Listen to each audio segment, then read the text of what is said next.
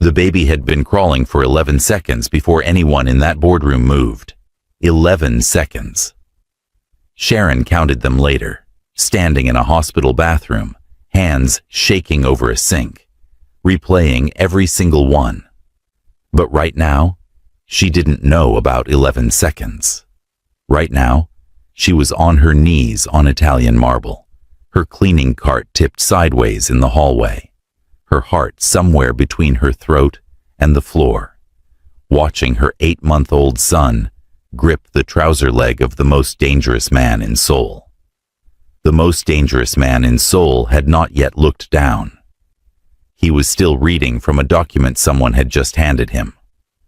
His chair hadn't moved. His posture hadn't shifted. The room around him, 9 men in suits, a woman with a tablet, 2 security guards frozen near the wall, had turned into a photograph. Nobody breathed. Nobody reached. Nobody knew what the protocol was for this. Because there was no protocol for this. Because this did not happen. Choi Moo-jin turned a page. The baby, unimpressed by the tension that had paralyzed 12 adults, pulled himself upright, using the hem of that charcoal trouser leg, and made a triumphant sound. A sound of pure, stupid joy. The kind of sound that doesn't know what a board meeting is. Sharon's voice came out as a whisper. Kofi. And that was when Choi Moo-jin looked down. She had taken this job because she had no other choice. Let that sit for a moment. Because women like Sharon Destiny don't say things like that easily. She had a degree in predictive analytics from the University of Lagos, a postgraduate certification from a program in London, and 4 years of corporate risk management experience that she could recite in her sleep. She had also been fired 15 months ago in a manner so clean and strategic that by the time she understood what had happened, there was no paper trail and no one left to call. Her son was born 6 weeks after that termination. His father, the man she had built 3 years of her life around, the man she had moved continents for, had looked at her pregnant belly and told her that he wasn't ready. He had said it gently. He had even held her hand. She found out from a mutual contact 4 months later that he was engaged to someone else, a woman from a family that matched his, a woman whose existence did not complicate anything. Sharon did not collapse. That surprised people who knew her story later. She found a small apartment. She applied for jobs. She found, after 14 months of applications, 1 callback, and it was for a maid position in a corporate residential tower managed by Choi Group. She almost didn't take it. Her mother, over the phone from Accra, said, "Sharon, you have a child. You take the job and you figure out the rest while you're standing." So she took the job. She figured it out while standing. She brought Kofi to work on the mornings her childcare arrangement fell through, which was often. And she kept him in the service hallway, in a padded carry bag, while she worked the upper floors. He was a quiet baby. He had always been a quiet baby. Until today. She didn't know how the door had opened. The executive floor security was biometric, coded, and supposedly infallible. She had been cleaning the hallway outside, Kofi secured in his carry bag 3 feet away, and then she had turned to move the cart, and when she turned back, the bag was empty, and the door to the boardroom was drifting open on its pneumatic hinge, and her child, her beautiful, determined, deeply unreasonable child, was already inside. Now she was on her knees on Italian marble, and Choi Moo-jin was looking at her son. Nobody in that room could have told you afterward what they expected to happen next. The general assumption, the one written in everyone's tightened shoulders and averted eyes, was that the man would call security. Security would remove the intruder and her offspring. She would be terminated. The meeting would resume, clean, efficient, The way everything in Choi Moo-jin's world was supposed to be.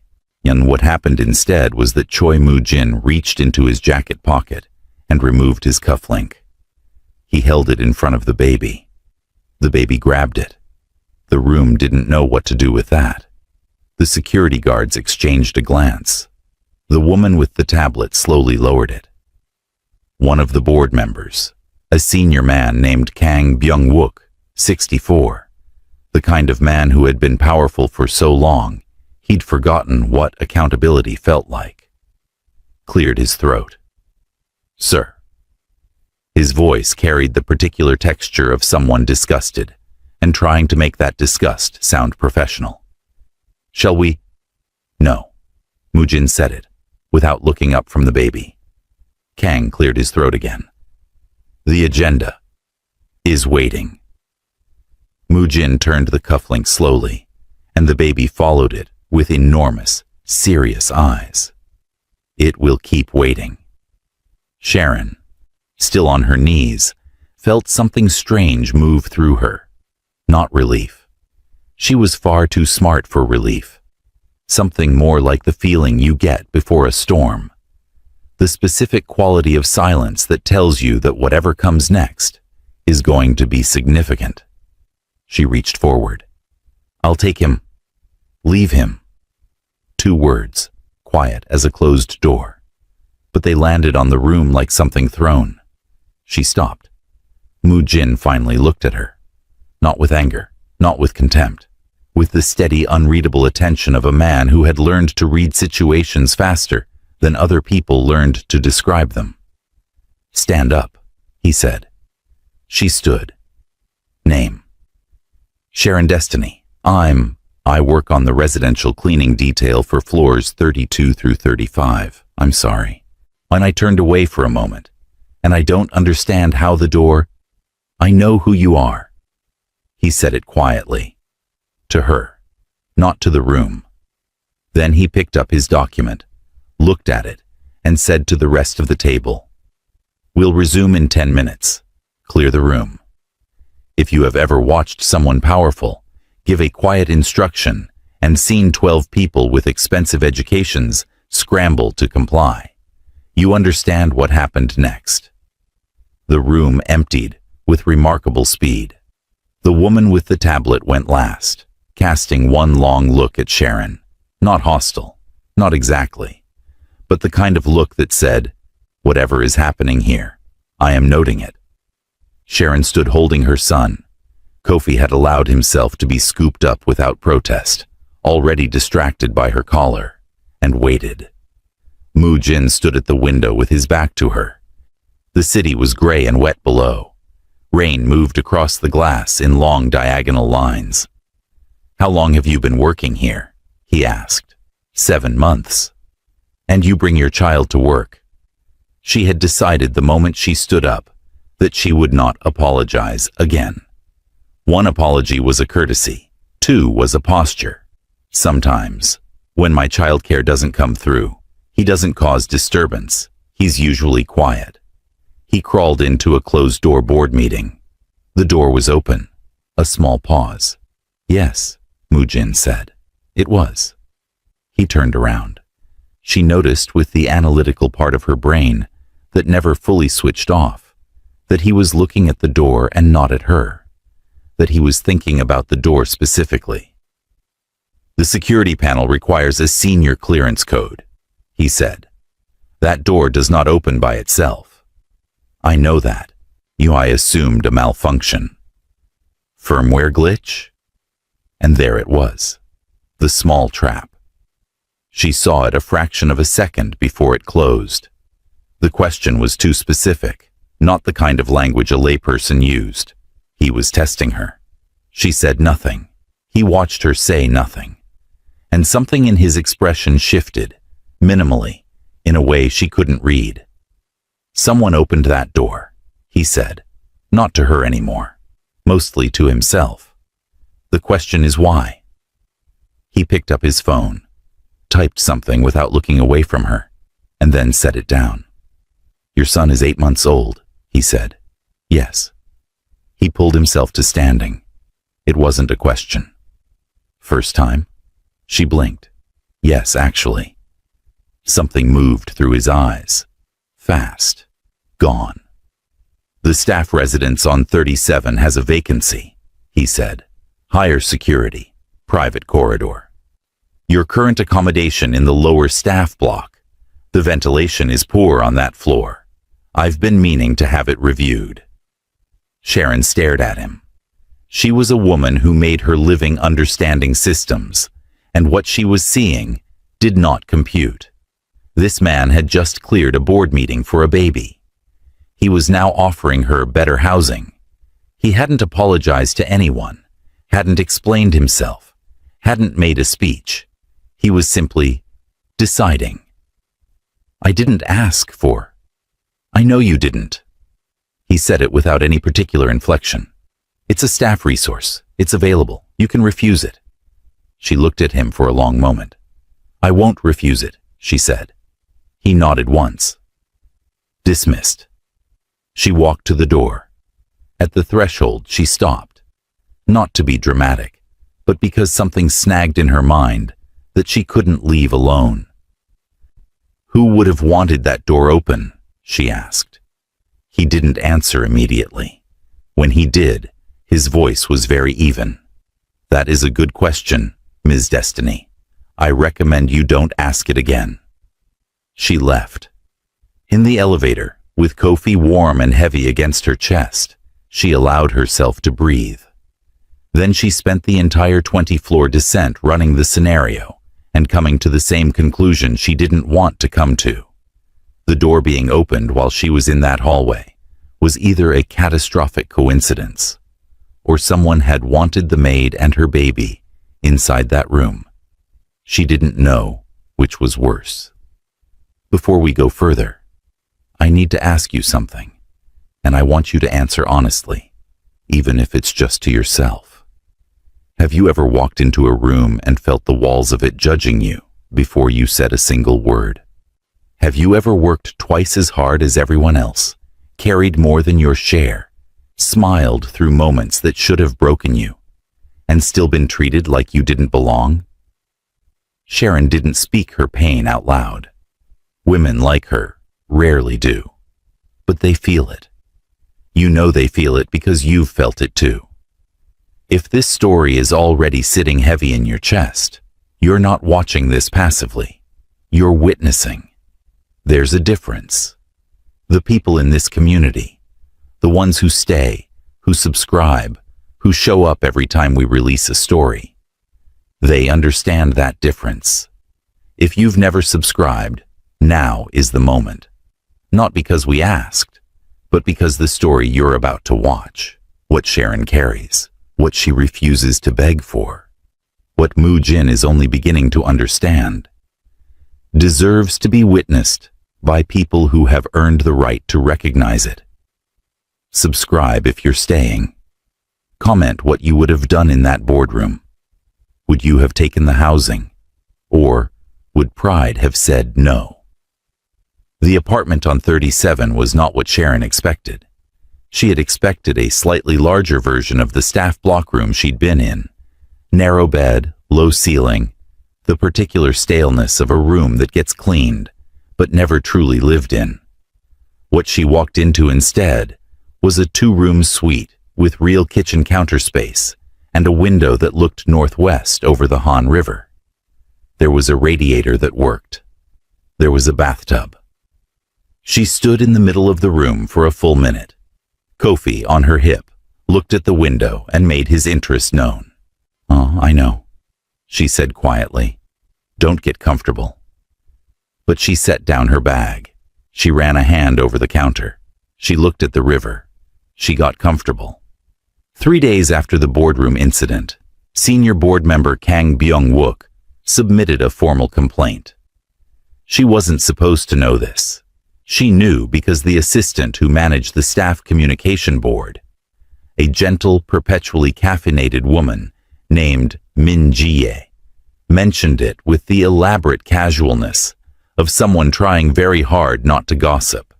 "There's been a review request," Ji-ye said, refilling her own coffee without looking at Sharon. about staff screening protocols. Specific staff? The language is general. GA paused. The context is not. Sharon continued folding the linens in her cart. Her hands were steady.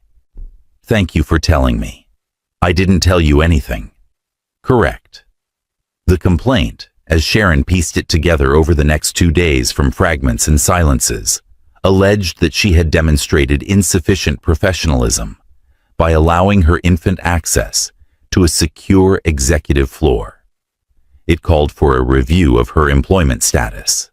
It also, in language that managed to be elaborate and cowardly simultaneously, implied that the incident had been leveraged for personal gain, citing her relocation to the 37th floor suite as evidence of an inappropriate accommodation being extended under unclear circumstances.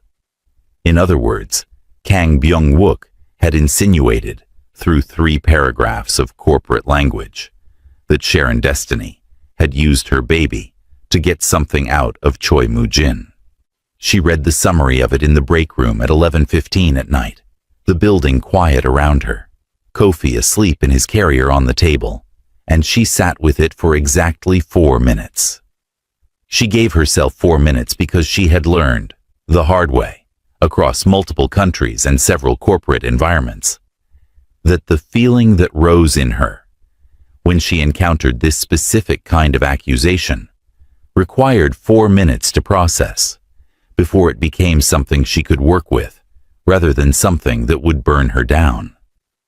On minute 5, she opened the notes application on her phone and began writing. She found him at 11:47. The executive floor was empty at that hour, except for the overnight security rotations and the light under Moo-jin's office door, which apparently never went fully dark. She had thought about this for 20 minutes before deciding that waiting until morning was a strategy she couldn't afford. Some things, left overnight, calcified. She knocked. Enter. He was at his desk. No jacket, first 2 shirt buttons open, reading glasses she hadn't seen before.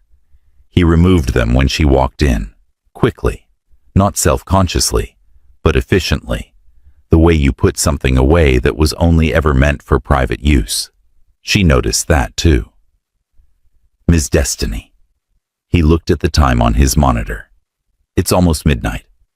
I know, I won't be long. She set her phone on the desk, open to her notes. Board member Kang has filed a complaint. I don't believe the complaint is about protocol. I believe it's about leverage, specifically his wanting to establish a narrative that weakens your position by attaching a liability to your name. Moo-jin looked at her phone, then at her. What liability? Me. She said it flatly. An overqualified maid on the payroll whose baby accessed a secure boardroom and who was subsequently relocated to an executive-adjacent suite. In Kang's framing, you made a compromised personal decision. In a shareholder environment, that's a foothold. He was quiet. He has been building this kind of architecture for a while, she continued. Small things. I've noticed 3 instances in the past 2 months where staff procedures were adjusted slightly. Nothing dramatic, just small shifts in access protocols and documentation that individually mean nothing, and together mean someone is preparing a case. You've been watching this. I notice systems. I can't help it. He leaned back in his chair. He looked at her with the focused, still attention she had noticed in the boardroom. The look that meant he was doing several things at once in his mind. You were in predictive analytics, he said. It wasn't a question this time. She had not told him that. She had not told anyone in this building that. You had me looked up, she said, the day after the boardroom. How far? Far enough to know that your former employer settled 3 wrongful termination cases in the 18 months after your departure. He paused. Yours wasn't among them. Her jaw tightened. No. Mine wasn't. Why not? Because the man who terminated me had a better legal team than I could afford at that particular moment in my life. She picked up her phone from his desk. And that's not why I'm here. Why are you here? She looked at him. Because you protected me from something without telling me you were doing it. And I don't know if that makes me safer or more exposed. And because Kang's complaint is a symptom of something larger that I think you already know about, but haven't confirmed. And because I'm very tired of being in systems I don't fully understand. She stopped.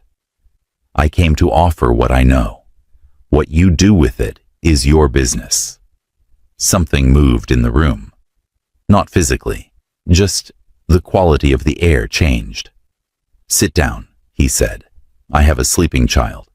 I know. Sit down for 10 minutes. She sat. What followed was not a conversation she had expected to have. She had expected him to listen, ask a few targeted questions, and dismiss her with a professional courtesy that was just warm enough to be insulting. That was what men in his position did with information offered by people beneath them on every visible hierarchy. Instead, he talked. Not about himself, about the board, about the specific architecture of Kang's alliances, which he had been mapping for 11 months, about 3 subsidiary companies whose financial reporting had begun to show anomalies that were individually explicable and collectively suspicious. He talked about this the way someone talks when they have been holding information alone for a long time and are suddenly in the presence of someone who might actually understand it. She asked questions, good ones. He answered them, and then his answers got more specific because her questions demanded specificity, and by minute 30, long past the 10 minutes he'd set. They were both leaning forward over his desk, with her phone and 2 of his printed documents between them, and the rain had returned to the windows, and neither of them had noticed. The foreign investor connection, she said, tapping a figure on the sheet. Here, the transfer timing. It's 3 days ahead of the quarterly reporting window every time. He was already nodding, which means the reporting is being adjusted after the transfer, not before. Someone on the audit committee is providing the numbers before they're finalized. I've suspected. I haven't been able to confirm. You need access to the version history on the financial documents, not the final files, the working documents, the cloud backup, not the archived version. He looked at her. I'm not suggesting I do it, she said quickly. I'm suggesting that whoever has audit committee access and document editing rights is the person you're looking for. That list should be short. It's 6 people. Then you have 6 suspects and a filing cabinet of version histories waiting to testify. He was quiet for a moment. You understand, he said slowly, that Kang's complaint, if he escalates it through formal channels, puts you in a position that is difficult. I understand that. It creates questions about your employment that would not be comfortable to answer. I know. And you came here anyway, at midnight, with this. She looked at him directly. Power that humiliates the weak is not strength, Mr. Choi. I'm not interested in being protected through silence. I'm interested in the truth being visible. Something shifted in his face, very small. Very fast. Strength prevents humiliation, he said, quietly, almost to himself, like it was something he'd been taught and was suddenly hearing with new ears. Does it? She asked. Or does it just delay it? He didn't answer. She stood, collected her phone. I'll leave you to it.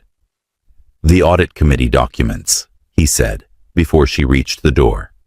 If I obtain access through proper legal channels, I'd want a second analysis. Fresh eyes. She stopped. I am a maid, Mr. Choi. On paper, he said. That appears to be a temporary situation. She looked at him for one long moment. Then she walked out. In the elevator, something complicated moved through her. Not warmth exactly. Not the thing she was being careful to avoid. See, something closer to recognition. The specific feeling of being seen by a mind that was paying actual attention. She hadn't felt that in a long time. She had forgotten how dangerous it was. The morning staff briefing the next day had an unusual item.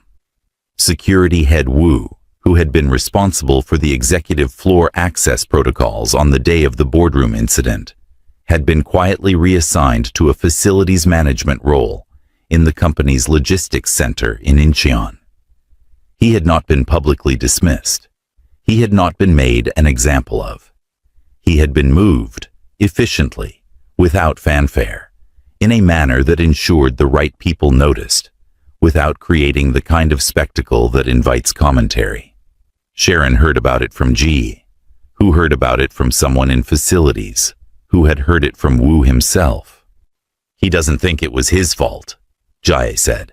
The security panel firmware. He says the failure wasn't in the access code. It was in the redundancy layer. Someone triggered a remote reset. Sharon set down her coffee. Remote reset, she said carefully. That would require senior IT access, yes. Jie looked at her sideways, above Wu's level. Has anyone reported this formally? Wu filed something. I don't know what happened to it.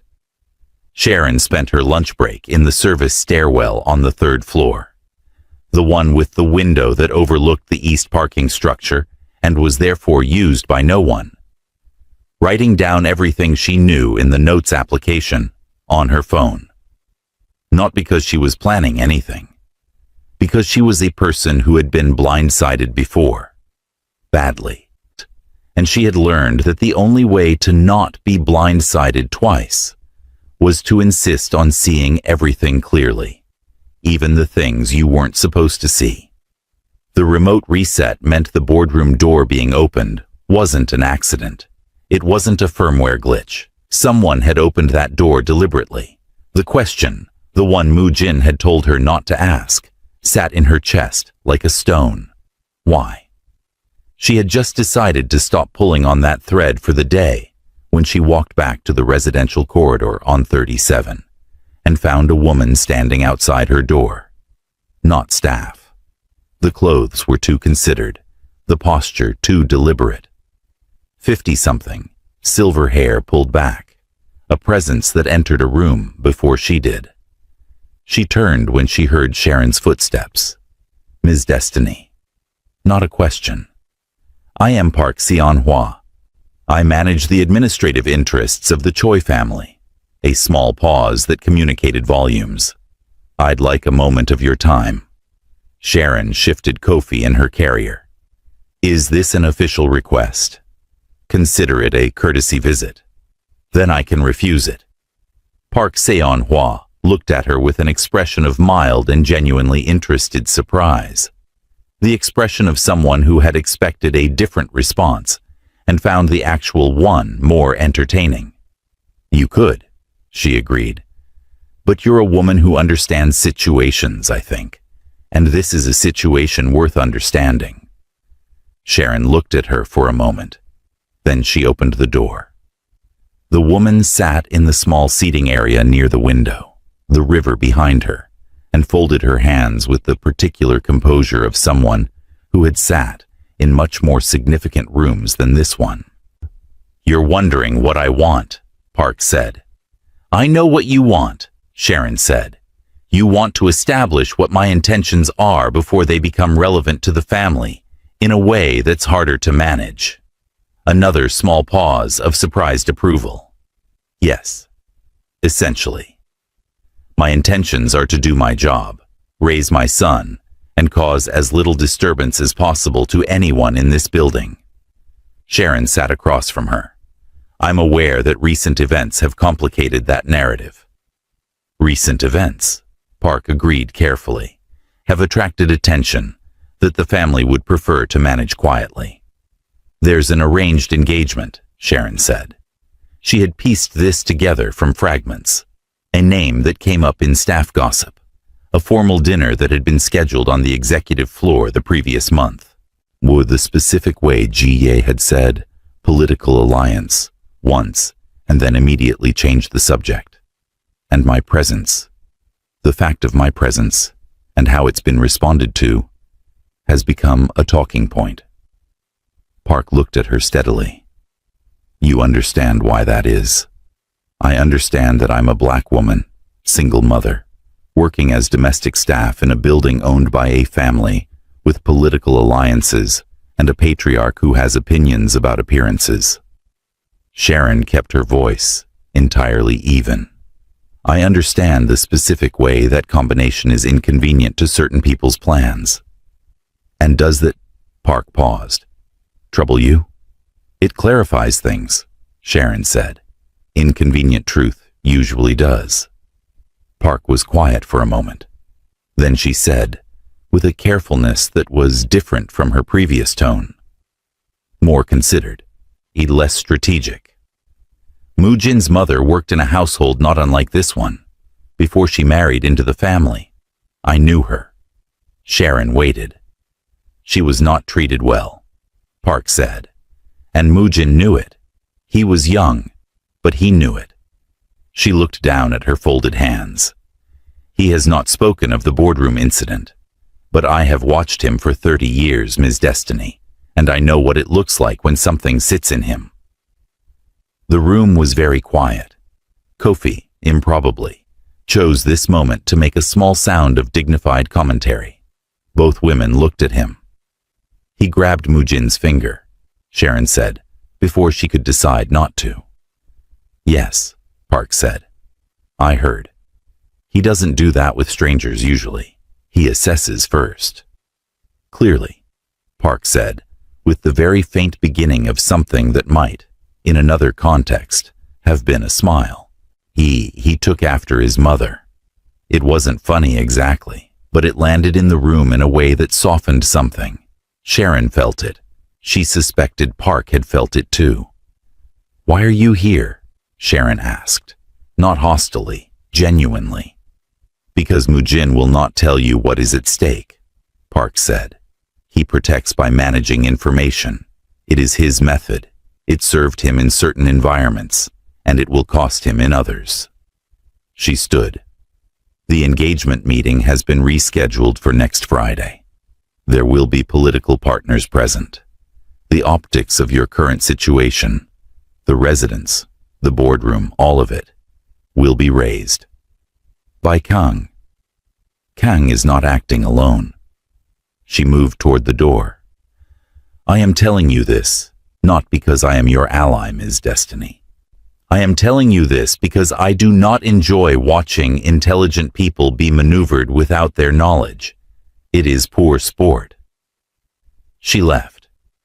Sharon sat with Kofi and the river for a long time.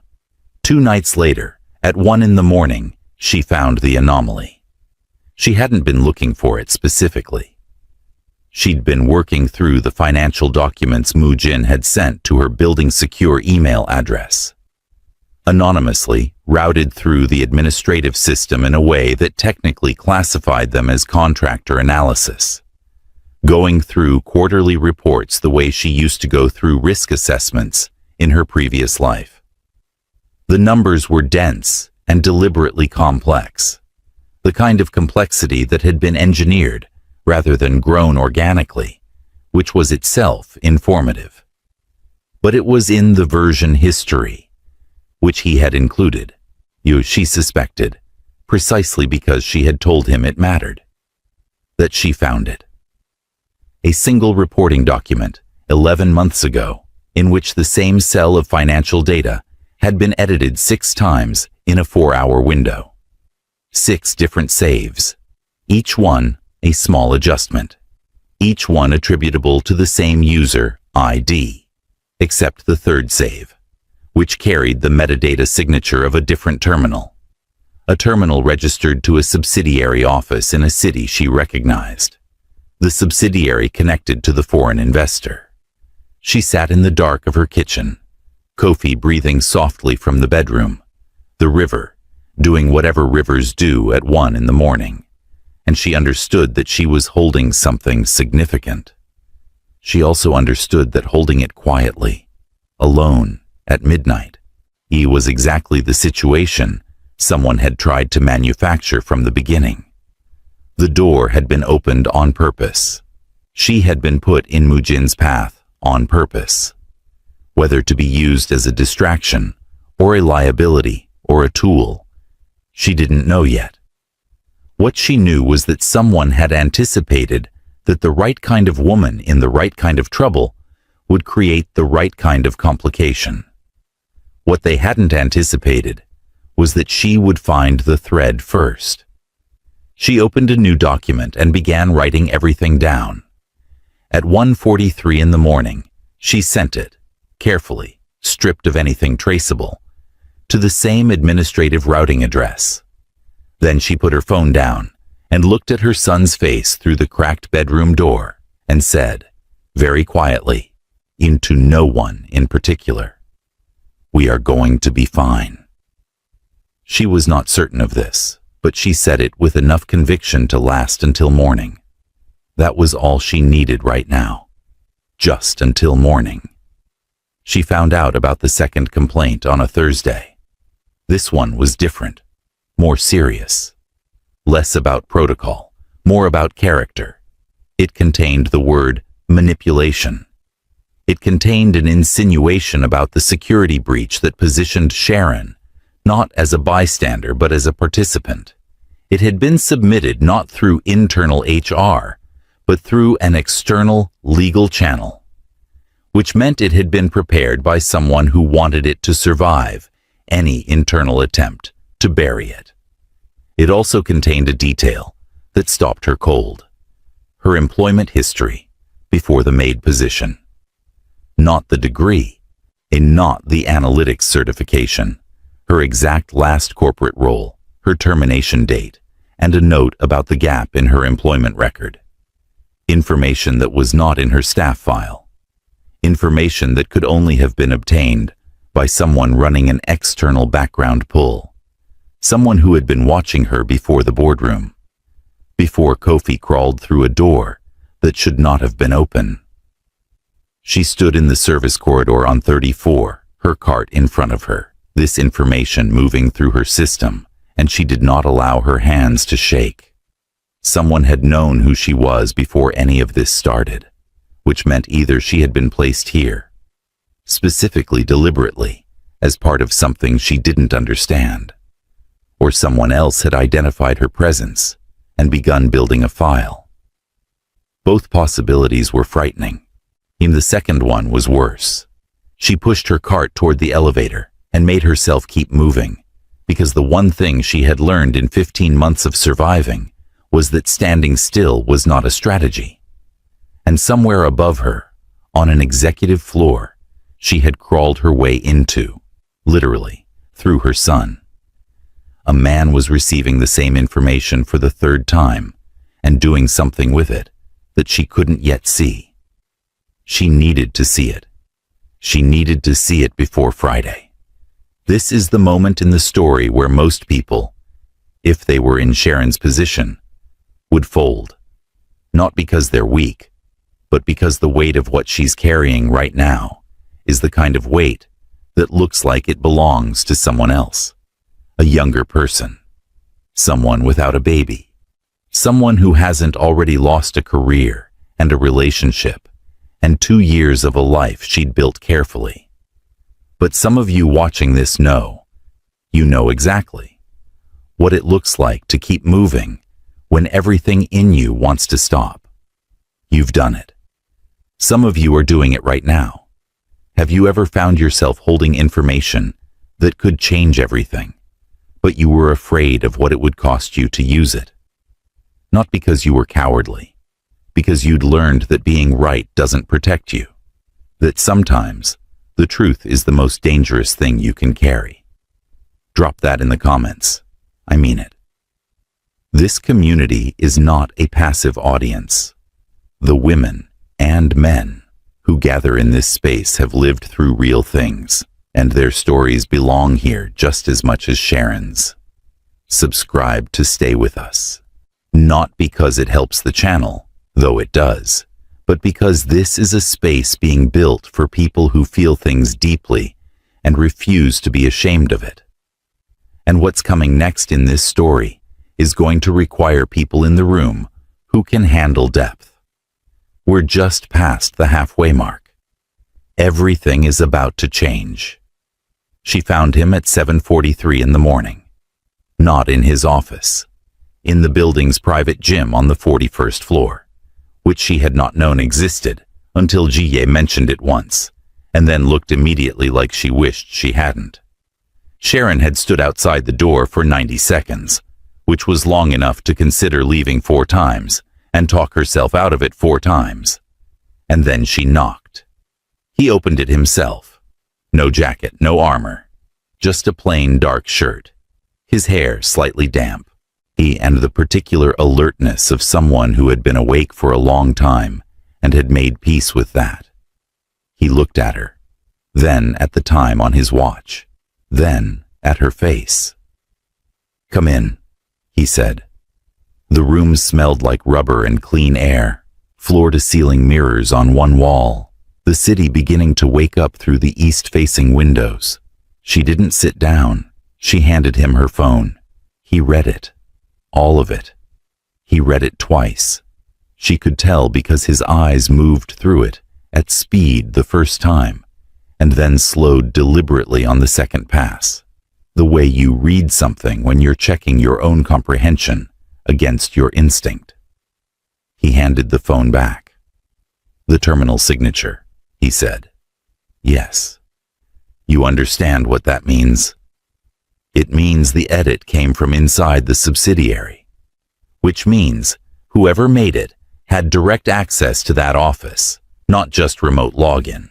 You're looking for someone who was physically present in that building on that date." He turned toward the window. "The subsidiary in that city," he said carefully, "is managed by my cousin." The room was quiet. "I see," Sharon said. "He has been with the company for 12 years. He was my father's choice for the role." A pause. "He and Kang have had a financial relationship that I became aware of 14 months ago and have been unable to formally document." "You've been building the case." "For 11 months. She looked at his back. The stillness of a man holding something heavy for a very long time. "The document version history," she said.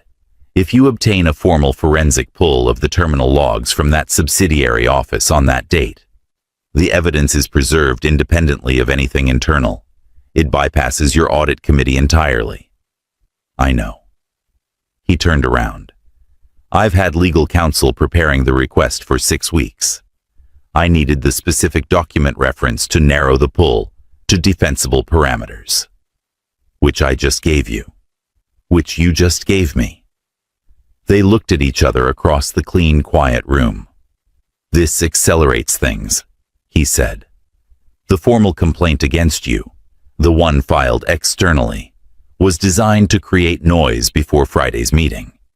If I move on the forensic request before Friday, it signals that I know more than they thought I did. It changes the meeting." "And what happens to the complaint?" He looked at her steadily. "It becomes what it always was. A tactical gesture from people who were afraid before they had reason to be." "And if it doesn't resolve cleanly?" she asked. "If the legal process takes time and the meeting happens before the documentation is secured, what do I become in that room?" He didn't answer immediately. "I want an honest answer," she said, "not a managed one." Something moved in his jaw, barely visible.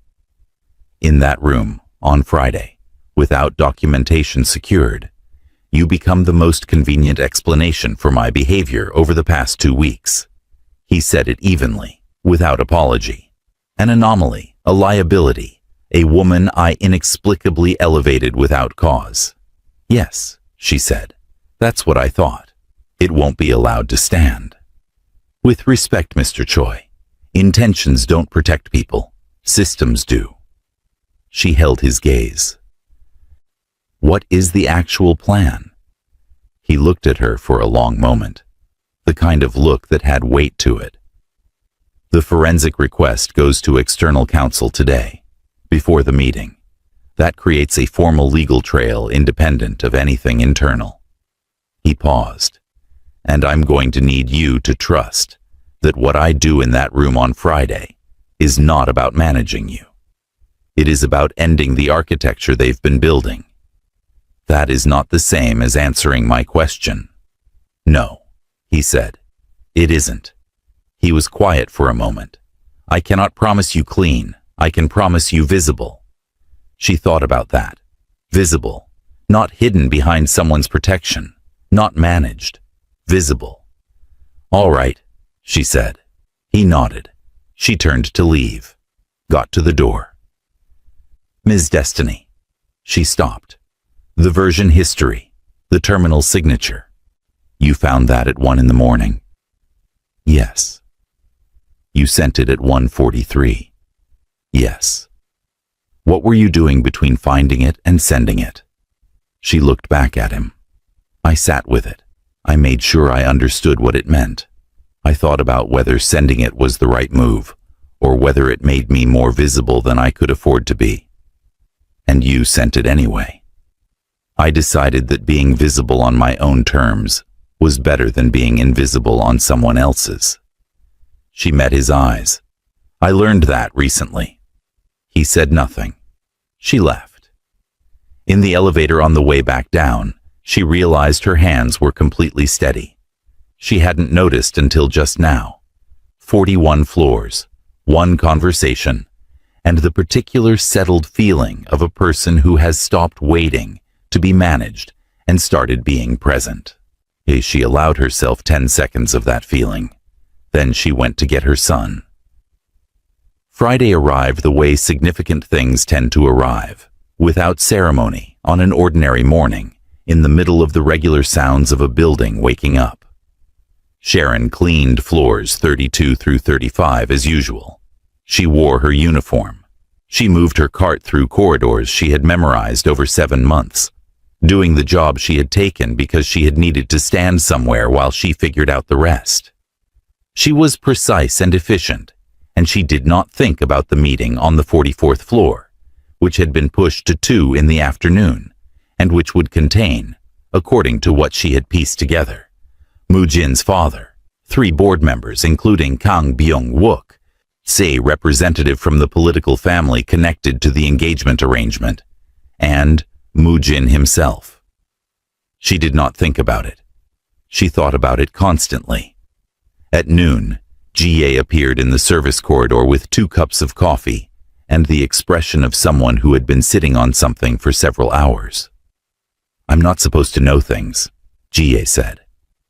You never are, Sharon said. There was a legal delivery this morning, external counsel, very early. Ga handed her a coffee, the kind that gets hand-couriered and requires a signature from the recipient personally. Sharon looked at her. He signed it at 6:15, Ga said, before the building was fully staffed. 6:15. 2 hours before Sharon had found him in the gym. He'd already filed. She thought about his face when she'd handed him her phone, in the way he'd read it twice. He had already moved before she arrived, and when she'd brought him the specific document reference he needed, he had used it the same morning. Thank you, she said. I didn't tell you anything, Ga said. You never do. Ga took her coffee and walked away. After 6 steps, she turned back. For what it's worth, she said, with the careful quietness of someone choosing their words precisely. The general feeling on this floor is that Wu getting reassigned and Kang submitting that complaint within the same week is not coincidental, and most people who work here are not as blind as they're supposed to be. Sharon nodded. Also, Ga added, your son is the most handsome baby in this building, and I will not accept arguments. She left. Sharon stood in the service corridor with her coffee and allowed herself, for exactly 30 seconds, to feel the specific warmth of not being entirely alone. Then she pushed her cart to the next room. The meeting started at 2. She knew because she could feel the building's energy shift, that particular collective holding of breath that happens in a place where everyone knows something significant is occurring on a floor they can't access. She was on 33 when it started.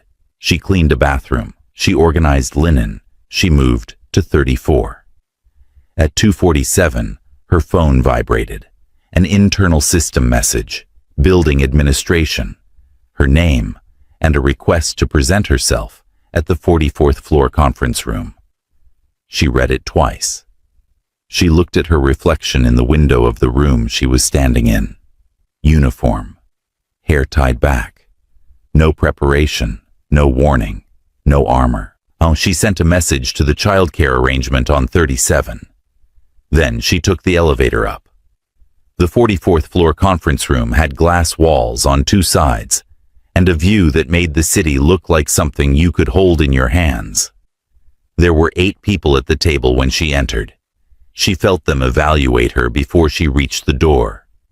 Moo-jin was at the head of the table. His father, a man in his late 70s with a face that had made decisions for decades, sat to his left. Kang Byung-wook was 3 seats down, with the particular stillness of a man who had prepared for a different version of this moment. 2 other board members, a man she didn't recognize in a suit that communicated political adjacency, a woman beside him who was either legal counsel or family representative, or both, and Park Seon-hwa, in the corner, with a notepad she was not writing in. Moo-jin looked at Sharon when she entered. His expression was a door closed from the inside. Unreadable. But he had asked her to be here. That was its own communication. "Ms. Destiny," said the man she didn't recognize. His voice carried the genial certainty of someone who had never doubted his right to be in any room. "Thank you for joining us. Please sit." She sat. "We've been reviewing some concerns," he said, "regarding recent events in this building, specifically the incident in the executive boardroom 2 weeks ago, and some subsequent decisions that were made." He smiled pleasantly. "Nothing formal. We simply wanted context." Sharon looked at Moo-jin. Moo-jin looked at the table in front of him. "What kind of context?" Sharon asked. "The incident itself," Kang said. From 3 seats down. His voice was the texture of a man who had rehearsed this. A maid bringing her infant to an executive floor, the child accessing a secure space during a board meeting. And then, within 48 hours, that same maid being relocated to a suite in the executive residential corridor. He paused. "We're simply trying to understand the sequence." "The sequence," Sharon said, "is that I was doing my assigned work on my assigned floor. My son accessed a room through a security door that was opened by a remote system reset. Not a malfunction, a deliberate remote reset, which is documented in the facility's incident report filed by the reassigned security head. And Mr. Choi made a staffing decision about my accommodation." A small silence. "A remote system reset," the political representative said carefully. "That's a significant claim." "It's in the incident report," Sharon said. "Filed 11 days ago. I assume it's available to this committee." It was not a question. Kang's expression had changed slightly. He had prepared for deference. He had prepared for apology, or nervousness, or the specific kind of shrinking that people in Sharon's visible position were expected to produce when called to account by people in his. She was not producing any of that.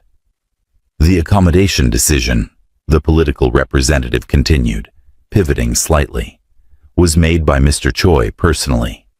And we appreciate that Mr. Choi has," a careful pause, "a certain latitude in staffing decisions.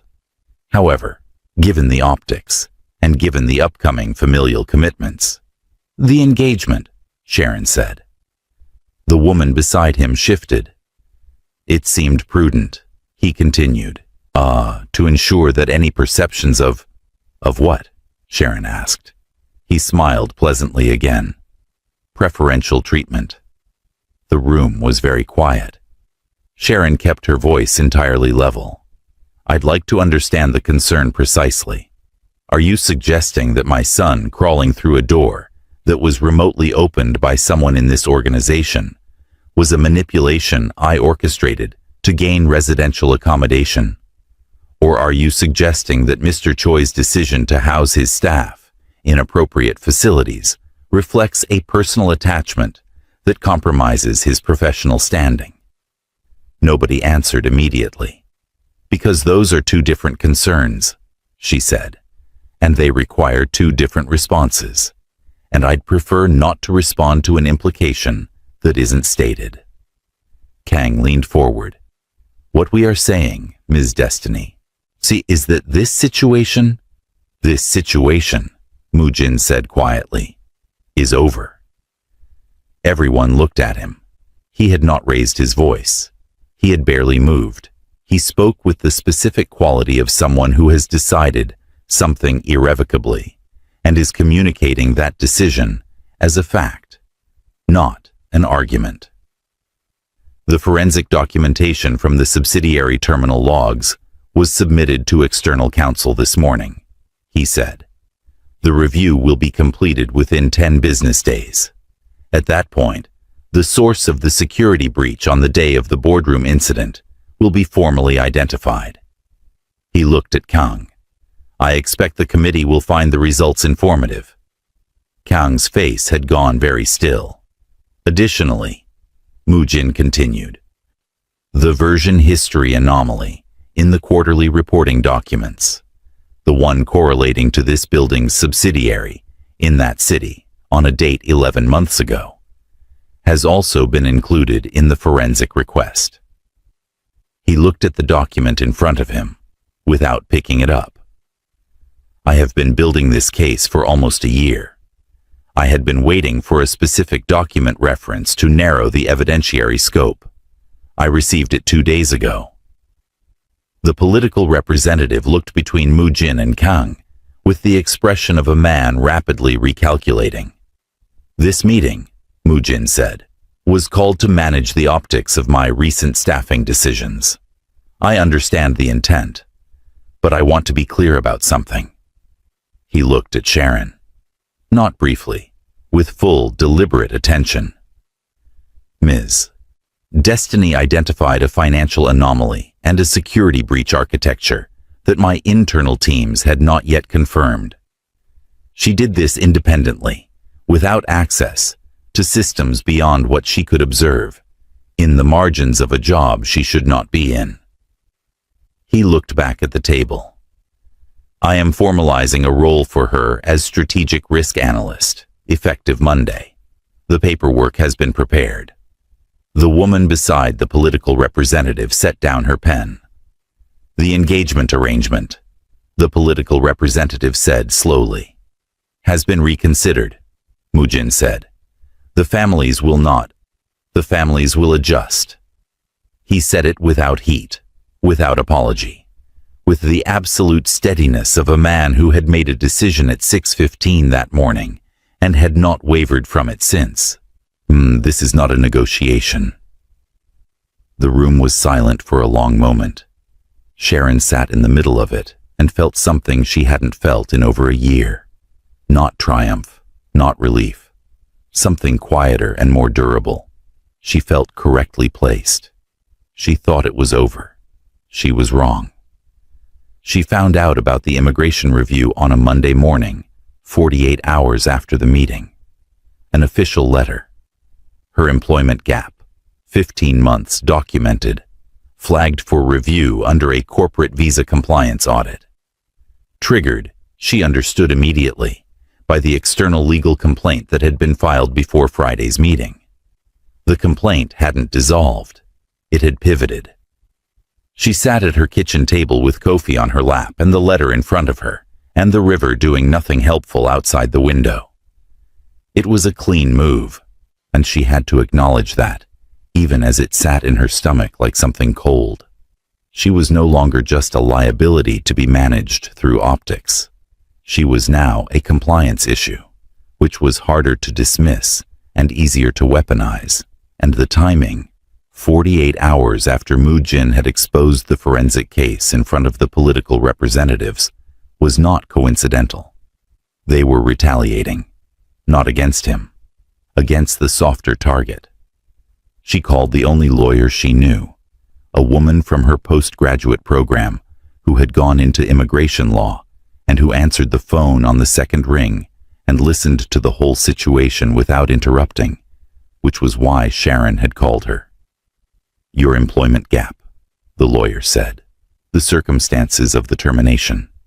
Is there documentation?" "Some. Not everything.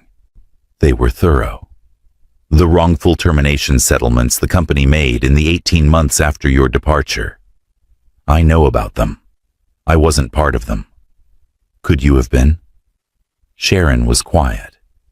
"If there's a pattern," the lawyer said carefully, "and you were the first case, and they settled subsequent ones to prevent establishing precedent. That's a narrative. It's not a guarantee, but it's enough to complicate the immigration review significantly. Enough to buy time. How much time? Weeks, possibly more. And in the meantime," the lawyer was quiet for a moment. "In the meantime, you need someone in your corner with more institutional weight than a former colleague with a bar license." Sharon knew what she meant. She hung up. She sat with Kofi and the letter for a very long time. Then she put Kofi in his carry bag. They stood up and walked to the elevator. She was not going to ask for help. She was going to present a situation and let the other person decide what to do with it. That was different. He wasn't in his office. She found him. Through GA. Through 2 administrative assistants who had apparently received some instruction about Sharon's access, because neither of them slowed her down.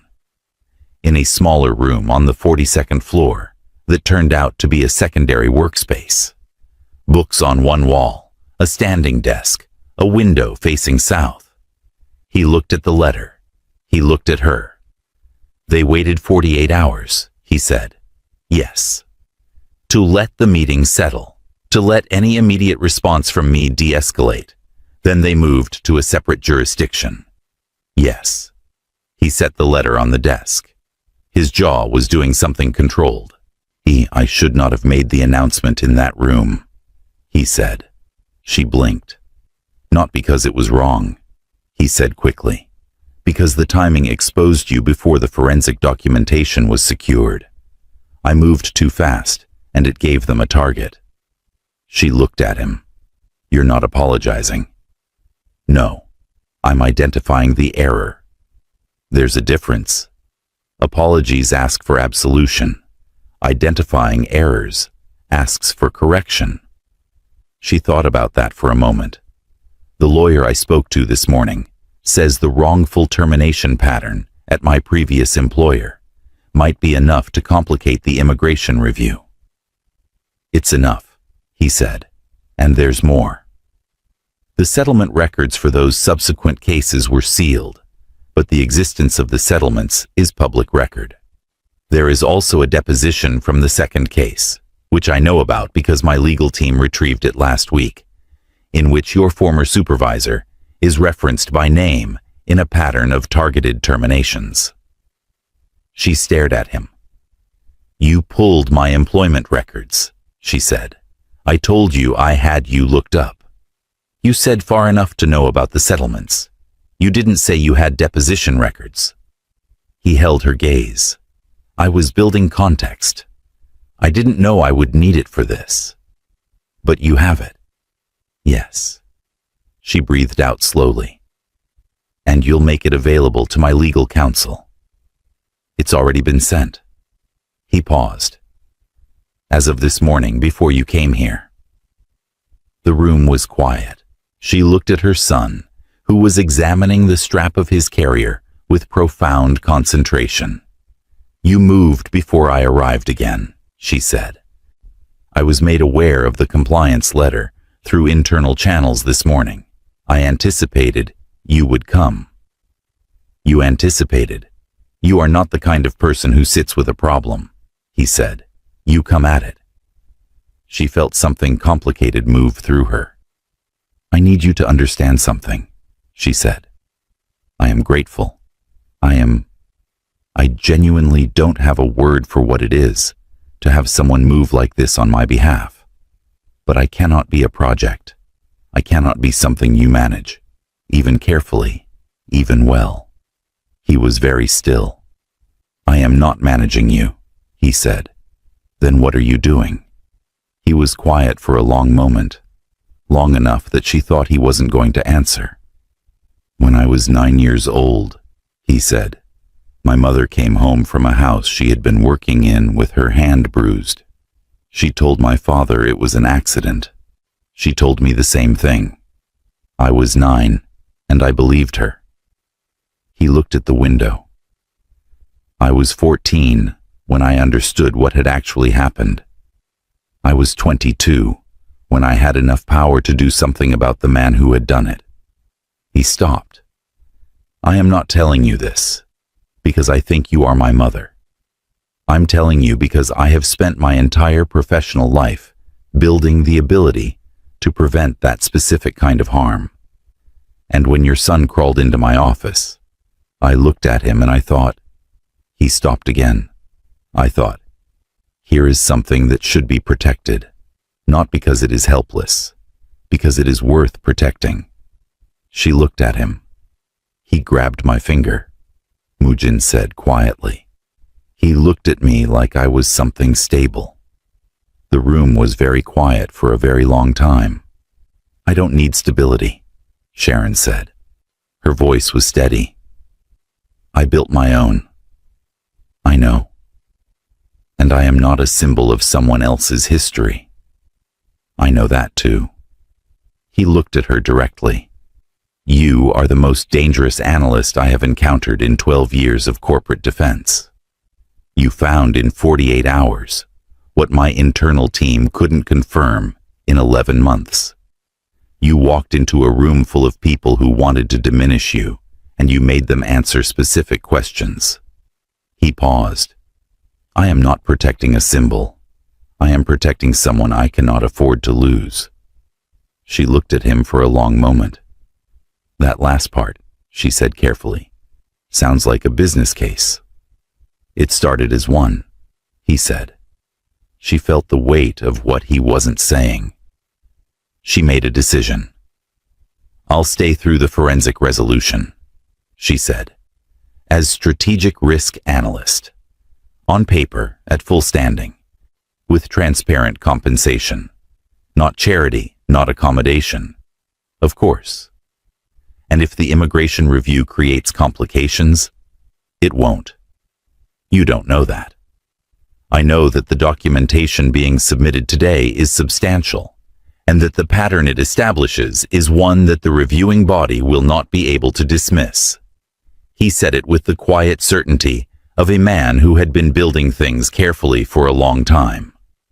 "I know that Kang Byung-wook's position becomes significantly less stable once the forensic results arrive. And I know that the political family connected to the engagement arrangement will recalibrate quickly when they understand that the alliance they were offered has already been restructured. They'll be angry.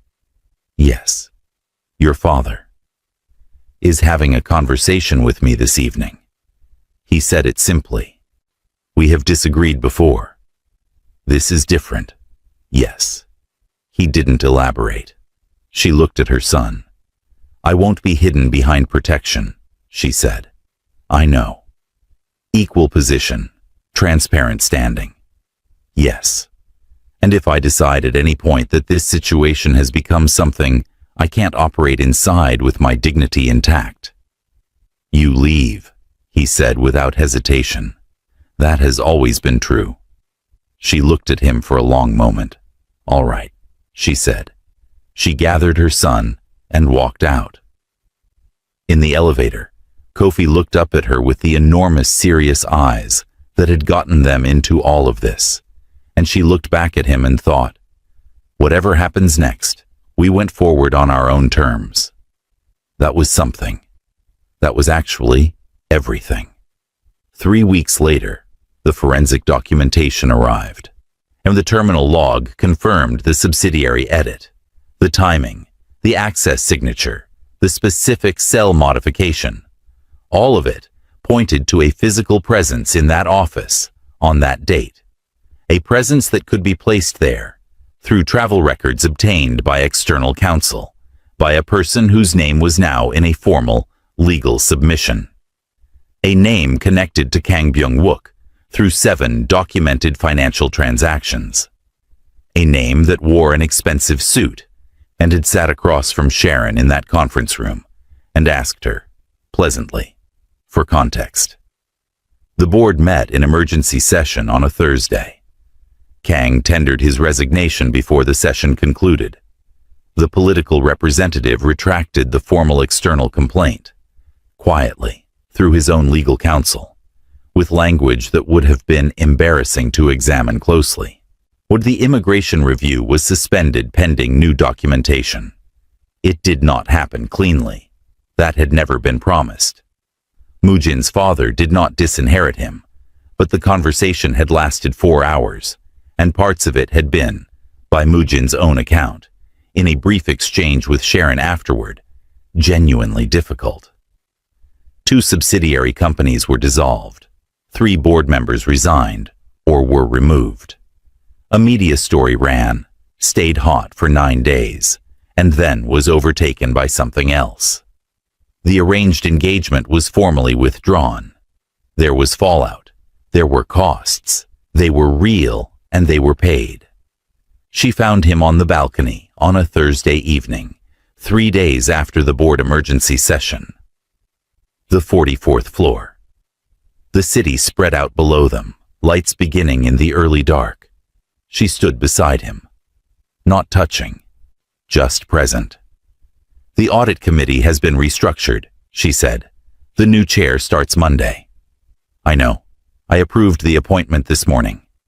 The forensic firm is recommending a full review of the subsidiary network. Also scheduled. She looked at the city. You're going to be rebuilding for a while.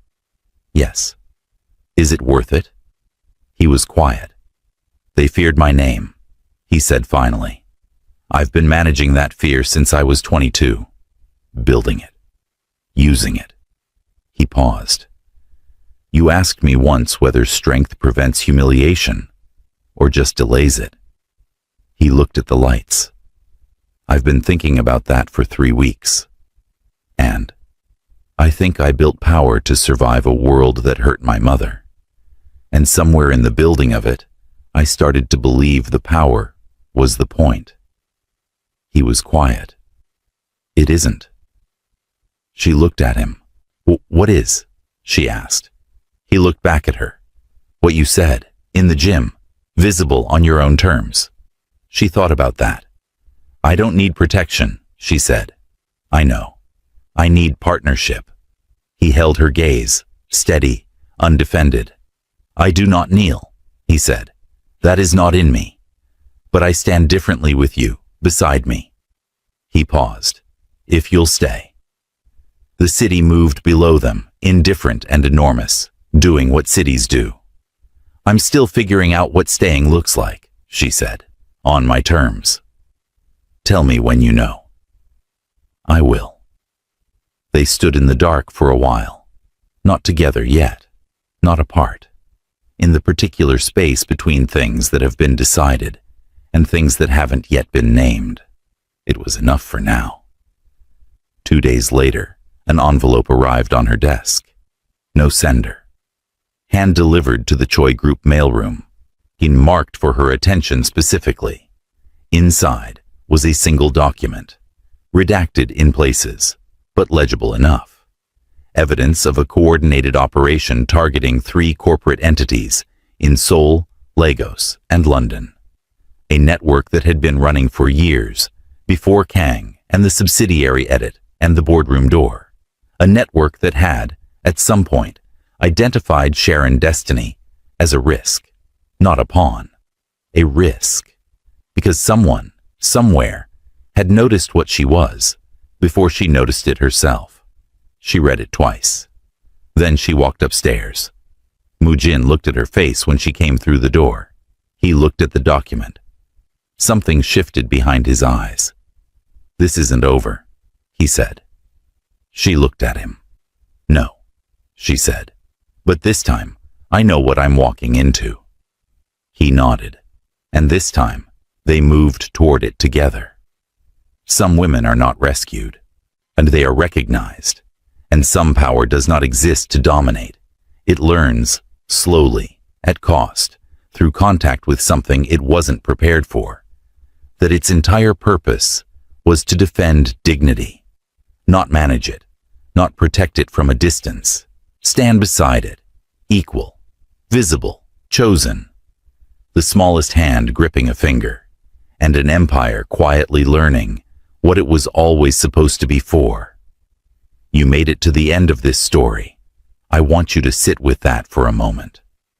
Because this wasn't a light story.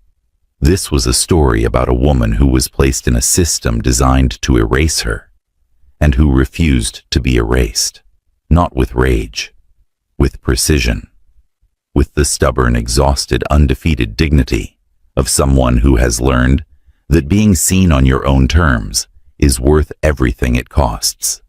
Some of you watching this are carrying something like what Sharon carried, a resume that shouldn't be hidden, a history someone used against you, a child you are raising through a season that was supposed to look different, a version of yourself that the world keeps trying to file under the wrong category.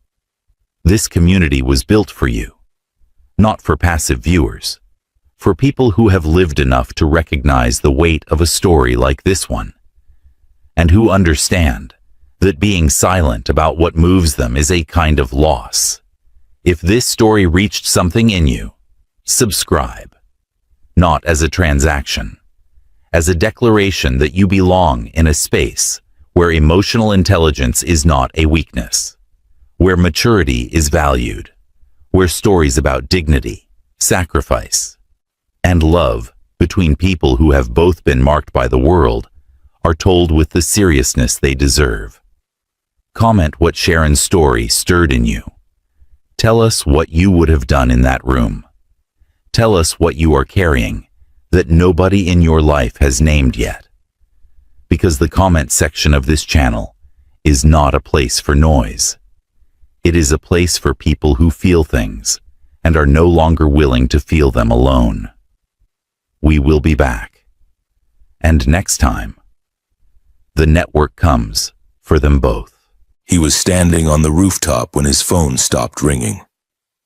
Not because it died, not because he turned it off, because every person he had left, Sendu, every soldier, every contact, every man who had ever feared his name, had run out of answers. Kim Young-kwang stood at the edge of the Manhattan skyline on a Thursday night, and for the first time in 22 years of running one of the most feared organizations in the northeastern United States, he felt the specific weight of a man who has everything and cannot buy back the one thing that matters. His son had been missing for 72 hours. 72 hours, 3 days, 432 minutes of silence from a 17-year-old boy who had never once been invisible in his father's world. Not because Kim had kept him close, but because Kim had worked so hard to keep him far. Private schools, quiet neighborhoods, a last name that didn't appear on any document connected to what his father actually did. All of it. Gone. And no one had found him. The police had been notified through the right channels, with the right pressure applied by the right people. Nothing. His men had searched every dock, every warehouse, every known rival location within 200 miles. Nothing. $3 million had been quietly moved to information networks that had never failed him before. Nothing.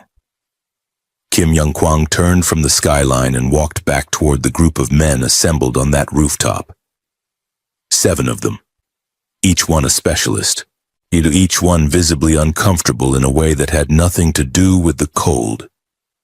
And the silence that fell when he looked at them was the kind that happens when powerful men realize they are about to fail someone more powerful. He was about to speak when the door opened. Not slowly, not hesitantly. Just opened, and a voice came through it that did not belong to any man on that roof. "My dog can find your son." Every head turned. The men reached for weapons. 2 of them stepped forward. One of them actually laughed. A short, involuntary sound that he immediately regretted when Kim's eyes moved to him. Standing in the doorway was a child. 9 years old, small, dark-skinned with natural hair pulled back and eyes that were doing something unusual. They were not wide with fear. They were steady, focused, moving around the rooftop the way a person's eyes move when they are calculating, not when they are scared. Beside her, sitting with the practiced calm of an animal that has learned to read rooms, was a Belgian Malinois. Tawny and lean, with ears alert and a gaze that somehow inexplicably was already pointed at Kim. The girl's hands were folded in front of her. She did not move from the doorway. She did not repeat herself. She simply waited. Kim Young-kwang looked at this child for a long moment. Around him, men were shifting, muttering, exchanging glances that said the same thing. Who let a child up here? And why is she still standing? But Kim was not looking at her the way his men were. He was looking at her the way he looked at things that surprised him, with interest. "Who are you?" he said. Not a question. A command shaped like one. "Amara," she said. "My mom is Sharon Michaels. She's downstairs. She told me to wait, but I didn't." One of the men exhaled sharply. Kim did not move. "Your dog," he said. "Rex," she said. "He's a certified trailing K9. He's tracked across 17 confirmed search operations. He's never failed a live scent trail under 96 hours old." She paused. "You have 72. Silence. "You're searching in the wrong place," she said. The man who had laughed earlier did not laugh this time. If you are still watching this story, if something in your chest just tightened the way it does when a child walks into a room full of dangerous men and refuses to be small, then you already know this story is going to ask something of you. It's going to ask you to sit with it. Subscribe so you don't lose it. And tell me in the comments, what did you feel in that moment? Not what you thought, what you felt. Because the people in this community don't just watch, they pay attention. And there's a difference. The woman at the bottom of the stairs had not moved since Amara disappeared through the door. Sharon Michaels was 38 years old, and she had spent most of those years learning how to read rooms before she entered them. Military background. K9 training and handler certification. 4 years working with a federal task force that specialized in organized crime infiltration before she left. Quietly, carefully, and with the kind of exit that people arrange when they know too much and want to stay alive. She had built something modest after that, a small private security consulting firm, 3 employees, contracts with corporate clients who needed threat assessment and didn't ask too many questions. A 2-bedroom apartment in Crown Heights where Amara did her homework at the kitchen table and Rex slept at the foot of the bed. A life that was deliberately unremarkable, and she had almost kept it that way. But 2 days ago, Amara had been sitting at that kitchen table doing exactly what she always did. Half reading, half listening to the news playing low from Sharon's laptop. And she had looked up and said very calmly, "Mom, that's the man whose son is missing. I know where he might be." Sharon had closed the laptop. She had looked at her daughter for a long time. "No," she had said. And Amara had looked back at her with those eyes that had never fully understood the concept of backing down and said, "Mom, whom the dog knows too." Rex had lifted his head from the floor and looked at Sharon. That was 2 days ago. Now Sharon was standing at the base of a staircase in a building she had no business being in, listening to silence from the floor above, and doing the specific math of a woman who knows how bad an idea is and has done it anyway because the alternative was worse. She heard footsteps on the stairs. Not Amara's. Heavier. A man appeared, mid-40s, sharp suit, the particular posture of someone who manages other dangerous people rather than being dangerous himself. He looked at her the way people look at things that don't fit. "Mr. Kim will see you," he said.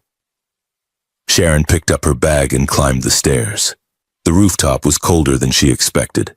Even the men arranged around it had rearranged themselves since Amara's entrance. She could tell by the way they were positioned, slightly off from where they would naturally stand, recalibrated around the presence of a child who had apparently disrupted something.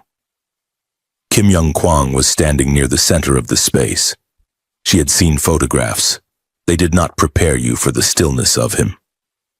Most powerful men filled rooms with movement, with the noise of their own importance. Kim was the opposite. He was the kind of man who made the room come to him.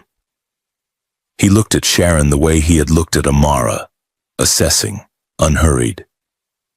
"Your daughter," he said, "told my men they were searching in the wrong place. She said that to me 2 days ago," Sharon replied. "If you waited 2 days. I spent 2 days trying to talk her out of coming here." Something moved behind Kim's eyes. Not amusement, recognition. "She told you the dog would find him. She told me Rex already had a scent direction. From a news photograph, the fabric of the jacket the boy was wearing in his last known public appearance." Sharon paused. She noticed he was wearing the same jacket in the background of a photograph from a fundraiser event 3 weeks earlier. She matched the scent profile from the family's public Instagram. There was a video of the son and a dog. Rex responded to the screen. Kim was very still. "She's 9, he said. "I know," Sharon said. "Believe me."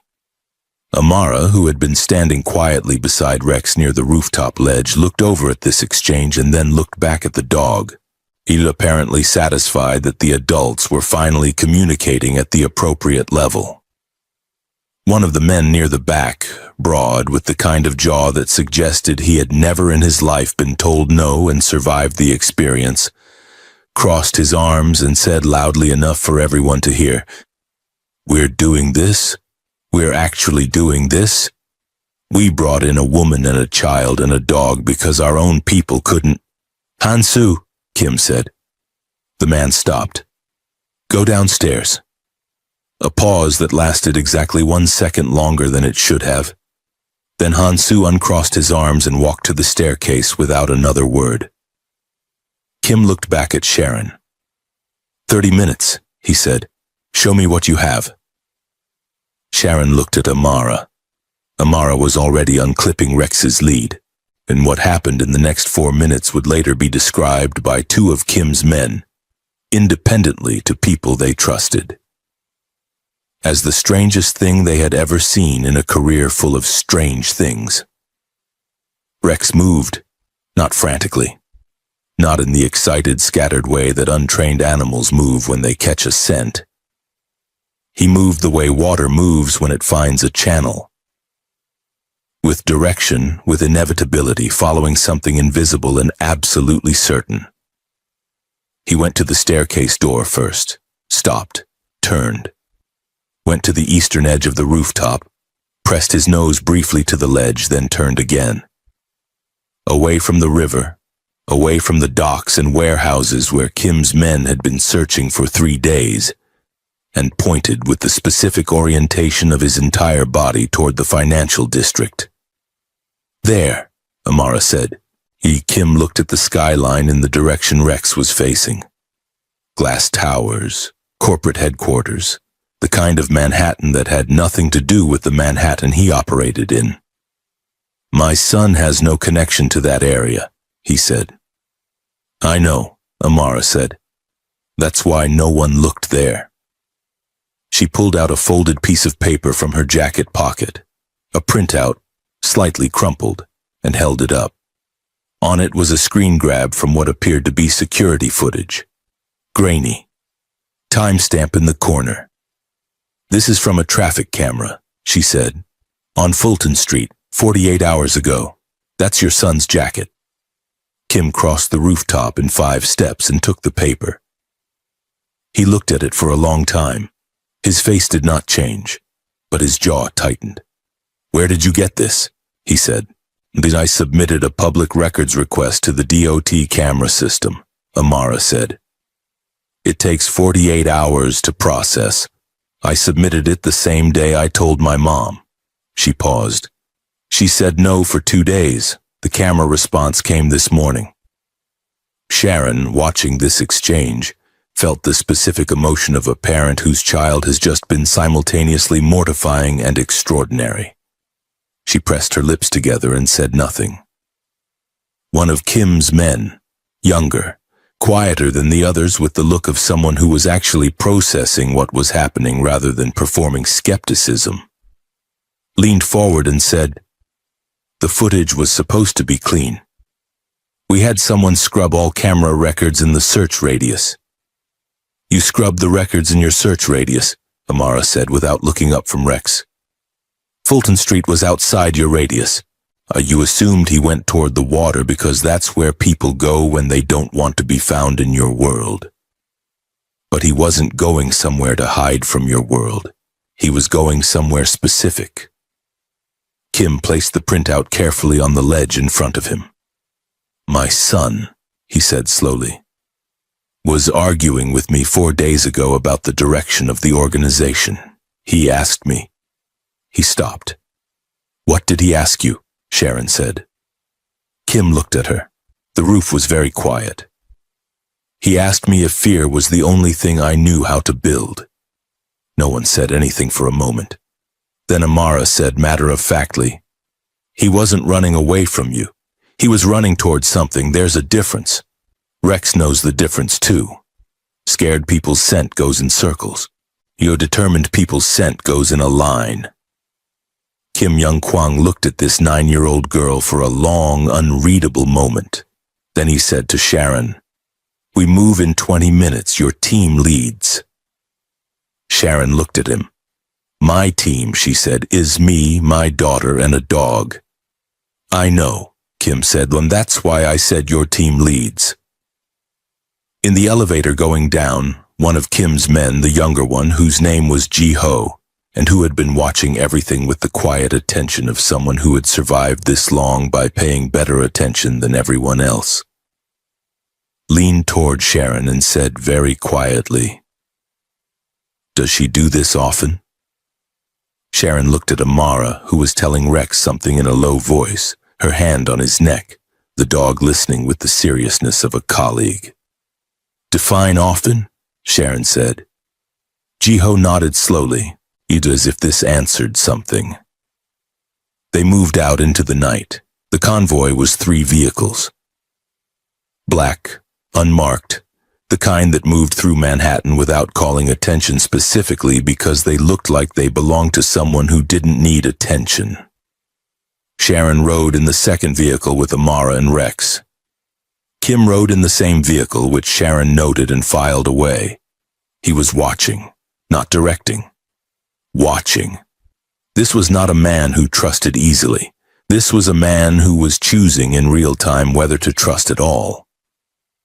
She understood that. She had been that person once. Can I ask you something? Kim said halfway through the drive. Sharon looked at him. The federal work, he said. You left 4 years ago. She kept her face even. You did research. In the last 40 minutes, yes. That's fast. I'm motivated. He looked at her directly. Why did you leave? Sharon was quiet for a moment. Outside, the city moved past. The specific nighttime brightness of Manhattan, all that light going nowhere in particular. Because I was good at finding people, she said finally, and I stopped being sure that everyone I was helping find deserved to be found. Kim absorbed this. And now you came here, he said, to find my son. My daughter came here, Sharon said. I followed my daughter. Those are different things. In the front seat, Amara had turned around and was looking at Kim with the frank appraisal of a child who has not yet learned to make her assessment of adults less visible. You love him? She said to Kim. Your son. You just don't know how to show it in a way he can feel. Kim looked at her. Amara, Sharon said. I'm just saying what's true, Amara said, turning back around. Rex can smell grief. It smells different from fear. You've been grieving since before he disappeared. The car was very quiet. Ji-ho in the front passenger seat appeared to be studying the dashboard with considerable intensity. Kim said nothing for the rest of the drive. They parked 2 blocks from a parking structure on the edge of the financial district. Concrete, unremarkable, the kind of structure that existed in every city as a functional thing no one ever looked at closely. 7 levels. Corporate building access on the east side. Rex was out of the car before the door was fully open. He went straight. No hesitation, no casting for scent. He had it already, had apparently held it the entire drive, and the way trained trailing dogs hold a thread of smell, the way musicians hold a note, continuous and certain through all the noise. He's been here, Amara said, jogging slightly to keep up with Rex's pace. Recently, within the last 24 hours. Kim's men fanned out around the perimeter. Kim walked directly behind Amara and Rex, which Sharon noticed again and filed away. He was not delegating. He was present. They went to the 3rd level. Rex slowed, stopped, turned to the left toward a section of the structure where the lighting had partially failed. 2 of the overhead fixtures dark, the 3rd flickering in a way that made the space feel deliberately unlit rather than accidentally maintained. Amara stopped walking. She was looking at the ground. That's wrong, she said. Sharon came up beside her. What?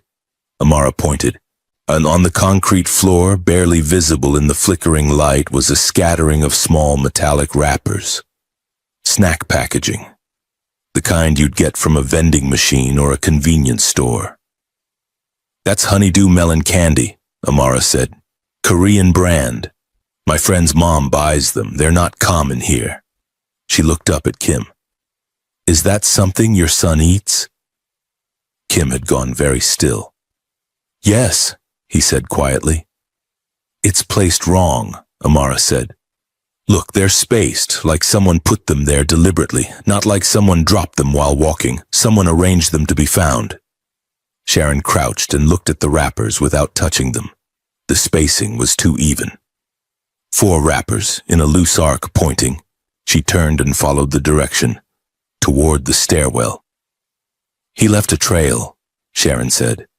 And he wanted to be found, Amara said. She said it the same way she had said everything else, plainly without drama, as if she were reading something visible that the adults around her simply hadn't looked at yet. He wanted the right person to find him. Someone who would understand the trail instead of walking past it. Kim made a sound that was not quite a word. Sharon straightened and looked at him. His face, for the first time since she had met him 40 minutes ago, was not controlled. Something had moved through it. Not weakness, not collapse, but the specific expression of a person who has just understood something that should have been obvious, and is reckoning with the cost of not having understood it sooner. He knew you'd look for him, Sharon said quietly.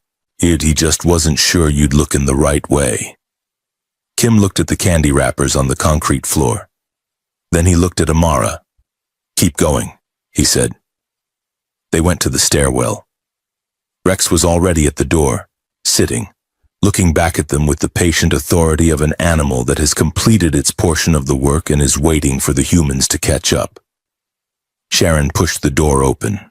The stairwell was clean, functional, and on the wall beside the second-floor landing someone had pressed a small adhesive note, the kind you'd find in any office building, pale yellow, about 2 inches square. On it, in neat handwriting, were 4 numbers. Sharon photographed it before anyone touched it. Jiho leaned in and looked at it. "That's an account number format," he said, partial, and the last 4 digits of a wire transfer reference. Kim's expression shifted. "That's internal coding," he said. His voice was different now. Not lower exactly, but denser, the way a voice gets when it's carrying more weight than usual. "From our financial structure, the format isn't public. He would have had to..." He stopped. He got into the internal records. "He wasn't just hiding," Sharon said. "He was documenting." "He found something," Jiho said. He was already on his phone. "If that's what I think it is..." "Tell me," Kim said. Jiho looked at his phone for a long moment. Then he looked at Kim with the expression of a man who is choosing his next sentence very carefully because he knows it will change something permanently. "There's been a series of transfers," Jiho said. "Small, irregular, structured specifically to avoid internal reporting thresholds. I noticed an anomaly 3 weeks ago and flagged it. Han Su told me it was a legacy account being closed out. The name sat in the air. Han Su, the man Kim had sent downstairs. Kim said nothing. He's been managing the transfers personally," Jiho continued.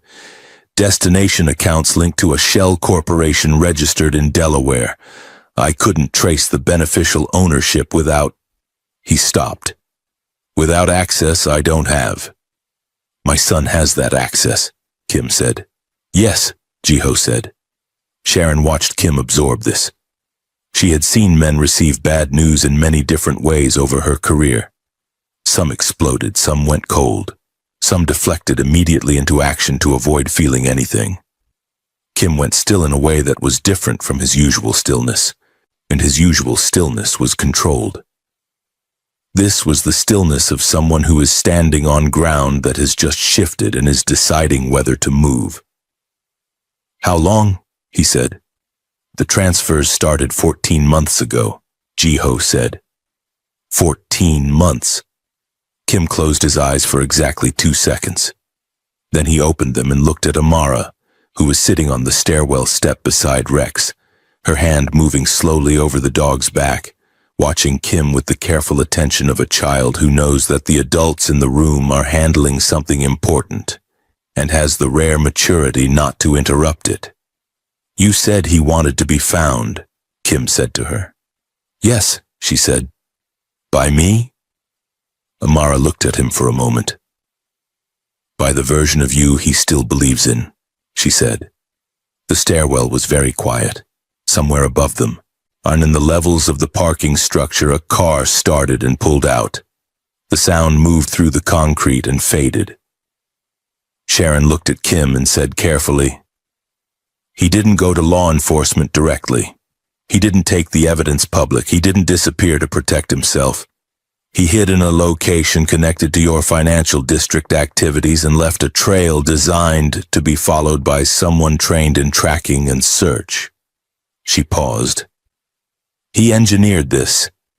He engineered it so that you would have to come find him, so that finding him would force you to see what he found." Kim turned away from them. He walked to the small stairwell window that looked out over the street below. Just the sidewalk, a few people, the ordinary life of a city that had no idea what was happening in this concrete stairwell. His shoulders were very straight. Sharon recognized that posture. She had seen it in other people who were holding themselves together from the outside in because the inside had already gone somewhere complicated. Jiho looked at Sharon. Sharon looked at Amara. Amara looked at Rex. Rex put his head on Amara's knee. "He's still in this building," Amara said quietly. Rex hasn't released the trail. He's still here. Kim turned back from the window. Something had settled in his face. Not peace, not resolution. Something harder and more honest than either of those things. The look of a man who has made a decision that he knows is going to cost him something significant and has decided to make it anyway. "Find him," he said. "No, and if you've been watching since the beginning, if this story has moved something in you that you don't usually let get moved, I need you to do something right now. Not for the channel, for yourself. Have you ever had someone in your life who hid from you not because they were afraid of you, but because they needed you to prove you would look? Drop it in the comments. Just one word, one sentence. Whatever it was. Because the people watching this right now are not strangers. They are people who have lived something. And this is the place where that counts." They went up. Rex led them to the 5th level of the structure. Not the top, not the bottom. The specific middle anonymity of a floor that people drove through without stopping because there was always parking lower down or higher up. In the far corner behind a support pillar, there was a car. Older model, unremarkable, the kind of car you rent with cash. The windows were fogged slightly from the inside. Rex sat down. Sharon put her hand on Kim's arm, briefly a restraint, not a comfort, and stepped forward first. She knocked on the window. A long pause. Then the window came down. 17 years old. Kim's jaw, Kim's eyes, Kim's particular quality of stillness. But younger and currently wearing the expression of someone who has been sitting in a cold car for 30 hours preparing himself for a conversation he doesn't know how to have. He looked at Sharon, then past her, at Amara and Rex, then at his father. Kim Young-kwang looked at his son. The boy's name was Min-jun. He had his father's name and his mother's warmth, and right now his eyes were doing something complicated, moving between wariness and relief, and the specific exhaustion of someone who has been braced for impact for so long that the impact almost feels like a kindness when it finally comes. "You brought a dog," Min-jun said.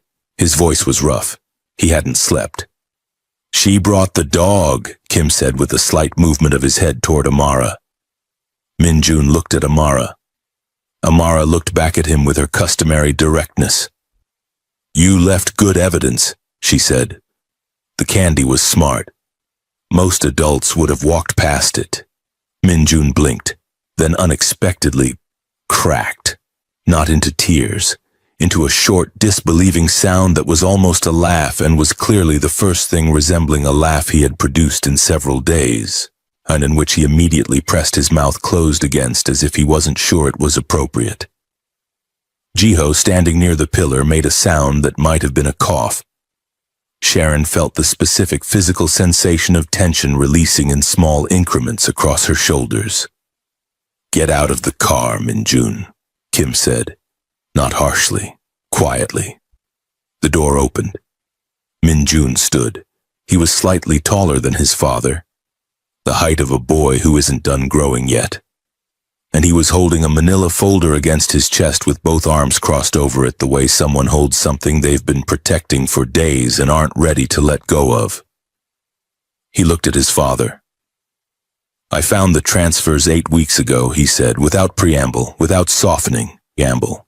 "And I went into the internal financial records because I was trying to understand how the organization was structured, not to cause problems.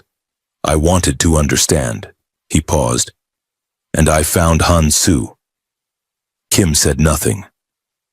14 months, Min-jun said.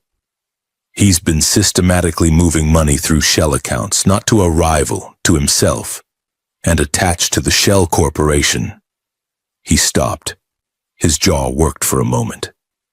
"Dad, it's not just money." Kim looked at the folder.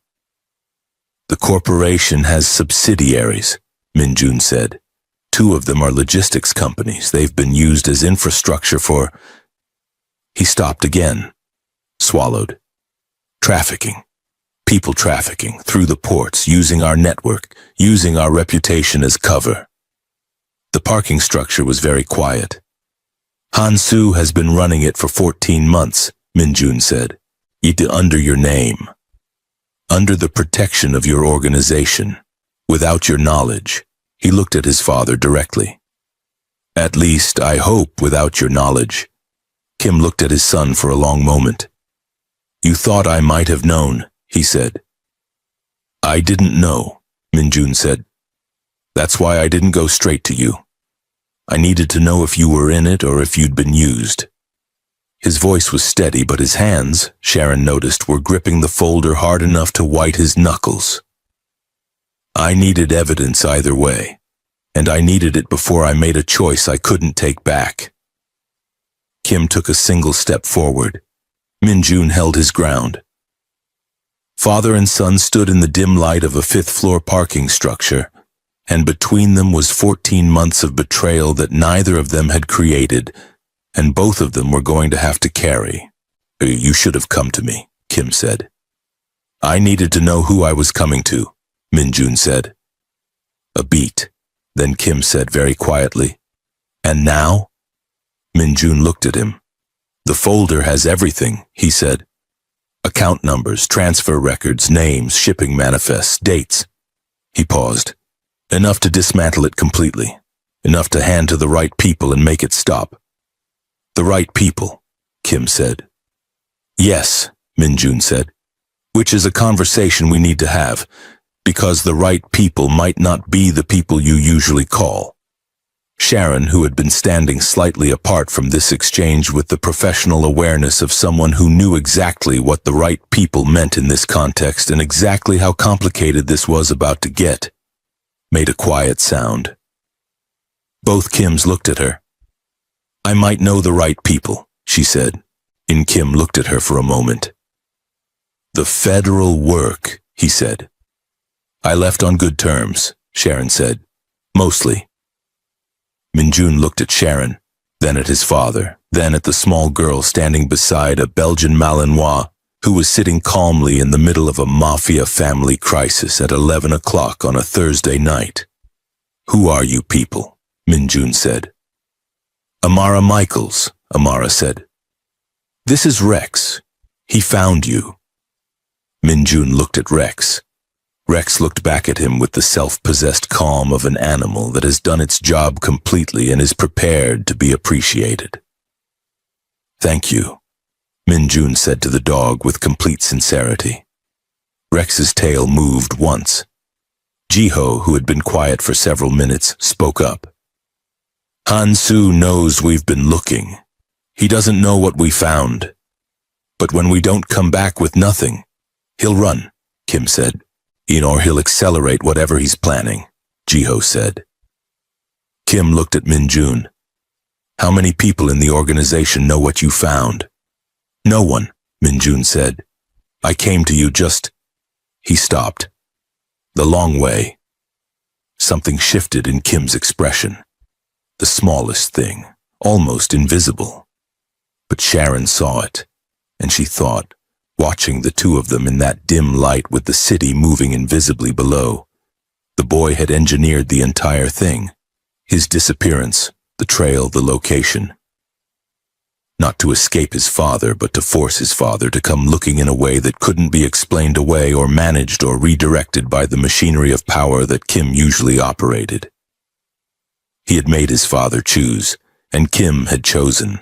He had gotten in a car with a child and a dog and driven toward the truth. That choice was already made. What came next was consequence. Sharon was the one who said they needed to move, not loudly, not with urgency that would spike the adrenaline of 7 armed men and produce decisions nobody could take back. She said it the way she said most things. Flatly, clearly. With the particular authority of someone who has been in enough tight situations to know that calm is not the absence of urgency. It is its management. We have a window, she said. Han-soo doesn't know what we found. He knows you came out tonight and you haven't reported back. That's maybe 2 hours before he starts making decisions of his own. We use the 2 hours or we lose the window. Kim looked at her. What do you need? He said. A secure room. Your financial records and full access, not the version that's been presented to you.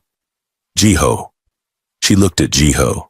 Teed, can you pull the original transfer architecture without Hansu knowing the system has been accessed? Jiho's expression was the expression of a man who had been waiting to be asked exactly this question. 20 minutes, he said. We have a contact, Sharon said carefully. At the federal level. Someone I trust, someone who will handle this in a way that prioritizes the victims of the trafficking operation above everything else, including the political value of whoever they can prosecute. She paused. That's a condition. Non-negotiable. The people who are moved through those ports are the reason this gets handled correctly. Not as leverage, not as evidence inventory, as people. Kim was quiet for a moment, then agreed. Minjun, who had been listening to this exchange with the expression of someone watching a negotiation he had imagined in the abstract for weeks, suddenly become real and fast-moving, looked at his father. Just like that, he said. What? Kim said. You just agreed immediately. Your alternative is what? Kim said. I negotiate, I protect the organization at the expense of what Hansu built inside it? He looked at his son directly. I didn't know, Minjun, I want to be clear, I did not know. Minjun held his father's gaze. I know, he said. Now. It wasn't forgiveness, it wasn't the completion of anything. It was something more honest than both. An acknowledgement between two people that the ground had shifted and they were both standing on it and neither of them was going to pretend otherwise. Sharon recognized it. She had had a version of that conversation once, with someone who mattered, at a moment when honesty was the only thing left that cost something real. She picked up her bag. Then let's go, she said. They moved out of the parking structure in a different configuration than they'd entered. Minjun now with them, the manila folder held against his side, Rex walking close at Amara's heel with the quiet purposefulness of a dog that has shifted from search mode to something that felt, if you were paying attention, like protection. In the elevator down, Minjun looked at Amara. How did you know where I was? He said. Actually. Amara considered this with the seriousness she gave to all direct questions. The news photograph of your jacket, she said. You were wearing it at a public event 3 weeks ago. Same jacket as your last known appearance. I pulled a scent association for Rex from a video on your family's social media. There was a moment where you were holding a dog. Your face was close to your sleeve. Rex locked onto the jacket's fiber scent signature. She paused. Then the traffic camera request confirmed direction. Minjun blinked. I'm 17, he said. You're 9. I know, Amara said. That's impressive. Rex did most of it. Rex, hearing his name, looked up and then immediately looked forward again, apparently satisfied. Minjun looked at Sharon. Is she always like this? He said.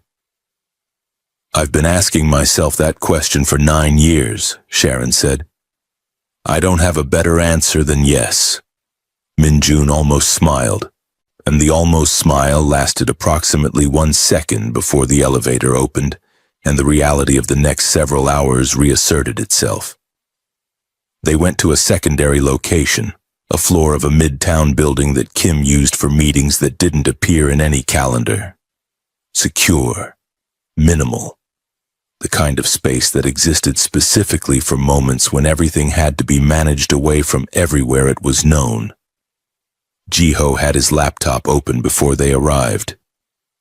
By the time Sharon sat down, he had the transfer architecture pulled and was already mapping the shell corporation structure against the logistics subsidiaries. What appeared on the screen was not complicated. That was the first frightening thing about it. Most sophisticated financial crime was elaborate, Layered, obscure, designed to require forensic accountants and months of analysis. What Han-Soo had built was the opposite. It was simple, clean lines, direct transfers through 2 shell accounts to 2 logistics companies that existed on paper and in function, with actual shipping operations attached to make them credible. The simplicity meant he had been confident. Confident that no one was looking, confident that Kim's name was sufficient protection. He used the reputation, Kim said, looking at the screen. His voice was controlled but barely. Yes, Ji-ho said. He ran it under cover of the organization's known activity so that anyone who encountered it in a port inspection or customs review would back off immediately. Yes. How many? Kim said. How many people? Ji-ho looked at the manifests that Min-jun had included in his documentation. He was quiet for a moment. Based on the shipping volumes and the dates, Ji-ho said carefully, I would estimate the operation moved between 40 and 80 people over 14 months. Some of the manifests are incomplete. The full number requires forensic analysis. He paused. The contact Ms. Michaels mentioned, they would have access to Port Authority records that could complete the picture. 40 to 80 people. Through ports protected by Kim's name, over 14 months. Kim stood up from the table and walked to the window. He stood there with his back to the room looking at nothing, and the silence he occupied was a different quality of silence than any he had produced that night. It was the silence of reckoning, not with danger but with consequence. Sharon watched him. She had made a judgment call 2 days ago, and when Amara had looked up from the kitchen table and said she knew where the missing son might be. Sharon had spent 48 hours arguing against coming here, had catalogued every risk, had understood exactly what she was walking into and exactly what it could cost her. She had come anyway because her daughter had looked at her with those eyes, and because underneath the professional risk assessment, Sharon had understood something that she hadn't said out loud. The boy had disappeared, and the people moved through those ports had disappeared too. Some things required showing up. Make the call, Kim said without turning from the window. Sharon pulled out her phone. The contact's name was Park Seung-yeon. She was a federal task force senior investigator, and she and Sharon had history that was complicated and professional, and built on a mutual respect that had survived Sharon's departure from federal work 4 years ago. They had not spoken in 14 months. Sharon had maintained that silence deliberately, not out of hostility but out of the careful discipline of someone who had stepped away from a world, and understood that partial returns were more dangerous than none. She had hoped she would not need to break that silence. She dialed. Seung-yeon picked up on the second ring. Sharon, she said. Not surprised, which meant Sharon realized that Seung-yeon had been watching something that connected to tonight. You know why I'm calling, Sharon said, a pause. I have a working hypothesis, Seung-yeon said carefully. Does it involve a logistics subsidiary registered in Delaware with port access in 3 northeastern states? Sharon looked at Kim's back. It does, she said. And the party providing documentation. Is motivated, Sharon said, to make this stop cleanly and completely with full priority given to the welfare of anyone moved through the operation. Another pause. Longer. That's a significant ask, Seung-yeon said. I know what I'm asking, Sharon said. I also know what's on the table. Min-jun Kim spent 2 weeks documenting this from inside. The records are clean, sourced, and detailed. Ji-ho Lee can provide the internal financial architecture. The organization's principal is prepared to cooperate. She paused. This doesn't need to be a prosecution spectacle. It needs to close the network and find the people. Silence on the line. Then Seung-yeon said, I need 3 hours to position assets. You have 2, Sharon said. Han-Soo Park is mobile and he will be aware something has shifted within the hour. A breath. 2 hours, Seong-yeon said. Send me a location. Sharon ended the call and looked around the room. Ji-ho was still at the laptop. Min-jun was sitting across the table from him, the manila folder open between them, going through documents methodically. The behavior of someone who has been doing this alone for weeks and is experiencing the specific relief of having help. Amara was in the corner with Rex, both of them apparently asleep, though Sharon had long ago stopped assuming that either of them was actually asleep when they appeared to be. Kim had turned from the window. He was looking at Min-jun. Min-jun was bent over a document, marking something with a pen, the lamplight catching the side of his face. And for a moment, watching Kim watch his son, Sharon saw something pass through Kim's expression that had nothing to do with organization or empire or the calculated decisions of a powerful man. He looked like a father. Just that. Just a father looking at his child across a table in a difficult room, grateful in a way that had no strategic dimension whatsoever. She looked away because that moment belonged to them. A hand touched her sleeve. She looked down.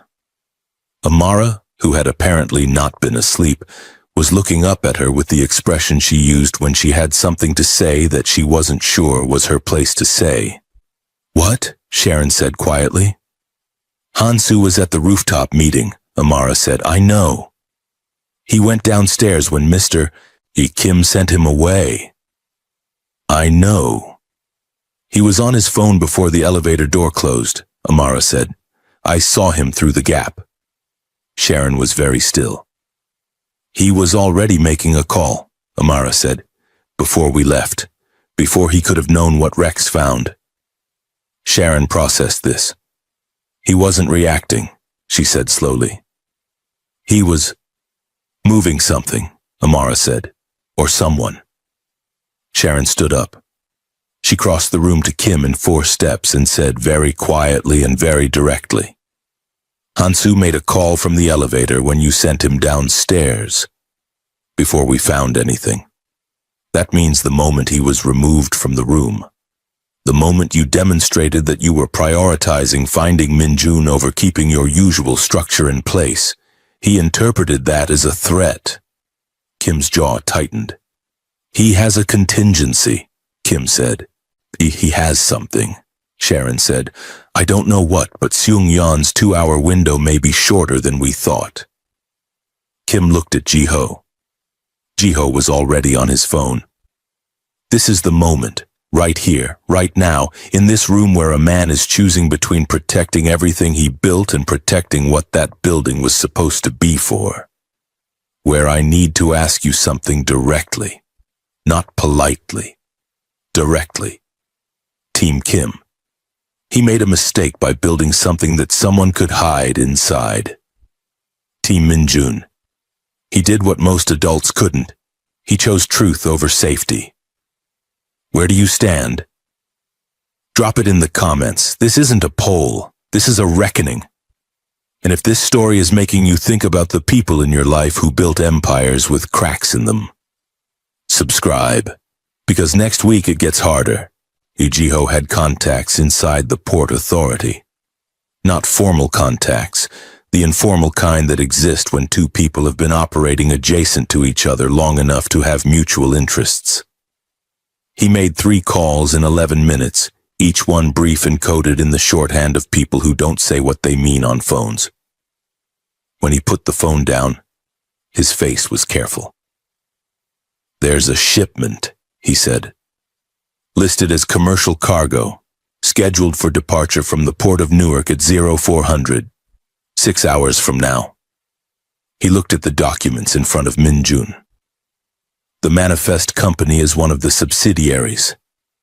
The room went quiet. "That call Hansu made," Ji-ho said.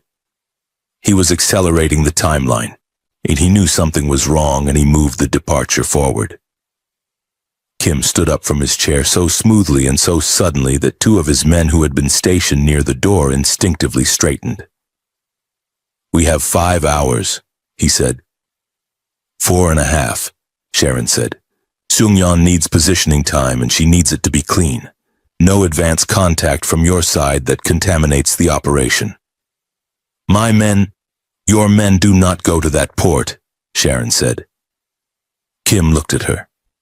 If your organization appears at that port, Sharon said, the operation becomes about you. The people in that shipment become evidence in a case about Kim Young-kwang instead of people who need immediate assistance. Seung-yeon's team handles the port. That was the arrangement. And Han-soo, Kim said. Seung-yeon will find him, Sharon said. The financial documentation makes him the central target. He has nowhere to go that the paper trail doesn't follow him. That's not the same as having him, Kim said. No, Sharon said. It's not. They looked at each other. The particular tension in this moment was not the tension of people who disagreed. It was the tension of people who agreed about the destination and were negotiating the cost of getting there. Sharon understood the impulse. She had felt it herself. The desire to reach past the procedure and the protocol and handle the thing directly with hands with certainty. But she also knew what that cost. Let Seung-yeon work, she said. Trust the process you set in motion. Kim said nothing for a moment, then quietly. I've spent 20 years building structures that don't require trust. I know, Sharon said. That's why your son had to disappear to make you use it. The sentence landed in the room like a stone into still water. Nobody moved. Kim looked at Sharon for a long moment. Then he looked at Min-jun, who had looked up from the documents and was watching his father with the expression of someone who has rehearsed a difficult conversation so many times in their head that when the moment arrives, all they can do is be present for it. I heard you, Kim said to his son. Not about the documents, not about Han-soo, about the question his son had asked 4 days ago, standing in a room with his father who controlled a city, asking if fear was the only thing he knew how to build. Min-jun was very still. I'm not going to pretend it's simple, Kim said. What I built and how I built it. I'm not going to stand here and give you a speech about redemption because that's not something I've earned yet. He paused.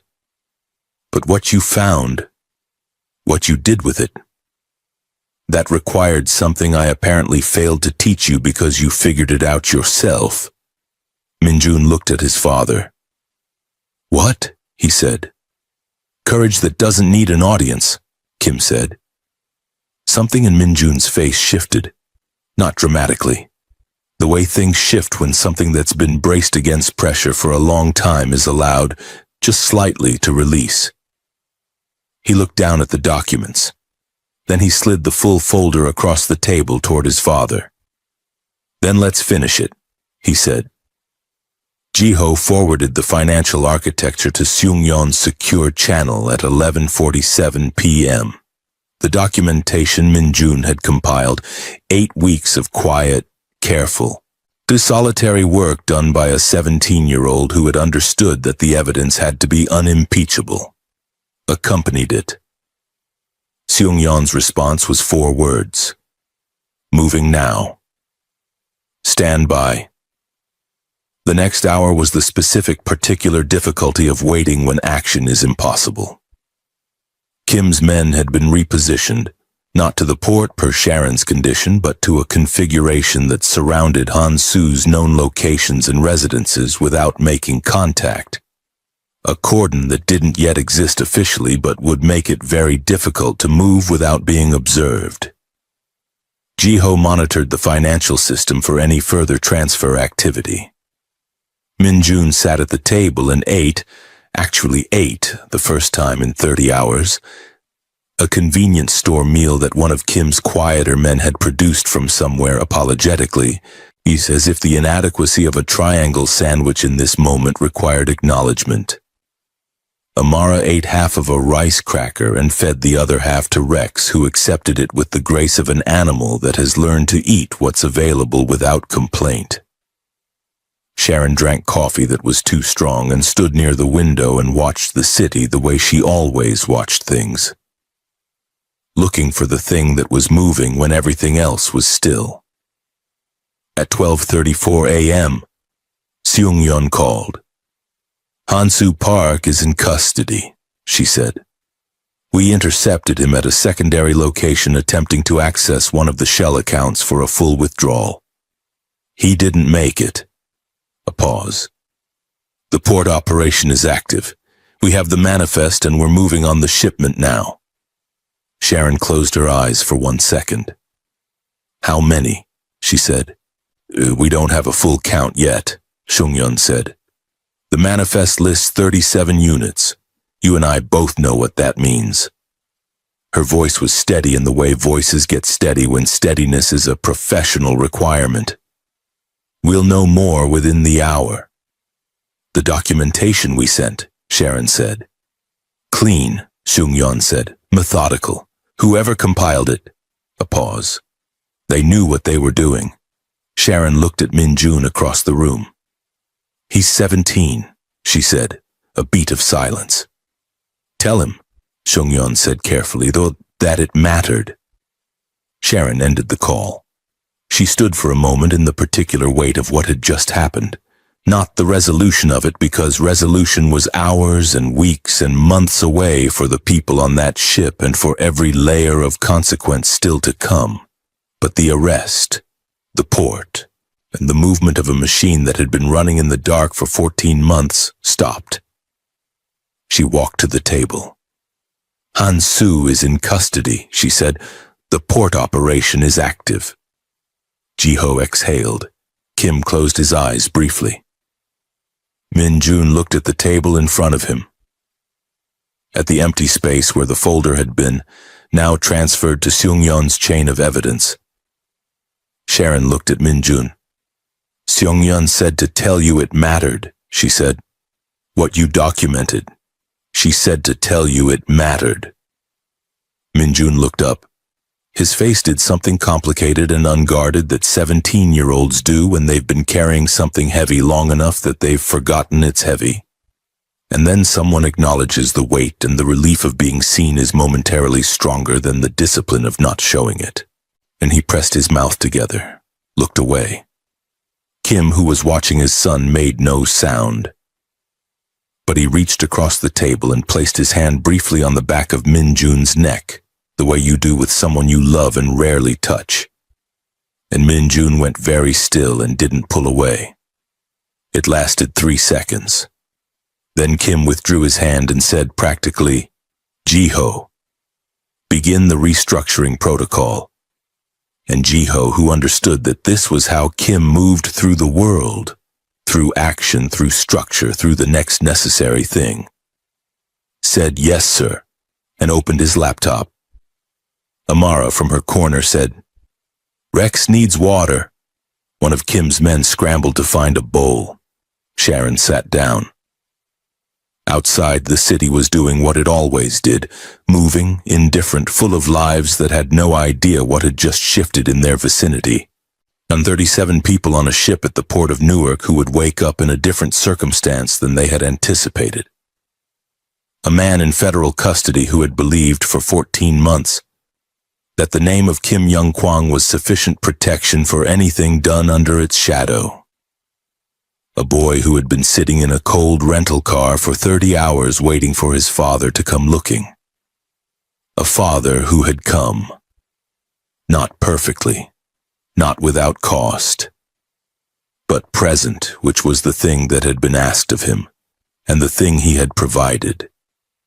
And sometimes that is the entire story.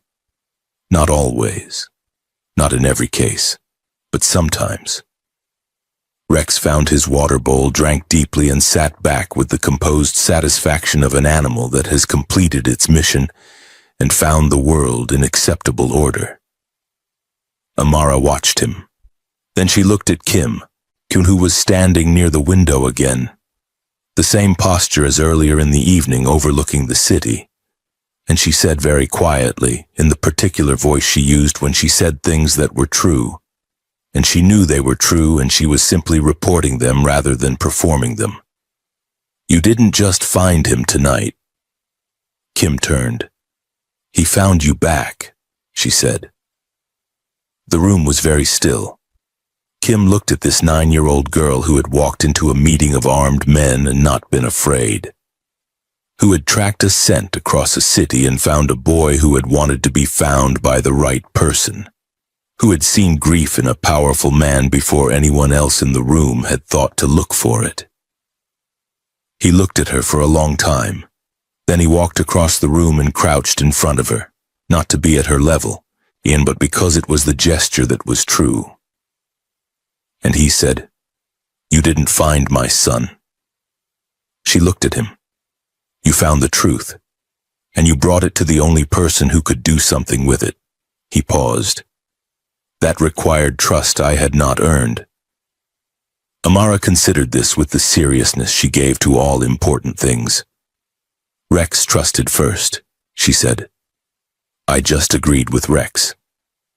Something in Kim's face, controlled, powerful, accustomed to being the most formidable thing in any room, broke open in a way that was not weakness and was not vulnerability and was not anything that had a clean name.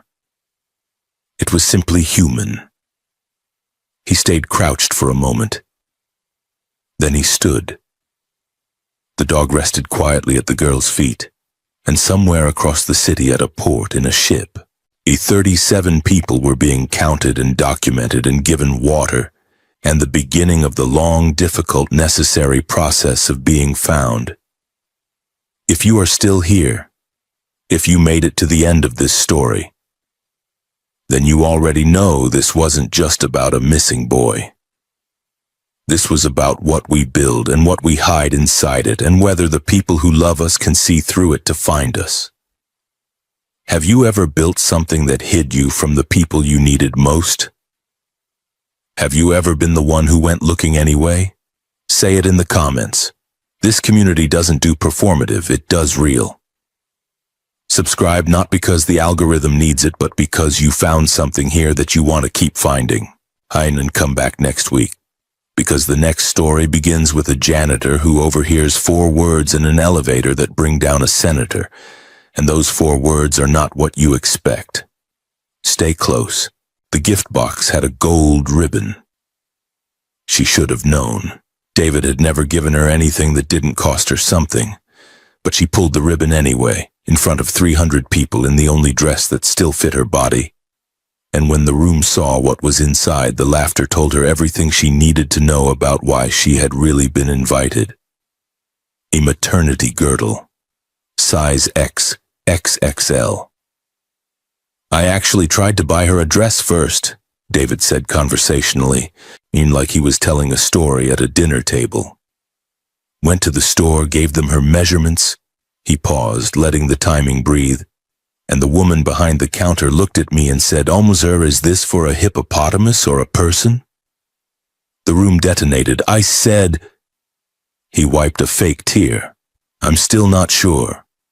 300 people laughing, all at once, all at her, and she stood completely still while the sound washed over her like something scalding, while the shame found every soft place inside her and pressed. Every mirror she had avoided, every dress that wouldn't close, every morning she had looked at herself and decided not to look anymore. He looked at her now with the satisfaction of a man who has landed exactly where he aimed. "The girdle was the compromise," he said. "You're welcome." He had planned all of it. The box, the microphone, the crowd. He'd every detail designed to make one woman feel in front of 300 witnesses that she had no business existing in her own body. It almost worked. He made one mistake. He did it in front of the wrong man. The ballroom of the Grand Meridian Hotel in Atlanta smelled like white roses and borrowed elegance. Everything was curated. Everything was careful. The kind of wedding that costs more than a house and means less than a handshake. Even Cynthia Morgan stood near the entrance wearing a deep burgundy wrap dress, the only style of dress that still fit her body at 7 months pregnant with triplets. She had bought it the day before, stood in the store for 22 minutes trying to decide if she should come at all. She came because the invitation had been hand-delivered, Not emailed, not texted, hand-delivered with her name written in calligraphy and a note inside that said, "I think it would mean a lot to have you here. No hard feelings." David. She should have recognized that for what it was. David Osei was not a man who extended olive branches. He was a man who handed you something that looked like one and then laughed when you realized too late what it actually was. She knew this. She had known this for 3 years of a relationship that slowly taught her the difference between being chosen and being kept. David didn't love her. He collected her. And when she became inconvenient, when she came back from 6 months in Seoul carrying a body that had changed and a silence she couldn't explain, he replaced her with a woman named Simone who laughed at all his jokes and never asked questions. Cynthia told herself she was coming to this wedding for closure. She was not. She was coming because some part of her still needed him to see her and feel something. Regret, shame, anything. Some proof that she had mattered, and the universe was about to teach her an expensive lesson about what happens when we seek validation from people who were never qualified to give it. She found her seat at table 11, far from the front. She noticed that. She also noticed the women at nearby tables glancing at her stomach and then looking away too quickly. She had learned to read those looks, the ones that calculated and judged and arrived at conclusions without asking a single question. And she ordered water and sat straight and told herself she was fine. She was not fine. She was 7 months pregnant with triplets by a man who was currently somewhere in Atlanta and may or may not know she was carrying his children. And she was sitting in a ballroom watching her ex-boyfriend marry someone else. And somewhere beneath all of her dignity and composure, a 19-year-old version of herself was screaming. But Cynthia Morgan had learned in the last 7 months that the loudest thing a woman can do in a room full of people waiting for her to break is simply refuse to. So she sat, she breathed, she smoothed her dress. And then the program started. The ceremony was 30 minutes long. Cynthia watched it from behind careful eyes.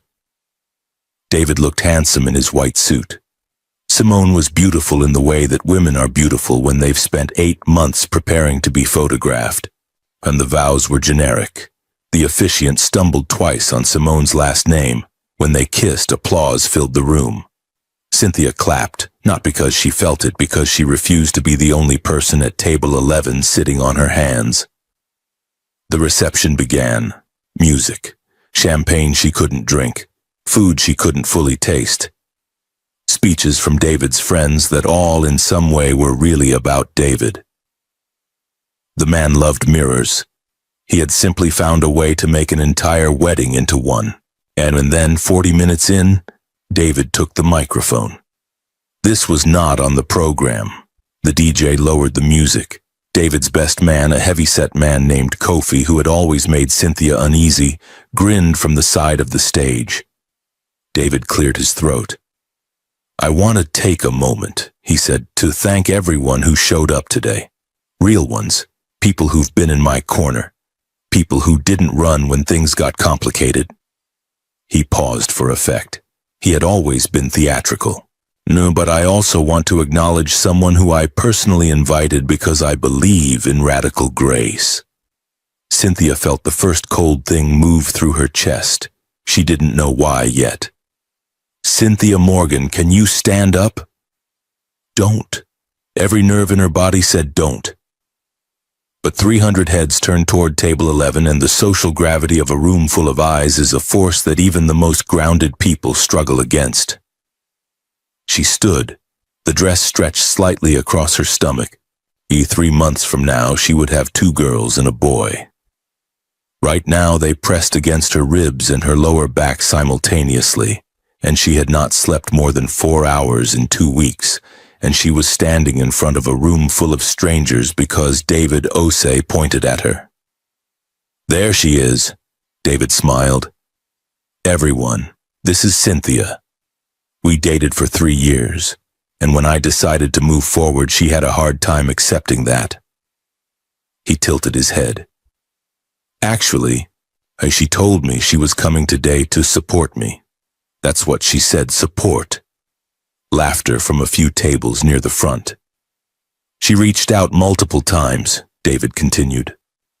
I won't go into detail. I'll just say that some women need more time than others to accept when something is over. The room was warm with it now, with the particular cruelty that only works when the audience is already on someone's side. Cynthia's jaw tightened. That's not... Please hold on. David raised a hand. He smiled at the crowd. I actually have something for her, a gift, because that's the kind of person I am. Kofi appeared from the side carrying a white gift box with a gold ribbon. He brought it to Cynthia's table and set it down. The room watched. Cynthia looked at the box, looked at David, looked at Simone, who sat at the head table with the expression of a woman who had rehearsed her reaction to this moment. She should have walked out. She didn't open the box. She didn't have to. David's voice came from the speaker above her. Open it, Cynthia, don't be shy. She looked at him for a long time, then she pulled the ribbon. Inside the tissue paper was a maternity shapewear girdle, industrial, wide. The tag read XXXL in large black font, clearly visible to the table next to hers, which had already raised 2 phones. The laughter started soft, then it spread. David tapped the microphone twice. Some women, he said, his voice sliding into the register of a man who has planned this, who has wanted this, who has arrived at this moment through preparation. Don't know when to stop eating, or when to stop chasing men who've already moved on. The room, the laughing room. Cynthia's fingers released the box. I'm going to be honest with everyone tonight. David walked the stage slowly. She reached out 6 weeks ago saying she was pregnant. She told me, get this. She said she was carrying triplets. He let the word land like a punchline. Triplets. And she was implying, I never said they were yours, Cynthia said.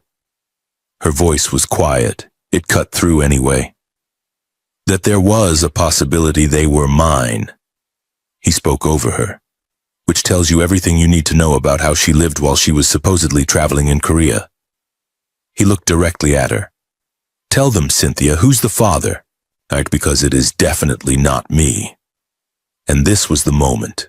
The room leaning in, the phones recording. The laughter not quite as loud now because even people who enjoy cruelty sometimes need a second to calibrate whether what they're watching has crossed a line. Cynthia stood very still. She had cried in hotel bathrooms. She had cried in her car. She had cried in the dark with her hands on her stomach and no one in the world who knew the full truth of what she was carrying. And she had used up all of her tears in private. She would not use any here. Her chin lifted. I came, she said carefully, because I believed you'd grown. And you're still wrong about men. David smiled. The glass shattered. Nobody saw him set it down. That was the thing. He had been holding it for the better part of an hour, standing near the back wall of the ballroom in a black suit that cost more than the table settings, and nobody had paid him any attention because he had not wanted them to. He had a talent for that, for taking up space without announcing himself. Park Seok-chul did not announce himself. He arrived. When the glass hit the floor, the sound was small, but the silence that followed it was enormous. He moved from the back of the room toward the stage, and as he walked, something changed in the air. The way it changes before weather, and the way it changes in rooms that have suddenly become too small for what's inside them. The people he passed stepped back without meaning to. Not because he pushed, because something in the body registers danger before the mind catches up, and the body moves accordingly. He was not a large man. He was not yelling. He was not running. He walked like a man who had already decided what came next and was simply closing the distance between himself and the moment. David saw him coming. For the first time tonight, David's composure flickered. "Sir, this is a private. You will apologize to her." Seok-chul's voice was low, accented, absolutely without performance. It was the voice of a man who had never once said something he didn't mean. David blinked, looked at the crowd, recalibrated. He was on a stage with a microphone and 300 witnesses, and the social math of the room was still on his side. He believed that. He believed that numbers meant safety. I don't know who you are," David said, "and that will change." Security. And this is the part nobody expected. Not the crowd, not Kofi, not the security personnel who started moving from the sides of the room. Not even Cynthia. Seok-chul reached the stage in 4 more steps, and when David raised the microphone slightly, not as a weapon, just as a prop, just to maintain the theater of this, Seok-chul took it from his hand the way you take something from a child, calmly, without struggle, because the child was never going to win and part of them knew it. He held the microphone. He looked at David, and he hit him, clean, direct. The sound of it arrived before the visual registered. David stumbled back into the floral arrangement behind the stage, and the gasps from the crowd were the loudest thing in the room for exactly 3 seconds. Then the security team surged forward and Seok-chul let them grab his arms because he had already done the thing he came to do, and now he was looking past all of it. Past the chaos, past the shouting, past David's voice rising in outrage, looking directly at Cynthia. She was standing at table 11, one hand on her stomach, not crying, not moving, just looking at him like a woman who has seen a ghost she prayed every night would appear and now doesn't know what to do with the fact that it did. Say her name with respect. He was not yelling. He was shaking, visibly, not from adrenaline. Something else.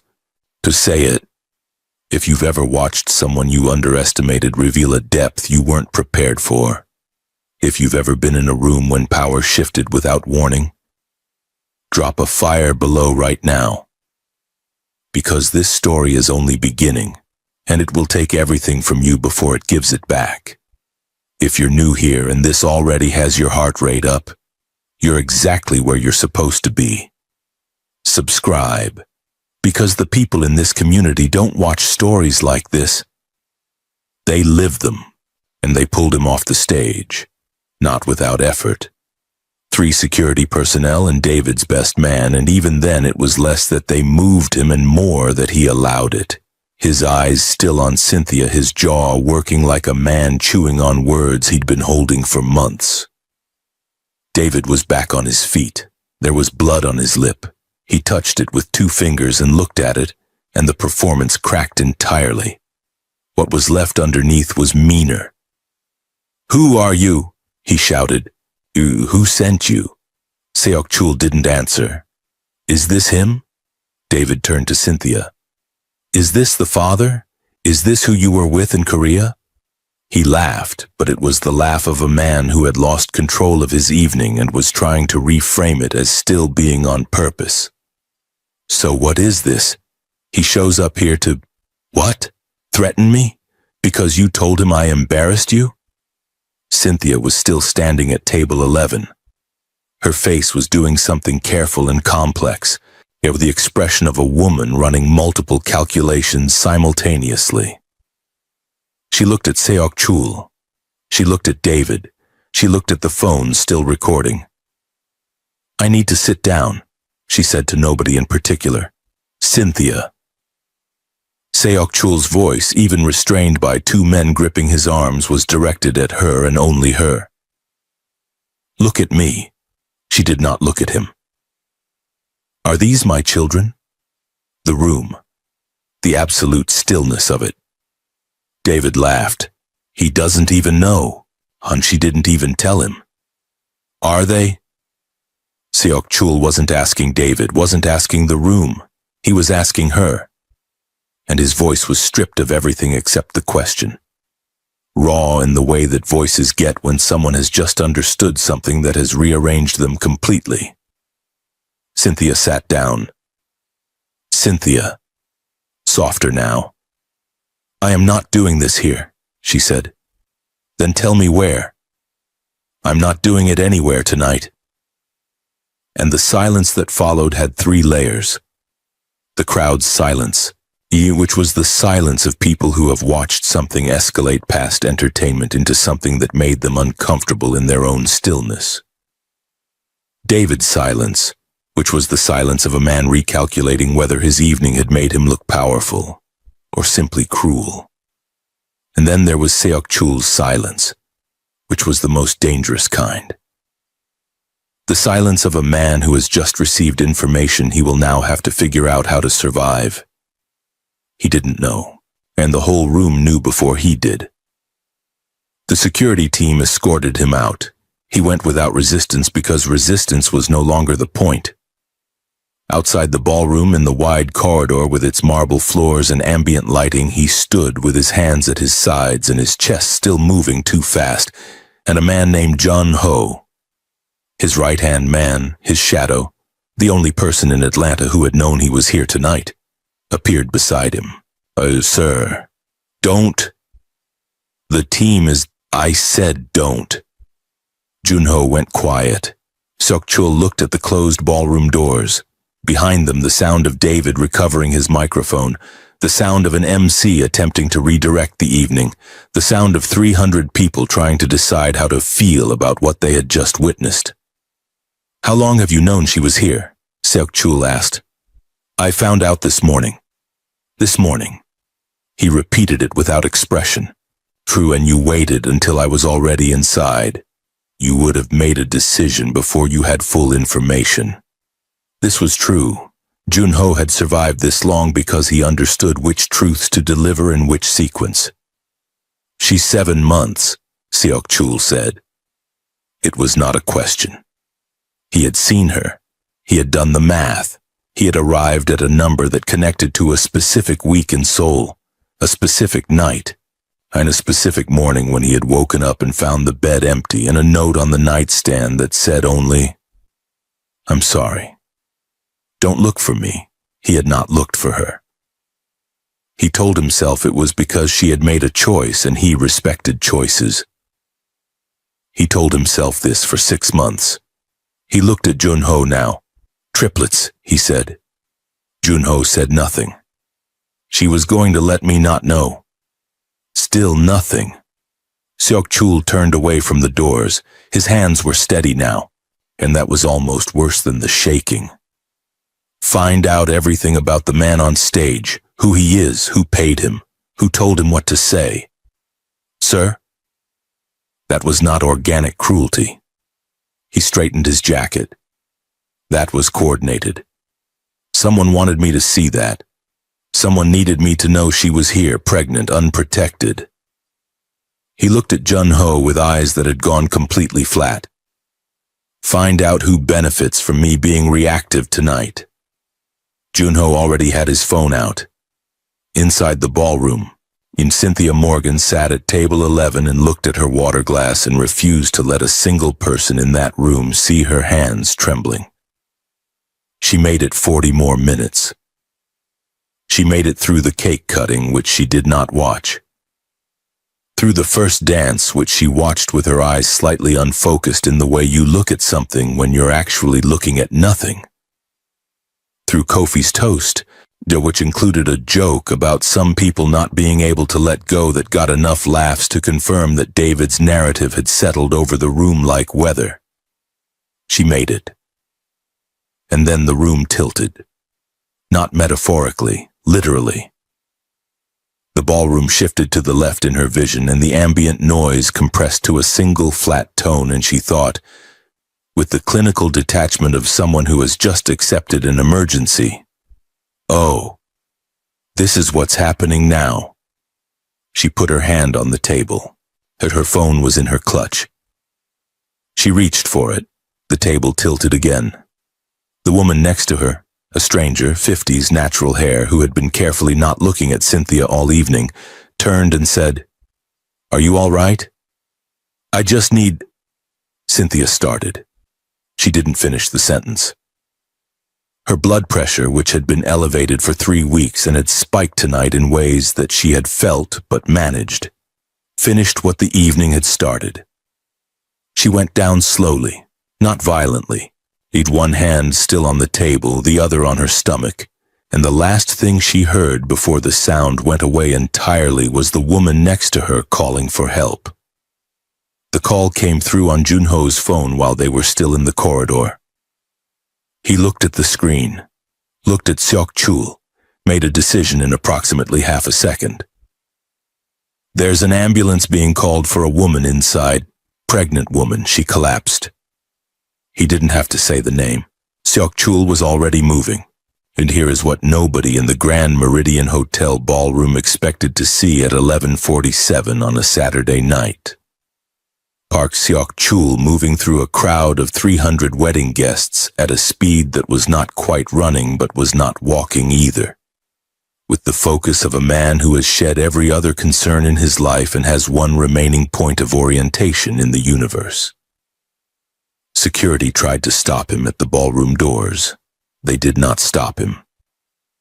He found her on the floor near table 11, Yika on her side, the stranger with the natural hair holding her hand and talking to her quietly while a hotel staff member knelt with a phone pressed to his ear. Cynthia's eyes were open but unfocused. Her other hand was still on her stomach. Even unconscious, even failing, she was protecting them. He went to his knees. "Cynthia." Her eyes found him slowly. A long journey across a short distance. "You shouldn't," she started. "Don't." His hand went to her face, not taking, holding. "Don't say anything you'll regret. I was handling it. I know. I didn't need—" "Cynthia." Very quiet, very close. "I know." She looked at him for a long moment. Behind them, David Osei stood at the edge of the gathering crowd, his new wife at his side, the ruined evening arranged around them like debris. The paramedics arrived 4 minutes later. In those 4 minutes, Seok-chul did not move from the floor beside her. He held her hand. He said very little, but he had the expression of a man who has just looked directly at something he had been avoiding and found it larger than he prepared for. When they brought the stretcher, he stood and stepped back. She looked at him from the stretcher. "You broke a man's face at his own wedding," she said. Something moved through his expression. Not quite a smile, the place where a smile lives in a man who has forgotten how. "He deserved it. That's not an argument." "No," he agreed. "But it's a fact." She closed her eyes as they rolled her out. He followed. Nobody at that wedding would fully agree on what they had witnessed that night. Some would say it was a jealous ex-boyfriend crashing a wedding. Some would say it was a woman who had been humiliated by a man who wasn't worth her time. Some would look at the footage they'd taken on their phones, and there was a great deal of footage, and feel in the way that people sometimes feel when they've been complicit in something, in a low and uncomfortable sensation that would take them a few days to name. They had watched a man publicly strip a pregnant woman of her dignity for entertainment. They had laughed. The footage would not stay private. But that comes later. The hospital was quiet, with the specific quiet of late nights in medical buildings where the urgency is real but the volume is low, where crisis and bureaucracy coexist in the same fluorescent corridors. Seok-chul sat in a chair outside the assessment room and did not move. Junho arrived 20 minutes after him, found him there, and sat nearby without speaking, which was one of the more valuable things Junho did. A doctor came out at 1:15. "Are you family?" Seok-chul looked at him. "Are you family?" the doctor repeated, "and tell me her condition." The doctor, to his credit, recognized something in the man across from him that redirected him toward practical information. Blood pressure spike. She's stabilized. We want to monitor her overnight. The triplets are all showing normal heartbeats, but given the gestational age and the stress event, we're recommending limited activity and close monitoring going forward. Triplets, Seok-chul said. Yes, did you know? 2 girls and a boy? The doctor paused.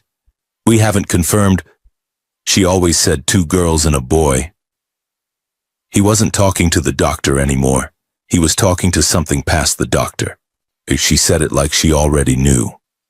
The doctor waited a respectful moment. She's asking for no visitors tonight. I know. So, I'll be here. He looked at the door to the assessment room. I'll be in this chair. She doesn't have to see me. I'll be in this chair. The doctor glanced at Junho, who offered no help. He looked back at Seok-chul, made a decision. I'll check back at 3. He went back through the door. Seok-chul leaned forward, put his elbows on his knees. He laced his fingers together and looked at the floor. Junho quietly. The man at the wedding, David Osi, mid-level finance. He's not the origin of this. I know. Someone in Seoul. I know. He exhaled. They needed to know she was my weakness. They needed to confirm it. They couldn't surveil me in Korea, so they manufactured a situation here. He looked up. Who runs the Daijin operation now? Officially, Ro Tai-seong. But the money is older than Ro. You find the money. He leaned back. Tonight changed the calculation. They got what they wanted. They know she matters to me. So we respond. We respond. He looked at the door again. But not tonight. Junho nodded, stood. I'll start from Seoul. Junho. He stopped. She left to protect me. Seok-chul said it like a man trying out a sentence he had just constructed and needed to hear out loud to confirm. That's why she left. Someone threatened her and told her I would be killed if she stayed. Junho was careful with his expression. That's a theory. It's not a theory. He looked at his hands, still marked from the evening. She didn't take anything from my apartment when she left. She left her jewelry. She left the photograph from Jeju. She left in 3 hours in the middle of the night, which means she was scared, not angry. He paused. She was protecting me. She was 7 months pregnant and sitting in that room tonight alone because she thought it was safer for me if she disappeared.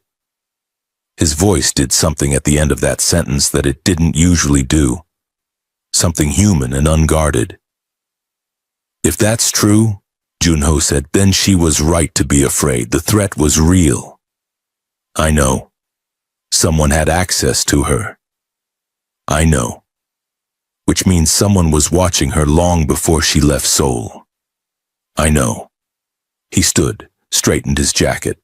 Which means I have to go to war. He looked at the door one more time. After.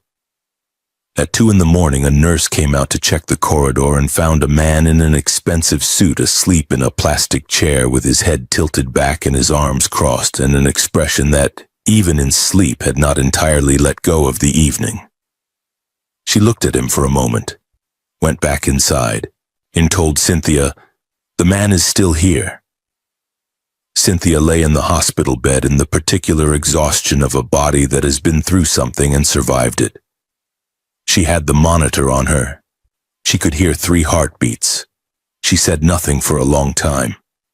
Then, "What does he look like?" The nurse raised an eyebrow. "Asleep. Uncomfortable. Like he's not planning to leave." Cynthia looked at the ceiling. "He always does that," she said softly. "He just sits outside doors." "Is he?" "He's the father." She said it like something she'd been holding in her mouth for 7 months and had finally decided to put down. "He's the father." The nurse nodded slowly, said nothing, left. In the corridor, Seok-chul's phone vibrated twice with messages from Junho. He slept through both of them. Have you ever made a sacrifice for someone who didn't know you made it? In walked away not because you wanted to, but because you thought it was the only way to keep them safe. And then had to watch them misread your absence as abandonment? If you have, this comment section is the safest place you've been all week. Say something. This story is for the ones who have loved quietly, sacrificed invisibly, and never once got credit for it. You are seen here. Subscribe if this is your community. Because we're not halfway through yet, and what's coming will require all of you. The morning arrived gray and soft.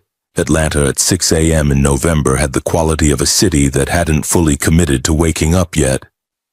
Cynthia was sitting up in the hospital bed when the door opened.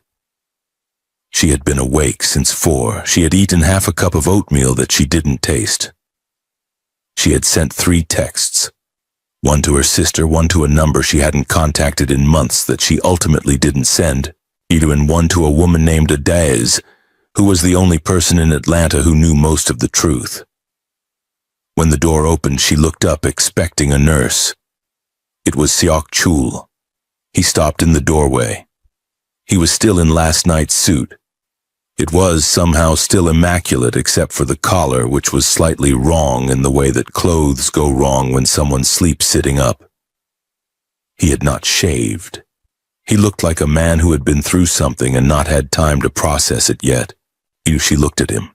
He looked at her. "You should go," she said. He came in and sat in the chair beside her bed.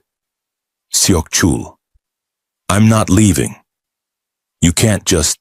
The doctor said you're stable," he said. "I spoke to him an hour ago. He said the triplets are all strong. He said you need rest and reduce stress. I am sitting in this chair. I am not causing stress. Your presence is stress." "My presence," he said. "It was the only thing that got me through last night without doing something worse than what I did." Silence. She looked at him for a long time. At the jaw she had memorized. At the hands that were resting on his knees with the stillness of a man who had learned to control the part of himself that wanted to reach for things. "How did you know I was there?" she asked. "I didn't. I knew the man existed. I was watching him for different reasons.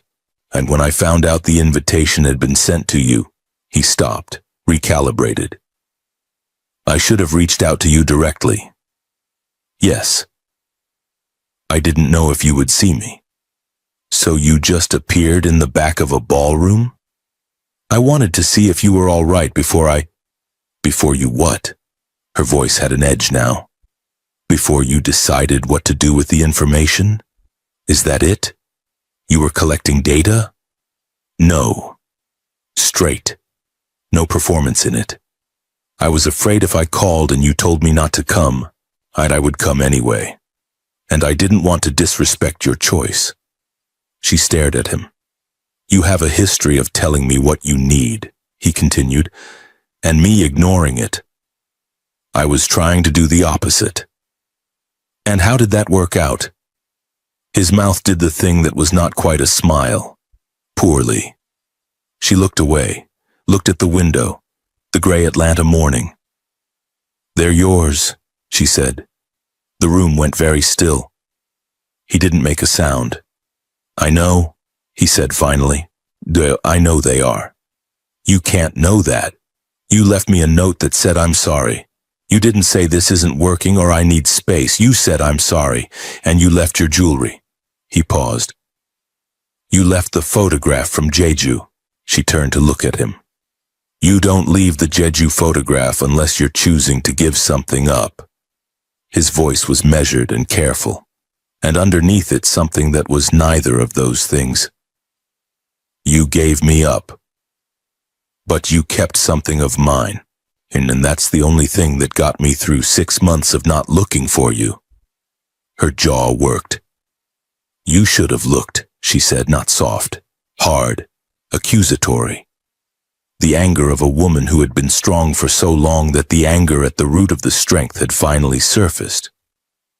"You're Park Seok-chul. You walk into rooms and they change. You make calls and buildings get sold.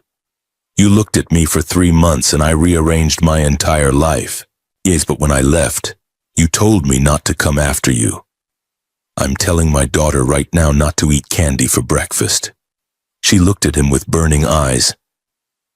That doesn't mean I want her to listen. Something in his expression shifted entirely. You wanted me to fight, he said. I needed to know you would. Silence. Then, someone threatened you. She looked away. Cynthia. It doesn't matter. It is the only thing that matters. He leaned forward. When someone told you that if you stayed with me you would be in danger, or I would, and you believed them. And instead of coming to me, you left at 3 a.m. with a note that said, I'm sorry, and you carried my children alone for 7 months in a country where you don't have family. And you let a man you used to date humiliate you in front of 300 people because you thought it was better than the alternative. She said nothing, which was its own kind of answer. Who was it? He said, not loud, not angry, the voice of a man who has reached the place on the other side of both of those things. I'm not discussing this in a hospital room. Then we'll discuss it when you're out. Seok Chul. I'm not asking for permission. He met her eyes. I am telling you, we will discuss it, because whoever did this is still out there. And you have 3 children due in 2 months, and you are not going back to whatever apartment you've been living in alone because someone wanted to use you against me. She looked at him with an expression he had never seen before on her face, one that was tired and proud and angry, and something else underneath all of it that she was working hard to keep from the surface. You don't get to just show up, she said. I know. You don't get to make decisions. I know. About my life because you feel guilty. It's not guilt. His voice cracked slightly, just slightly. The sound of a very controlled man losing control of one syllable. Cynthia. It is not guilt. She waited. He looked at her. He said, I have run an organization for 11 years that required me to care about nothing. I was good at it. I was exceptional at it.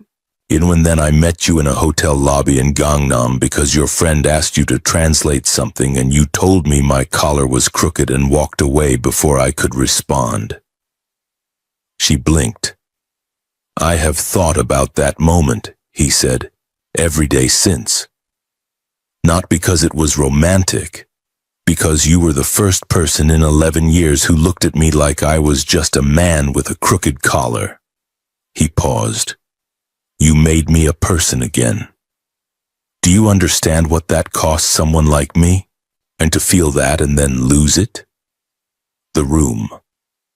You don't get to make this about your feelings, she said, but her voice had changed. I'm not. I'm explaining mine so you can make an informed decision about what comes next. She looked at him for a long time. The girls and the boy, she said finally. He waited. 2 girls and a boy, she said. One of the girls has your jaw. I've seen it on the ultrasound. I've been arguing with your face for 3 months. He didn't say anything, but his eyes closed briefly, just briefly. When they opened, they were different. What are their names? He asked. I haven't, she stopped. I didn't want to name them alone. Another silence. A different kind. Then we'll name them together, he said. She looked at the window again. Her hand moved to her stomach. His eyes followed the movement and stayed there. You hit a man at his wedding, she said. I would do it again. That doesn't make it right. No, he agreed, said, but some things aren't about right. They're about what a person cannot physically stop themselves from doing when someone they love is being destroyed in front of them. She heard the word. She chose not to address it. Not yet. I'm tired, she said. Not as a dismissal, as a fact. The statement of a woman who has been carrying too much for too long and has finally found somewhere she might be able to set part of it down. Sleep, he said. You're still going to be here when I wake up. Yes. She looked at him one more time. Then she leaned back against the pillow and closed her eyes. He sat in the chair. He did not reach for his phone. Did not look at the messages from Junho. Did not think about the rival in Seoul or the burned warehouse or the global power calculation of what came next. He sat in a hospital chair in Atlanta and watched a woman sleep and felt for the first time in 11 years that the most important thing in his life was inside this room. She slept for 2 hours. He knew because he counted, not obsessively. The way a person counts things when their mind needs something small and measurable to hold on to while everything large and immeasurable rearranges itself. He counted the minutes. He listened to the sound of her breathing steady and slow into the rhythm of someone who has stopped fighting, at least for now, at least in sleep. At 8:14, Lee Junho appeared in the doorway. Seok-chul raised one hand, a single gesture. Stay there. Junho stayed there. At 8:40, a nurse came in to check the monitors. She moved quietly. She glanced at Seok-chul once the way people glance at things they've decided not to question, and left. At 9:03, Cynthia opened her eyes. She looked at the ceiling first, then at the monitors. Then, with the careful slowness of a woman who already knew the answer, she looked to her left, when he was still in the chair. He had not slept again. His eyes were clear in the particular way that exhaustion past a certain point begins to look like focus. "You're still here," she said. "Yes." She looked at the ceiling again. Something in her expression settled reluctantly into something that was not quite relief but occupied the same neighborhood. "The doctor came in?" "At 7. Everything is stable. He wants to keep you until this afternoon and then he'll review." She nodded. He moved to sit up slightly. He stood not to help. He had the intelligence to know she would reject that, but because sitting while she struggled felt wrong in a way he couldn't argue past. She sat up on her own. "You spoke to Junho?" she said. Not a question. "Yes." "What did he find?" He looked at her for a moment. "You're asking because you already know some of it." "I'm asking," she said. "Sorry, because I want to know how much you know." This was the thing about Cynthia Morgan that had undone him from the beginning. She never performed weakness. She never used vulnerability as a softening strategy. Even in a hospital bed with monitors on her wrists and the evidence of last night still visible in the careful way she held herself, she was thinking. Calculating.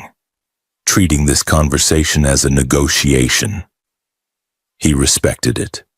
He also found it, at this particular moment, profoundly frustrating. "Ro Tai-seong funded the humiliation," he said. "David Osei was paid $40,000 to execute it. The public nature of it was intentional. They wanted footage. They wanted to see how I reacted." He paused. "They needed to confirm that you were a vulnerability." She said nothing. "And you knew this," he continued.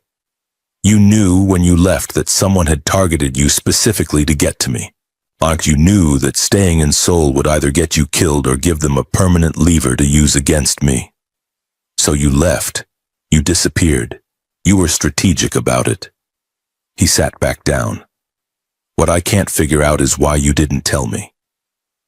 She looked at her hands. "Because you would have handled it." "Yes." "And handling it would have started a war." "Yes."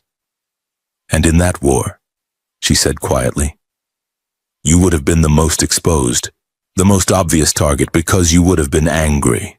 And you are..." She paused, choosing the word carefully. "You are not at your best when you are angry on my behalf." He absorbed that. "You're saying I'm reckless. I'm saying you're human, which for someone in your position is the most dangerous thing you can be." She met his eyes. "I couldn't let that happen. I couldn't be the reason someone got close enough." So instead, you carried triplets alone in a foreign city for 7 months. I managed. Cynthia. His voice was flat. You collapsed on the floor of a wedding reception. That was stress-related. That was 7 months of doing alone what was never meant to be done alone. He leaned forward, his elbows on his knees again. That posture she had come to associate with him being as serious as he got. You protected me. I understand that. I am not ungrateful. But you made a decision about my life, about what I was capable of handling, about what I deserved to know, without giving me the information to make my own choice. And you are angry at me for not chasing you when you didn't give me anything to chase with. Silence. Long. She looked at him. He looked at her. You could have trusted me, he said. I did trust you. Her voice was tight now. I trusted you enough to know that if I told you, you would have chosen war over safety. Every time, without question, even without strategy, you would have chosen the immediate and violent thing because that's what love makes men like you do. And I was not willing to watch that happen. She stopped. I was not willing to watch you burn yourself down for me. That was my choice to make. And I made it for you. She held his gaze. I'm not apologizing for that. Another silence, different from the others. Not the silence of things unsaid. I'm the silence of two people who have just fully seen each other's position and are deciding what to do with the fact that both of them were right. I would have chosen you, he said finally. Every time, with full information or none. I would have chosen you. She looked away. Her jaw was working. I know. Then you know that what you protected me from was a version of myself you trusted. I protected you from a version of yourself that would have gotten you killed. She looked at him again, and in her eyes were bright now, and she was not crying. She would not cry, but the brightness was there. Don't ask me to regret that. He looked at her for a long time. I don't, he said. I just need you to understand what it cost me. The brightness in her eyes didn't leave. She nodded. Once. Small. The nod of a woman accepting a truth she already knew.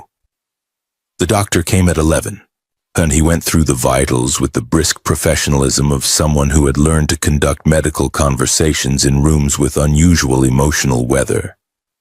Blood pressure was down to acceptable levels. Triplets were all showing normal movement. He wanted to see her again in 48 hours and strongly recommended she not attend any more social events that elevated cardiac stress. Cynthia said dryly, I'll clear my social calendar. The doctor looked at Seok-chul. Are you staying with her? Yes, Seok-chul said. Cynthia opened her mouth. To ensure she has appropriate support, Seok-chul added, looking at her. She closed her mouth. The doctor nodded, made a note, and left with the air of a man who had decided this was not his situation to have opinions about. When he was gone, Cynthia said, I didn't agree to that. You didn't disagree. I was about to. I intercepted. She looked at him. And you're doing that thing. What thing? The thing where you make decisions in the space between my sentences. I prefer to think of it as efficiency. I prefer to think of it as infuriating. He looked at her with that almost expression, the one that lived at the edge of a smile without ever quite becoming one. You're doing that thing, she raised an eyebrow.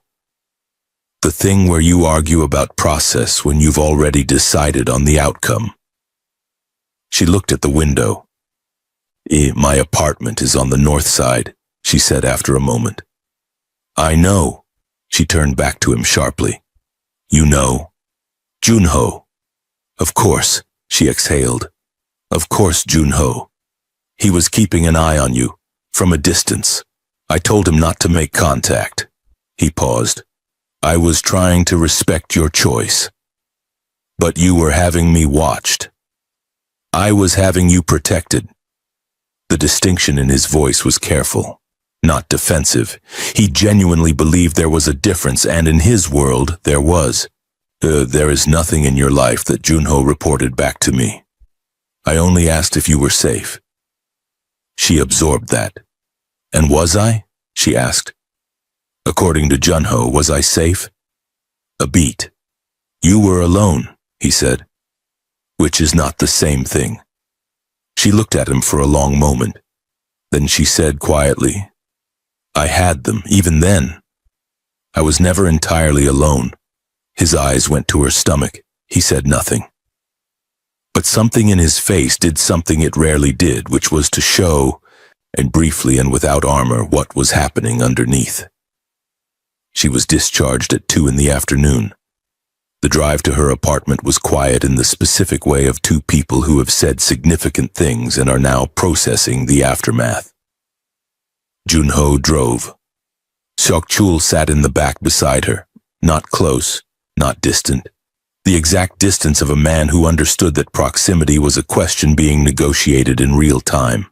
Either her apartment was on the 14th floor of a building that was clean and well-maintained and entirely adequate, and absolutely not somewhere that a man who owned 3 properties in Seoul and 2 in Singapore was going to accept as sufficient for a woman 7 months pregnant with triplets by him. He said nothing about this. He walked in. He looked at the space. The careful way she had arranged it. The pregnancy books on the side table, the printed ultrasound photographs on the refrigerator, in 3 of them, each with a different date. And he said nothing. She watched him look at the photographs. He reached out and touched the edge of one, the one dated 4 months ago, 3 small shapes on a gray field. That one, she said from behind him, is the boy. He was already stubborn. He kept turning away from the camera. Seok-chul said very quietly, sounds familiar. She almost laughed. She caught it before it escaped, but it was close. He turned around. Sit down, he said. I'll make something. She blinked. You cook? I boil things. It's a skill. He moved to the kitchen. Sit down, Cynthia. She sat on the couch. She watched him open her refrigerator with the careful expression of a man confronting unfamiliar territory, which was, she suspected, exactly what it was for him. She watched him find eggs and find a pot and stand in her kitchen in his ruined suit, looking slightly lost and absolutely determined. She felt something move through her chest, and it was not safe to feel it yet. She looked away. He made eggs. They were, she had to admit, competently made eggs. They ate at her small table, which had never had 2 people at it before, and the strangeness of it, of him in her space, solid and real after 7 months of absence, sat between them like a third presence at the table. Tell me about them, he said. What you know so far. She looked at him. The babies, he said. Tell me what you know. She was quiet for a moment. Even then, the girls are both active. One of them kicks in the morning specifically, 7 a.m. every day, like she has an alarm. The other one is quieter, but she responds to music. I played her something last month and she moved for 20 minutes. She paused. The boy, like I said, is stubborn. He positioned himself behind his sisters in week 22 and the doctor had a terrible time getting a clear image. He looked annoyed about it. Something moved across Seok-chul's expression, and he was listening with the full weight of someone receiving information they understand for the first time, the magnitude of having missed. And you, he said, how are you? I'm the real answer. She looked at her plate. Tired. I've been tired for 4 months and I've stopped expecting not to be. My back hurts, my appetite is unpredictable. I had a week last month where I couldn't eat anything except rice and mango, which the doctor found amusing. She paused. I'm frightened sometimes. Even in the middle of the night, not about the birth, about what comes after, about whether I'm... She stopped. Whether you're what? Enough, she said. Whether I'm enough. For 3 of them. He looked at her with an expression she didn't know how to read. "You sat in that room last night," he said, "for 40 minutes alone, while a man destroyed you publicly for entertainment, and you held your head up, and you protected 3 children who were not yet born, and you still hadn't broken when I crossed that room." He paused. "You are the most sufficient person I have ever met." She looked at him. "That's not the same as having support," she said. "No," he agreed, "it's not, which is why I'm here." They were debating whether she should lie down. She wanted to sit up, he thought she should rest, and they had been going back and forth for 4 minutes with the exact energy of 2 people who argue because arguing is the safe version of the other thing. When Junho knocked and came in without waiting, his expression had changed. Seok-chul saw it immediately, stood. "What?" Junho glanced at Cynthia. "Say it," Seok-chul said. "The footage from last night." Junho spoke carefully. "It's moving fast, multiple uploads. It's already been picked up by 3 entertainment news sites and 1..." He paused. "One investigative journalist in Atlanta who is asking questions about the man who intervened." Seok-chul's jaw tightened. "They're identifying you?" Cynthia asked. "Not yet, but the footage is clear." Junho looked at his phone. "There's also, and this is the part I need you to hear carefully, a separate video, posted anonymously 2 hours ago. It's not from a wedding guest." "What is it?" "It's audio. It's a phone recording of David Osei approximately 3 weeks ago in a conversation with someone whose voice is distorted. The conversation includes..." Junho looked at the phone. "A discussion of payment, the sum, the instruction to invite her specifically, the exact phrasing of what he was supposed to say about the triplets." Silence. Seok-chul turned slowly to look at Cynthia. She was looking at her hands. "Cynthia," he said. She said nothing. "Who posted that video?"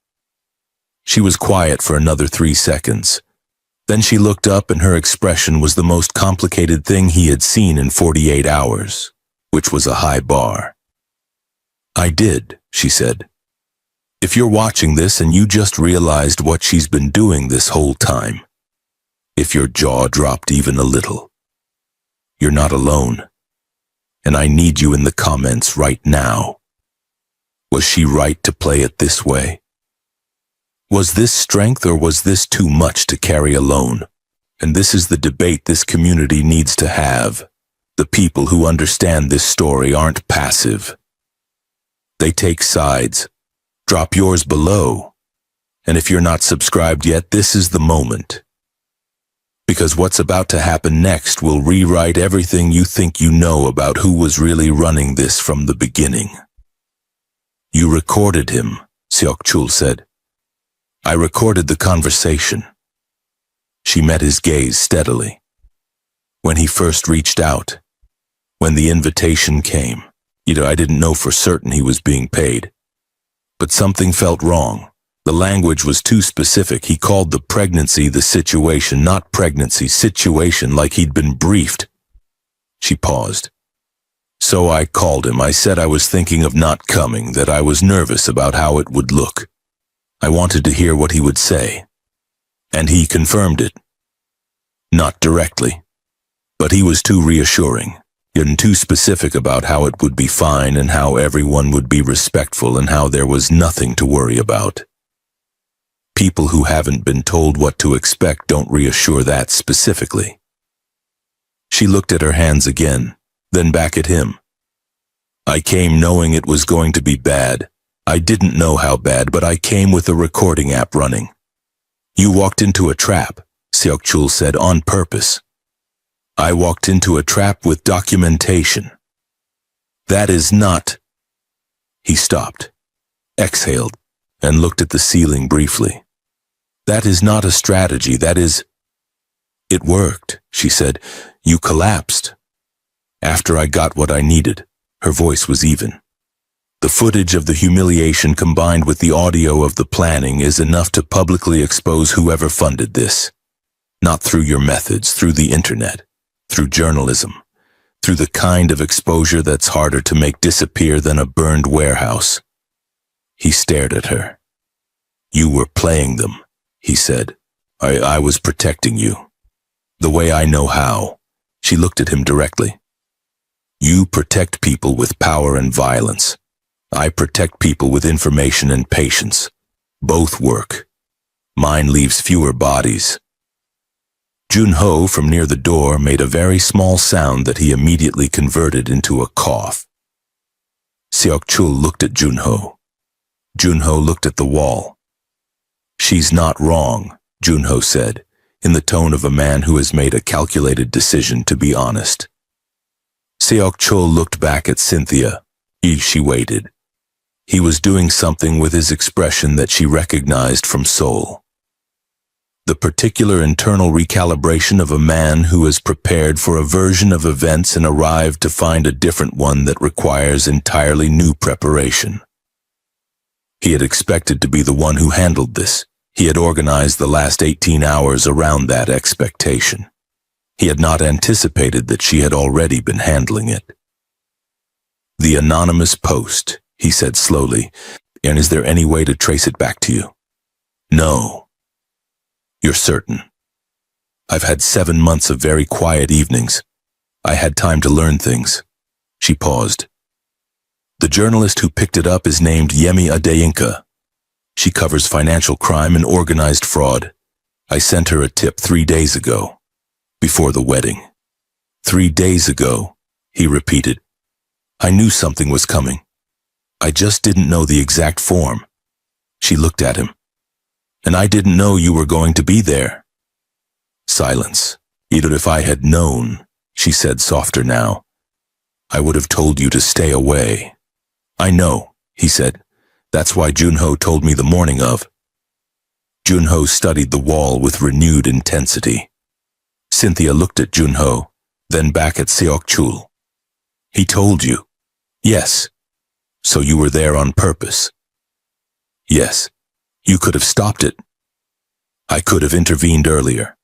I chose to wait and see what you needed. A pause. And then I stopped waiting. She looked at him for a long moment. The groom's face, she said finally. Yes. Was that waiting and seeing what I needed? No. Flat. That was something else. She held his gaze. Thank you, she said quietly, not easily. The thank you of a woman who does not distribute them without meaning them. For that specifically, he nodded once. The afternoon moved the way afternoons do after catastrophic evenings, slowly with the quality of light that seems to be trying to apologize for something. Cynthia slept for an hour on the couch while Seok-chul sat in the chair across from her and answered messages from Seoul with the focused efficiency of a man who has learned to conduct business in hospital corridors and borrowed apartments. The messages were not good. Ro Tai-xiong had made a move overnight. One of Seok-chul's distribution operations in Busan had been compromised, not destroyed but pressured. Personnel followed, a shipment delayed. Not enough to cause real damage, and enough to communicate a message. We know you were distracted. We know where to push. Jun-ho relayed this with the careful phrasing of a man who understands that the quality of a message's delivery affects the quality of its reception. Seok-chul read it, looked at Cynthia sleeping, looked at the ultrasound photographs on the refrigerator, typed back to his operations director in Busan. Hold position. No escalation. I'll call it 8. His operations director typed back. Sir, Ro's people are testing every boundary. Hold, Seok-chul typed. Position. He put the phone down. Jun-ho from the kitchen doorway. Seoul is expecting you to respond. I know. Every hour you don't, Ro reads it as confirmation that she's compromised you. She hasn't compromised me. Sir, she has informed me. He looked at Jun-ho. There is a difference. Compromised means weakened. Informed means I now understand what I'm protecting and why. That's not weakness, and that's clarity. He picked up the phone again. I'll call Seoul at 8. Tonight we stay here. Junho nodded. Neither of them said anything about the fact that this decision would cost something. They both knew it. The math was clear. Every hour Seok-chul stayed in Atlanta was an hour Ro Tai-seong spent believing he had won. Sometimes what looks like losing is the most expensive move on the board. She woke at 4. He was on the phone, speaking Korean in the low, rapid way he spoke when the conversation required precision. One hand braced on the kitchen counter, the other at his side. He saw her wake and held up one finger. A minute. And she nodded and sat up slowly and listened to the language she had learned over 6 months in Seoul, to read by rhythm if not always by content. He was angry. He was controlled. But the anger was underneath the control like weather underground, seismic. Felt through the floor. And he ended the call, came back to the living room. Ro is escalating, she said. He's testing. What's the difference in practice? Testing is reversible. Escalating is a declaration. He sat. Right now he wants to see what I do. If I return to Seoul immediately, I confirm he can move me with pressure. If I stay, I confirm you're the priority. He looked at her. Either way, I've told him something. She looked at him steadily. I'd go back. No. Seok-chul. No. If you stay here and he reads it as weakness, let him. His voice was quiet, absolute. Let him think I'm weak. Let him move on that assumption. I want him to move on that assumption. Something in his eyes that she recognized. The particular cold focus of a man who is not reacting but playing. Because when he does, he will expose every resource he has committed to this strategy, and I will know exactly where they are. She was quiet. You're baiting him, she said. I'm letting him bait himself. She looked at him with an expression that was somewhere between admiration and the distinct discomfort of recognizing a mirror. You were playing them too, she said. I have been playing them for 4 years. He met her eyes. I didn't need to attend a wedding to start. She absorbed that. So last night was not strategy, he said, and his voice changed completely. Stripped of the cold focus, he stripped of the chess player's calm down to something raw and unprotected. Last night was not a move. I was in that room because I could not be anywhere else. What I did to that man, he stopped. That was not Park Seok-chul, the organization. That was a man who watched someone He stopped again. She waited. He looked at her. Who watched someone, he said carefully, who matters more than anything else in his life being destroyed, and could not stop himself. The room was very quiet. Outside, Atlanta traffic moved through the late afternoon. Inside, something shifted, not dramatically, not with a soundtrack, the way tectonic things shift. Slowly, with weight, with the understanding that the landscape is different now and the old maps no longer apply. When the doctor said triplets, she said, at the hospital. You heard it for the first time there. Yes. What did you think? He looked at his hands. I thought. He stopped, looked up. I thought about my mother. She died when I was 9. There were photographs of her holding me as a baby. She was looking at me the way. He paused. I thought about those photographs. And I thought about 3 children who were going to have a mother who looked at them that way. And I thought about the fact that I had almost never known they existed. He paused. And I sat in that hospital chair and I was more frightened than I have been in 20 years. She looked at him. You were frightened, she said. You're terrified. Of what, specifically? That I would be my father. He said it plainly, the way people say the things they've already made peace with not hiding. He was a powerful man who was never present. He was in every room and nowhere. I grew up with everything he could provide and none of what I needed.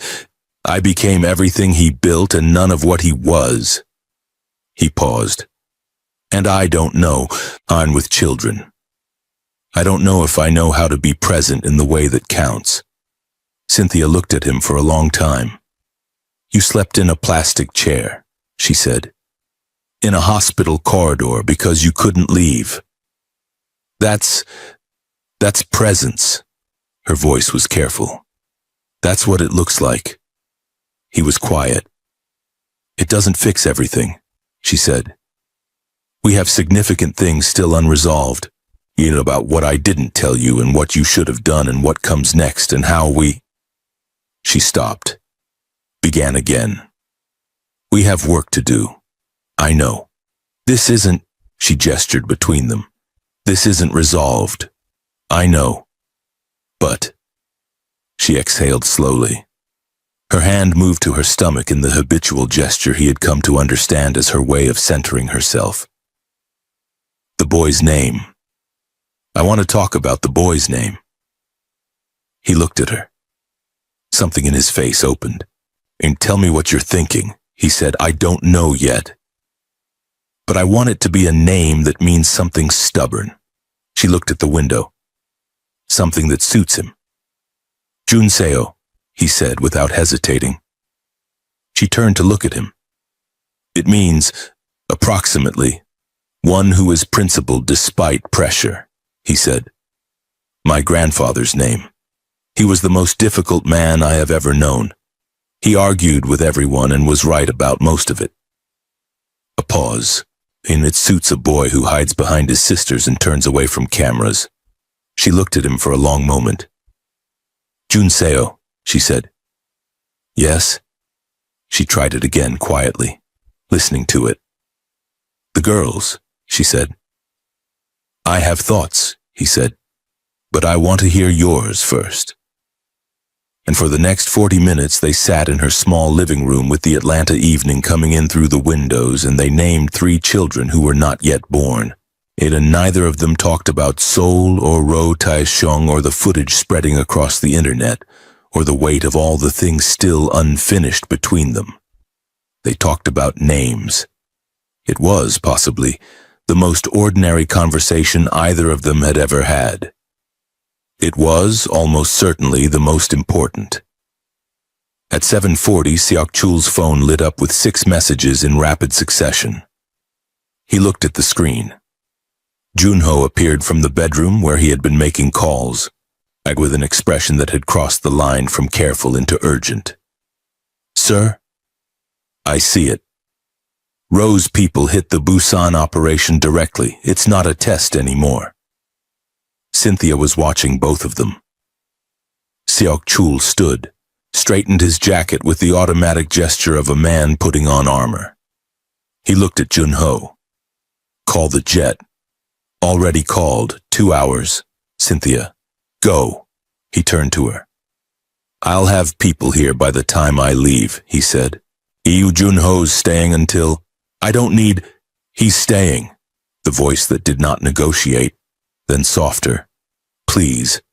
Let me do this one thing without a debate. She looked at him. One thing, she said. One thing. He crossed to where she was sitting, knelt down, which was not a gesture that came naturally to him.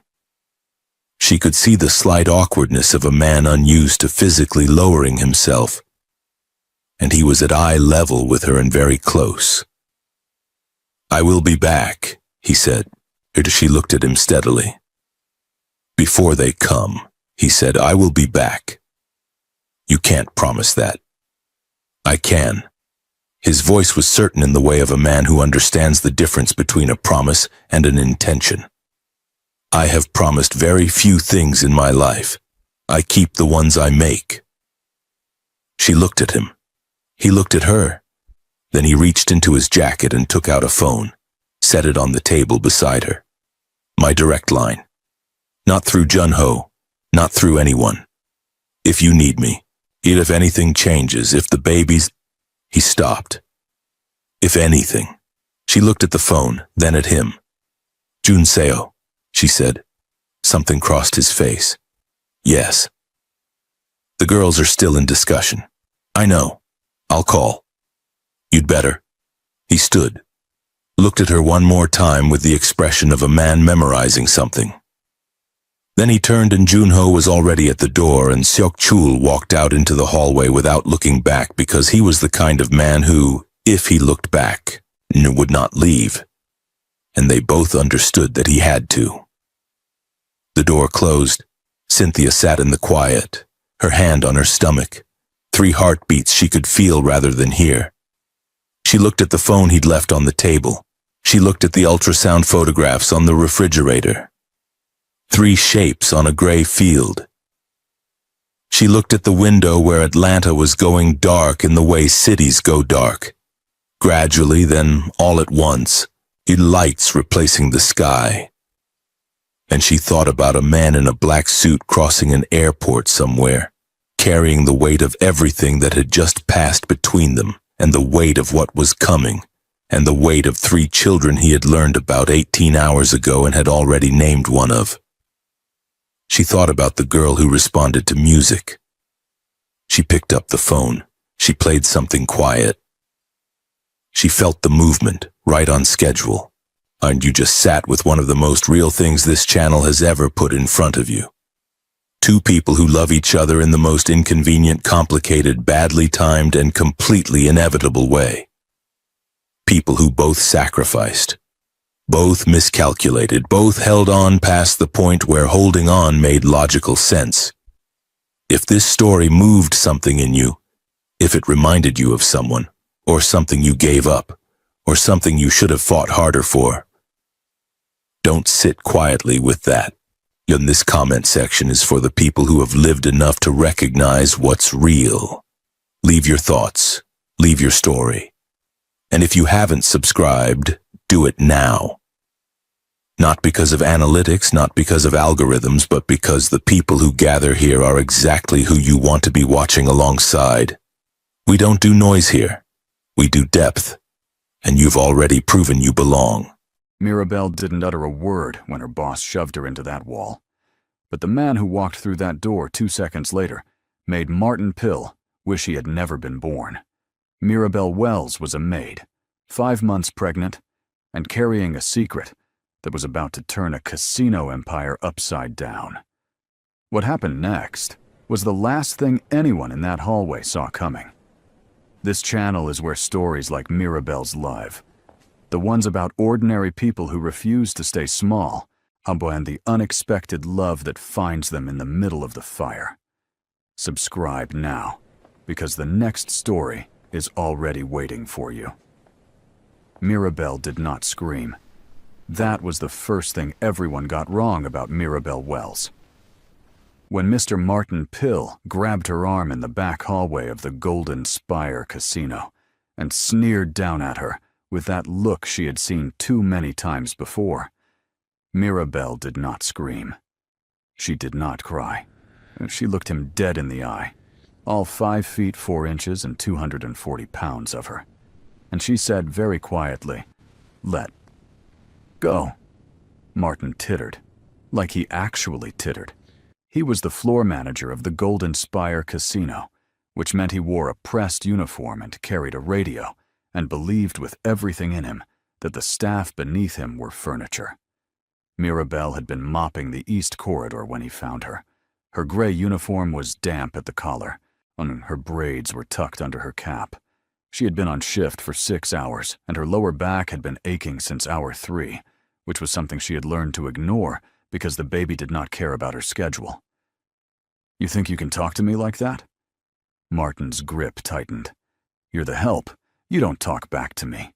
"Sir, don't." He stepped closer. The hallway was narrow. The nearest camera was at the corner, 30 feet away, and it had been broken for 2 weeks. Mirabelle knew this because she was the one who had reported it, and nobody had fixed it. "You've been making trouble since the day you started, walking around here like you own the place." "I mop the place," she said. That is different. He reached out and knocked her cart sideways. Cleaning supplies clattered. Her mop handle swung and hit the wall, and that was when he grabbed her shoulder and shoved. Not a soft push, not a warning touch. A real shove, to right into the wall, and Mirabelle's back hit the plaster, and the air left her lungs in one sharp burst. Everything in the hallway went very still. Mirabelle's hand flew to her stomach. Instinct. Pure instinct. She pressed her palm flat against the small round swell that her loose uniform had been hiding for 4 months, and she stared at Martin Pill with something in her eyes that was not quite fear and not quite fury, but something older and more dangerous than both. Martin did not notice her hand. I will have you out of this building by morning. Are we clear? Mirabelle said nothing. Martin turned to walk away, and that was when the door at the end of the hallway opened. Not the staff door, not the supply room, the private door, the black one, the one without a handle on the outside, and the one that Mirabelle had been told on her very first day of work that she was never, under any circumstances, to look at directly. The man who stepped through it was not tall in the way that people expected powerful men to be tall. He was average height, lean, with sharp cheekbones, and black hair that fell slightly across his forehead. He wore a dark jacket with no tie. His shoes made no sound on the floor.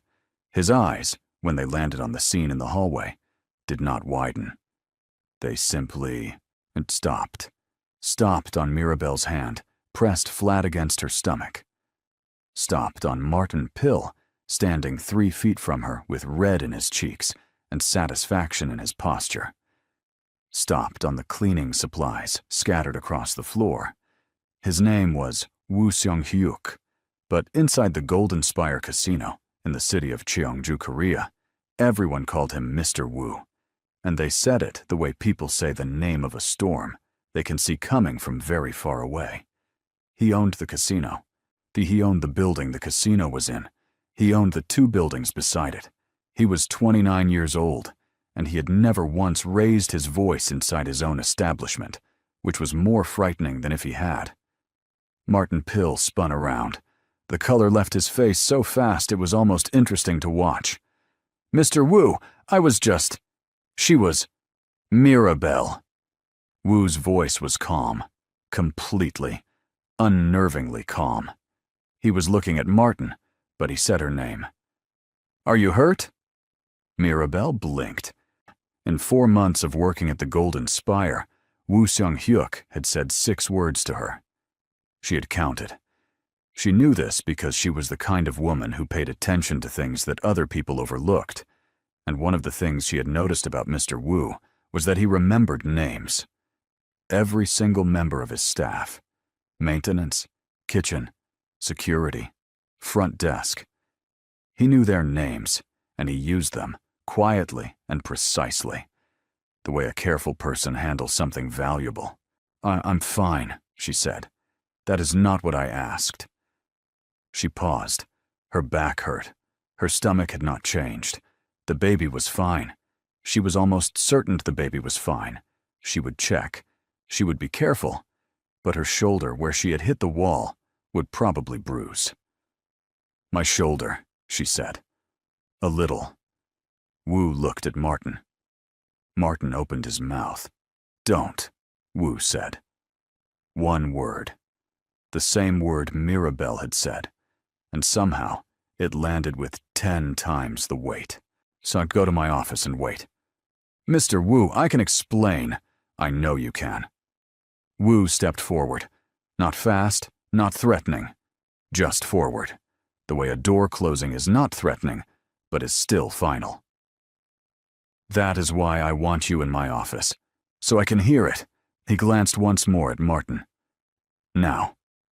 Martin went. The hallway was quiet. Mirabelle bent down and started picking up the spilled supplies. Woo crouched across from her, actually crouched, in his good jacket, and back at her. completely unbothered by back at her, completely unbothered by being stared at. "You don't have to do that," she said. "You didn't have to be in this hallway getting shoved into a wall either," he said. And yet, Mirabelle took the bottle. Their fingers did not touch. And start cataloging small details about Wu. Start cataloging small details about Woo Seong-hyuk at close range. He had a small scar above his left eyebrow. His hands were steady. He smelled like nothing at all, which was unusual for a man in his position who could afford to smell like anything. "How long?" he asked. He was looking at her stomach. Mirabelle went very still. "Well, how long have you been?" 4 months, she said. Because there was no point lying. He had already seen her hand. He was not the kind of man who missed things. Something moved across his face. Not surprise, not disgust. Something slower than both.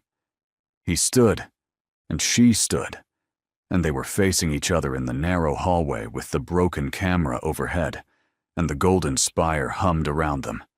The distant sound of the casino floor, on cards and chips and laughter, and the specific kind of hope that lives in gambling halls. "The night of the staff dinner," he said. "December. You left early." Mirabelle said nothing. Her throat had done something strange. "You weren't feeling well," he continued. He was not asking. He was remembering. "I saw you at the elevator. You noticed that." "I notice a great deal of things, Mirabelle." She had not told anyone. Not her co-workers. Not her mother back home. Not the clinic doctor who had confirmed it, and given her vitamins, and said congratulations, in a voice that was trying very hard to be cheerful. She had been managing this alone, the way she had managed most things in her life. Quietly, steadily, one shift at a time. She had also not told Woo Seong-hyuk. She had not told him because 4 months ago, the two of them had spoken exactly once. At the staff dinner that the casino hosted every December for all 300 employees. The dinner where he had sat at the head of the long table and made a speech about the year in a mix of Korean and English, and somehow managed to sound like he meant it. And afterward, when the room had gotten loud and warm and someone had put on music, Mirabelle had been standing at the window with a glass of juice, not alcohol she rarely drank, looking out at the city lights, and Wu had come to stand beside her. They had talked. That was the whole of it. They had just talked about the city lights and what the city looked like from the roof, and whether the small restaurant 2 streets over was still good, because she had mentioned that the jjigae was the best she had ever tasted, and he had looked genuinely pleased to hear it, like she had said something kind about someone he loved. And then it had gotten late, and the room had spun slightly, not from anything she drank, just from the warmth or from something else she was not examining. And she had said goodnight and gone to the elevator. And something had passed between them in that hallway, soft and unspoken, that Mirabelle had spent 4 months pretending she had imagined. "You should have told me," Wu said now. His voice was still quiet, still even. But there was something underneath it, something taut. "And from your contract," he said, "does not forbid me from—" "Your contract," he said, "does not include anything about pregnancy. I have read every clause. Why would you—" "Because this morning, before I walked through that door," he paused. "Just a fraction of a second.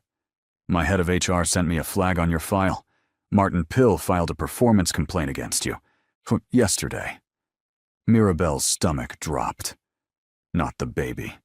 Just her own stomach, cold and sudden. "He filed it yesterday," she repeated. "Yes." Wu's jaw did something that was not quite moving, but was not quite still. One day, after I informed him that I was reviewing the staffing structure of the cleaning department, which he oversees, he looked down the hallway in the direction Martin had gone. "So he was trying to remove you before I could review your record. Why would your staffing review matter to him?" Wu looked at her, and Mirabelle, who was smart and observant, and had been paying attention for 4 months, understood. A beat too slowly. A beat that felt like the floor tilting. What he wasn't saying. "You already knew," she said. "About the baby. Before, just now." He was quiet for exactly 2 seconds. "HR tracks medical leave requests," he said. "Jock and prenatal clinic appointments on company insurance. I saw the record 6 weeks ago." 6 weeks. Her voice cracked. She pulled it back. "And you said nothing." "It was not my place. But you reviewed my contract." "Yes." "And you checked Martin's complaint the moment it came in." "Yes." "And tonight, you came through that specific door." She looked at the black door, still slightly ajar. "Which is not a door you use on Tuesdays. I know your schedule, so I clean this corridor." Woo Seong-hyuk looked at Mirabelle Wells, and for the first time since she had known him, something in his face did not stay still. Something in his eyes shifted, and it was not cold, and it was not calculated, and it was nothing at all like what she expected from the man they called a storm. "No," he said quietly. "It is not a door I use on Tuesdays." The casino hummed. Somewhere down the hall, a door opened and closed. The broken camera watched them with its dead eye. Mirabelle picked up the last of her supplies and put them back on the cart. Her hands were steady. She was proud of her hands for being steady. "What will you do about Martin?" she asked. "That," Woo said, "is already handled. He has friends here, people who owe him." "They owe him less than they owe me." She nodded. She turned her cart toward the east wing. And then she stopped, because something had been sitting at the back of her throat since the moment he crouched on the floor beside her. And she was not a woman who left things unsaid. "Woo Seong-hyuk," she said. Not Mr. Woo, his full name, the way she had heard him introduced at the December dinner. She heard him go, still behind her. "Why did you come through that door tonight?" The silence lasted 4 seconds. "Because," he said, "I was told you were on shift in this corridor." Mirabelle did not turn around. She pushed her cart forward into the east wing and let the silence say everything that neither of them was ready to say out loud. Behind her, she could hear nothing. Not his footsteps, not the door closing, just the hum of the golden spire, alive and electric, and the quiet sound of something beginning. Martin Pill was gone by 9 o'clock the next morning. Not fired. That was the part that surprised everyone. He was reassigned. Moved to an affiliate property 4 hours away. Effective immediately, with a note in his file that said, "Conduct review pending," and nothing else. No announcement. No scene. Just his office cleared by 8:30, and his parking pass deactivated at 9. The staff talked about it for 3 days. Mirabelle said nothing. She showed up to her shift, clocked in, and mopped the east corridor like she always did. Her cartwheel squeaked at the same spot they always squeaked. She wore her uniform and kept her braids up and didn't think about black doors or quiet voices or the way a man could crouch on a floor in a good jacket and make her feel, for the first time in a long time, like she was worth crouching for. She thought about it constantly. The Golden Spire was not small. It had 4 casino floors, 2 restaurants, a hotel tower, a rooftop event space, and enough staff that you could go a full week without seeing the same face twice. So Mirabelle had spent her first 3 months learning the building the way she learned everything. Carefully, methodically, 1 wing at a time. She knew which elevators were slow and which were fast, which vending machine on the 3rd floor gave 2 items for the price of 1 if you pressed B7 twice, and which door in the east corridor was never used on Tuesdays, until it was. And on Thursday, 2 days after Martin disappeared, and 4 days before the thing that changed everything, Mirabelle was in the rooftop garden. It was part of her rotation. The rooftop needed cleaning every Thursday morning before the event team came in to set up. She had her cart, her gloves, her braids under her cap, and a breakfast wrap from the staff cafeteria that she ate standing up while looking out at the city of Cheongju spread below her like a quilt. She liked Cheongju. That surprised her.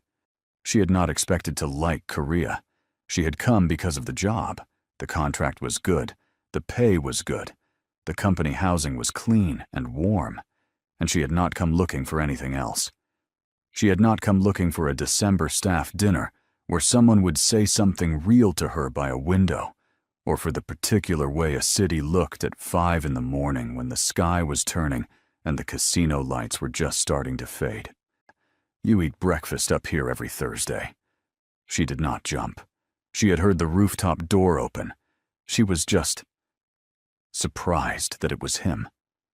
Woo Seong-hyuk stood at the edge of the garden terrace, hands in his pockets, looking at her with the expression she was beginning to understand, was his version of a smile. Not the movement of his mouth, just a certain quality in his eyes, an attention. "You're tracking my schedule," she said. "You tracked mine." I cleaned the corridor. "Sit down," she said, mostly because the alternative was standing there being watched, which was doing things to her equilibrium that she could not afford. "I have another wrap if you want it." He sat on the actual garden bench, which was a little damp from the morning, and he did not check it first. He just sat. And Mirabelle handed him a breakfast wrap from her cart bag, and he took it, and they sat there, 5 floors above Cheongju, eating breakfast at 6 in the morning, like this was a thing they did. "How is your shoulder?" he asked. "Better." "The bruise?" "Fading." She glanced at him sideways. "You really did read my file." "I read everyone's file when something concerning comes to my attention." "Am I a concerning thing?" He took a bite of the wrap, chewed, but considered this with more seriousness than the question probably deserved. "You are a woman who was shoved into a wall in my building," he said, "while carrying something that belongs to both of us, and I did not stop it before it happened." The last 5 words arrived in Mirabelle's chest like a stone dropped into still water. She felt the rings of it move outward. "You couldn't have known. I should have dealt with Martin 2 months ago. I had 3 other complaints about him from different staff members. I was..." A pause. "Being careful. Methodical. I did not want to act on incomplete information. And now? And now a woman I care about was hurt in my building. Methodical is for when the stakes are abstract." He looked at her steadily. "The stakes are not abstract anymore." Mirabelle set down her wrap. "Woo Seong-hyuk," she said carefully. "What are you saying to me?" "I'm saying," he said, equally carefully, "and that December was not something I imagined, and that I have spent 4 months deciding whether to say that out loud." "Why 4 months?" "Because you are my employee, and you are entitled to a workplace where you do not have to navigate anything complicated from me. And because I was not sure," he stopped. "Not sure of what?" "Not sure you felt the same thing." Mirabelle looked at the city, at the morning light catching the tops of the buildings, at a city she had not expected to love, phone in a country she had not expected to stay in, sitting next to a man she had not expected to understand. "I do," she said. "Feel the same thing." The morning was quiet. "The baby," he said. "I want you to know. Whatever you decide, whatever you need, I am not going anywhere." "You don't..." "I know I don't have to." He turned to look at her. "I want to." And Mirabelle, and who had been managing everything alone, the baby and the shifts and the aching back and the 4 months of pretending that December had not mattered, felt something unlock in her chest. Not dramatically, not with any great noise, just a door opening, the smallest possible crack of light. "I have a doctor's appointment next Tuesday," she said. "If you wanted to know, I want to know." "It's at 2 in the afternoon. I'll be there," she nodded. She picked up her wrap and finished it. He finished his.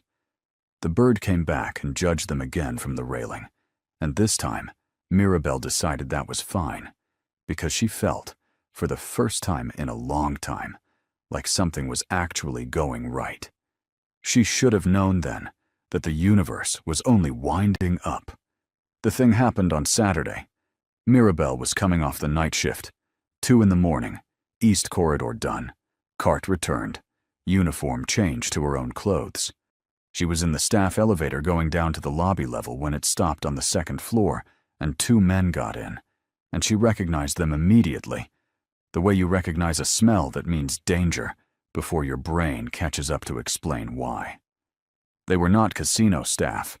Their clothes were right, casino adjacent, the kind of neat and neutral that said business without saying what kind. But she had been in this building long enough to know its people, and these 2 were not its people. They looked at her. She looked ahead. 3rd floor maintenance hall, one of them said, in Korean to the other.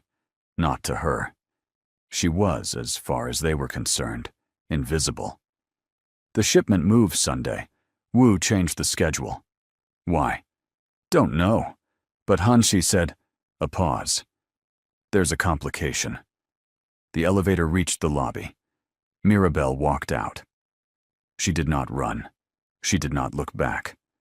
She walked through the lobby at her regular pace, pushed through the staff exit.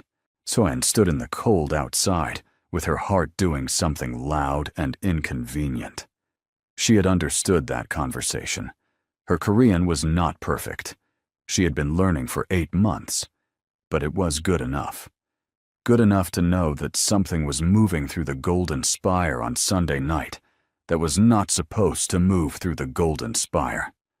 She also understood something else. If those men had realized she understood them, she would not be standing outside in the cold right now.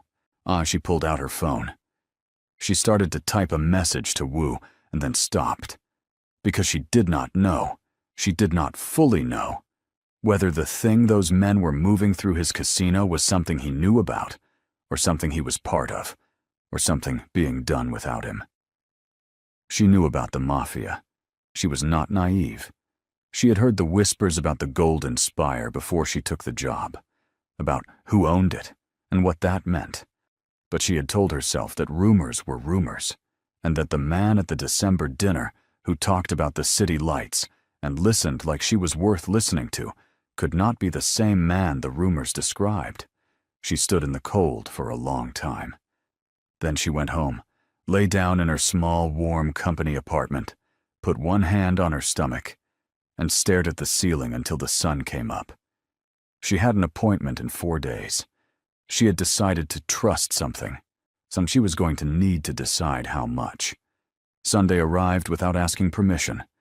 Mirabelle spent the morning pretending to be normal. She made porridge. She watered her one plant, a stubborn little succulent named Stephen, who had survived 3 near deaths and 2 international moves in her bag. She reread the conversation in the elevator 17 times in her head, trying to find a version of it that meant something ordinary. There was no ordinary version.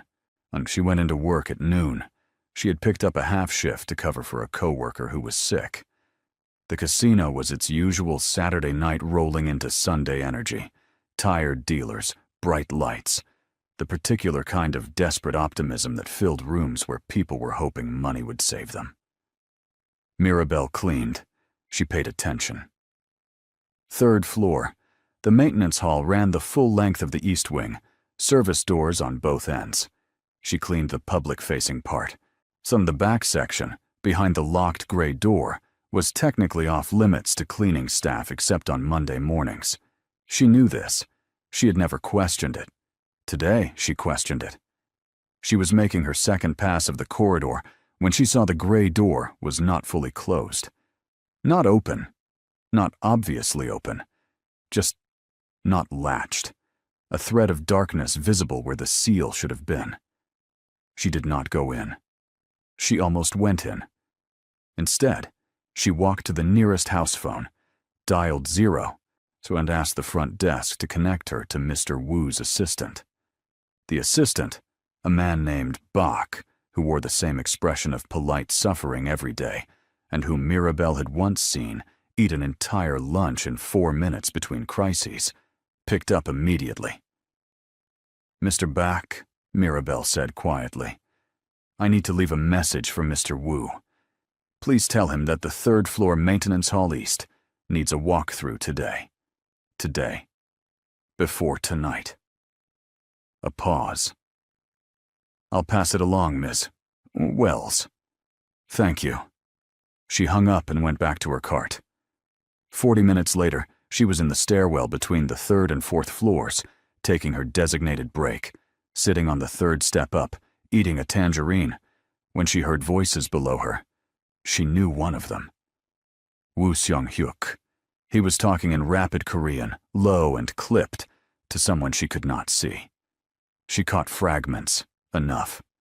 The words, "not authorized," and "who gave the order," and then something harder, something she did not have vocabulary for, but the tone carried just fine. Then, "who left the door?" A male voice, not Bach, someone else. "We don't know yet." "Find out. Tonight." "And the shipment?" A long silence. "Halt it," Wu said. "Pull the team. I want every person who was on that list in my office by 10. Footsteps. Going away. Not toward her. Mirabelle sat very still on her stairwell step, tangerine in her hand, and realized that her warning had landed, that Wu had received it, had moved on it, and was shutting something down that someone else had started in his building without his knowledge, which meant one of two things. Either Woo Seong-hyuk was exactly what the kind version of the rumors said, a man who ran a complicated business but drew hard lines, or he was extremely skilled at performing the version of himself that would make her trust him. Mirabelle had always been good at reading people. She had also always been wrong about exactly one person at a time, even when she was aware that her record here was imperfect. She finished her tangerine and went back to work. At 7 that evening, she got a message on the staff internal system, not from Mr. Bach, from Wu directly. "Can you come to the rooftop after your shift?" Mirabelle stared at that message for a full minute. "Yes," she typed back. The rooftop at 9:15 was dark and cold, and the city below them was just starting to come alive. Restaurants filling, cabs moving, the casino lights below throwing soft patterns across the stone terrace. Wu was already there when she arrived. He was standing at the railing, and he turned when he heard the door. And the first thing she noticed was that he looked tired. Not the kind of tired that came from working late. The kind that came from something going wrong that you had been trying to stop. "You knew about the 3rd floor," he said. "Not an accusation, a statement." "I heard 2 men talking in the elevator Friday night," she said. "I understood enough. You could have told me immediately. I didn't know yet whether I should." He was quiet. He turned back to the railing and looked at the city. "That's fair," he said. She moved to stand beside him, leaving a foot of space between them. "What was it?" "The shipment. Something that should not be in my building." His voice was tight. "Someone inside my organization has been using the East Maintenance Hall to move things they were never authorized to move, using my name, using my connections." He paused. "I have been watching for this for 6 months. Someone has been building a shadow operation inside the Golden Spire and routing it through channels that look like mine, but aren't." "Someone on your team?" "Yes." "Do you know who?" "I have a strong suspicion." His jaw shifted.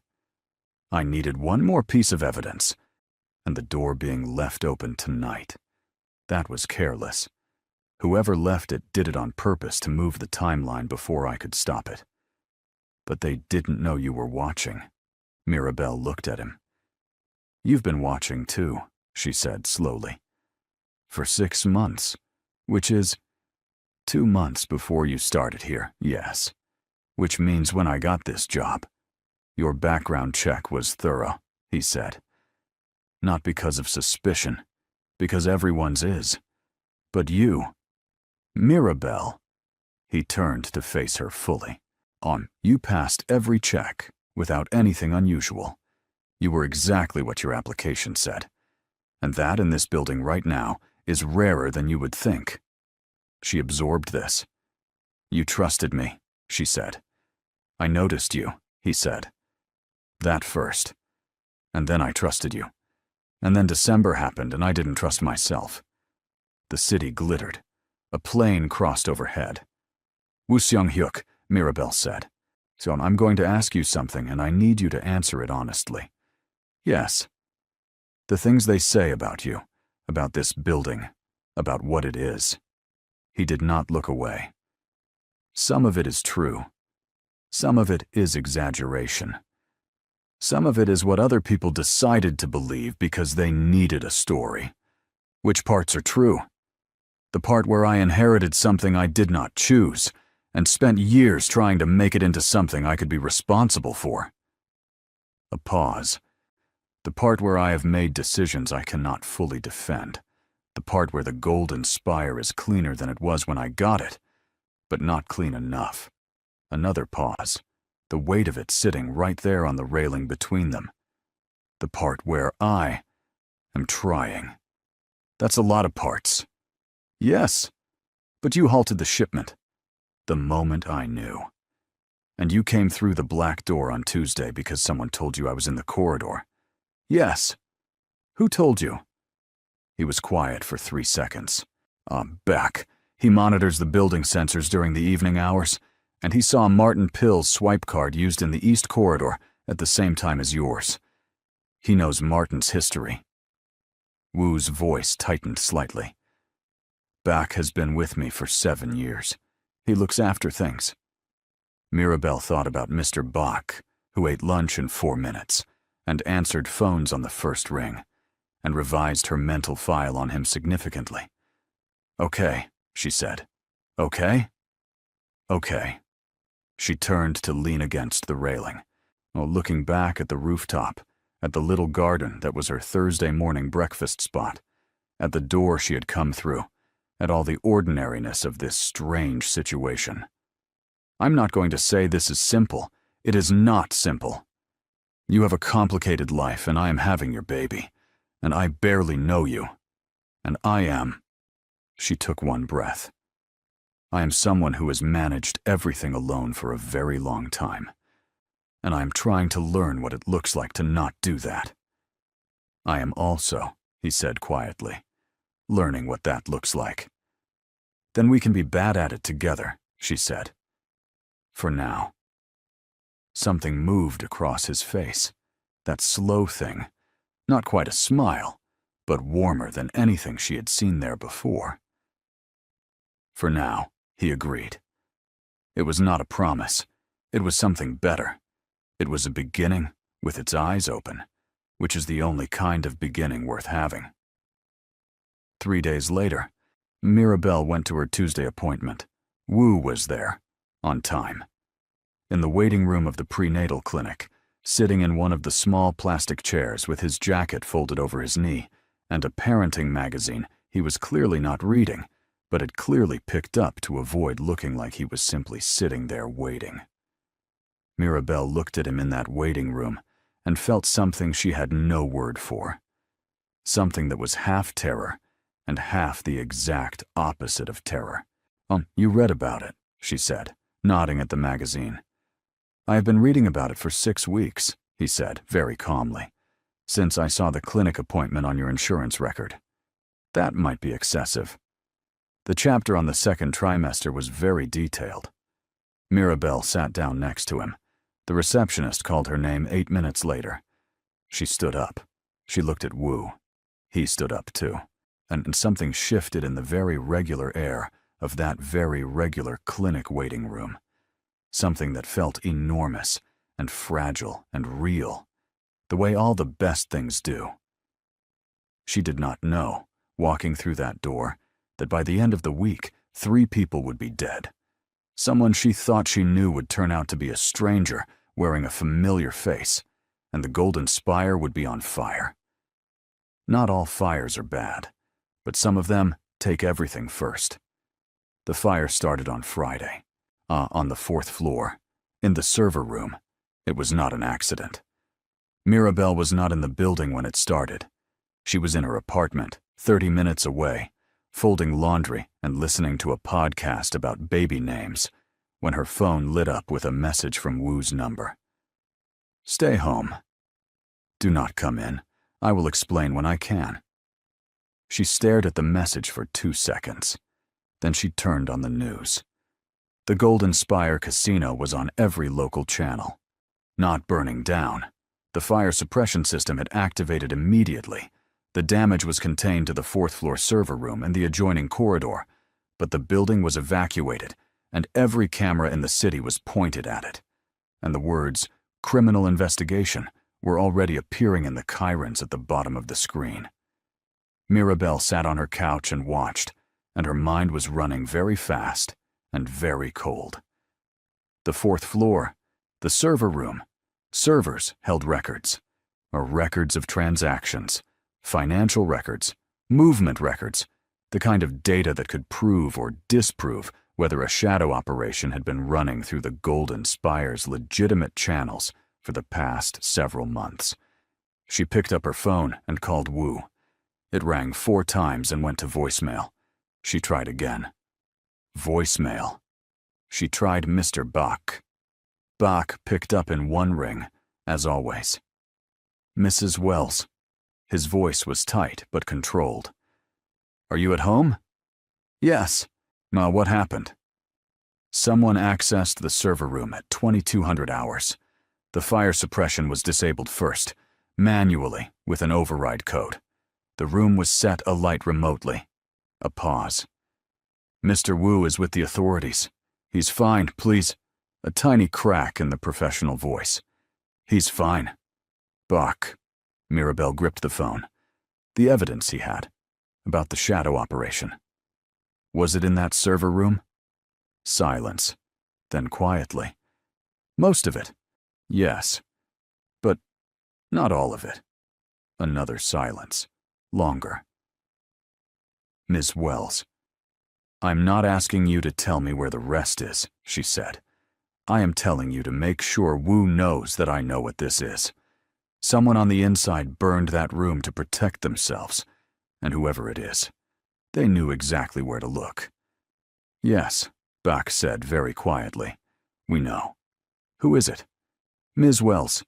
"Bach." Her voice was steady. She was surprised by how steady it was. "Who?" The name Bach said was one Mirabelle recognized, and not someone high up, not someone obvious. A middle manager in the operations division, unremarkable and efficient, who had been with the Golden Spire for 11 years, and whom Mirabelle had seen every single week in the East Corridor, because his office was adjacent to the maintenance hall, because he had a key to the gray door, because he was, now that she saw it clearly, exactly the kind of person you would not suspect if you were looking for someone spectacular, and exactly the kind of person you should suspect if you understood that real danger wore an ordinary face. His name was Greg Sutter. He was 51 years old, had 2 children, coached youth basketball on weekends, and had been funneling contraband shipments through the Golden Spire's maintenance infrastructure for 3 years. "He's gone," Bach said. "Left the building before the fire was reported. His apartment is cleared out." Mirabelle closed her eyes. He knew the moment Wu halted the Sunday shipment. Yes, he realized the investigation had gotten close and he burned the evidence and ran. "Does Wu know it's him?" "Wu confirmed it 40 minutes ago. He gave the name to the authorities." Mirabelle let out a long, slow breath. "Okay." "There is one other thing," Bach said. His voice had shifted, very slightly, but she had learned to hear his shifts.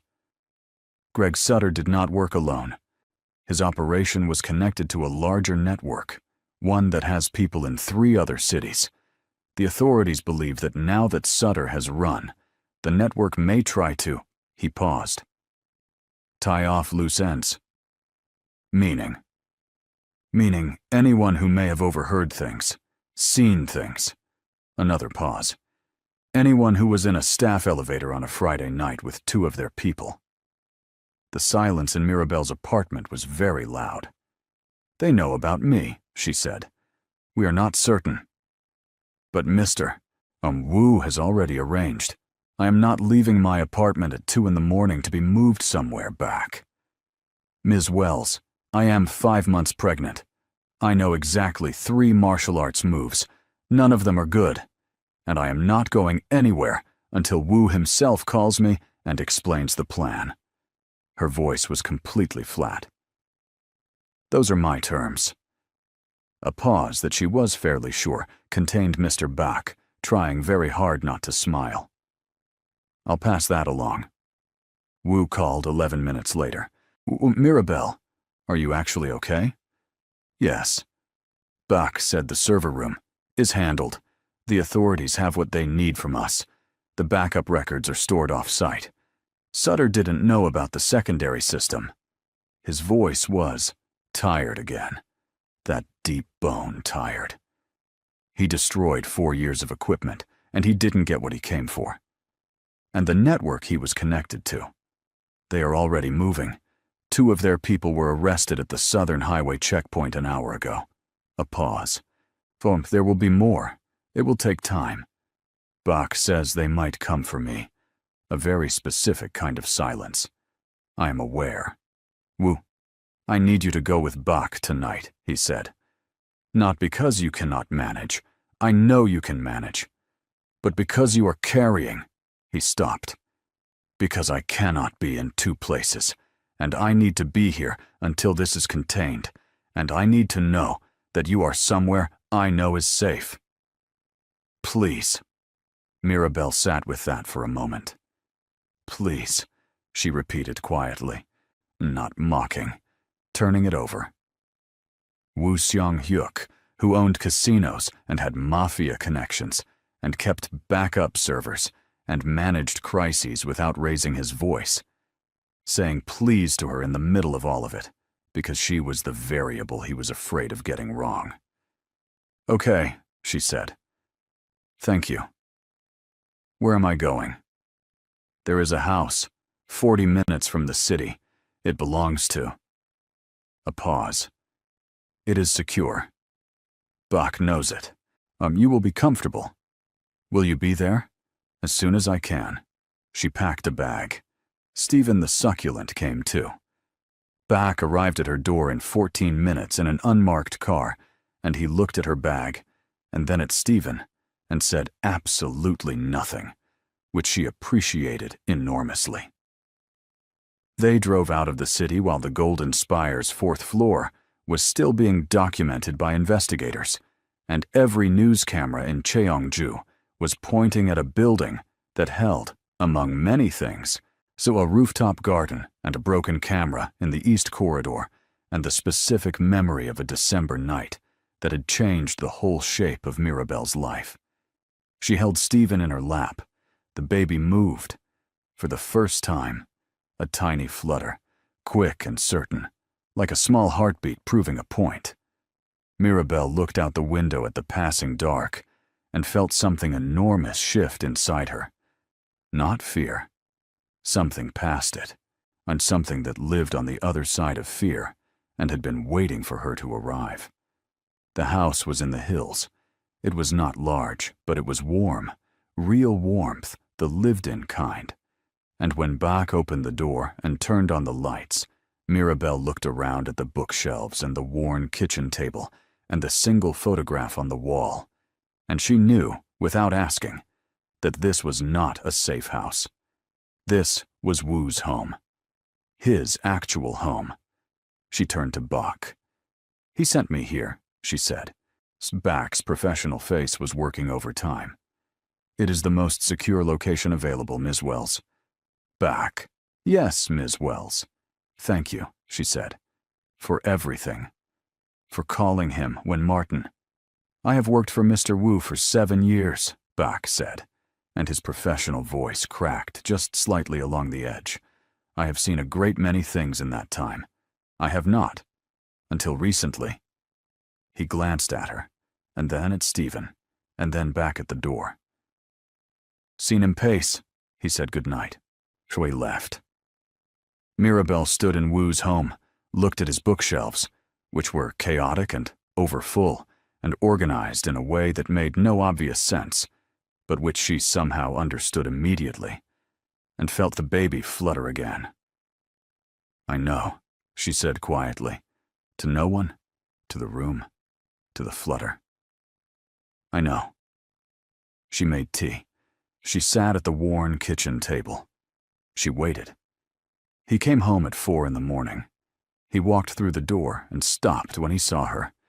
At his kitchen table, in his home, and with Stephen on the table, and both hands around a mug, and her braids down from their cap, for the first time since he had ever seen her, falling around her face in thick, dark coils.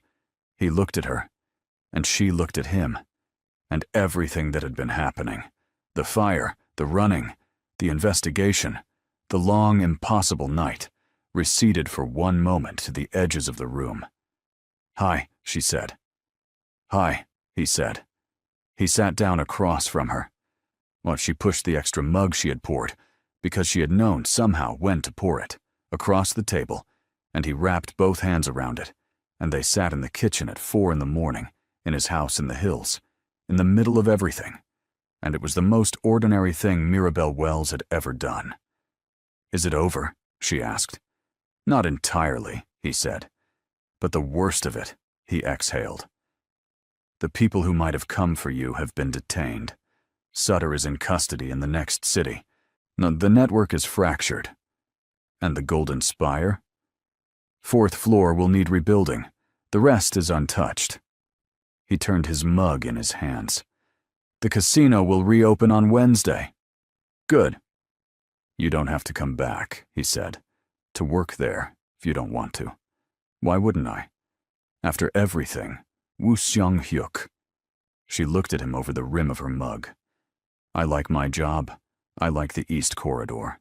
I like the Thursday mornings on the rooftop. A pause. Ma, I like the view from up there. He was quiet.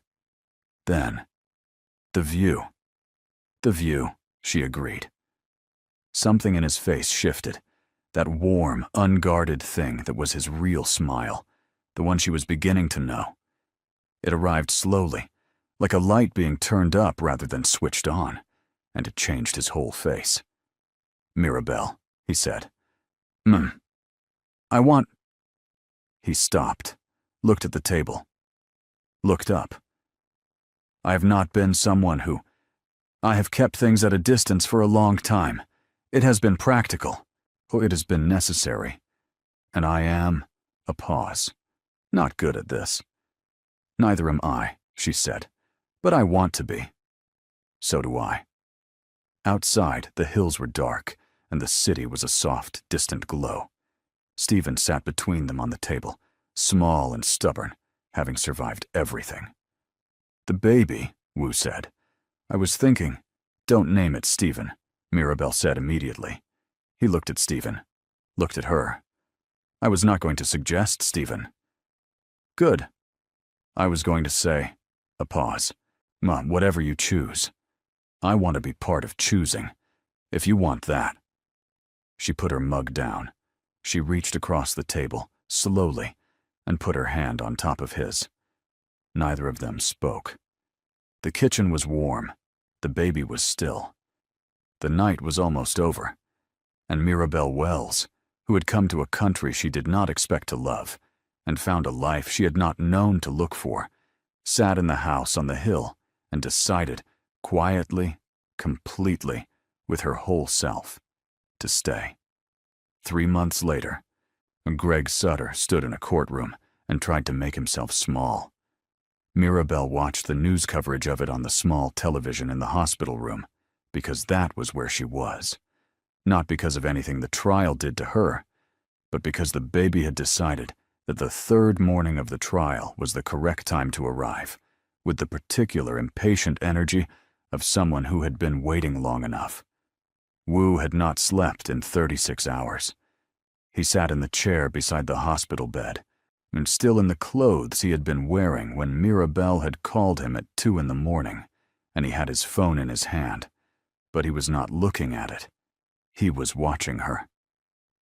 Every few minutes he would ask if she needed water, or the nurse, or the blanket adjusted. And Mirabelle, who was exhausted and powerful and in no mood for nonsense, would say, "I'm fine," and mean it, because she was. She was fine. She was better than fine. She was bringing a person into the world, or in a hospital in Cheongju, with Stephen on the windowsill and Bach in the waiting room eating a 4-minute lunch in the hallway because he refused to go home. And she felt certain, solidly, unexpectedly, fully certain. The baby arrived at 6:47 in the morning. A girl, small and loud and entirely herself, with her mother's nose and her father's serious expression, and both of their stubbornness, for a very long time, which was the most for a very long time, which was the most emotional thing Mirabelle had ever seen from him, because she now understood that his silences were not empty. They were full. They were where he kept the things that mattered most. "She's real," he finally said. "Yes," Mirabelle said. "She is. She's—" He looked up. His eyes were doing something that she had never seen his eyes do, something wet and undefended and completely unashamed. "Mirabelle, I know," she said. "I know." They named her Yeon Joy. Yeon for Korea and Joy for Mirabelle's grandmother, who had been a woman who kept succulents and said that any plant that survived a winter had earned the right to be proud. The trial concluded 7 weeks later.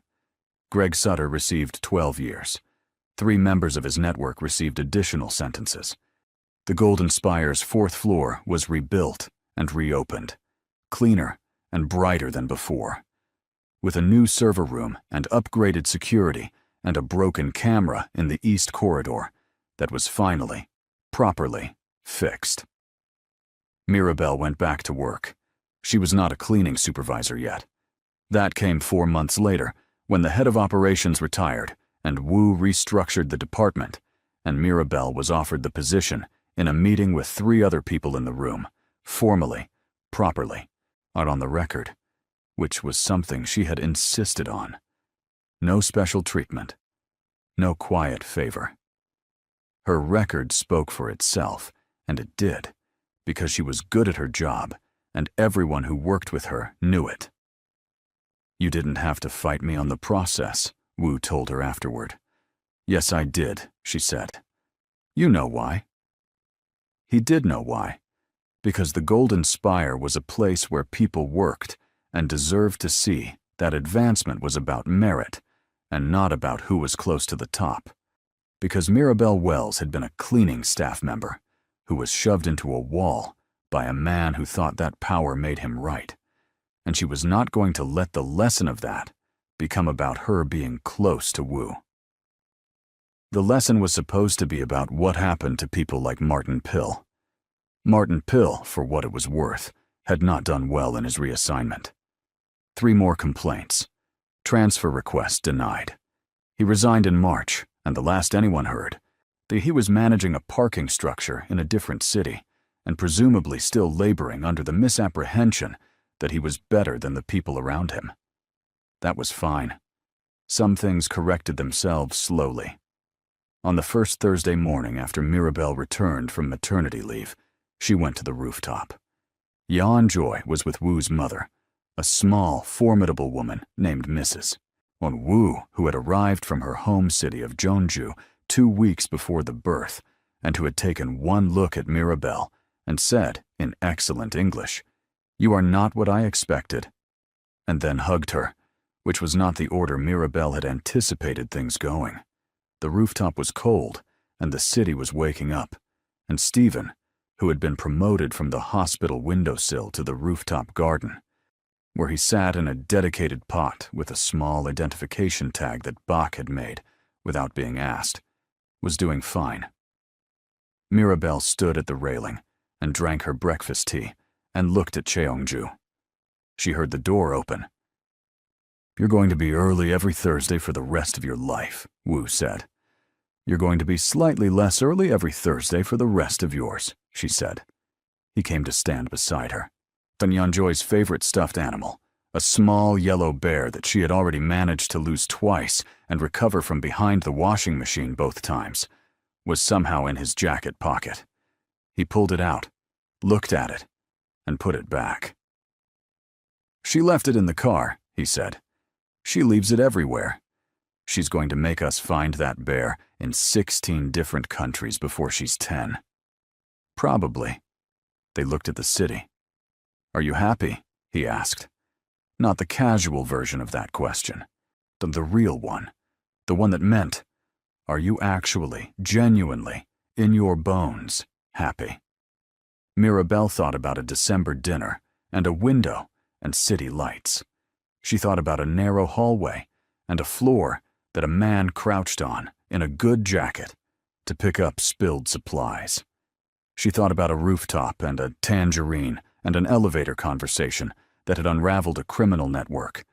She thought about a hospital room at 6:47 in the morning and a baby who arrived with her mind already made up. Yes, she said. He reached out and took her hand. She let him. The city of Cheongju stretched below them, bright and enormous, and completely unaware that it was being watched by two people who had found each other in the most unlikely of circumstances, in the middle of the most complicated of situations, and decided, separately and then together, to stay. But Stephen said nothing. Stephen was a succulent.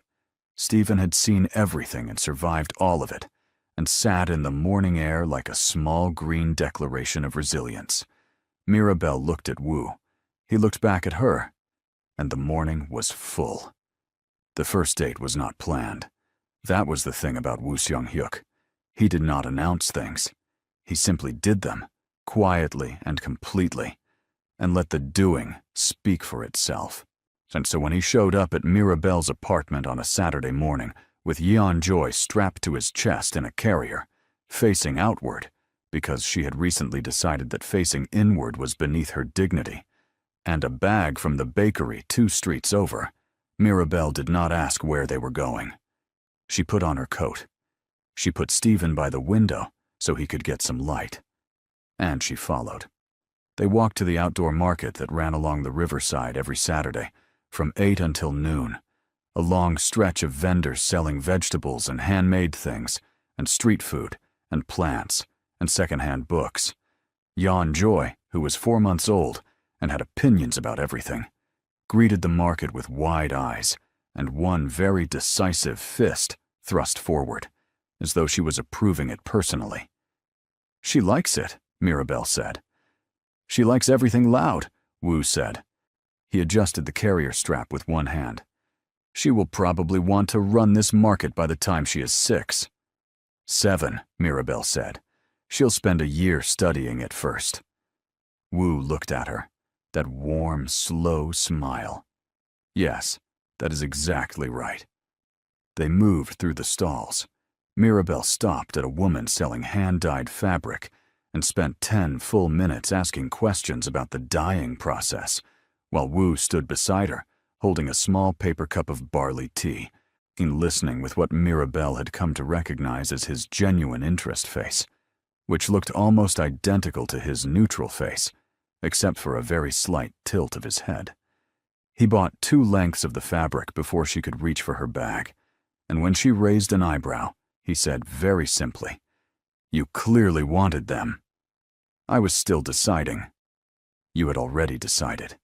You were just negotiating with yourself. This was, unfortunately, accurate. They ate rice cakes from a paper tray at a riverside bench, passing the tray between them, while Yeon-joy regarded a nearby pigeon with the focused intensity of someone planning a detailed investigation.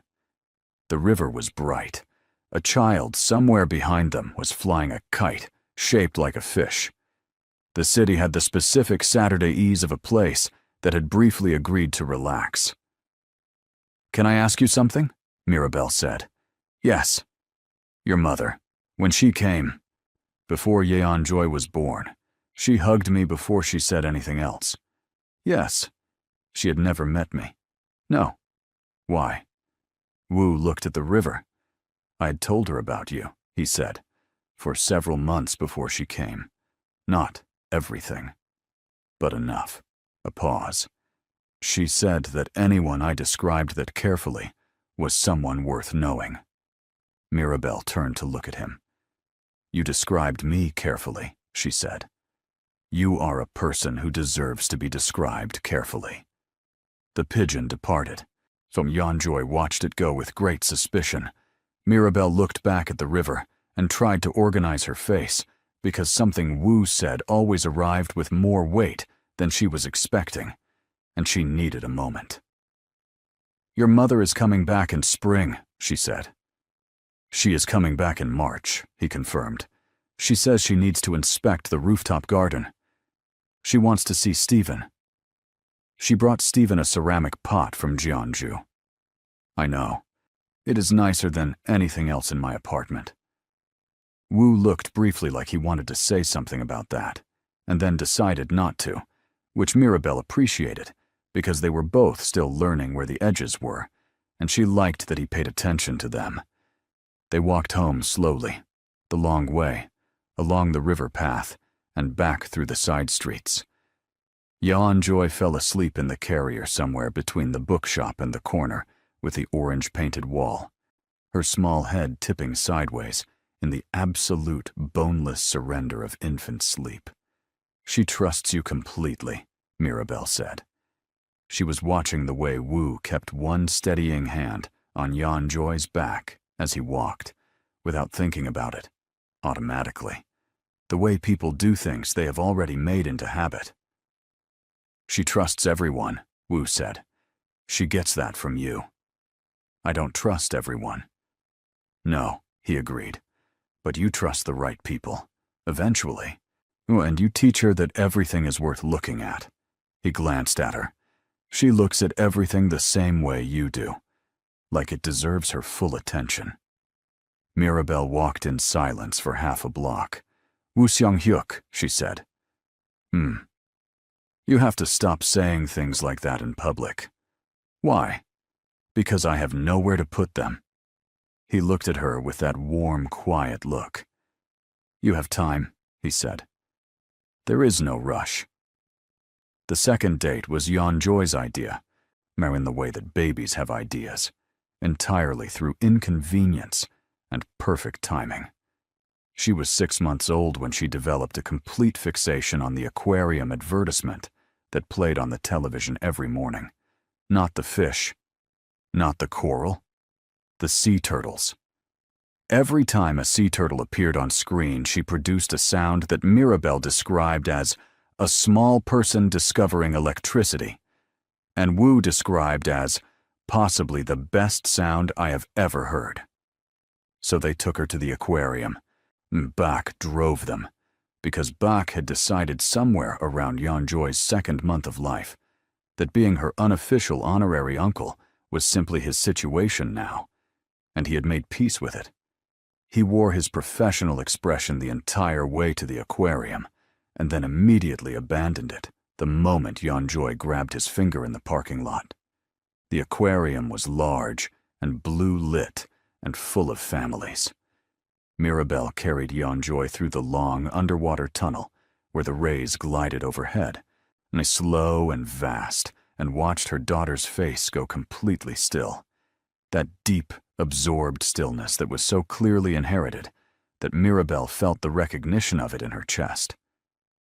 She does that, Mirabelle said, when she is really, truly looking at something. Wu was beside her, watching Yeonjoy watch the rays. Yes, he said. I know where she gets it. You do the same thing. I have been told. By who? By Bak, repeatedly, usually when I am looking at you. Mirabelle looked up at him. Our rays are very large, he said. Very rays are very large, he said. Very impressive. You are changing the subject. I'm appreciating marine life, Yeonjoy shrieked with pure joy. The sea turtles had arrived. The three of them stood in the blue light of the turtle tank for 20 minutes. Yeonjoy pressed one palm flat against the glass, and the largest turtle drifted close, so enormous and ancient and entirely unbothered, and regarded them all with a calm that suggested it had seen everything and found it acceptable. "I want to come back," Mirabelle said. "We will come back," Wu said. "Every month. Every month. She is going to make us members." She already has Bach looking at the membership tiers. Mirabelle started laughing. Real laughter. The kind that comes from somewhere uncomplicated and warm. And Yeonjoy turned to look at her mother, and then laughed too. Because she always laughed when Mirabelle laughed, as though joy was something you learned by watching the people you loved. The third date was Mirabelle's. She planned it. Properly, quietly, on a Tuesday evening, while Yeonjoy was asleep, and Wu's mother was visiting, and had taken over the apartment kitchen in a way that Mrs. Wu did not so much ask permission for as simply make happen. Mirabelle told Wu to be ready at 7 and not to wear anything he minded getting slightly flowery. That he arrived at 7. He looked at her, then at her own flour-dusted apron, and said, "Cooking class." "Cooking class," she confirmed. It was a small neighborhood class. 6 people around a long kitchen table, a cheerful instructor named Hyeon, who was very patient with beginners, and a menu for the evening that included doenjang jjigae, japchae, and a rice dessert that Mirabelle had been determined to learn since the first time she tasted it. Wu was, it turned out, a better cook than he had let on. He moved around the kitchen with the same quiet efficiency he brought to everything, chopping vegetables with a precision that made Hyun pause and say something complimentary in rapid Korean that Mirabelle only half caught. "He said your knife work is very good," Mirabelle told Wu. "I grew up in a house with no restaurant budget and a grandmother who believed that a person who could not feed themselves was a person at the mercy of everyone else," Wu said. He swept the vegetables into the pot without looking at her. She was very small and extremely correct about most things. "She sounds like Mrs. Wu." "My mother is exactly like her. It is the continuity of a particular kind of woman." He looked at Mirabelle sideways. The kind who knows what they want and goes after it without making a speech about it. Mirabelle stirred her jjigae. "Are you complimenting me or describing your grandmother?" "Both," he said. "It is efficient." The food they made was good, better than Mirabelle expected from a beginner class, actually, and they ate it at the long table with the other 4 participants, a mixed group of ages, who were cheerful and curious, and asked them how long they had been together with the casual friendliness of strangers at a shared table. Mirabelle and Wu looked at each other. "A year," Mirabelle said, which was, roughly, the truth. It was the December dinner, plus 12 months, plus everything that had happened in between.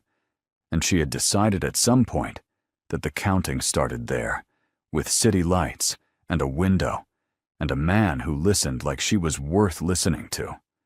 Wu looked at her with his real smile, the full one, for just a moment. "A year," he agreed.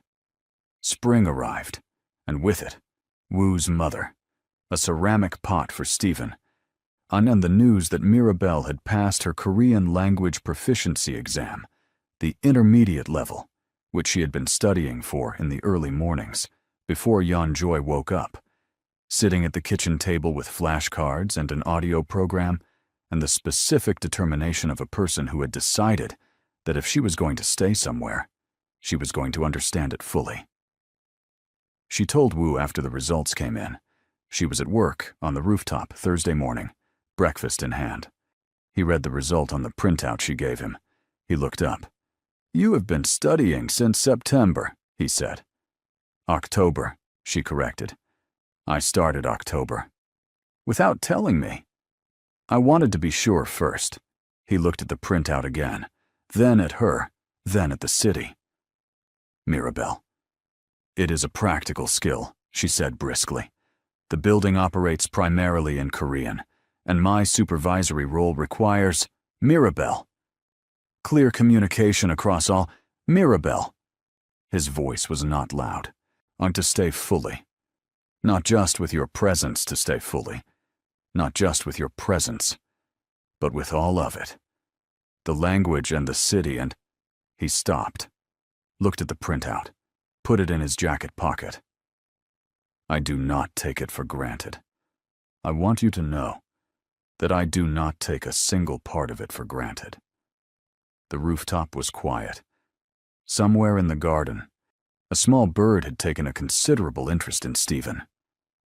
I know you don't, Mirabelle said. They stood at the railing with their breakfast, and the morning, and the city below them, and the whole long, unlikely year between them. Jan Joy was at home with Mrs. Wu, probably being taught something formidable about self-sufficiency. Bach was downstairs, 4 minutes into his lunch.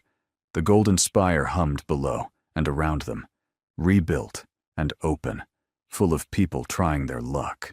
And Mirabelle Wells hadn't come to Cheongju looking for any of this. She had come for a job and a clean apartment and a fresh start. And she had found, without planning it, without expecting it, in the middle of a narrow hallway and a broken camera and a December night that had changed the whole map of her life. Something that fit. Not perfectly. Nothing fit perfectly. There were still hard conversations and complicated histories, and a man who had inherited a world she was still learning to navigate, and a baby who would grow up between two cultures and carry both of them in her name. But it fit the way real things fit, with some edges and some adjustment and the ongoing willingness to keep showing up. Stephen is being looked at by a bird, Wu said. Stephen has survived worse, Mirabelle said. True. The bird lost interest and flew away. The city kept going. So Jan Joy, 40 minutes away, was presumably already planning her future. And on the rooftop of the Golden Spire, two people who had found each other in the most unlikely of ways stood in the morning light and let the day begin. Mirabelle came to a country she never planned to love, survived everything it threw at her, and built something real from the rubble. And that is exactly what courage looks like when no one is watching. Subscribe now so every new story lands right where you are. Share this with someone who needs to be reminded that the right people always find their way to each other. When the blind boy's humiliation began, it happened in full view of his father's entire household. Young Minho, 12 years old, small for his age, with dark glasses resting on his nose and a white cane beside him, had been searching for the dining hall on his own. His father had insisted on it. You will not be carried through this world, Kwon Duk-soo had told him that morning, his voice the kind of flat and quiet that made grown men straighten their backs. You will learn every corner of this house until it is yours. So Minho had tried. He had counted steps the way his mobility teacher had taught him. Left at the 5th door. Forward until the air changes. Right when you smell the kitchen. But someone, and they would later find out it was deliberate, had moved a decorative bench into the middle of the hallway. Minho's cane caught the leg of it. He stumbled. He didn't fall completely, but his glasses slipped sideways, and his cane clattered loudly against the tile floor, and the sound of it rang through the hall like a bell announcing something shameful. 3 of the household's younger male staff members were nearby, kitchen runners mostly, boys not much older than Minho himself, who had been hired through a staffing agency and who had not yet learned what it truly meant to work in the house of Kwon Duk-soo. One of them, the tallest, with a sharp chin and restless hands, laughed first. It wasn't loud. It was worse than loud. It was the kind of laugh that's meant to be heard only by the people nearby, the kind that creates a circle of cruelty so small and intimate that the person being laughed at feels completely alone inside it. "Aigu," the tall one muttered, loud enough. "The young master can't even walk straight." Another one snickered. His father commands half this city, and his son can't find the dining room. Minho stopped. He crouched slowly, reaching for his cane with practiced, careful hands. His face was absolutely still. That was the thing about Minho. He had learned early that showing pain only gave people more of what they wanted. So he kept his expression like still water. But his fingers, searching the floor, they were shaking. And that was the moment she appeared. Nobody had noticed Esther Randy in the hallway. That was, in many ways, the story of Esther's entire life. She occupied spaces without people registering her presence until she did something impossible to ignore. She was 23 years old, with a round face and deep brown skin that caught light warmly, and she was built the way she had always been built, full and soft and wide, in a household that seemed to value only sharp and small and quiet. She had been carrying a basket of freshly folded linens, heading toward the East Wing, wearing the standard gray uniform that all junior maids wore. She had watched the moment unfold from the far end of the hallway.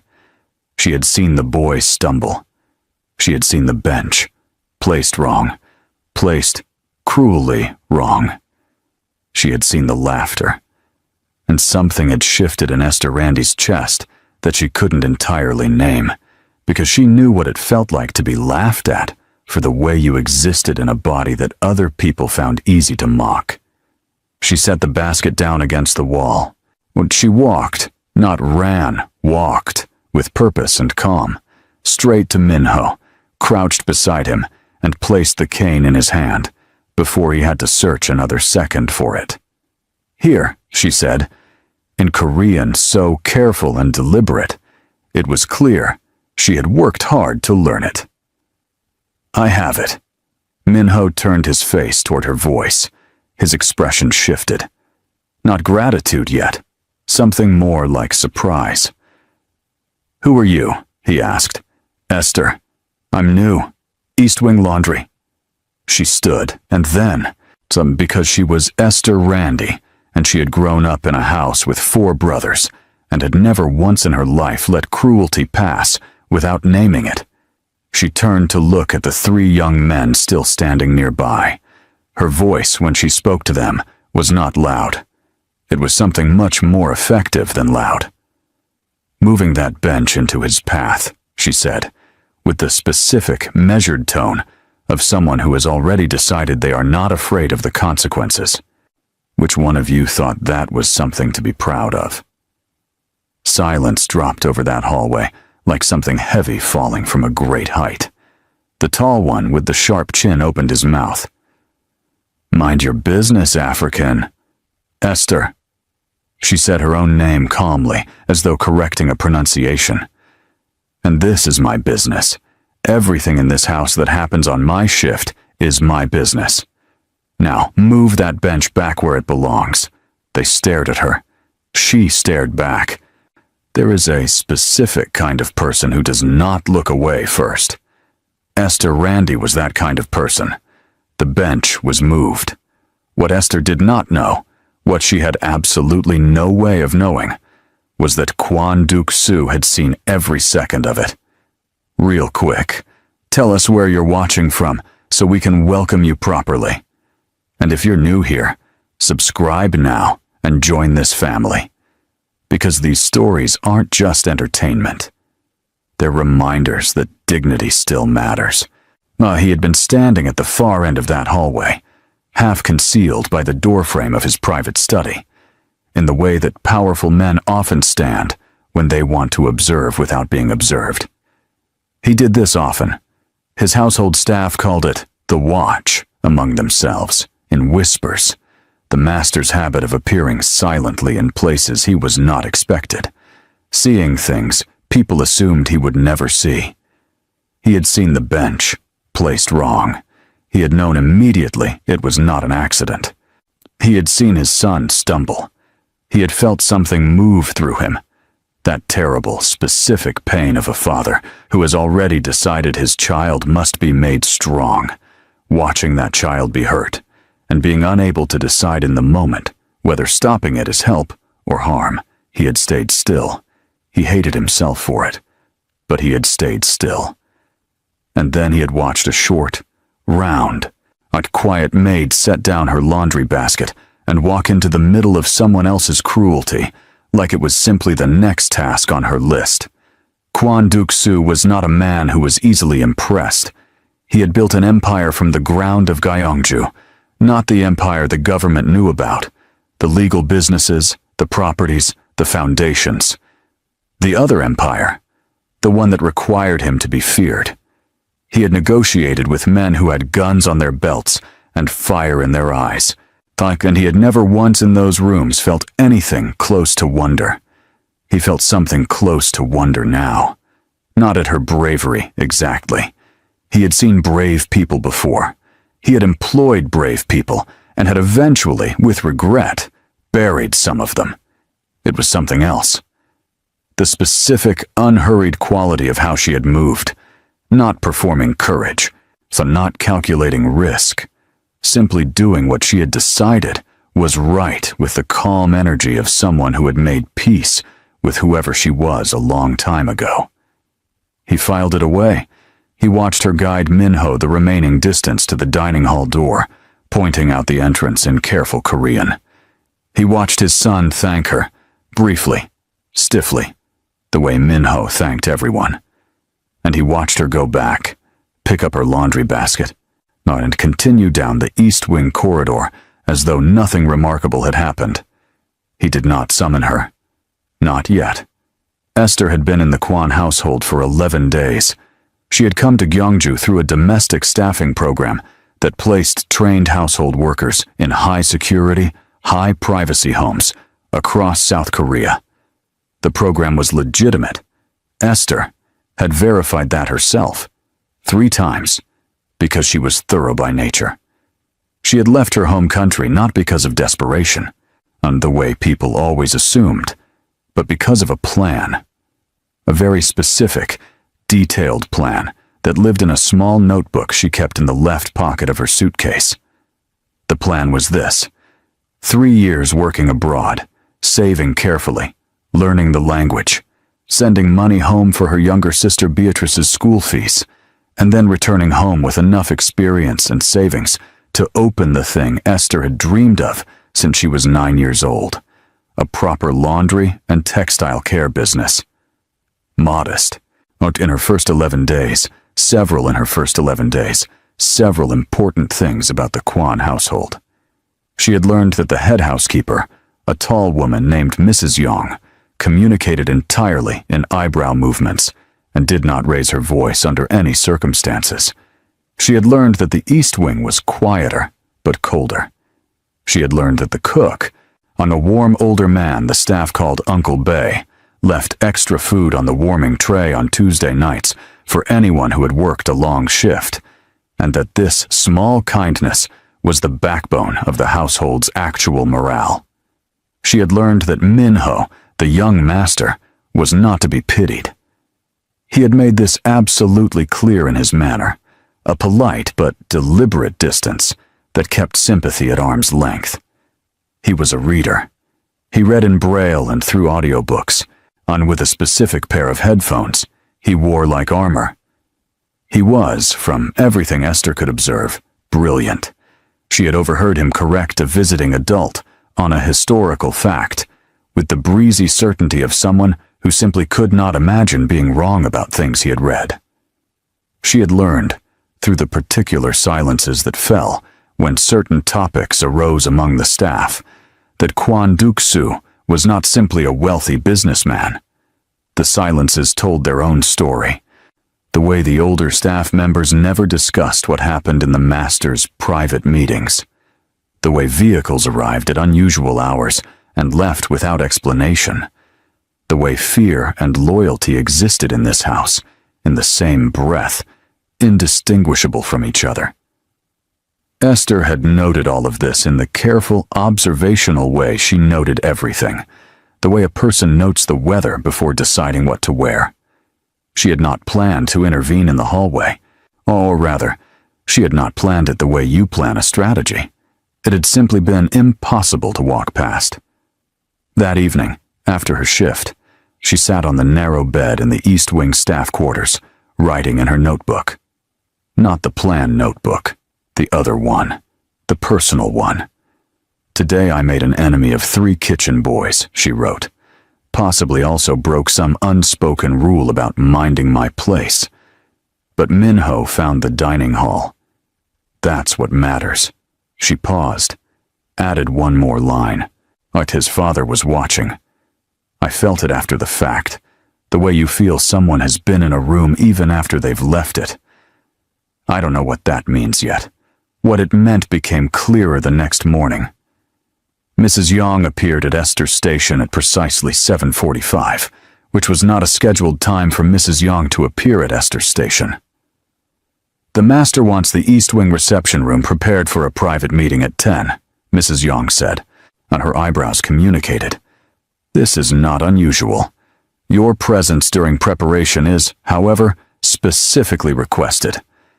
Do not ask why, because I will not tell you. Esther nodded. Yes, ma'am. She prepared the East Wing reception room with her standard thoroughness, not performative thoroughness, which she had noticed some of the other staff defaulted to when they believed they were being evaluated, but genuine thoroughness, because Esther Randy could not do something halfway. It disturbed something in her. At 9:58, she was finishing the last of it when the door opened. Kwon Duk-soo walked in. He was not what Esther had expected, though she had been careful not to build an expectation. He was perhaps 50, lean in the way of someone who had never stopped moving, with silver threading through dark hair, and a face that had clearly once been sharply handsome, and had aged into something more severe than that. He wore a plain, dark suit. He looked like someone who had long ago decided that his appearance was not where his power lived. He looked at the room. Then he looked at her.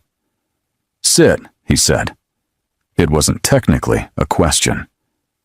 Esther sat. He sat across from her at the low table. Not the head of it. Not a power position, simply across. And he looked at her with the same quality of attention she imagined he brought to most things. Complete and slightly uncomfortable for the person receiving it.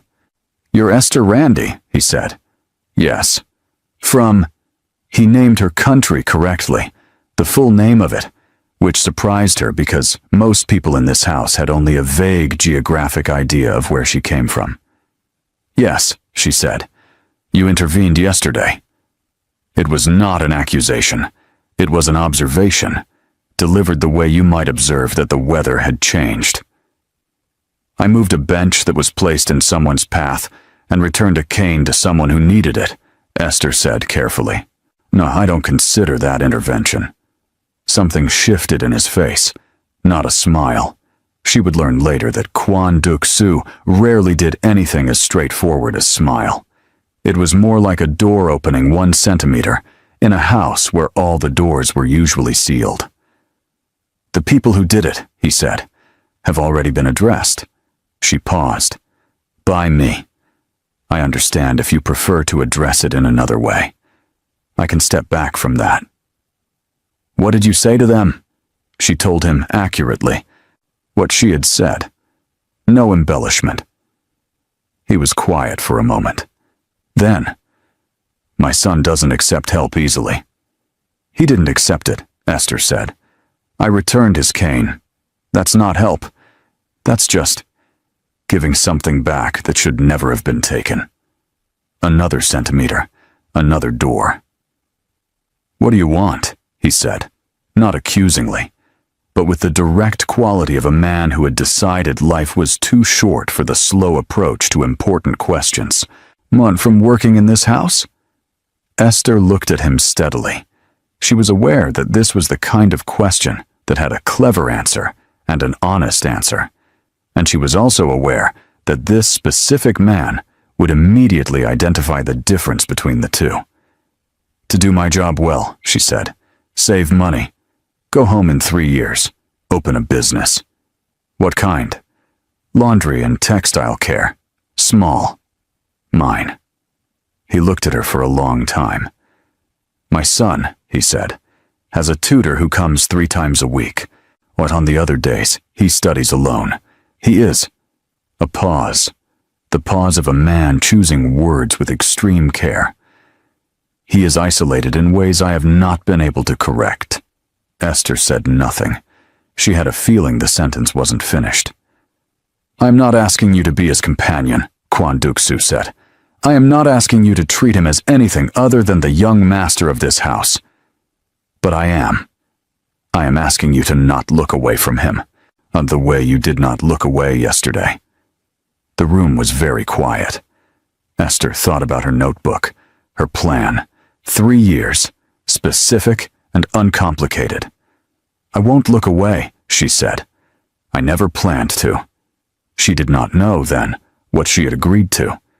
She did not know that Min-ho, in his room that same morning, had asked Uncle Bae, in the careful, casually curious voice he used when he was actually desperate for information, what the name of the maid in the East Wing was.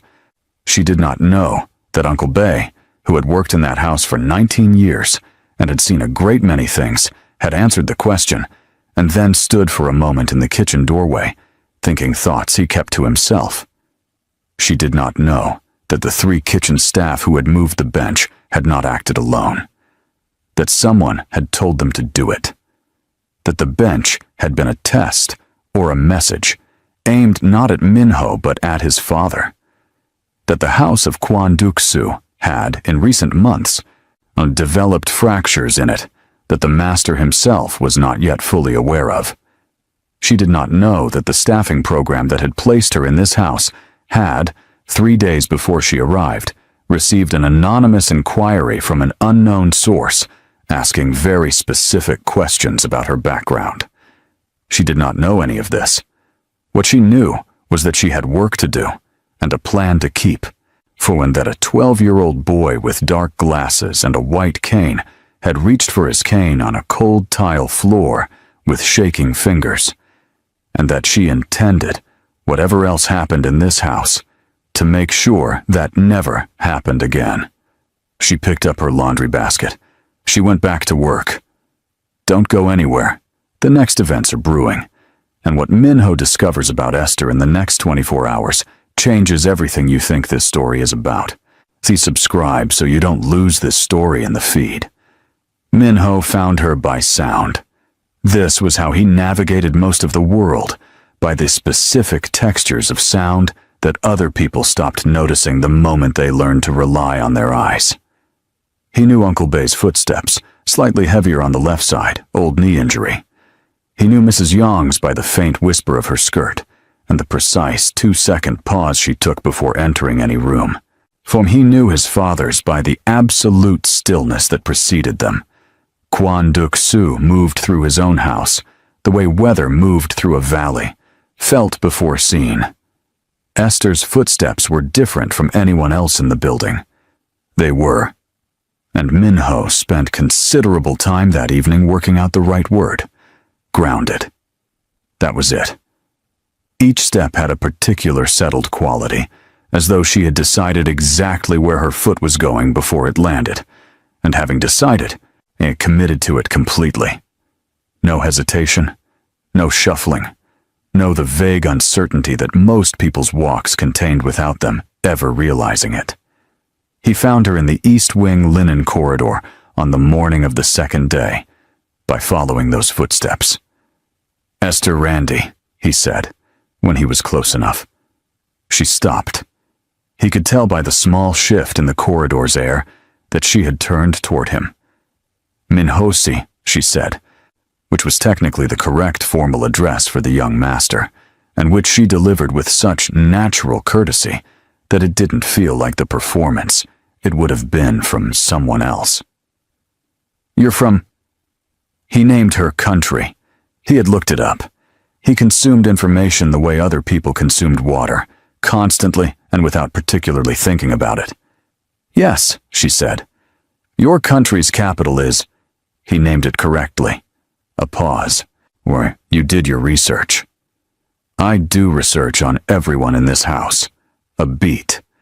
It takes less time than most people would think. I believe you, Esther said, and her voice had a quality in it that he was not used to. Not indulgence, not the soft, careful tone people used around him, as though he were made of something fragile. Just honest engagement.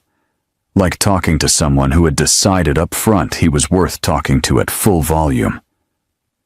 "Why did you help me?" he asked. "I returned your cane and told 3 people to move a bench. You know what I mean." A pause. He appreciated that she didn't fill it immediately with something reassuring. "Because it was wrong," she said finally, "and nobody else was moving." Minho considered this. He had a complicated relationship with the concept of help. He had been helped in ways that made him feel like a problem to be managed, helped in ways that made him feel like he was being watched as an experiment. I helped in ways that made him feel like a prop in someone else's story about their own goodness. Esther's version, he was realizing, didn't feel like any of those things. It felt, strangely, like being treated as a person by someone who had simply done the math and arrived at that conclusion on their own. "I don't need assistance," he said, because he needed to establish this, the way you establish the rules of anything before you begin. "Good," Esther said. "I'm not offering any. I have my own work to do." The first unexpected thing happened on day 4. Esther was reorganizing the linen storage when she found, tucked behind a shelf of spare pillowcases, a small braille reader, the personal kind, slim and worn at the edges, that clearly belonged to Minho. It had his name on a small adhesive label on the back, in braille that she couldn't read, and in printed letters that she could. She brought it to Mrs. Yong, who looked at it with her eyebrows and said, "Return it to the young master's room." A pause. "Yourself." Esther knocked on Minho's door. A voice said, with the slight alarm of someone who had been looking for something, "Come in." She placed the braille reader on the desk to his left, in the exact spot where she had noticed his other devices tended to live. Organized by location, she had observed, with everything in his space, in a precise relationship to everything else. "Found it in the East Linen corridor," she said, "and behind the pillowcase shelf." Silence. Then, "I was looking for that." "I thought you might be." A beat. "How did you know where to put it?" "You keep things in particular spots," Esther said simply. "I notice where things live." He was quiet for a moment. Then, in a voice that had shed about 3 layers of its usual careful distance, "Sit down." She sat. "You're going to be here 3 years," he said. It wasn't a question. He had, she realized, already had the same conversation with Mrs. Yong or Uncle Bay that he had suggested was simply research. "That's the plan," Esther said. "Plans change." "Mine don't," she said, with the specific, comfortable certainty of someone who had built their life on the structural integrity of their own decisions. Something almost like amusement crossed his face. She caught the edge of it. He turned his face toward the window, toward the light he couldn't see but seemed to orient toward out of habit, or preference, or some private relationship with it. "My tutor comes Monday, Wednesday, Friday," he said. "On Tuesday and Thursday, I study alone. The material is," a pause, "sufficient, but there is no one to argue with." Esther looked at this 12-year-old boy, with his careful stillness, and his worn braille reader, and his lonely Tuesdays and Thursdays. "I didn't go to a university," she said. "I know." He had done his research, but you read. Constantly. "What?" she told him. He told her what he was currently reading. They disagreed about something in the first 5 minutes. Genuinely, substantively disagreed, with the specific energy of 2 people who had each formed an opinion and found it immediately challenged by someone worth arguing with. Esther left Minho's room 40 minutes later, approximately 39 minutes past what she had planned, and stood in the corridor for a moment, recalibrating her schedule. Then she noticed Kwon Duk-soo standing at the far end of the corridor. He had not been there when she entered. He had clearly arrived during the 40 minutes she had been inside. He was looking at her, with an expression she couldn't fully read. Something in it looked, not soft, the wrong word entirely for this man, but it looked, perhaps like someone watching rain after a very long drought. Relieved and uncomfortable with the relief in equal measure, he turned and walked away without speaking. Esther stood in the corridor for another moment. Then she went back to her linen schedule. The second unexpected thing happened on day 7, and it was the thing that first cracked the clean surface of Esther's plan.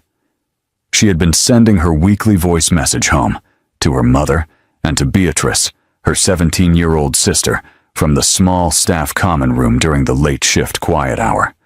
She kept the messages cheerful and specific, the way her mother preferred, not, "I'm doing well," but, "The cook here leaves food out on Tuesday nights and the linen quality is excellent." When she finished, she sat for a moment in the common room quiet, and Uncle Bay, who had been sitting at the other end of the room with his evening tea, said, not unkindly, with the specific gentleness of a man who had raised 3 children and knew what distance from home looked like, "You have family back home?" "My mother." "My sister Beatrice." "Beatrice," he repeated, as though collecting the name carefully. "How old?" 17. She's studying. She wants to be a doctor." Uncle Bay nodded. He poured more tea. "The master had a younger brother," he said, in the tone of someone not quite deciding to tell a story, but finding themselves in one anyway. "Brilliant boy. Everyone said so." Esther waited. "He died," Uncle Bay said simply. 14 years ago. The master, he is never. A pause. His brother's name. Dae-hyuk. Uncle Bay, his brother's name. Dae-hyuk. Uncle Bay set down his cup. "Minho has his uncle's voice. Did you notice? Not the sound. The rhythm of it. The way he waits before answering anything important." Esther had noticed, though she wouldn't have been able to name it before now. When she went to bed that night with the weight of the story sitting somewhere in her chest. Not her story, but one of those stories that, once you've heard it, becomes part of the air you breathe in a place. On day 9, she overheard something she was not supposed to hear. It was past midnight. She had gotten up for water. Her room ran dry in cold weather, she'd learned, and was passing the East Wing service corridor when she heard voices coming from the direction of the back entrance. Saw 2 of them. Low and quick and in a dialect that Esther's Korean wasn't strong enough to fully follow, but strong enough to catch fragments. A name. Not Kwon Duk-soo's. Someone else's. A name that sounded like a position or a title. The word for the boy. The word that she was fairly certain meant leverage. Esther stood very still in the service corridor for 6 seconds. Then she walked back to her room, sat on the edge of her bed, and opened her notebook. Not the plan notebook, but the other one. She wrote, "Something is happening in this house that is not about laundry, or linen, or Tuesday mornings. I don't know what it is yet. I know I am not leaving until I do." She stopped, read the last sentence back to herself. She crossed out "until I do," and wrote instead, "until Minho is safe." She sat with that for a moment. Then she closed the notebook, turned off the light, and lay in the dark, listening to the house breathe around her. The third unexpected thing, the one that changed everything, happened on the morning of day 11. Minho was not at breakfast. This was unusual enough that Uncle Bay noticed, and Mrs. Yong's eyebrows communicated something close to concern. Esther was not supposed to notice. Her role in the breakfast service was linen preparation, not the meal itself. But she noticed. By mid-morning, she had heard from a junior maid that Minho's personal audiobook device was missing, and that his braille reader, the one she had returned to its precise place on his desk, was also gone, and that Minho himself had been seen very early that morning near the East Wing rear corridor, the same corridor where Esther had heard the voices. She went to Mrs. Yong. "The young master," she said, quietly, directly. "Is he in the house?" Mrs. Yong looked at her for one long moment. Then her eyebrows communicated something Esther had not seen them communicate before. Genuine alarm, constrained by a lifetime of professional composure into something small and tight and terrible. "The master has been informed," Mrs. Yong said. "Is he in the house?" Esther said again. Mrs. Yong's voice dropped, just slightly. "We are not certain." Esther turned. "Where are you going?" Mrs. Yong asked. "To look for him." "That is not your—" "I know where he might be," Esther said. She was not certain she knew, but she had spent 11 days building a mental map of how Minho moved through this house. The routes he had practiced, the corners he had mastered, the places he went when the house felt too full. There was a small room at the end of the East Wing that wasn't on any staff map she'd been given. A storage room, technically, that she'd discovered because the linen allocated to it was listed separately. It was quiet. Removed. Went there. She opened the door. Minho went there. She opened the door.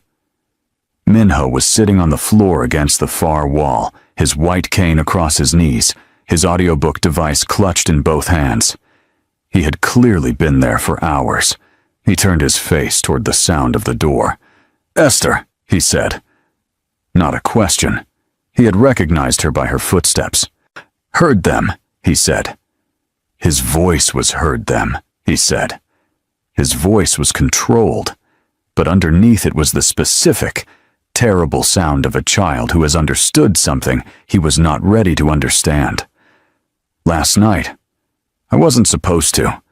I got up, and I heard them through the East Corridor wall." "What did you hear?" Esther asked. Steady. Direct. Minho's hands on the audiobook device tightened. Someone is planning to use me," he said. "Against my father." The room was very quiet.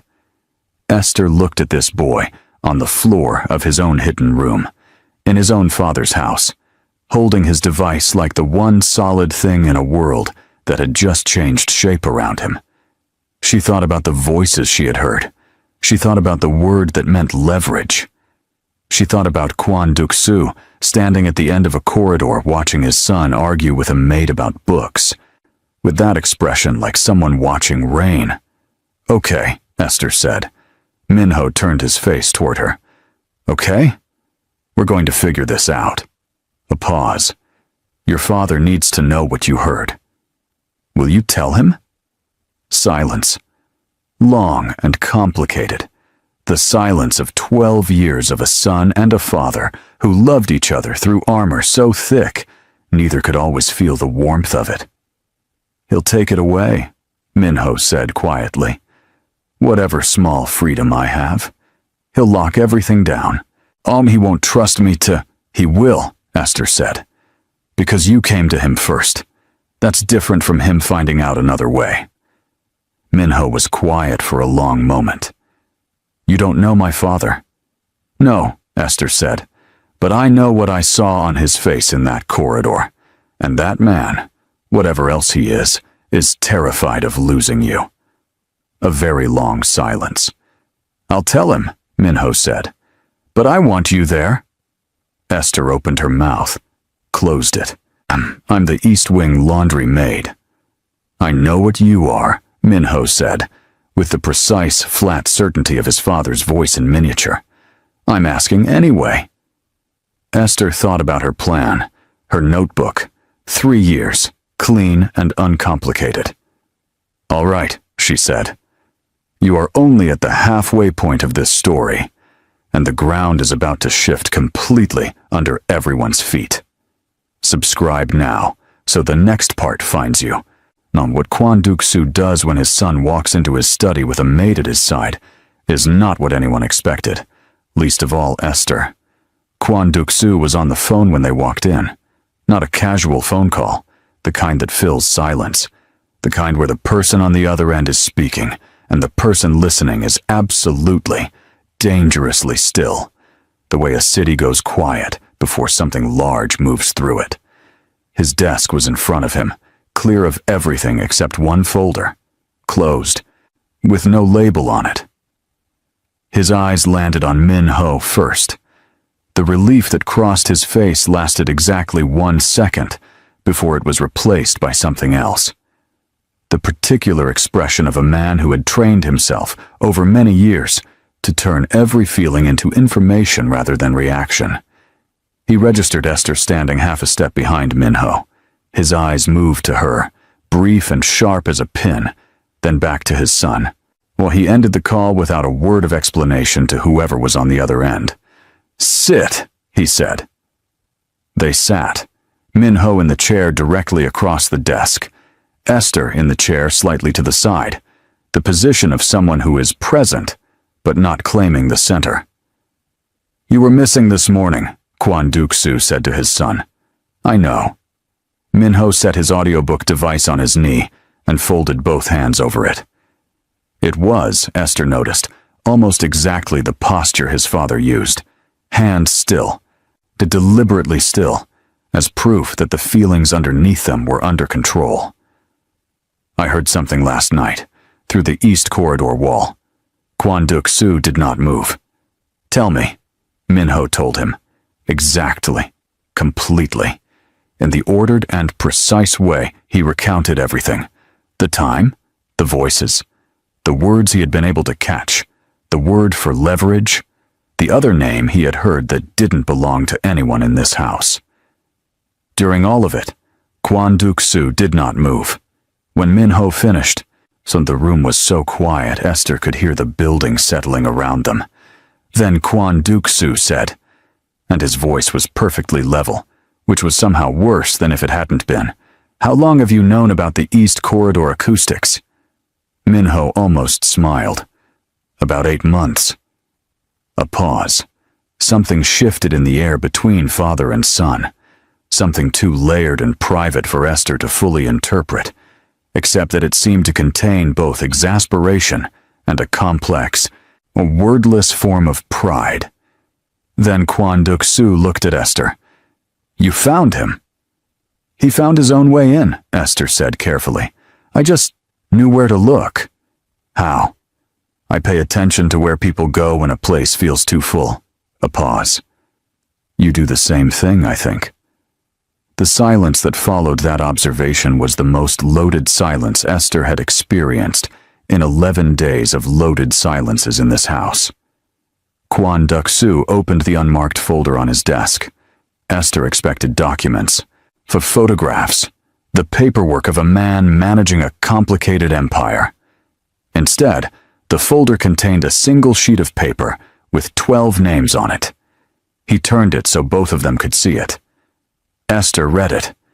Min-ho, of course, could not, and Kwon Duk-soo, without making it a thing, without the careful performance of accommodation that Esther had seen other people arrange around Min-ho, simply read the names aloud, evenly, one by one. "These are the people," he said, "who have access to the East Corridor after 10 p.m. 12 names. 3 of them were kitchen staff, not the boys who had moved the bench, different ones, longer tenured.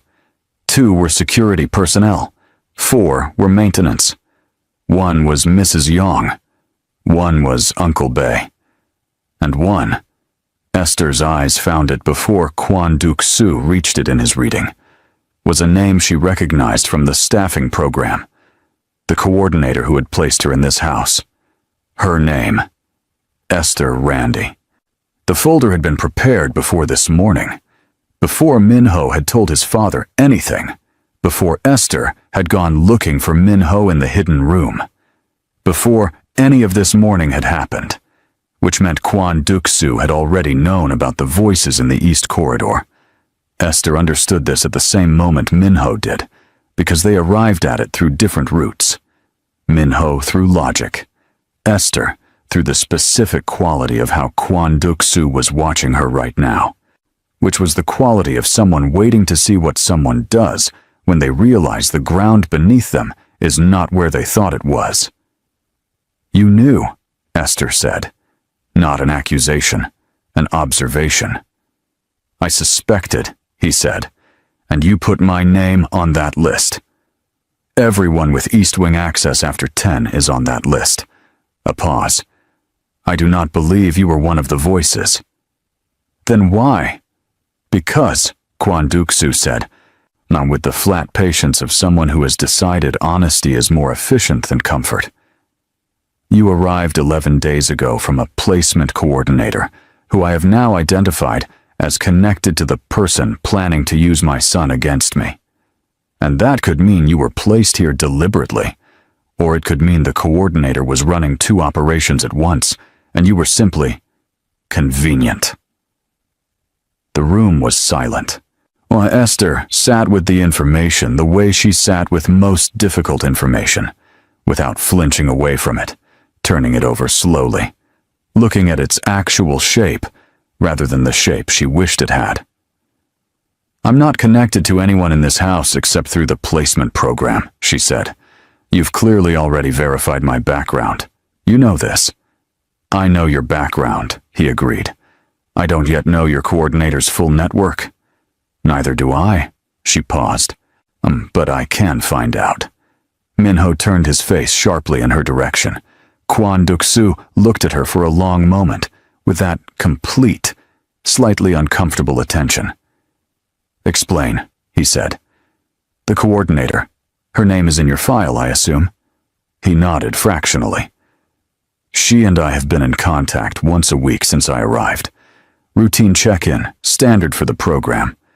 My next contact is in 3 days." Esther kept her voice even. "Now, if someone is using the placement program to move people into this house, a check-in call from me, asking casual questions about the program structure, the other placements in Gyeongju, might tell you something. It might also put you in a position of risk," Kwon Duk-soo said. "With a phone call? If they know you've told me, then we make sure they don't know." She looked at him directly. "I'm not afraid of a phone call. So I'm afraid of sitting in a house where a 12-year-old boy already heard himself described as leverage, and nobody is doing anything about it for another 3 days." Absolute silence. Min-ho quietly said, "She's right." Kwon Duk-soo looked at his son, then at Esther, then at the ceiling briefly, with the expression of a man updating a very large internal calculation. 3 days, he said finally. "Stay in the East Wing. Do your work. Yet do not change your routine in any way." He looked at Esther. "Can you do that?" "I've been doing my work since day 1, Esther said. "That part is easy." The next 3 days were the strangest of Esther's life, which was saying something, because Esther had lived through a flooding that took out half her street when she was 15, and a border delay that left her sitting in an airport for 31 hours, with nothing but 2 granola bars and a book she'd already read. Strange, because on the surface, nothing changed. She folded linen, she organized shelves, she ate in the staff room, and sent her weekly message home, and argued with Min-ho on Tuesday morning about whether audiobooks and physical reading were genuinely equivalent experiences, or whether something was lost in the translation. Min-ho firmly believed nothing was lost. Esther, who had grown up underlining things in pencil, was not fully convinced and said so without apology. Strange, because underneath the surface, everything had changed. She was now aware, with a low and constant hum, that somewhere in the mechanism of this house there was a fracture, and that the fracture had a purpose, and that purpose involved a child. She was aware of the 12 names on the list, and the way she moved through each day, measuring the behavior of the people attached to those names, against a baseline she had built in her first 11 days. She noticed things. On Uncle Bay on the second of the 3 days. He took a phone call in the kitchen's back pantry. 4 minutes. When he came out, his left hand was doing the thing hands do when the person attached to them is working hard not to show something. She filed it. One of the security personnel, a man named Mr. Sohn, who worked the East Wing overnight, changed his patrol route slightly on the night of the second day. Not dramatically. On the morning of the third day, she had 12 minutes of coverage near the East Corridor. She filed it. She did not confront either of them. She simply noted. On the morning of the third day, she had the scheduled call with the coordinator. Kwon Duk-soo was 3 rooms away, close enough that a relay of his own people could record the call, far enough that the distance looked normal on any monitoring of her routine. Esther dialed. The coordinator answered with the brisk pleasantness of someone who managed many things at once. Standard questions. How was the placement? Any adjustment concerns? How was the household? Esther answered everything in her normal register. Direct, warm, slightly more talkative than necessary. The way people are on calls when they're genuinely comfortable. Then naturally she said, "I've been thinking about staying on, possibly beyond the 3 years. Are there typically renewal options for placements in this tier of household?" A pause. Small, but Esther was measuring. "There can be," the coordinator said. "It depends on the household's assessment. And on the program's other placements in the area? I met someone at the market who mentioned they were also placed through the program, in a household in the western part of Gyeongju. I thought it was interesting. I didn't know the program had expanded so much here." She had not met anyone at any market. There was no one at any market. This was entirely invented. Another pause, longer this time. "I'd have to check the current placement roster for that area," the coordinator said. And there was something in her voice now, a slight tightening, a professional smoothing over of surprise. "I'm not aware of multiple active placements in Gyeongju currently." "Oh," Esther said easily. "Maybe I misheard. So anyway, renewal options, you were saying?" They finished the call. Esther sat for 1 minute in complete stillness after she hung up. Then she got up, went 3 rooms over, knocked twice, and when she heard Kwon Duk-soo say enter, she walked in. "She doesn't know about the other placement," Esther said. "Whoever is running the second operation used the program's infrastructure without telling her. She's not the source, she's the cover." Kwon Duk-soo, who had listened to the recording, was already at his desk, with the unmarked folder open to a new page. "The pause," he said. "When you mentioned Western Gyeongju." She was checking whether that information was real. If she were involved, she would have known immediately whether it was. Esther sat down without being invited. "She's not your problem, but she's connected to whoever is." He looked at her for a long time. "You're very good at this," he said. "I'm good at paying attention," Esther said. "That's a different thing." "Not always." He closed the folder. Then, in the quieter voice that Esther was beginning to recognize as the one he used when something actually mattered to him. "Thank you." Esther nodded. She stood to leave. "Esther." She stopped.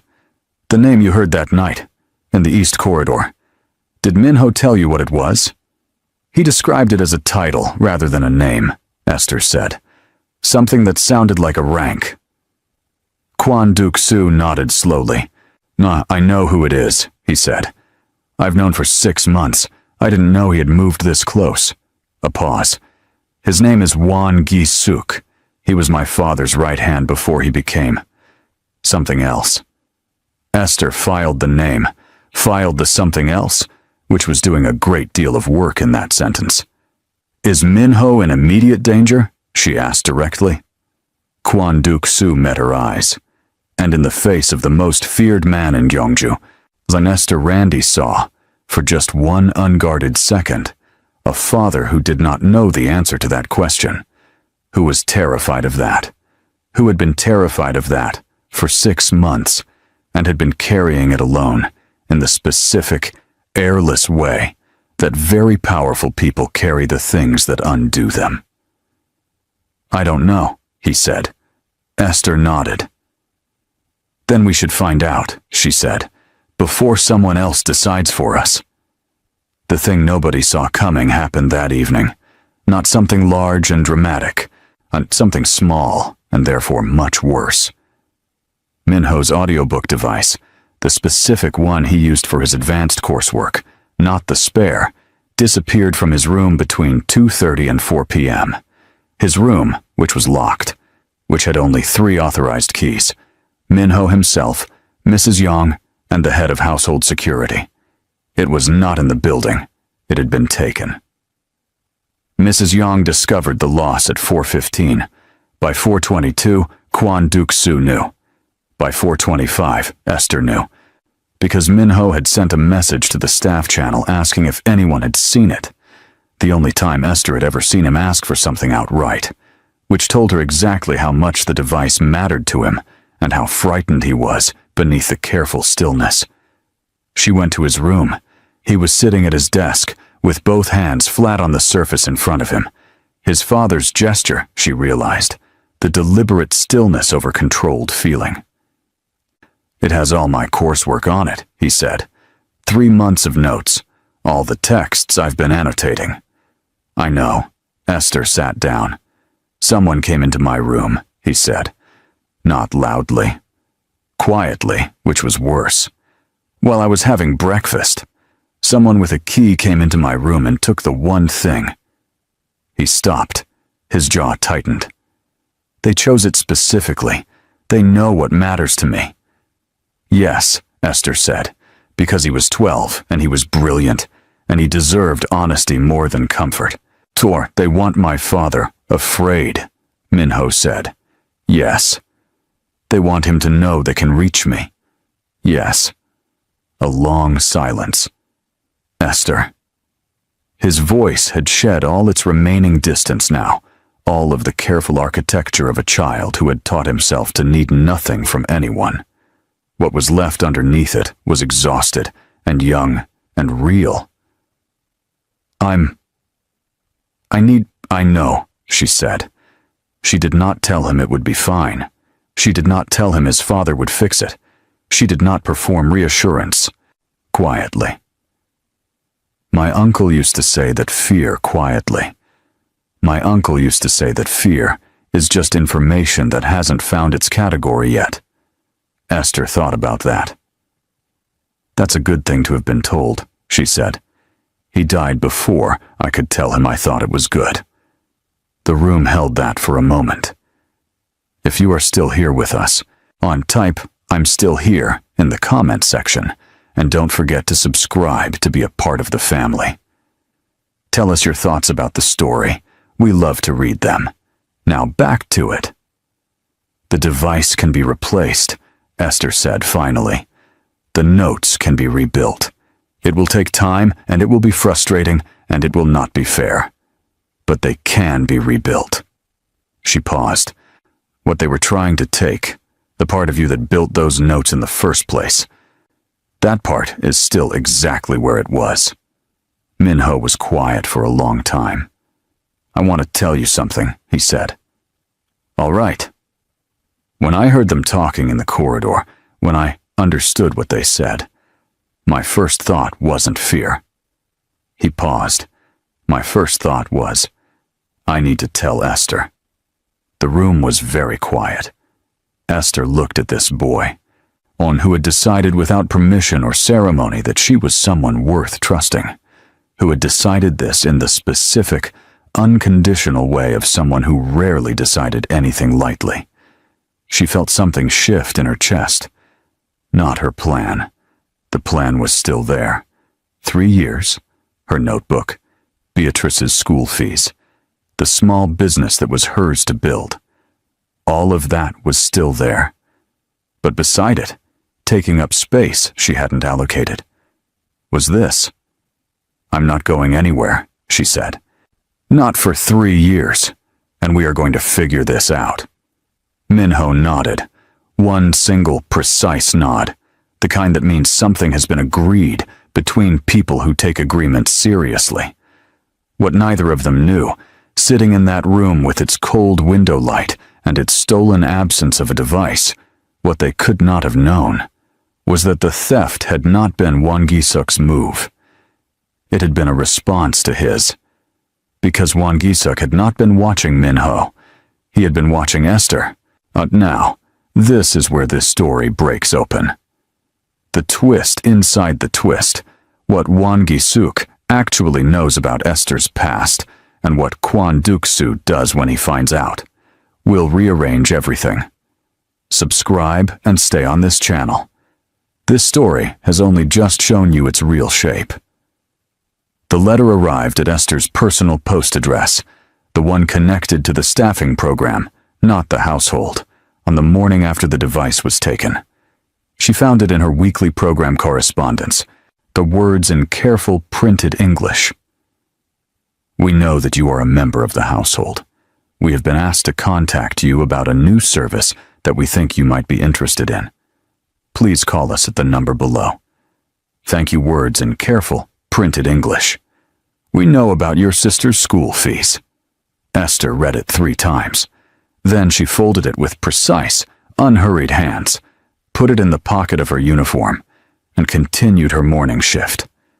She lasted until the linen corridor, which was empty at 8:45, before she sat down on the floor with her back against the shelf and allowed herself 30 seconds of being genuinely terrified. 30 seconds, exactly. She counted. Beatrice was 17. Beatrice was studying. Beatrice wanted to be a doctor, which was the most Beatrice thing in the world. Beatrice, who had been collecting medical textbooks since she was 11. Beatrice, who had never once looked at the difficult path ahead of her and considered any other direction. A Beatrice whose school fees Esther had carefully, deliberately constructed her entire 3-year plan around. We know about your sister's school fees, which meant one of 2 things. Either the information was meaningless, a threat with no substance, designed to frighten her into action or inaction, or it meant that someone had looked into Esther Randy's life deeply enough to find the most important thread in it, and was now holding that thread with the specific, patient grip of someone who intended to pull it. 30 seconds ended. Esther stood up, smoothed her uniform, picked up the linen basket, and went directly to Kwon Duk-soo's office. He was in a meeting. Mrs. Yong said so with her eyebrows from 10 feet away, adding a secondary message that communicated. This meeting has been going for 2 hours, and the people inside it are not the pleasant kind. Esther waited outside the door in the corridor, standing with her laundry basket, and with the perfect patience of someone who has decided waiting is the correct strategy right now. 40 minutes later, 2 men came out of the office who looked like they had been in a negotiation, the specific, drained quality of people who had been performing composure for an extended period. They glanced at Esther. One of them said something under his breath in dialect. The other one didn't bother. Esther went in. Kwon Duk-soo was at his desk. He looked like the 40-minute meeting had cost him nothing, which, Esther was learning, was not the same as it having cost him nothing. She put the letter on his desk without preamble.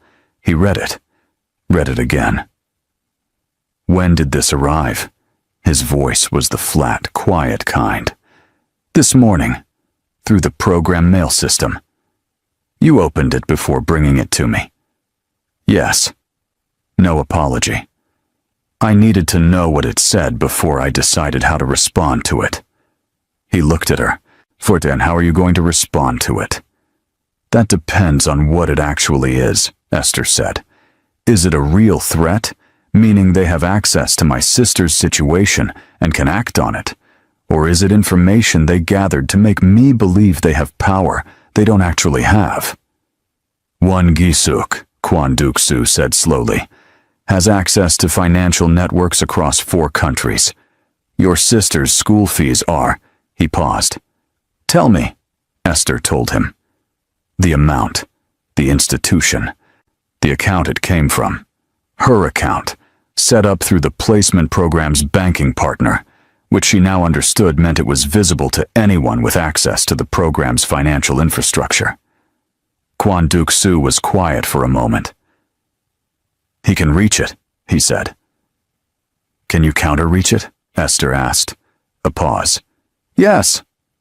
"Then do that first, before anything else." She kept her voice level. "Then we can talk about what he wants from me." Kwon Duk-soo looked at her for a long moment. "What he wants from you," he said carefully, "is for you to become a source of information about this household. About me." Another pause. "And about Minho's movements." "I know," Esther said. "That's what leverage is for. You're not afraid." "I'm very afraid," Esther said. "I'm just not letting it make my decisions." She paused. "Can you protect Beatrice's fees?" "By tonight," he said. "Then I want to respond to this letter," Esther said. But not the way they expect."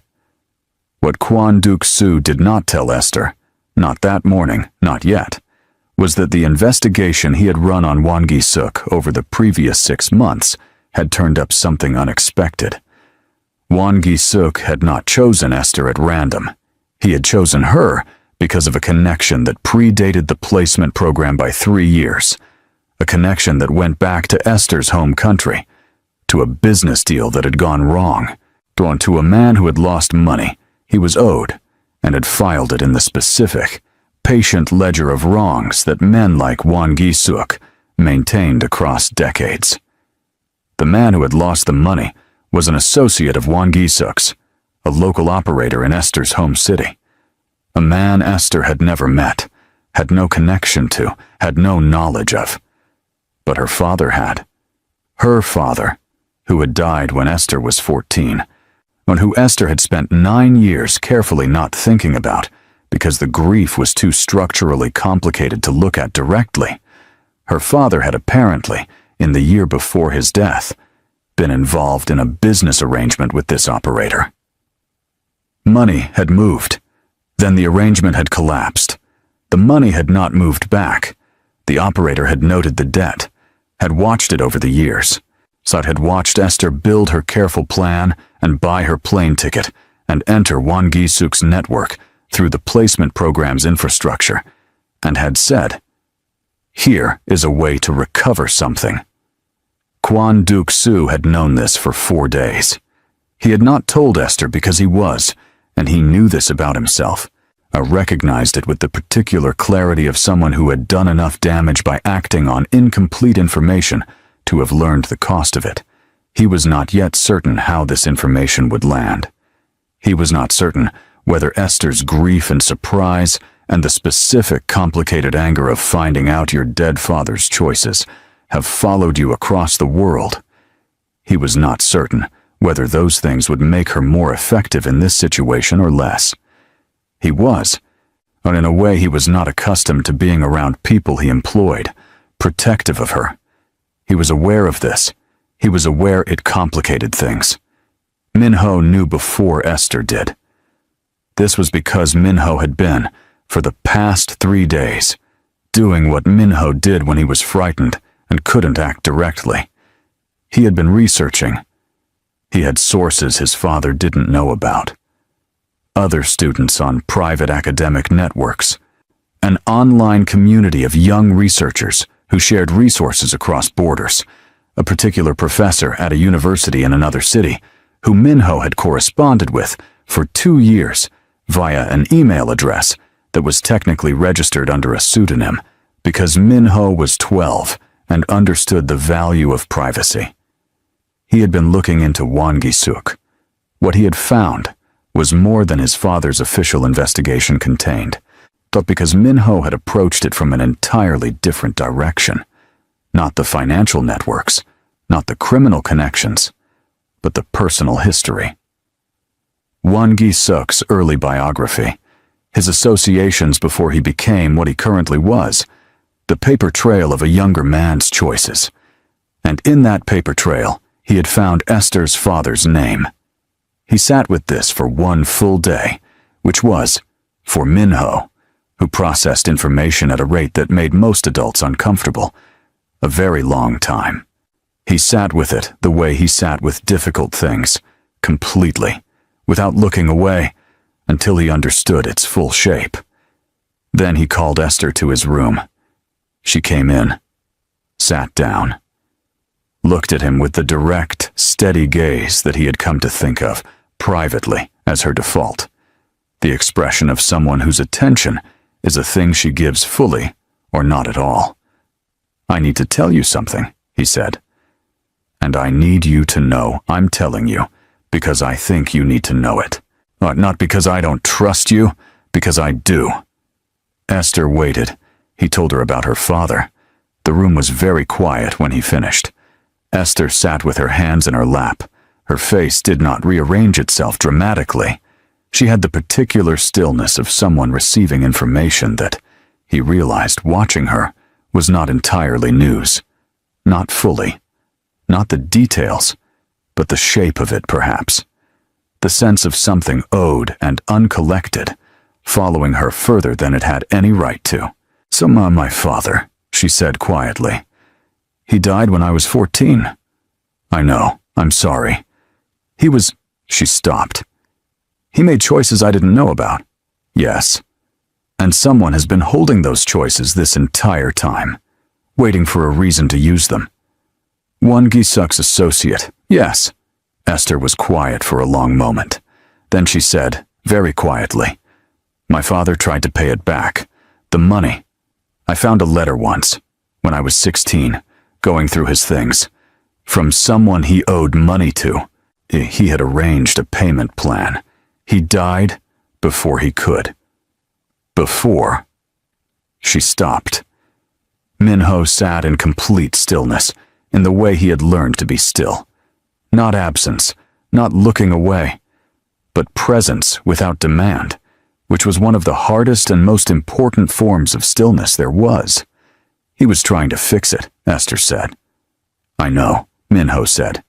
"I found the payment records." Esther looked up. "They exist in the archived financial filings of the associates company," Minho said. 2 payments made before your father died. The arrangement was real. Won Gi-suk's associate buried the record when your father died. He presented the debt as unpaid. But the payments exist. A pause. The debt was not what they said it was.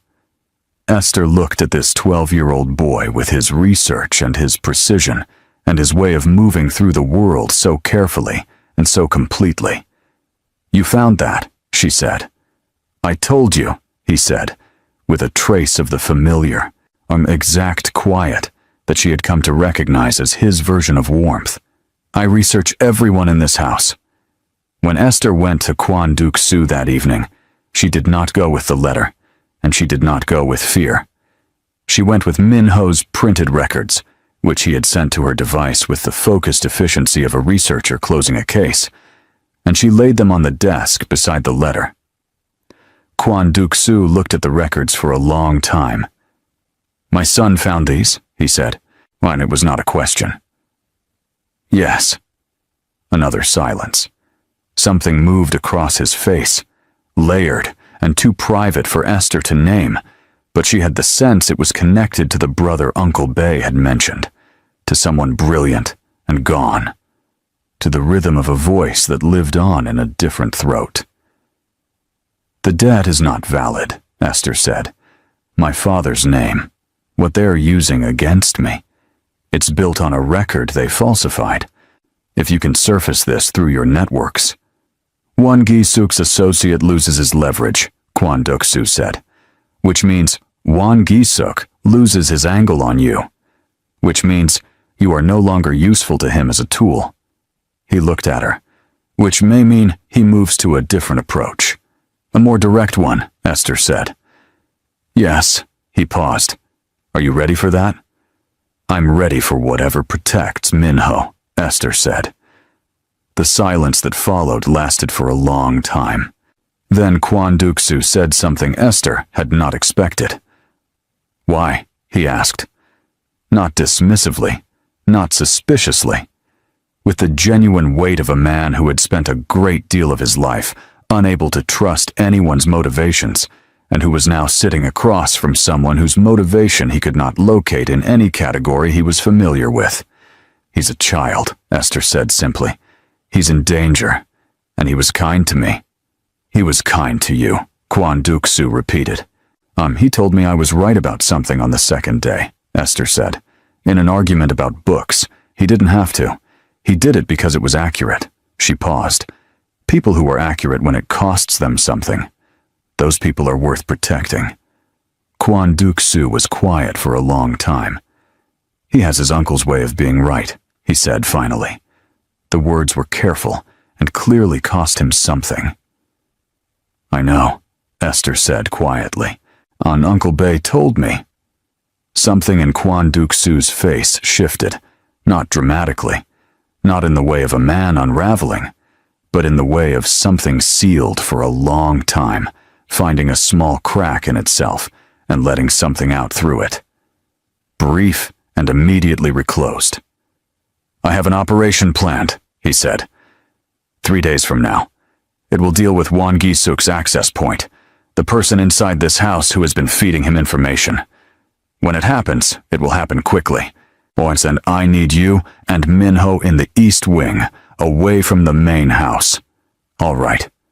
I need you to stay with him, he said. That night. Not as a maid, as... He paused, searched for the word. As whoever you are to him.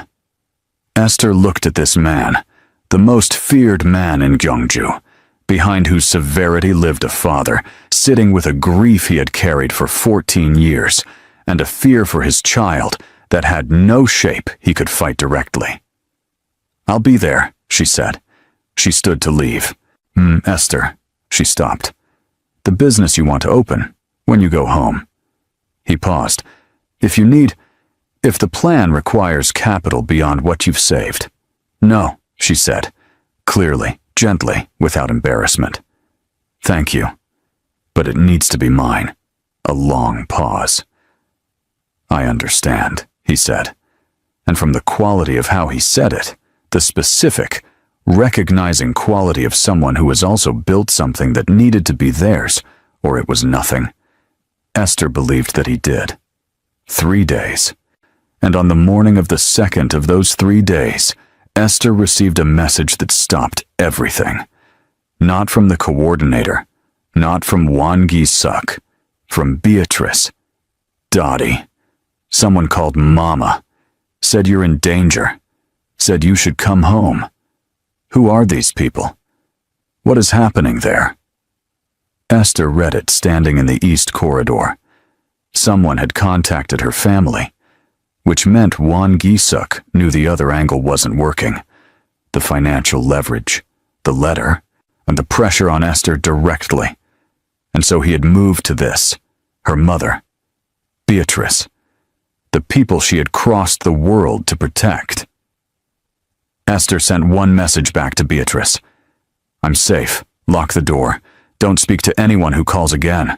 I'll explain everything. I love you. Then she sent a message to Kwon Duk-soo. He's moved to my family. We can't wait 3 days. His response came in 40 seconds. My office. Now. The plan changed in the next 4 hours. So Esther sat across from Kwon Duk-soo while he made calls. 3 of them, each one brief and in a register so low she could hear the sound, but not the content, and watched him reassemble his strategy in real time. There was something remarkable about watching a person who was genuinely good at something do that thing under pressure. The fear didn't leave. She could see it at the edges of his precision, that specific fear he kept contained. But it didn't interfere. It became fuel. When he was done, he set his phone down. The source inside this house, he said, is Mr. Sohn, the security guard, the one who had changed his patrol route. He's been feeding Won Gi-suk information for 8 months, Kwon Duk-soo said. Tonight, instead of 3 days from now, we move. What does that mean? Esther asked. It means Mr. Sohn is going to receive a communication from Won Gi-suk's network tonight.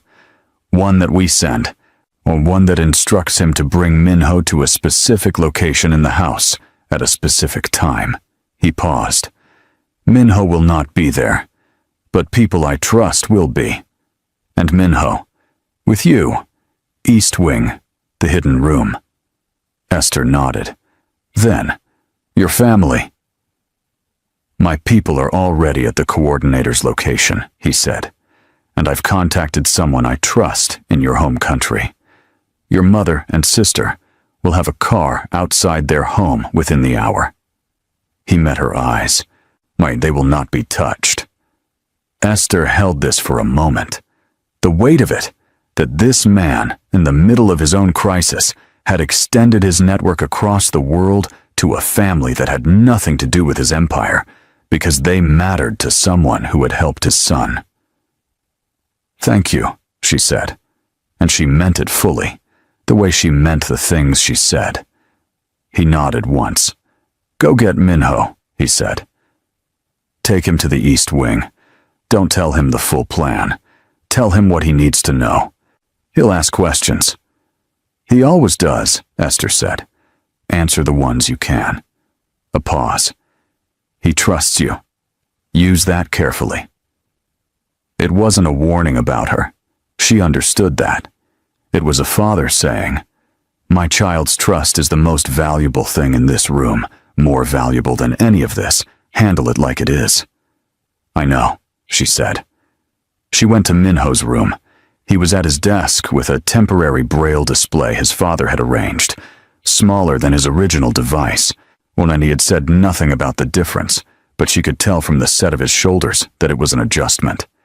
Minho adjusted to everything. That was one of the saddest and most extraordinary things about him. We need to go to the East Wing, Esther said. He turned immediately. Now? Now. He didn't ask why in the corridor, which she had come to recognize as his version of trust.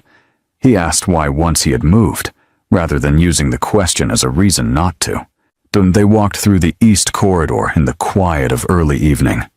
Esther slightly ahead, her footsteps the ones he followed without being asked.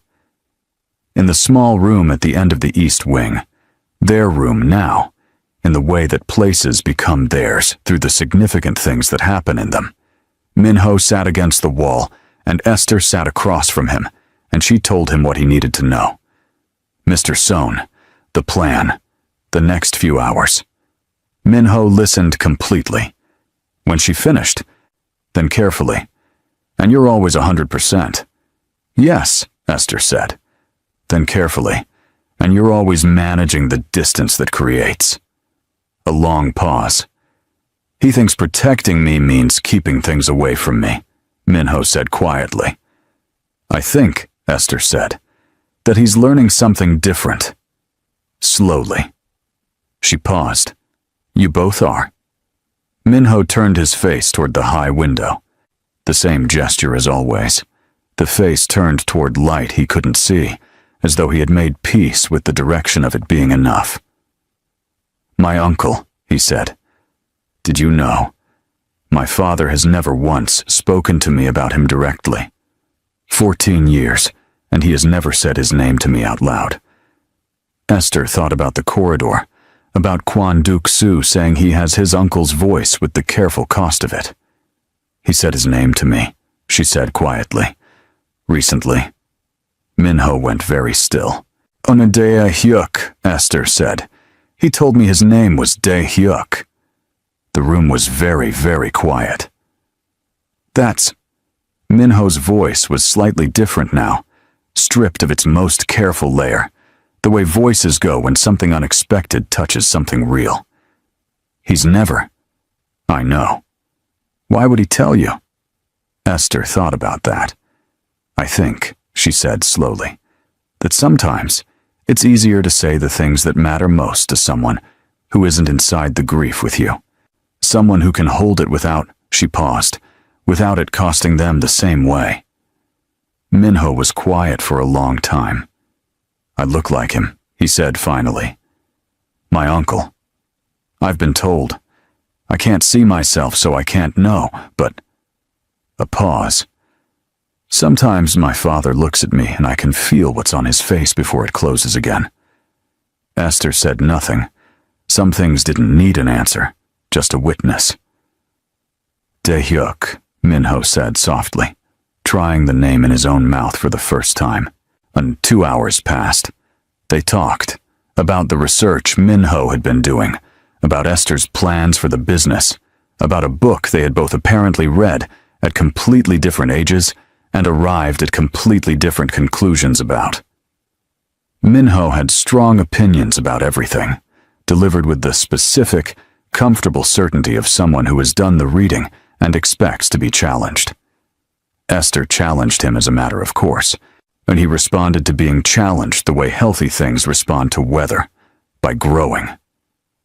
At some point, Esther realized she was laughing at something he had said, genuinely laughing, the kind that catches you off guard, and that Min-ho was grinning, a real grin, unmanaged and wide, the kind she hadn't seen on his face before. This is what they were doing when the door opened. Kwon Duk-soo stood in the doorway. He looked at his son, grinning, relaxed, leaning slightly toward Esther's voice, and something happened on his face that he did not immediately close. He stood in it for a moment, this expression that held everything he had built all of this for, the reason behind the fear and the power and the terrible, careful love of a man who had lost enough to know exactly what loss costs. Min-ho turned toward the door. "Father," he said. "It's done," Kwon Duk-soo said. His voice was steady. "Mr. Son is," a pause, "dealt with. Won Gi-suk's access to this house is severed." Min-ho exhaled, a real exhale, the kind that has been held for a long time. "And Esther's family?" Min-ho asked immediately. Kwon Duk-soo looked at his son for a moment. The fact that Min-ho had asked first, before any question about himself, before anything else, registered on his face as something he was storing carefully. "Safe," he said. "Confirmed 20 minutes ago." Esther closed her eyes for 1 second. Just one. Won Gi-suk?" she asked when she opened them. "He will not be a problem," Kwon Duk-soo said, in the flat, specific tone of a man for whom that sentence contained a great many things he was not going to elaborate on. Esther accepted this. There were parts of Kwon Duk-soo's world that she had decided, with clear eyes, were not hers to ask about. The unexpected thing, the last one, the one that turned the story inside out, happened the next morning. Esther was called to Kwon Duk-soo's office at 8 a.m. Mrs. Young's eyebrows communicated, "This is not routine, but it is not alarming." Esther went in. Kwon Duk-soo was at his desk. There was a folder on it, but this one had a label. The label had Esther's name on it. "Sit," he said. She sat. "I want to tell you something," he said, "that I should have told you 8 days ago." He told her about Won Gi-suk, about the associate, about her father. He told her all of it, the parts she knew, the parts she had pieced together, and the one part she had not known yet, the final part of it.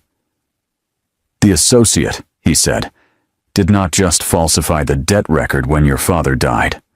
Esther waited. "He also took something from the settlement your father had been arranging, a portion of the returned money, which your father had been collecting to pay back. The associate redirected it to one of Won Gi-suk's accounts." A pause. "When I dismantled Won Gi-suk's network last night, as that account was one of the ones that was recovered." Esther looked at the folder with her name on it. Kwon Duk-soo opened it. Inside was a transfer document. "This is the money your father was trying to return," he said. "Recovered and redirected to an account in your name." Esther looked at the number on the document. She looked at it for a long time. It was more than 3 years of her salary. It was more than her projected savings for the business. It was the amount her father had tried to pay back, plus the years of interest it had accumulated sitting in a criminal account, plus the portion the associate had taken. It was, she realized slowly, her father's plan finally completed. Esther sat very still. She thought about a 14-year-old girl going through her father's things and finding a letter, a payment arrangement, a man trying to fix what he had broken before time ran out. He was trying, she said. Her voice was even. Barely. He had paid back 60% of it before he died, Kwon Duk-soo said quietly. The record exists. Min-ho found it, and I verified it through my own channels. A pause. He was not the man the associate presented him as. Esther looked at her hands. She was going to need a moment with this. A private moment, in her own room, right with her notebook, and perhaps a message to Beatrice, and perhaps, for the first time in 9 years, the ability to think about her father without the structure of complicated grief pressing down on every memory. But not yet. I can't accept this money, she said. Kwon Duk-soo looked at her. It is your father's money, he said. Returned. I know what it is. She met his eyes. And I know that it came from dismantling a criminal network, and that accepting it makes me part of a story I'm not sure I want to be part of. A very long silence. You are the most, he stopped, started again. Most people, he said carefully, who have spent time in this house have found ways to benefit from proximity to my position. Some subtly, some not. A pause. You are the first person who has consistently refused every version of that. I'm not refusing out of principle, Esther said. I'm refusing because the business needs to be mine. The whole thing, the building of it, the risk of it, the savings that make it possible. If I accept this, it becomes something else. She paused. Does that make sense? Yes, Kwon Duk-soo said, with the recognizing quality. Again. But, she paused, Beatrice, her school fees. If the amount my father already paid, if that portion specifically could be redirected to her education account as a continuation of what he started. She stopped. That's not me accepting something for myself. That's completing what he tried to do. Kwon Duk-soo looked at her for a long moment. Then he made a note on the document. Done, he said. 3 weeks later, things in the Kwon household had settled into a new shape. Mr. Sohn was gone. 2 of the kitchen staff had also left, quietly, without confrontation, in the way that departures happen in houses where the master's reach is long and nobody wants to test its length. The bench that had been moved into Min-ho's path had been removed from the house entirely, which was probably excessive, but which felt, to everyone who knew the story, like the right amount. The placement coordinator had been contacted by Kwon Duk-soo's legal team. The program's infrastructure was being reviewed. The coordinator herself was cooperating. She had, as Esther had assessed, been used rather than complicit. And the review was proceeding cleanly. While Beatrice's school fees arrived in her account with a message that simply said, "From your father's account, forwarded." Esther had written the message herself. She and Beatrice had talked for 40 minutes on a video call, and Esther had told her daughter's version of the story, edited for age and distance. And Beatrice had cried, and then pulled herself together in the specific Beatrice way that looked exactly like their mother.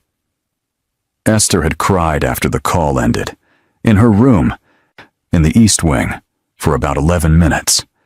Then she had opened her plan notebook. She had crossed out the original 3-year projection.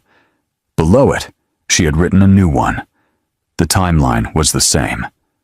The business was the same. The savings were recalculated now that Beatrice's fees were handled. The plan was still hers. Still built in the way she needed to build it. It was, she decided, even better than the original. Min-ho's new audiobook device arrived. A better one than the one that had been taken, specced with features his original hadn't had. He had said, when it arrived, that the replacement was objectively superior in 4 specific ways, which he listed. Then he had paused and added, in the quiet, brief, unelaborated way of someone who doesn't perform gratitude, but feels it completely. "Thank you for the other night." Esther had said, "Nah, the arguing about books was good for both of us." He had almost smiled. They had another argument about books 2 days later. He was right about part of it. She was right about the other part.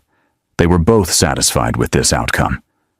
On a Thursday morning, 3 weeks after everything, Esther was finishing the East Wing linen when Kwon Duk-soo appeared in the corridor. He did not appear to be doing the watch, the silent survey of his household. He appeared to be, specifically, walking to where she was. He stopped a few feet away. "Minho," he said, "has been asking Mrs. Yong if the Tuesday and Thursday arrangement can be formalized." Esther looked up. "The arguing about books." He described it, Kwon Duk-soo said, as an academic peer exchange. Esther considered this. "He's 12. "I know. He's also not wrong, necessarily."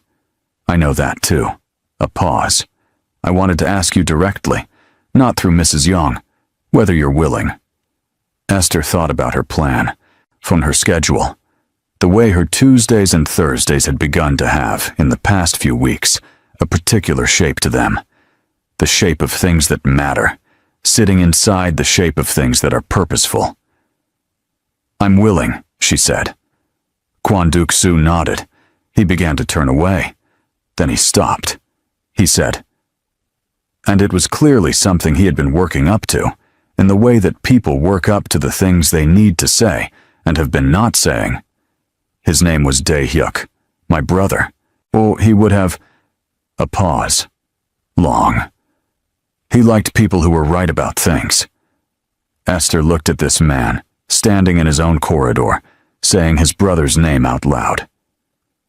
"Tell Minho that," she said quietly. "Say that exact thing to him." Kwon Duk-soo looked at her. "He needs to hear it from you," Esther said. "Not through a story. From you." A very long silence. "I know," he said. And then he walked back down the corridor toward his son's room, with the particular quality of a man walking toward something he had been avoiding for 14 years. Not running, not performing readiness he didn't have, but walking steadily in the way that Esther Randy walked through every corridor of every difficult thing she had ever moved through. One grounded step at a time. Esther stood in the East Wing linen corridor with her basket and the quiet of the house around her, and thought about her plan. Her good, clean, specific plan, and how it was still intact, still hers, still exactly what she had come here for. She also thought about how the best plans are the ones sturdy enough to hold extra weight without breaking. The ones that can carry, alongside their original purpose, the things you didn't plan for, the Tuesday arguments, the hidden rooms, the names said out loud at last, the father walking toward his son. She picked up her basket. She went back to work. Some people enter your life without a single plan to stay, and end up being the reason everything holds together. Esther came to fold linen and save money and go home. She stayed in every way that mattered, because a boy reached for his cane on a cold floor, and she was the only one who moved. If this story touched something real in you, subscribe now, because the next story we tell is already waiting for someone exactly like you. A man's cruelty in a waiting room lasted 5 seconds. The consequences lasted a lifetime. What he thought was a weak, forgotten woman turned out to be the one person on earth whose husband made grown men weep just by saying his name. Every story has a turning point. A moment so shocking it rewires everything you thought you understood about power, love, and who truly holds the cards. This is one of those stories. And you need to be here for every single second of it.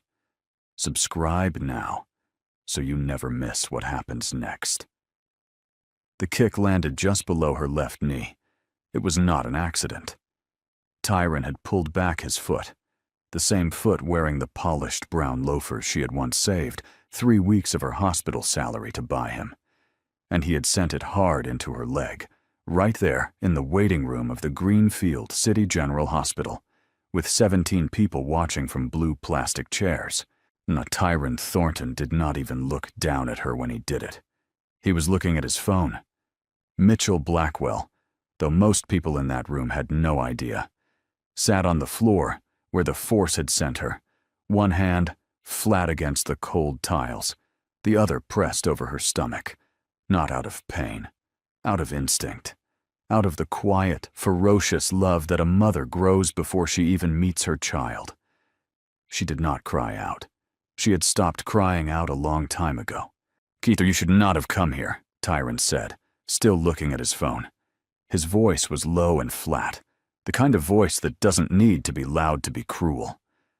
"I told you not to come here. I told you we were done." Mitchell looked up at him. Her eyes were dry, her jaw was steady. Somewhere in her chest, something that used to love him had already gone quiet. The way a candle goes quiet after you blow it out. No drama. Just darkness. "I came for my medical file," she said. "Oh, I have an appointment." "You have a problem," Tyron said. "You need to stop." The hospital's front doors opened. Not with noise.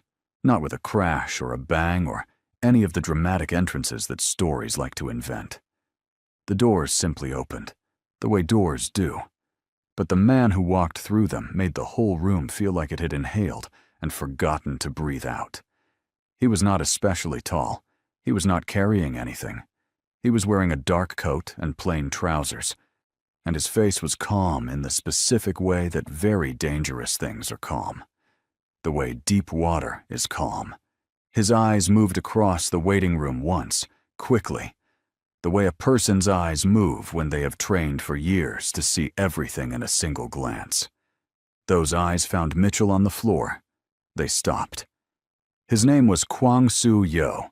He was 34 years old, but he was originally from a small city in Gyeonggi Province, a place most people had never heard of, and fewer had visited.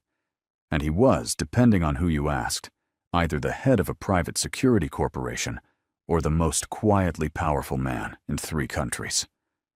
Both answers were correct. He crossed the room in 9 steps. Tyron did not register him until the man was standing directly beside him, not in front of him, not behind him, but beside him, at exactly the same height, close enough that their shoulders nearly touched. "Is this woman yours?" Kwang-Soo said. His voice was very quiet. It had no accent that Tyron could identify. It asked the question the way a judge reads a sentence. Tyron turned. He looked at Kwang-Soo. He took in the plain coat, the average height, the still face, and he made the mistake that people who have never truly been afraid always make. He decided this man wasn't worth being afraid of. "Who are you?" Tyron said. So Kwang-Soo looked down at Mitchell.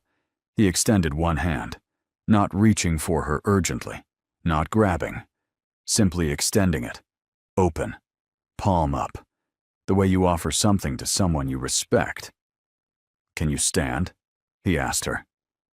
Mitchell looked at his hand for 1 second, then she took it. He helped her up slowly, careful, making sure she had her balance before he let go. When she was standing, he looked at her stomach once. Not staring, just acknowledging, and something shifted almost invisibly in his expression. Not pity, something closer to recognition.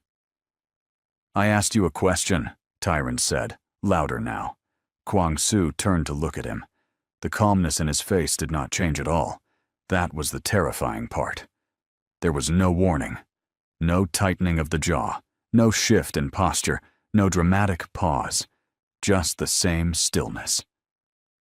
"She is not yours," Kwang-Soo said. "She is mine." The waiting room had gone completely silent. The woman knitting in the corner had stopped knitting. The man reading a newspaper had folded it. Even the television mounted on the wall, some afternoon talk show, seemed to understand that it should keep its noise to itself. Tyron laughed. It was the sharp, dismissive laugh of a man who is already embarrassed and trying not to show it. "Yours? She's my ex," Mitchell said. Her voice did not shake. "He is my ex. And this—" She looked at Kwang-soo. Oh, and something passed between them that the room could feel, but not name. "This is my husband." The silence got heavier. Tyron stared at her. "You're what?" Mitchell did not repeat herself. Tyron's eyes went back to Kwang-soo. He was recalculating now. Tyron was the kind of man who was always calculating, always measuring, on always deciding what things were worth. And you could see the calculation happening behind his eyes as he looked at the plain coat and the quiet face and tried to figure out what kind of husband this was. He got it wrong. "You got married?" Tyron said to Mitchell, and his voice had changed now. It was not flat anymore. It was sharp, like a man who had just discovered something had been taken from him that he had not wanted until this moment. "When? To him? Oh, you got married to some—" "Some what?" Kwang-soo said. The question was so quiet, so genuinely, dangerously quiet. Tyron's mouth closed. From the far end of the waiting room, near the corridor that led to the hospital offices, a door had opened. 3 men had walked in. They were dressed like ordinary people. One in a jacket, one in a pullover, one in a simple shirt. But they had positioned themselves at 3 separate points in the room with a precision that had nothing to do with looking for seats. A woman near the window noticed. She looked at the men, then at Kwang-soo, then back at the men, and she gathered her bag a little closer to herself without knowing exactly why. Tyron had not noticed the men yet. "I don't know what she told you," Tyron started, "but she was already pregnant when you left her," Kwang-soo said. "Yes, I know." Tyron stopped again. "I know everything," Kwang-soo said. "I knew before I married her." Mitchell was watching Kwang-soo's face. She had been married to him for 4 months. 4 months of learning that beneath that calm surface lived a man who paid attention to absolutely everything, who had once told her that the most important thing a person could ever do was notice.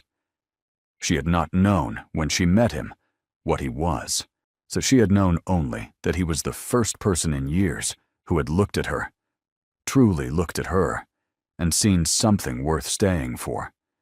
She had not told him much about Tyron. She had not needed to. Kwang-soo had this quality, this specific, unsettling quality, of already knowing the important parts of things before you explained them. "You want to tell me what happened?" Tyron said, and now there was an edge in his voice that was trying very hard to sound like confidence. But because I remember a very different story.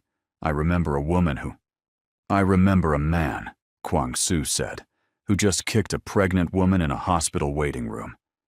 The words landed in the room like a stone dropped into still water. Everyone felt the ripple. Tyron's face changed. For the first time since Kwang-soo had walked through those doors, Tyron actually looked around the room. He saw the people watching. He saw the judgment sitting open on their faces, the knitting woman, the newspaper man, the young mother with the toddler who had pressed her child against her side. He saw the 3 men he had not noticed before, standing at their positions, not watching him with hostility, but with the steady patience of people who are very good at waiting. And Tyron did what men like Tyron always do when they realize they have been seen clearly. He tried to rewrite what had happened. "It was an accident," he said. "I didn't. I was shifting, and she was on the floor, and—" "She was on the floor," Kwang-soo said, "because you put her there. I didn't mean—" "Stop talking," Mitchell said. Both men looked at her. She was not looking at Tyron. She had stopped needing to look at Tyron. She was looking at the door to the medical records office, which had opened, and a nurse was standing there with a folder in her hands calling her name. Mrs. Yo, the nurse said. We're ready for you. Mitchell straightened her coat. She adjusted the strap of her bag on her shoulder. She looked at Kwang-soo once, and the look was not dramatic, not the kind of look that people in stories exchange across a crowded room with trembling lips and glistening eyes. It was simpler than that. It was the look of two people who had chosen each other on purpose. Come with me, she said. Yes, he said. They walked together toward the nurse and the open door. A tyrant stood in the middle of the waiting room with his mouth still open around words he had not been allowed to finish. The three men remained exactly where they were, not blocking him, not threatening him, not doing anything at all except existing in the room with a quality of presence that made leaving feel like the wisest idea Tyrant had had all day. He left. The door to the records office closed behind Mitchell and Kwang-soo. The woman with the knitting needle started knitting again. The newspaper man unfolded his paper. The afternoon talk show filled the room once more with its cheerful, unbothered noise. But inside the records office, the nurse was looking between the two of them with the careful neutrality of a woman who had seen many things in many years of hospital work and had learned to keep her observations to herself. Mrs. Yo, she said again, setting the folder on the desk. Your file is ready, but there is something we need to discuss. Mitchell sat down in the chair across the desk. Kwang-soo stood behind her, one hand resting on the back of the chair, not on her shoulder, not touching her, just near her. The way a wall is near you. Present. Solid. Go ahead, Mitchell said. The nurse opened the folder. She looked at the top page for a long moment, the way people look at things when they are deciding how to say them. Your results from last week's tests, she began. There is something in the imaging that we did not expect. Mitchell did not move.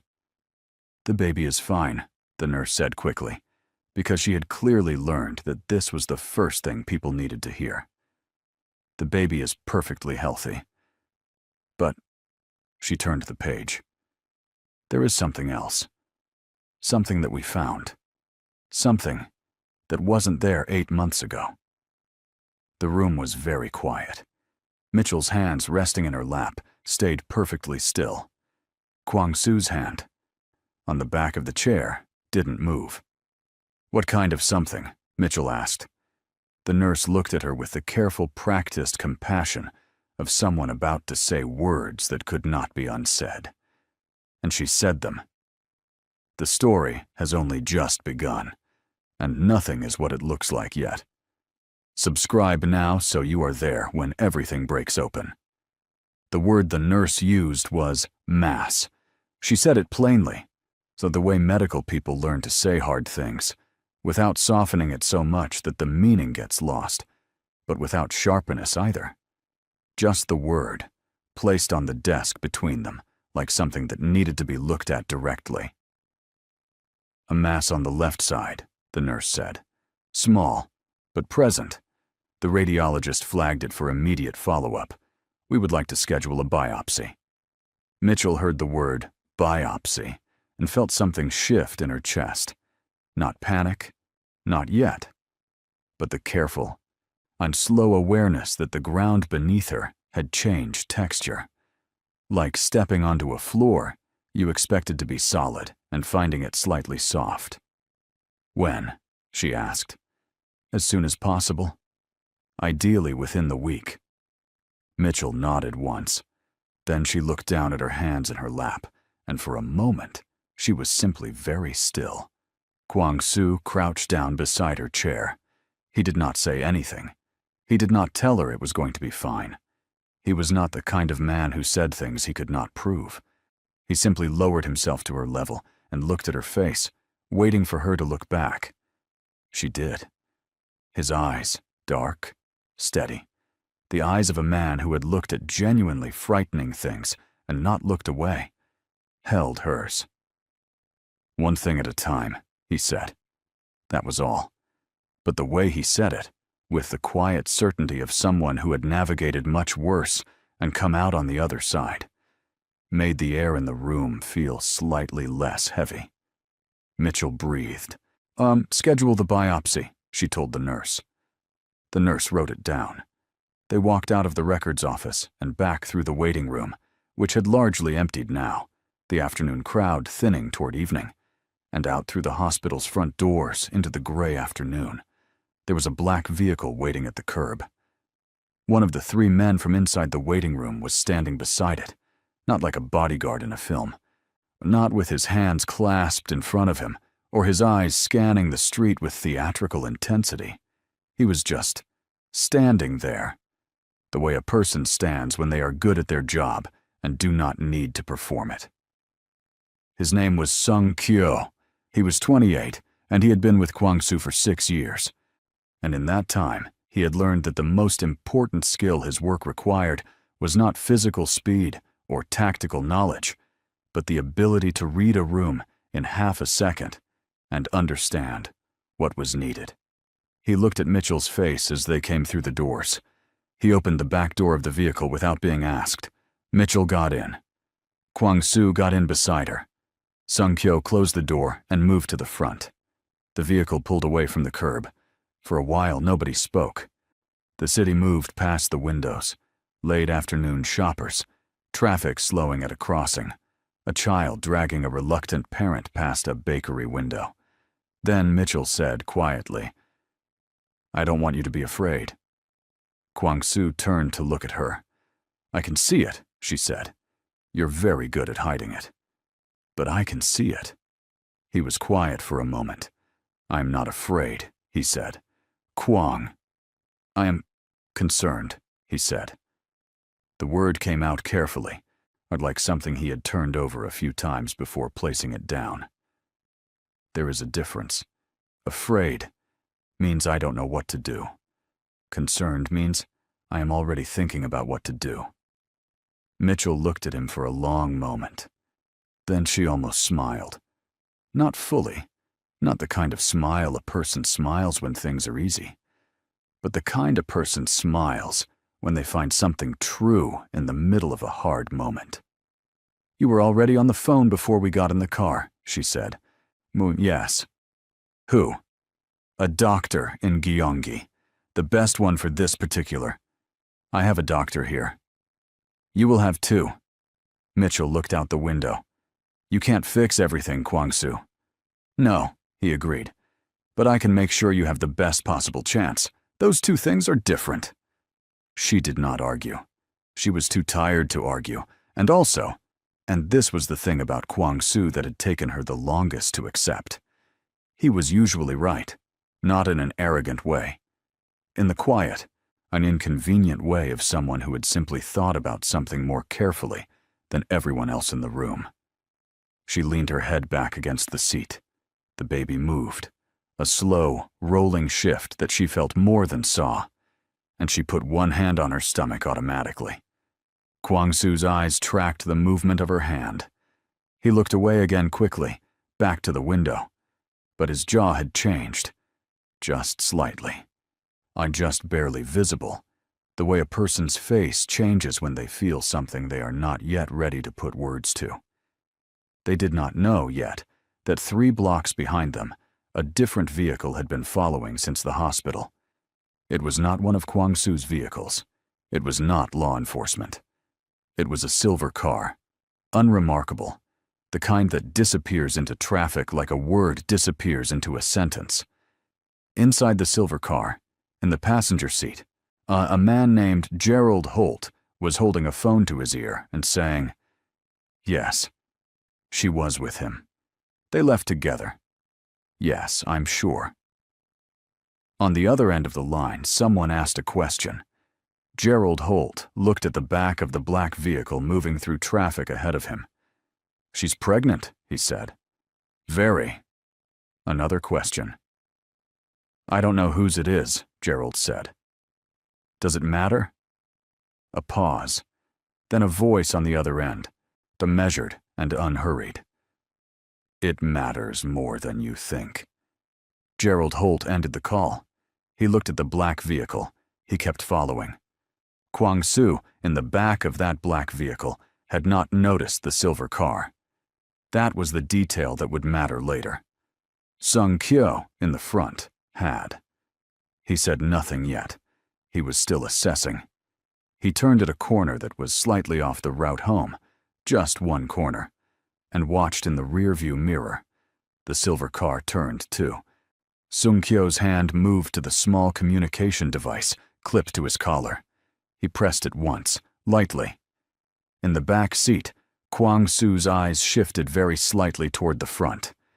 He had felt the deviation from the route. He always felt these things. He did not say anything in front of Mitchell. He reached into his coat pocket and took out his phone, and he typed a message with one thumb while looking out the window, and he sent it. Mitchell, with her head back and her eyes half closed, so I did not notice. She was thinking about the word, mass. She was thinking about her baby. She was thinking about the waiting room and Tyron's face and the specific, sour feeling of being seen at your lowest by someone who had helped put you there. She was thinking too, and this surprised her, about the moment Kwang-soo had extended his hand. Open. Palm up. No urgency. Just the offer. She had known him for 11 months. They had married after 7. People thought they were reckless. Her cousin Diane, her only family close enough to have opinions, had called her on the phone and said very directly, "Mitchell, you have been pregnant and heartbroken for 4 months, and now you are telling me you are marrying a Korean businessman you met at a hospital cafeteria? Do you hear yourself?" Mitchell had heard herself. She had also heard, behind Diane's worry, the thing Diane would not say directly, that nobody had believed Mitchell's choices in a long time. Not Tyron. No, not her old friends from before. Not the people she used to work with who had smiled at her face and talked about her back. She had made this choice with her eyes open. She was still, mostly, sure it was the right one. The vehicle slowed at a red light. Sung-kyo had not returned to the usual route. He was taking a longer way, winding through quieter streets. Mitchell noticed, slightly, but driving routes were not the thing she had mental energy for today. The silver car stayed behind them. Kwang-soo's phone showed a reply to his message. He read it. His expression did not change. He typed back, "Not yet. Just watch." The red light turned green. They moved. Behind them, Gerald Holt moved too, and reached for his phone again because the person on the other end had just sent him a message, and the message said something that made him sit up straighter in the passenger seat and look at the black vehicle ahead with suddenly different eyes. The message said, "Do not lose them. Sight, he has something of mine." Gerald Holt did not know what that meant. He also knew better than to ask. The black vehicle turned onto a wide boulevard lined with bare winter trees, and the city evening settled around them. Street lights coming on, the sky turning from gray to the dark blue that comes just before proper night. And nothing about the scene looked dangerous. That was, of course, the point. Inside the vehicle, Mitchell had fallen asleep, and she slept the way very tired people sleep, suddenly, completely, with her head tipped toward the window and one hand still resting on her stomach. The kind of sleep that is less of a choice and more of a surrender. Kwang-soo looked at her for a long moment. Then he looked back at his phone. Then he typed one more message. Not to Sung-kyo this time, but to a different contact. A contact listed in his phone not by name, but by a single character that most people would not recognize as a name at all. The message he sent was 4 words. "We may have a problem." The reply came in 8 seconds. It said, "What kind?" Kwang-soo looked at Mitchell's sleeping face. He looked at the silver car in the mirror. He looked at the bare winter trees passing by the windows like dark lines drawn against the sky. He typed back, "The kind that starts with someone from the past." A pause. "So then Tyron?" Kwang-soo stared at the name. He had not mentioned Tyron to this contact. He had not mentioned Tyron to anyone except Sung Kyo and one other person. He had kept the knowledge of Mitchell's past deliberately contained, not to control it, but to protect it. To protect her. His fingers were very still on the phone. He typed, "How do you know that name?" The reply took longer this time. When it came, it was not the answer he expected. It was a photograph. So Kwang-soo looked at the photograph for a long time without any expression on his face at all. Then he closed the screen and put the phone in his pocket and looked out the window at the city passing by. And for the first time since the hospital waiting room, for the first time since he had walked through those doors and seen Mitchell on the floor, something in the perfect stillness of his face showed a crack. Not fear. Understanding. The most dangerous kind of understanding. The kind that tells you that the problem is bigger than you thought. That the pieces you were looking at were only the pieces that someone wanted you to see. And that behind them, just out of view, was something else entirely. Mitchell slept on, unaware. The silver car followed. And Kwang-soo Yo, who had navigated harder things than most people would ever believe, began very quietly to rearrange everything he thought he knew. Well, hold on, because the ground is about to shift in ways nobody in that car is ready for.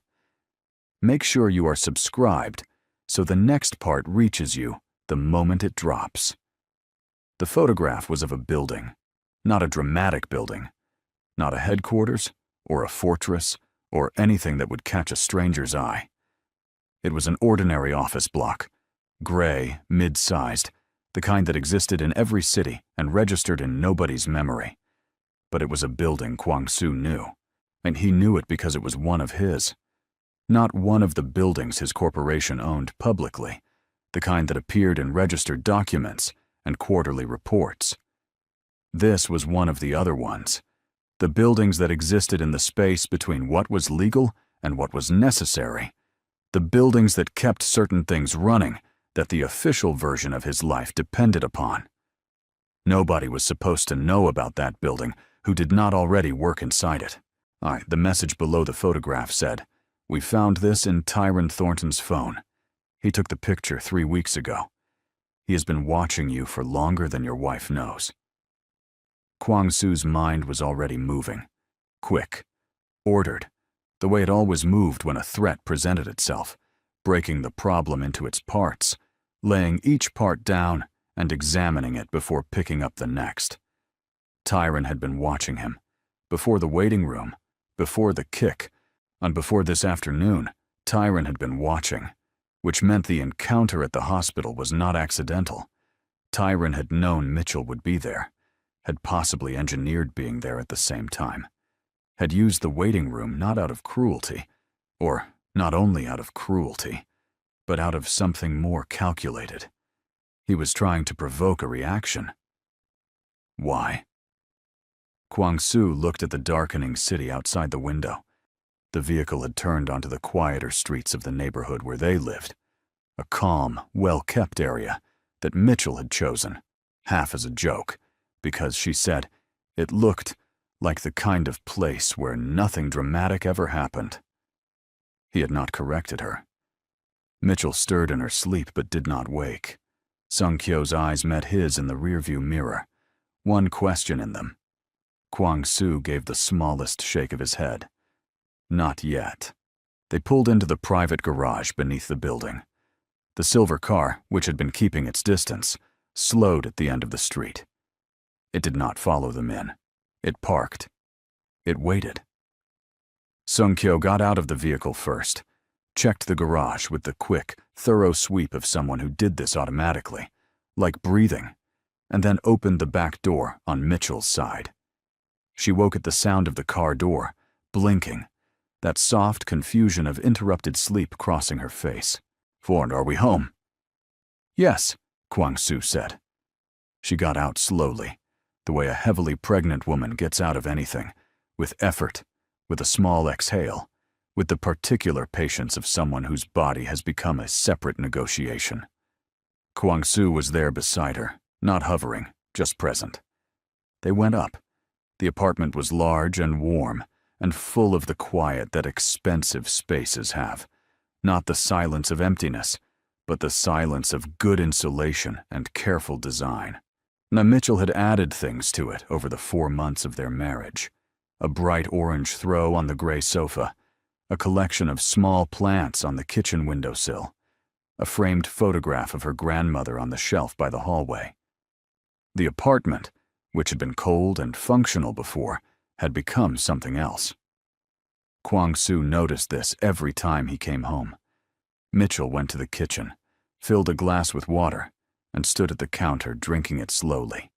Her back was to him, and he could see the tension in her shoulders, the particular tension of someone carrying more than one heavy thing at once. "The biopsy," she said, without turning around. I'm not scared of it exactly. She stopped. "You are allowed to be scared of it," Kwang-soo said. "I'm not scared of the procedure. I'm scared of what it might say." "I know." She turned around. "And you? You have your doctor in Gyeonggi, and your contacts, and your—" She gestured, a slightly helpless gesture that meant everything she could not fully articulate. His world, his reach, all of the things he could do that she was still learning the shape of. "But that doesn't change what the test results will say." "No," he agreed. "It doesn't. But it changes what happens after."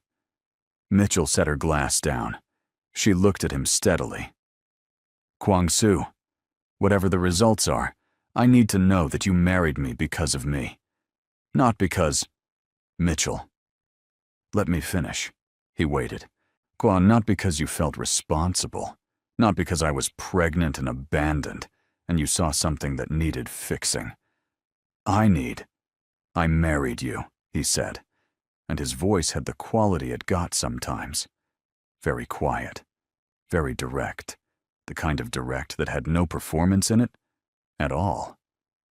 "Because you were the first person I had met in a long time who spoke to me like I was a person and not a position." Mitchell was quiet. "In the cafeteria," he said, when you told me my coffee order was wrong." She made a small sound, almost a laugh. "I said the machine was set wrong. I didn't tell you. You told me I had been drinking bad coffee for probably weeks, and I should complain to the building management." He paused. "Nobody tells me things like that." Mitchell looked at him. Her eyes were bright, the brightness that is not tears, yet, but is near them. "That was not a reason to marry someone," she said. "No," he agreed. "No, but it was a reason to stay. The other reasons came after." A beat of silence. Then Mitchell said, "There's a car outside." Kwang-soo went still. "Silver," she said. "It was behind us most of the way home. I noticed it when we turned onto the boulevard. I was half awake. It's parked at the end of the street." He looked at her. She looked back. "I'm pregnant," she said, not unobservant. A pause. Then Kwang-soo said, "Do you know who drives a silver car?" "I can guess," she said, and her voice was flat now, flat in a different way than she had been in the waiting room. Not the flatness of someone in shock, but the flatness of someone who had just confirmed a suspicion they had hoped was wrong. Tyron. Or someone Tyron sent. Kwang-soo moved to the window. He looked out, careful, standing to the side, the way he always looked out of windows, never directly in the center. The silver car was there, parked under a street light, 2 figures visible inside. 2 people, he said. "Who's the other one?" "I don't know yet." Mitchell came and stood beside him, not at the window. She stopped a few feet back, where she couldn't be seen from the street. "Kwang-soo, what did Tyron want? At the hospital today? What was he actually after?" "Because that wasn't just him being," she paused, "himself. That was something else." Kwang-soo turned from the window to look at her, and this was the moment he had been weighing since the car, the moment in every difficult conversation where you had to decide whether to give someone less than the truth in order to protect them, or the full truth because they had already shown you they could carry it. He had learned, in 4 months of marriage to Mitchell Blackwell, that she could carry more than most people expected. Tyron knows something about my business, Kwang-soo said. Something he should not know. Gee, someone told him. I don't know yet who. He has been using it to try to build leverage. Leverage for what? I believe, Kwang-soo said, and he was choosing each word with precision, that he wants access to something I have, something I acquired before I met you. And he calculated. His voice did not change, but something behind it did, that you were the right pressure point. The word pressure point landed in the room like something cold. Mitchell understood what it meant, and she was not naive. She had known from early on that Kwang-soo existed in a world where people were sometimes treated as instruments. She had known it and chosen him anyway, because she had also seen, with her own eyes, repeatedly, the specific care he took not to treat her that way. But knowing that someone else might, that Tyron specifically might have, he came to the hospital today to make me look bad in front of you, she said slowly. It was not a question. She was working it out. He wanted you to see me. On the floor, visibly distressed with his child. She touched her stomach briefly. To make you doubt. He wanted me to feel that you were a liability, Kwang-soo said. Yes. Mitchell was silent for a moment. And instead, I walked in and made it clear you were not. Mitchell looked at him for a long time. That photograph he took of your building, she said. Kwang-soo's expression shifted, barely, briefly, but she caught it. You already knew. She stopped. How long have you known about the photograph? 40 minutes, he said. I received it in the car. Who sent it? Someone I trust. Who is? Mitchell. She waited. There are parts of my world, he said carefully, that I have kept away from you deliberately. Not as a secret, as a protection, but a pause. I think the line between those two things is becoming less clear. Something moved in Mitchell's face. Not hurt, or not only hurt. Understanding, but the complicated kind. The kind that carries love and disappointment in the same breath. Kwang-soo, she said, I am not a person who needs to be kept safe from information. I'm a person who is about to have a baby, possibly facing a biopsy, sitting in an apartment with a silver car outside. The information is not the danger. The not knowing is. The room was very quiet. Outside, the silver car had not moved. Kwang-soo's phone, in his pocket, silent, was receiving a message, and he did not look at it yet. He looked at Mitchell, and then he said something he had not said to another person in years. Not because it was difficult to say, but because there had simply not been anyone in years who had earned the full weight of it. You're right, he said. Sit down. I'll tell you everything. Mitchell did not sit down. Stand if you prefer, he said. Thank you, she said. He told her. He told her about the building in the photograph, its real purpose, and the specific operation it housed. The reason knowing about it was dangerous. He told her about the contact who had found the photograph on Tyron's phone, and what that meant about how deep Tyron had already gone. He told her about the person who had sent him the message, a name she had never heard, who operated in spaces that had no public record. He told her as clearly and plainly as he told anyone anything, without drama, without softening, without asking her to approve or forgive or understand more than the facts required. When he was done, Mitchell was quiet for a long time. Then she said, The person who sent you the photograph, the one you trust. Yes. Is that person the same person who introduced us? The silence stretched. Kwang-soo said very carefully, What makes you ask that? Because, Mitchell said, I did not end up at that hospital cafeteria by accident. I was sent there by a woman I met at a conference 2 days before. A woman I now realize I know almost nothing about, except that she knew my name before I told it to her, and she suggested the cafeteria specifically. A beat. Her name was Ms. Park, or that's what she said. Kwang-soo's face did something that Mitchell had never seen it do before.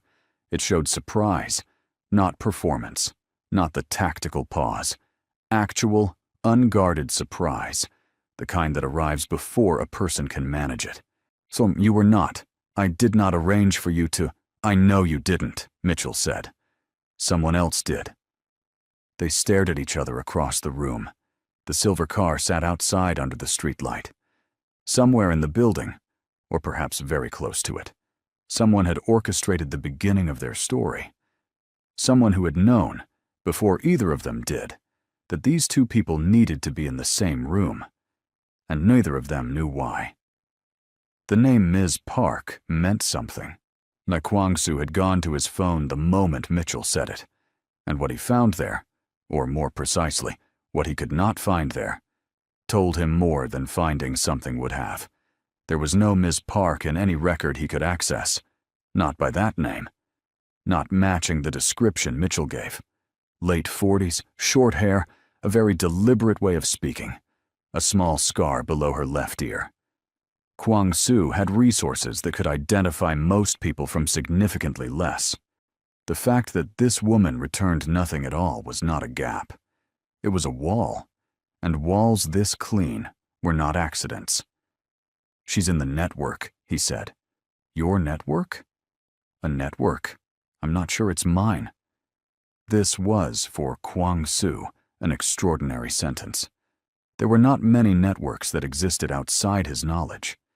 He sat with the discomfort of that, which was real, genuine discomfort, the kind a person feels when they realize the map they have been using does not show the whole territory. "Oh, walk me through it again," he said. "The conference, from the beginning." Mitchell did. She had been at a public health networking event. She had still been working at a clinic then, before the pregnancy had become too demanding. A woman approached her during a coffee break, knew her name, said she had heard about Mitchell's work in maternal health outreach. She suggested they continue their conversation somewhere less crowded. There's a wonderful cafeteria 2 blocks from here. The cafeteria in the hospital, where Kwang-soo had been that day for reasons he had considered routine. A meeting with the hospital's administrator about a donation his corporation was making. A meeting he was 2 minutes early for, which was why he had stopped for coffee, which was why he had been standing at the machine when Mitchell told him it was calibrated wrong. "She chose us," Mitchell said. "Ms. Park, she put us in the same room." "Yes, and she put the photograph of your building in Tyron's hands." "I don't," Kwang-soo paused, "that I'm less certain of. That feels like a different hand. Could they be connected?" He was quiet for a moment. Everything is connected. The question is how. Mitchell sat down now, finally, on the orange blanketed sofa, because her back had been aching since the hospital floor, and she had been standing out of stubbornness more than necessity. "Who would benefit from you and I meeting? That is what I'm trying to understand. And who would benefit from Tyron having leverage over you? A competitor, someone I've crossed, someone who—" He stopped. His eyes changed, not dramatically, but in the way they did when a thought arrived that he needed to hold still and examine. Or someone who wanted me distracted. Distracted from what? From the fact that something was being taken. Mitchell looked at him. Has something been taken? I don't know yet. He reached for his phone again, then stopped himself. He put the phone face down on the table. I need to think before I make calls. If this is someone inside the network, then every call I make is a call they can see. The apartment felt different now. The warm light, the orange blanket, on the little plants on the kitchen windowsill, all of it was the same, unchanged. but the quality of the air had shifted, the way it does when you understand that a situation has been happening for longer than you knew, and you are only now catching up to it. "Kwang-soo," Michelle said, "the person who sent you the photograph, the one you trust. You never told me who it was." "I know. You said you'd tell me everything." "I said I would. And this part, but it's more complicated than the rest." "How can it be more complicated than what you've already told me?" He was quiet, the kind of quiet that had a shape to it, not evasion but something closer to a person standing in front of a door, deciding. "The person who sent me the photograph," he said slowly, "is someone who, for the last 3 years, has been working against me." Mitchell went very still. Not openly, not in a way that caused direct harm, but collecting information, building a picture, accumulating things that could, at the right moment, be used. He was looking at the wall across from him rather than at her. "I have known this for approximately 8 months, and I have chosen, deliberately, not to stop it." "Why?" "Because the person is my sister." The word sister filled the room like a sound. Mitchell stared at him. "You have a sister?" "Yes. You have never?" "I know. In 11 months, you have never." "I know." Deep Mitchell. His voice was steady, but something inside it was not. "Her name is Yeo Soo-ran. She is 31. She left Korea when she was 22. I have not seen her in 9 years. He paused. "She blames me for something. Something that happened to our family. She is not entirely wrong to blame me." Mitchell's hands were folded in her lap. She was watching his face very carefully. "She has been building a case," he said. "I don't know. Against whom exactly? Against me. Against someone connected to me. I have not been able to determine the full target. I have been waiting, watching her move and choosing not to interfere, because..." He stopped, and for a moment the careful control in his voice slipped, just slightly, the way something slips when the grip has been held too long and the muscles have finally tired. "Because she is the only family I have left, and if she needs to do this to be ready to face me, then I have been willing to let her." Mitchell was quiet for a long time. "Is she good?" she finally asked. He turned to look at her. "Is she good at what she does? The gathering, the information, the being invisible. Is she actually good?" "She is exceptional," he said. And there was something in it. Pride, perhaps, or a specific grief that looked like pride, the way those two things can sometimes wear each other's faces. "Then the photograph wasn't a threat," Mitchell said, on thinking aloud. "She sent it to you as a warning. She found it on Tyron's phone, and she decided to tell you." "Yes, I think so." Which means Mitchell was working through it, step by careful step. She knows who Tyron is, which means she knows about me. Yes. For how long? Probably since before our marriage. Mitchell absorbed this. She knew I was going to meet you. I believe she arranged it. She has the kind of access that makes that possible. Ms. Cy Park. I believe so. The silver car was still outside. Mitchell had almost forgotten it. The revelation of Soo-ran had pushed everything else to the edges of the room. "Why?" Mitchell asked. "Why would she put us together if she has been working against you?" Kwang-soo was quiet for a long moment. "I've been asking myself that question since the moment you told me about Ms. Park." He looked at his hands, then at Mitchell. "The only answer I can find is that she was not working against me when she did it. She was working for something, some purpose of her own that I don't yet understand. And putting you in my life was part of it." Mitchell looked at him steadily. "And the baby? Does she know about the baby?" "Everyone who has been watching me knows about the baby." The word everyone sat between them like a third person in the room. Mitchell put her hand on her stomach. No, not dramatically, just the same reflexive gesture, the one she made a dozen times a day. But this time it had more weight in it. The awareness that this child, who had not yet entered the world, had already become a piece of a story that other people were writing. "I'm not angry," she said. Kwang-soo looked surprised again. Twice in one evening. A record. "I should be," she added. "And there's a part of me that is." But she looked at him directly. "You didn't put her up to it. You didn't even know. And the fact that she looked at your life and decided I was what it needed." A pause. "I want to understand that before I decide how to feel about it." "I want to understand it too," he said. "Very much." From the table, his face-down phone lit up briefly at the edge. A notification. Not a call. He did not touch it. Then his home security panel, a flat screen beside the door, usually showing a quiet grid of cameras, beeped once, softly. Sung-kyo's voice came through the speaker panel. "There's someone in the lobby, not using the main entrance. Service corridor." Kwang-soo was on his feet immediately. Description: female, small, dark coat. She's... A pause. She's looking directly at the camera. She knows she's being watched. "Does she have anything?" "No visible. Wait." Sung-kyo's voice shifted. "She just held something up to the camera." "What?" "It's Another pause. A longer one. "It's a photo." "She's holding a photograph up to the camera. It's..." Sung-kyo's voice went very careful.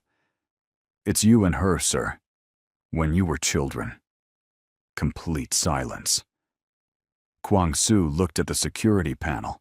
On the camera feed, small and grainy, a woman in a dark coat was standing in the service corridor, holding a photograph up to the lens with both hands. Not as a threat, not as a weapon, as an identification. As a knock on a door she had not knocked on in 9 years. "Let her up," Kwang-soo said. Sung-kyo, let her up." A pause. "Yes, sir." Kwang-soo turned to Mitchell. "My sister is here," he said. Mitchell stood up. "I know," she said. I feel it." She paused, slightly surprised at her own words. "Is that strange to say?" "No," he said. They stood together in the warm apartment, facing the door. The elevator at the end of the hall began to move.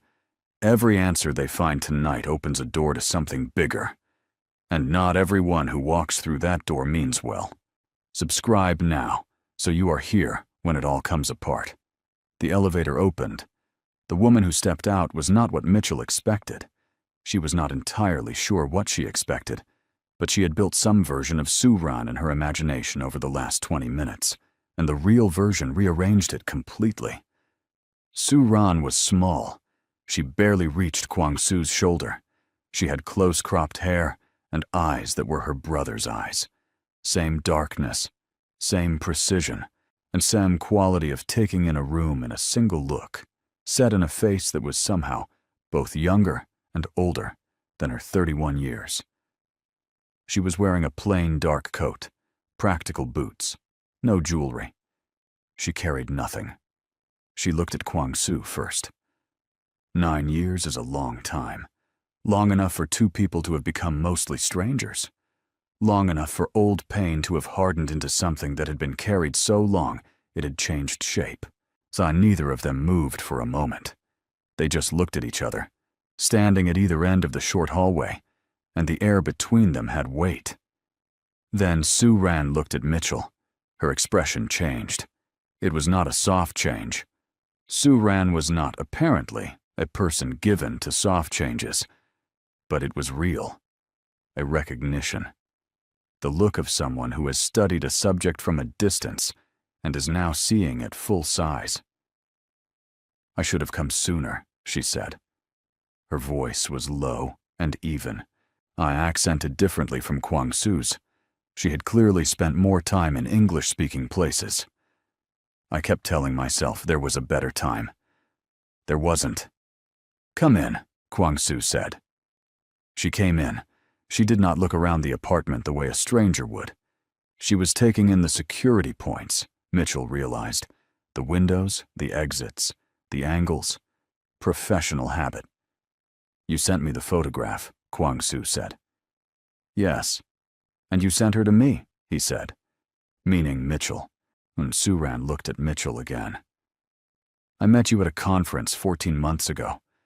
You were talking to a colleague about maternal health funding. You said—" She paused, as if deciding whether the detail was necessary, then decided it was. "You said that the hardest part of working in healthcare was watching people fall through gaps that didn't need to exist, that could be closed if the right people just paid attention." A beat. "My brother pays attention," I thought. "You thought I was a suitable match," Mitchell said. Her voice was steady but not warm. "Not yet." "I thought you were good for him," Soo-ran said. "There is a difference." Kwang-soo sat down. This, for him, was significant. He almost never sat during tense conversations, preferring to stand, to have mobility, to keep his body ready for something. Sitting was a choice, a statement. "Why are you here tonight, Soo-ran?" he asked. The photograph was a warning. Or you could have stayed behind the warning. Soo-ran pulled out a chair from the dining table and sat across from him. Her posture was exactly like his, upright, still, contained.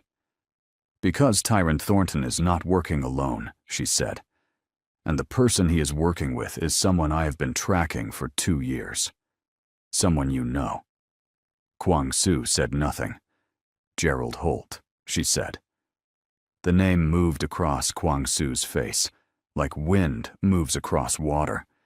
You could see it, briefly, and then the surface settled again. "Gerald Holt," he repeated. "He's been in the city for 3 weeks. He arrived at the same week Tyron Thornton contacted him. The contact wasn't accidental. Holt reached out first." Soo-ran folded her hands on the table. "Gerald Holt has been acquiring information about your network for 18 months. He's not a competitor. He's a collection point. He gathers intelligence for a larger organization and sells it. The building in the photograph? He already has its purpose on record." "Who is his buyer?" Kwang-soo asked. "That is the part that I came to tell you in person," Soo-ran said, "because I could not put it in a message." A pause. "The buyer," she said, "is someone who has been building a case against you for 5 years. Someone with the patience to wait and the resources to be very precise about timing." She looked at her brother directly. "They waited until you had something to lose." The room understood what that meant. So Mitchell understood it. She looked at Kwang-soo. He was looking at his sister, but she could see, from the particular stillness that had come over him, a stillness different from his usual controlled calm, deeper and quieter, that he understood it too. "They waited for her," he said. Meaning Mitchell. Meaning the baby. "Leverage is only leverage when there is something you will not sacrifice," Soo-ran said, flatly, not cruelly, just as a fact. "For years. No, there was nothing you would not sacrifice." "Then there was," Mitchell breathed out slowly. "Who is the buyer?" Kwang-soo asked again. His voice was very quiet. Soo-ran told him. It was a name Mitchell had never heard. But she watched Kwang-soo's face as he received it, and what she saw there, moving through his expression before he could fully contain it, the way something long anticipated finally arrives, and is somehow still a blow, told her everything about the weight of that name. "How long have you known?" he asked. "Confirmed? 6 weeks? Suspected?" "Much longer." Soo-ran paused. "He was the reason I left. 9 years ago. He told me things about you that I believed, that I built my—" She stopped. Started again. "I was wrong to believe them. I understood that approximately 3 years ago. I have spent the time since then finding out the truth. The apartment was completely silent. Outside, the silver car, Gerald Holt, and whoever was with him. Waiting, watching, on part of a machine that had been running for 5 years, built by someone who had the patience of a person who believes they will eventually win. Kwang-soo stood up. He walked to the window, to the side of it, always to the side, and looked down at the street. The car outside, he said. Gerald Holt, and one of his people. Soo-ran reached into her coat pocket and placed a small drive on the table. Everything I have is on this. Every connection, every transaction, every piece of the structure. It is enough. She paused. It is more than enough. Kwang-soo looked at the drive. Then he looked at his sister. Why give this to me? He said. After everything. Why not use it yourself? Soo-ran was quiet for a moment. In the quiet, she looked, for the first time since she had walked through the door.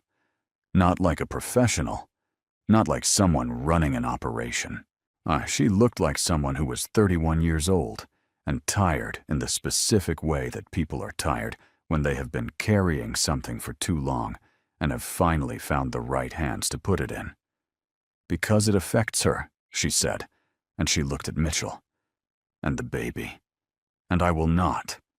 I am not willing to let what happened to our family happen to yours. The word yours hit Mitchell somewhere she had not been expecting.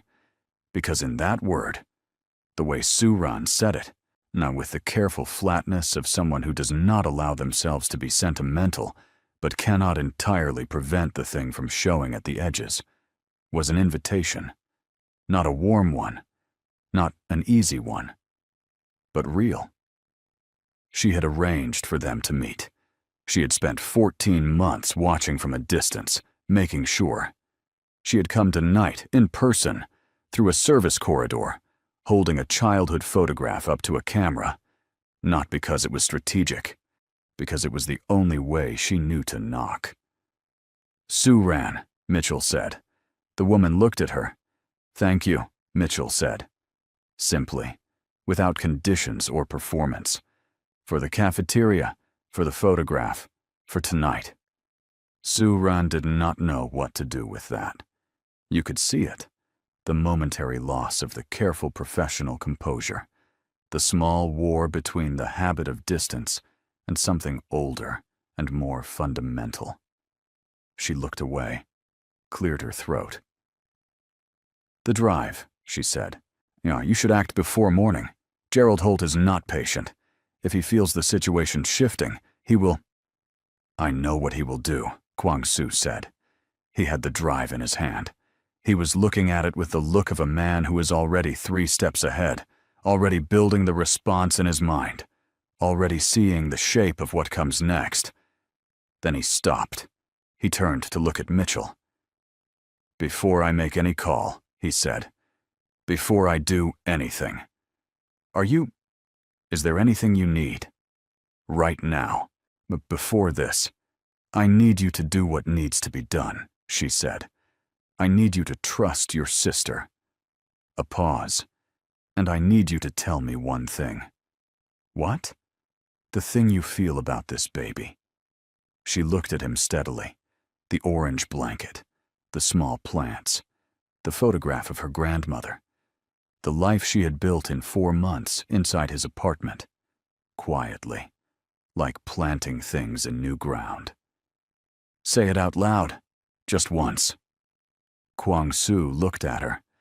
He was not a man who said things out loud that he had only carried inside. She knew this. She was asking anyway.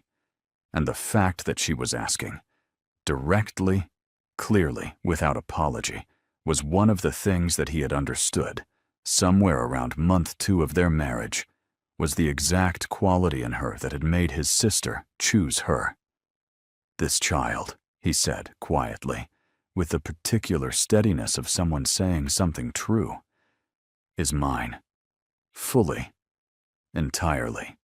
That has been true since the first time you let me be present at an appointment.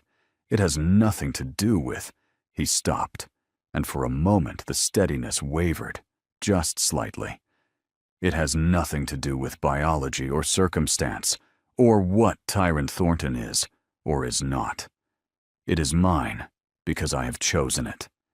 Because I choose it every day. A beat. That will not change. Nothing will change it. Mitchell's eyes were bright. She did not cry.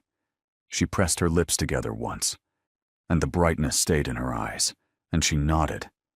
"Good," she said. "Now go deal with Gerald Holt." From the corner, Suran was looking at the window very intently, with the fixed attention of someone who is working very hard to be professional and unaffected, and is mostly succeeding. Kwang-soo went to his phone.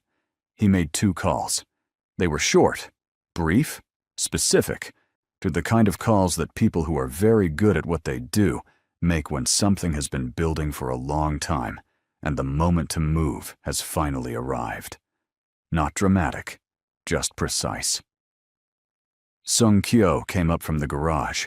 He was given the drive and instructions. Within the hour, Gerald Holt and his companion, who were still in the silver car, still waiting, but still believing they were the ones watching, would discover that the thing about Kwang Soo-yo's world was that he never reacted when he could respond, and he never responded until he was certain. He was certain now. The silver car would not be there by morning. Gerald Holt would be asked, through channels that did not require visible force, to make a choice. The information on the drive, everything Suran had spent 2 years building, would be in the right hands before dawn. The man who had been building a case for 5 years would discover that the gap between patience and victory was much wider than he had calculated. But that was not the most important thing that happened that night. The most important thing was smaller and had no audience. It happened after Sung Kyo left with the drive, after the calls were made, after Suran had been given the guest room with the kind of direct practicality that Kwang-soo used for everything. "You will stay here. We will talk more tomorrow." And Suran, who had been alone for 9 years, had looked at him for a long moment and said, very quietly, "All right." The most important thing happened in the kitchen, close to midnight, when Mitchell was making tea because she could not sleep. Decaf, the only kind she allowed herself. And Kwang-soo came and stood beside her at the counter, and they were both quiet for a while, and then she said, "The biopsy is on Thursday." "I know," he said. "I'll be there. You don't have to stay the whole time." "I know," he said again. "I'll be there the whole time." Mitchell looked at the kettle. She looked at the small plants on the windowsill. One of them was leaning slightly toward the glass, reaching for the outside light. She had been meaning to turn it around for a week and forgetting. She reached over and turned it. "Whatever the results say," she said. "Whatever they say," Kwang-soo confirmed. She poured the tea, and set a second cup down for him. He did not usually drink tea, but he had been drinking it since month 2 of their marriage, quietly, without mentioning it, the way you adopt the small habits of people who matter to you. He picked up the cup. They stood in the kitchen, the woman who had been kicked to the floor of a waiting room that morning, and the man who had walked through the doors and extended his hand. And they drank their tea, and the silver car was gone from the street outside. And Suran was asleep in the guest room, with the particular deep sleep of someone who has finally put down what they were carrying. And the baby moved once, slow and rolling, like a punctuation mark at the end of a very long sentence. And the night held them. Not perfectly, not without cost or complication, or the knowledge that more was coming. There was still Thursday. There were still results to wait for. There were still conversations that needed to happen, with Suran, and about the 9 years, with the world, about the man who had spent 5 years building leverage over someone he did not understand, about the child who would arrive and reshape everything the way children always do, by simply existing with total confidence in their right to be here. But tonight, just this one night, the worst of it had passed, and they were still standing. You stayed through every twist. You already know this is the kind of story that gets into your bones. The most emotional stories belong to those who never miss a chapter. Subscribe and be the first one here every single time a new story begins. Are you lost too? He turned his head slowly.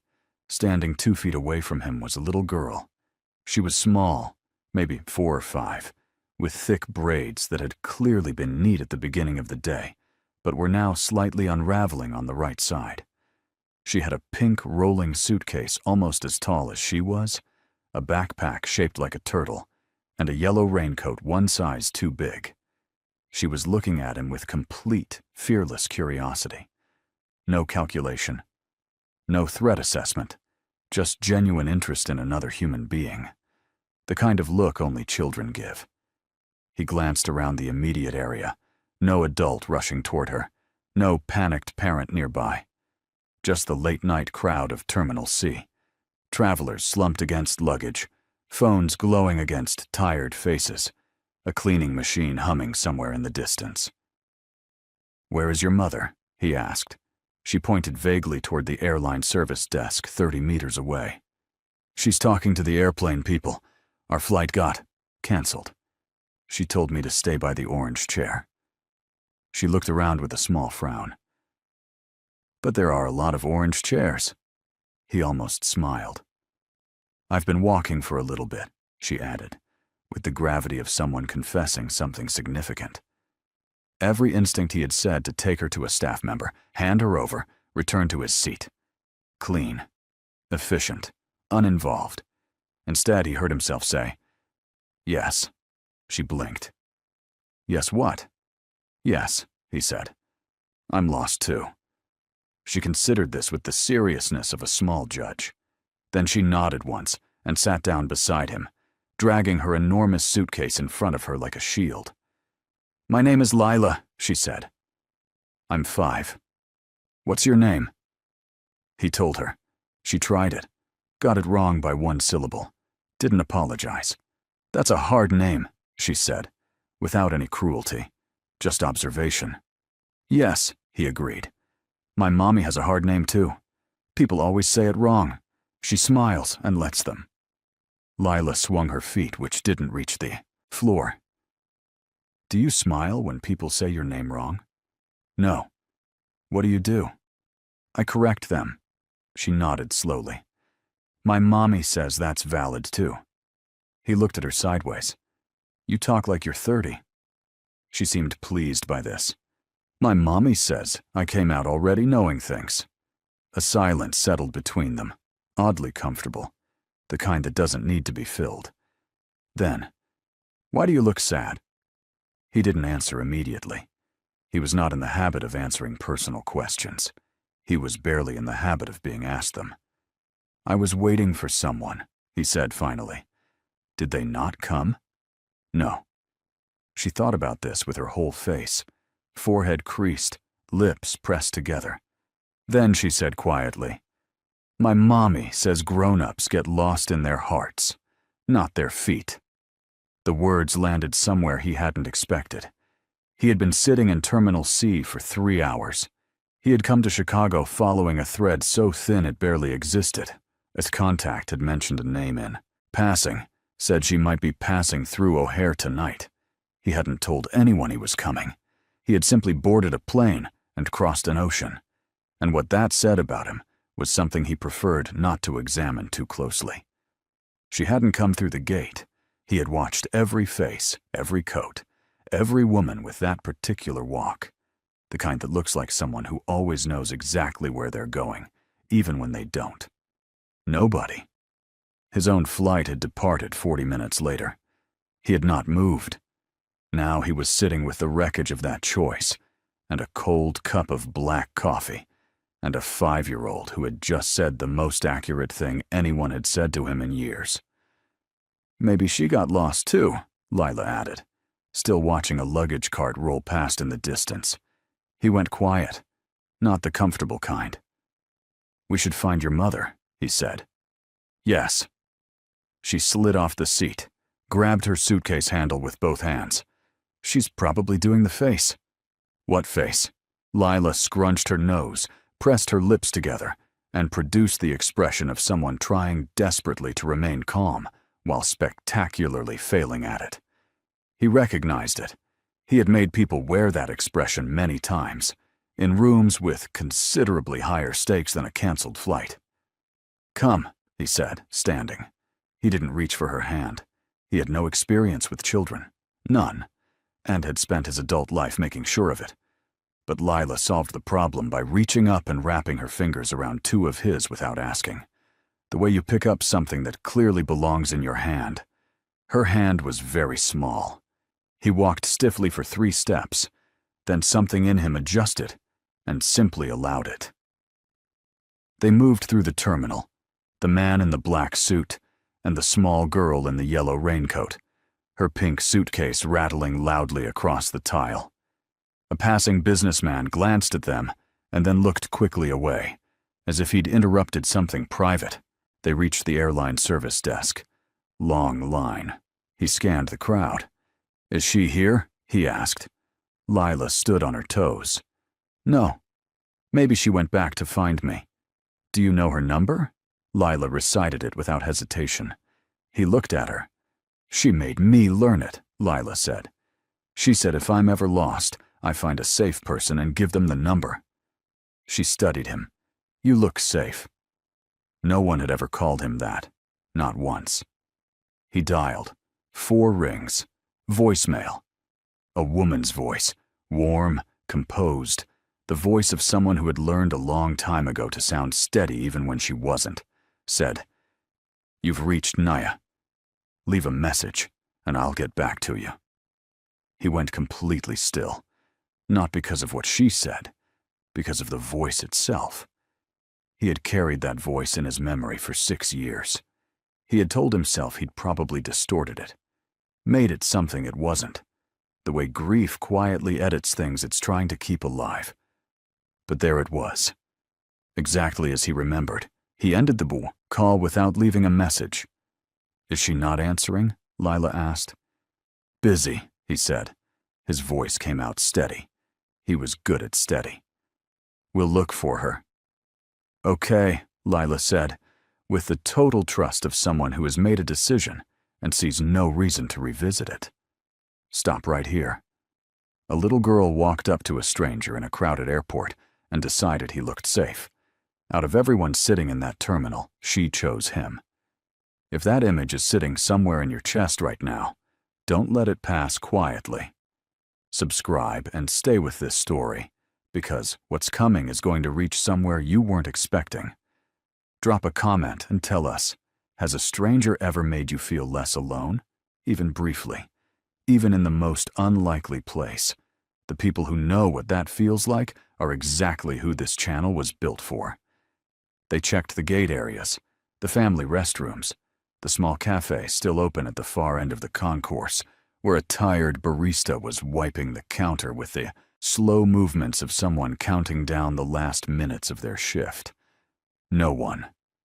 Lila had not panicked. She walked beside him with the careful composure of a child who had decided that worrying was not useful, though he could see she was gripping her suitcase handle tighter than before. "Tell me about your mother," he said, partly to distract her. Only partly. Lila considered where to begin. She works very hard. She goes on lots of planes. She says it's for her job. But I think she also just likes looking at clouds. She dragged her suitcase over a seam in the floor. She makes really good tea. She's teaching me Swahili. And she laughs really loud when something is funny. Not a polite laugh. A real one. "Do you laugh like that?" she asked. "No." "My mommy says real laughing is brave." She looked up at him. "Maybe you just need more things to laugh at." He didn't answer. But something in him moved, like a door opening a crack in a room that had been sealed for a long time. "What does she look like?" he asked. He kept his voice entirely neutral. She's tall, dark skin. Her eyes are really pretty. Her hair is big and soft, Lila thought. And she always smells like orange soap. Not fake orange, like real ones. He slowed almost imperceptibly. Something moved through him that he didn't examine. She sounds like someone worth knowing, he said quietly. She's the best person, Lila said without hesitation. She also makes jollof rice that makes your eyes close when you eat it. She glanced at him. Do you like jollof rice? I've never had it. Lila stopped walking and looked at him with the full weight of 5.5 years of accumulated life experience. That's sad, she said. He almost laughed. Not quite. But the closest he had come in a long time. They found the food court near the central hub, still partially lit. A few travelers scattered at tables. He steered them to a seat with clear sight lines to 2 different walkways, and sat with his back to the wall, out of a habit so old he no longer noticed he was doing it. Lila climbed into the seat across from him and propped her chin in both hands. You look like you're thinking very hard, she observed. I am. About finding my mommy? He said nothing. She accepted his silence with the equanimity of someone who has spent 5 years learning that adults don't always answer, and that this is their problem, not yours. Are you hungry? He asked. A little bit. What do you want? She thought about it with appropriate gravity. Hot chocolate, and something with cheese. He returned from the kiosk with hot chocolate, a cheese pretzel, and a bottle of water. Because he had no idea what children were supposed to drink, and water seemed like the safest guess. Lila wrapped both hands around the cup and took one small, careful sip. Good, she announced. She ate her pretzel in pieces, tearing each section with great precision. He watched the walkways. Do you have kids? She asked. No. Do you want them? I haven't thought about it. She found this answer insufficient. Why not? I didn't have time. My mommy didn't have time either, she said. But then she had me. A pause. She says I was a surprise, but not the scary kind, the good kind. He looked at her carefully. How old are you? He asked. 5. 5 fingers. Patient with the question. 5.5 almost. He was quiet.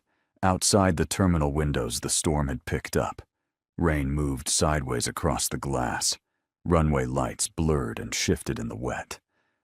Do you have a dad? He asked. He kept his voice entirely even. Lila picked at her pretzel.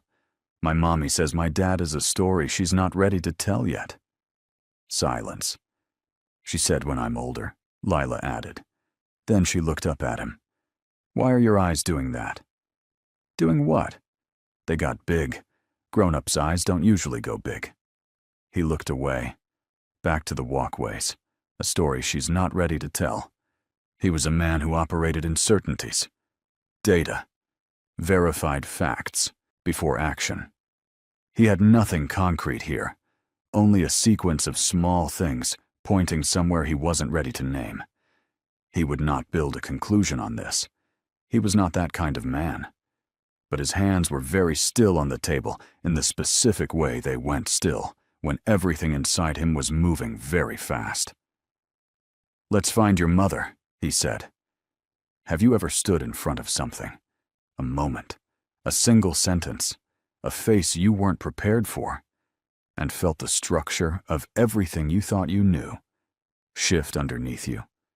Not collapse, just shift.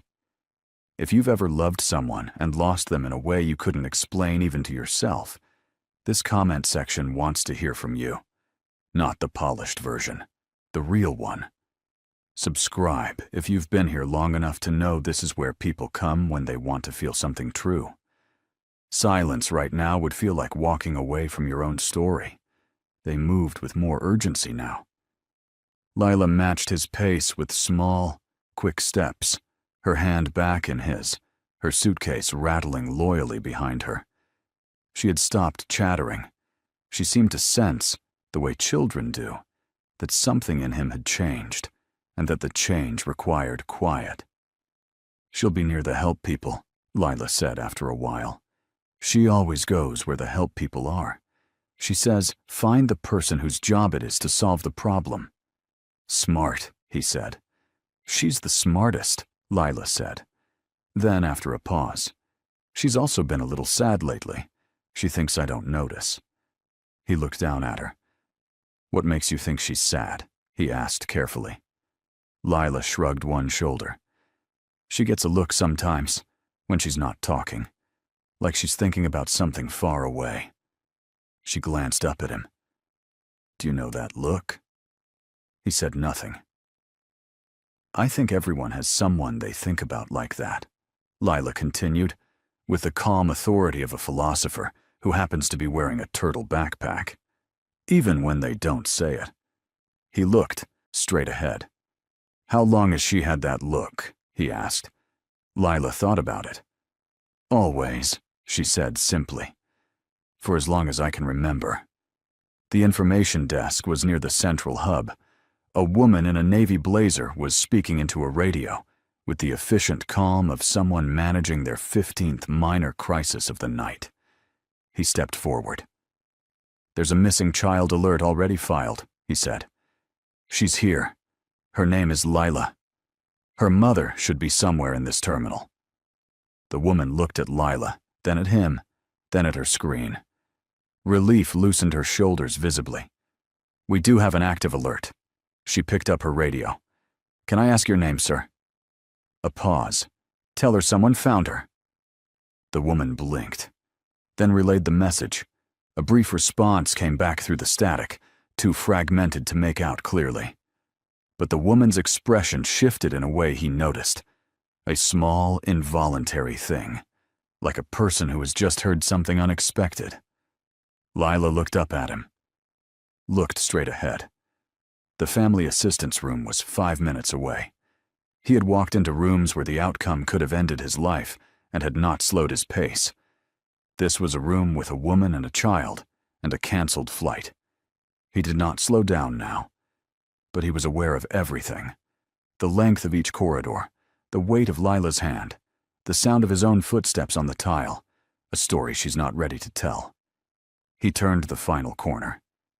And there she was, standing outside the family room, speaking to a security officer, phone gripped in both hands.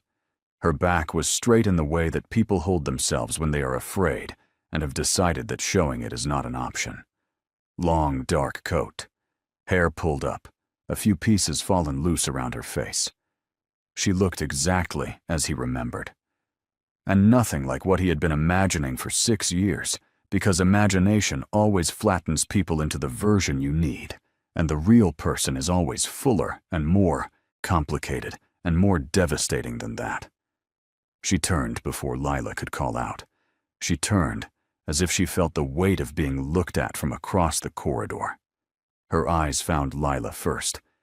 Instant, overwhelming relief flooding her face. And she dropped to her knees and opened her arms, and Lila ran the last 10 feet, suitcase rattling behind her, and crashed into her mother. And they held each other with the specific tightness of people who have just been reminded that love is not a feeling. It is a grip. He stood still. Then the woman looked up. She looked up the way you do when you already know what you'll find, when the body has already processed what the mind hasn't caught up to yet. Her eyes found him. She went completely still. Not the frightened kind, the kind that happens when the world rearranges itself in 1 second, and every category you have used to organize your life stops making sense at the same time. He watched something move through her face that he couldn't name.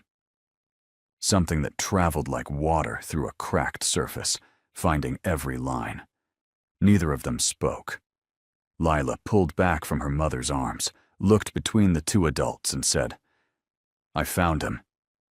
The security officer quietly stepped back. The woman stood slowly, one hand still on her daughter's shoulder, and stared at the man in the black suit who had crossed an ocean on a rumor and missed his flight and spent an hour holding her daughter's hand through a terminal he had no business being in. "What are you doing here?" she asked. Her voice was careful, exactly as careful as it needed to be. "I was in the area," he said. Something crossed her face. Not quite a smile, not quite the opposite of one. "Terminal C," she said. "Gate C-14. She stared at him. "How long?" she asked. "Long enough to miss my flight." A silence. The ambient sounds of the terminal, distant announcements, rolling luggage, the muffled storm, filled the space where the next words should have been. "Because of me?" she asked. He didn't answer. That was answer enough. She looked down at her daughter. Lila was watching both of them with her chin slightly raised and her hands clasped around her turtle backpack, wearing the expression of a 5-year-old who has done something she is quietly and completely proud of. "Did you tell him anything?" the woman asked softly. "I told him my name," Lila said. "And I told him you have a look." The woman closed her eyes briefly, opened them. "What look?" "The one," Lila said simply, as if this required no further elaboration from anyone. The woman looked at him again. This time, the careful composure had shifted slightly. Not falling, just no longer sitting perfectly in place, the way a mask shifts when the person wearing it gets tired. "Can we sit down?" she said. "This is the moment where you need to take a side." He crossed an ocean on a rumor, sat in an airport for hours, and missed his flight. All for a woman who walked out of his life 6 years ago without a single word. She built an entire life in his absence. And now they're standing 10 feet apart in a midnight terminal with a 5-year-old between them who has already decided how this ends. Who do you think carries more of the weight here? Who had the right to make the choices they made? Drop your position in the comments, because this conversation is going to be something. Subscribe if you believe the most complicated love stories are the ones most worth following. They found seats near the large windows at the far end of the concourse. Outside, the storm pushed rain in sheets across the glass. Runway lights dissolved and reformed in the wet.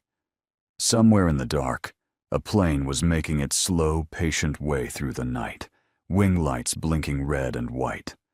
Lila sat between them. She had pulled her turtle backpack into her lap and was hugging it against her chest, her eyes moving quietly between the two adults, like someone reading a book. They have been waiting, a long time to reach. The woman was looking at her hands. He was watching the window. "How did you find out I was here?" she asked. "A contact. Someone mentioned your name. And you came." "Yes," she exhaled. "From Seoul." "Yes."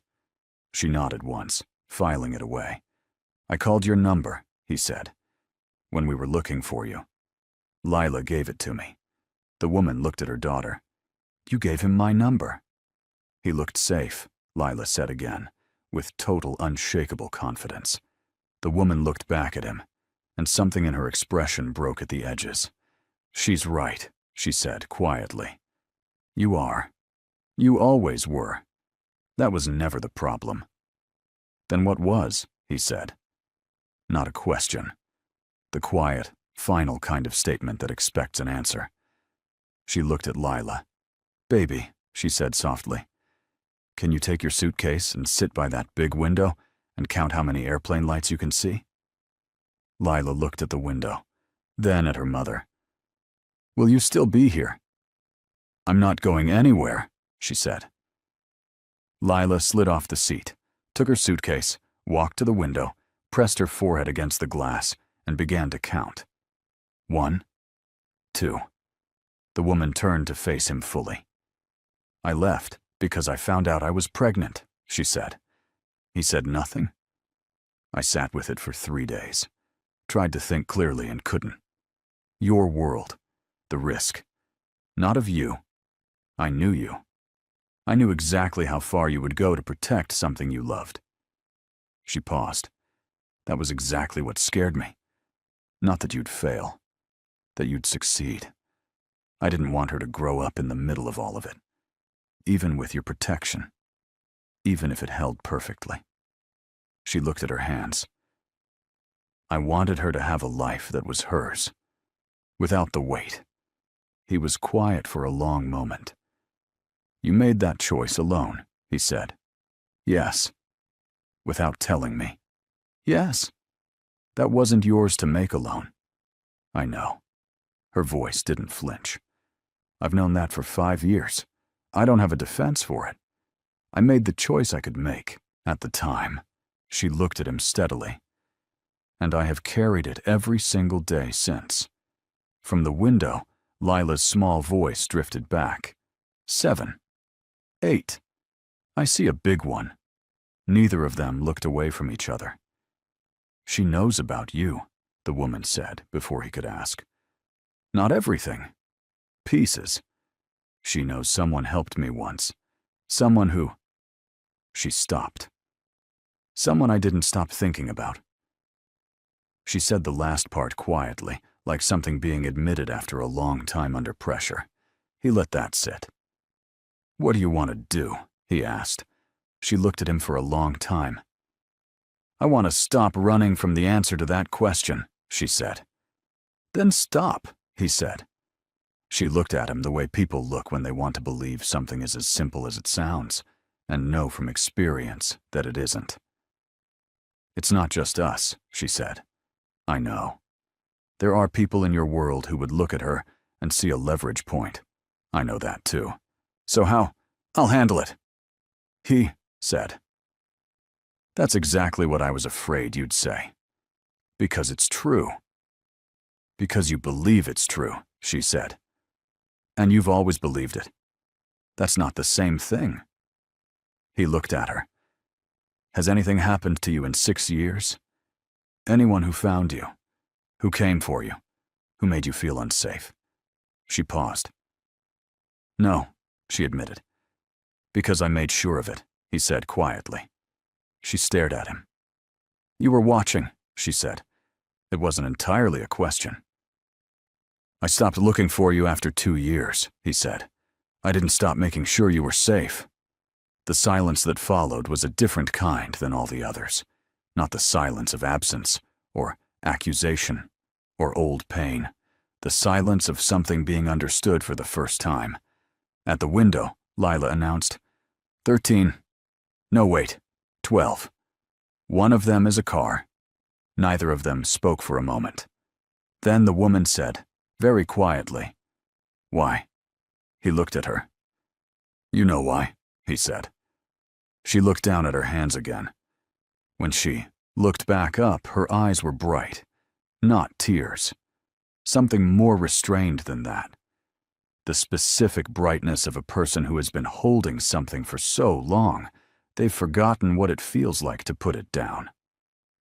What happens now? She asked. That depends on what you're willing to do, he said. I live in London, she said. I know. She blinked. Kensington, he said. The building with the green door, 3rd floor. She stared at him. You've known where I was, she said slowly. For 4 years. And you never came. You needed space, he said. I gave it to you. She was quiet for a long moment. He could see her reassembling something inside herself, taking information she had organized one way and having to organize it completely differently. You were waiting for me to come back, she said. I was waiting, he said, for you to be ready. She looked at him for a long time. Then she looked at Lila, who had turned from the window and was watching them both with ancient, careful eyes. Mommy, Lila called. I think the storm is stopping. The woman looked at the window. She was right. The rain had slowed. The glass was clearing. The runway lights held steady now, no longer dissolving. She looked back at him. She has your eyes, the woman said quietly. I've never said that out loud before. Something happened in his chest that he did not have a name for. Not the absence of feeling. The opposite of that. The specific sensation of something returning to a place it had been kept out of for so long that the return itself felt like pain and relief at exactly the same time. "I want to know her," he said. The woman held his gaze. "She already knows you," she said. "She just didn't have a name for you yet."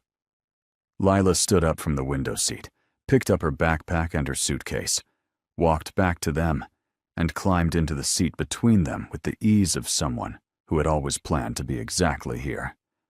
She looked at him, then at her mother, then at the narrowed space between the two adults, which was measurably smaller than it had been when she'd left for the window. "Are you still lost?" she asked him. He looked at this child, at the woman beside her, at the rain-cleared glass and the steady runway lights, and the long night that still had hours left in it, and whatever came after the night. "No," he said. Lila nodded once, satisfied, as if the entire evening had proceeded exactly according to a plan she had made in her head when she first walked up to a stranger and asked him a question that had no wrong answer. She leaned sideways against her mother. Her mother put one arm around her, and after a moment, without looking at him, the woman reached across Lila and placed her hand over his on the armrest.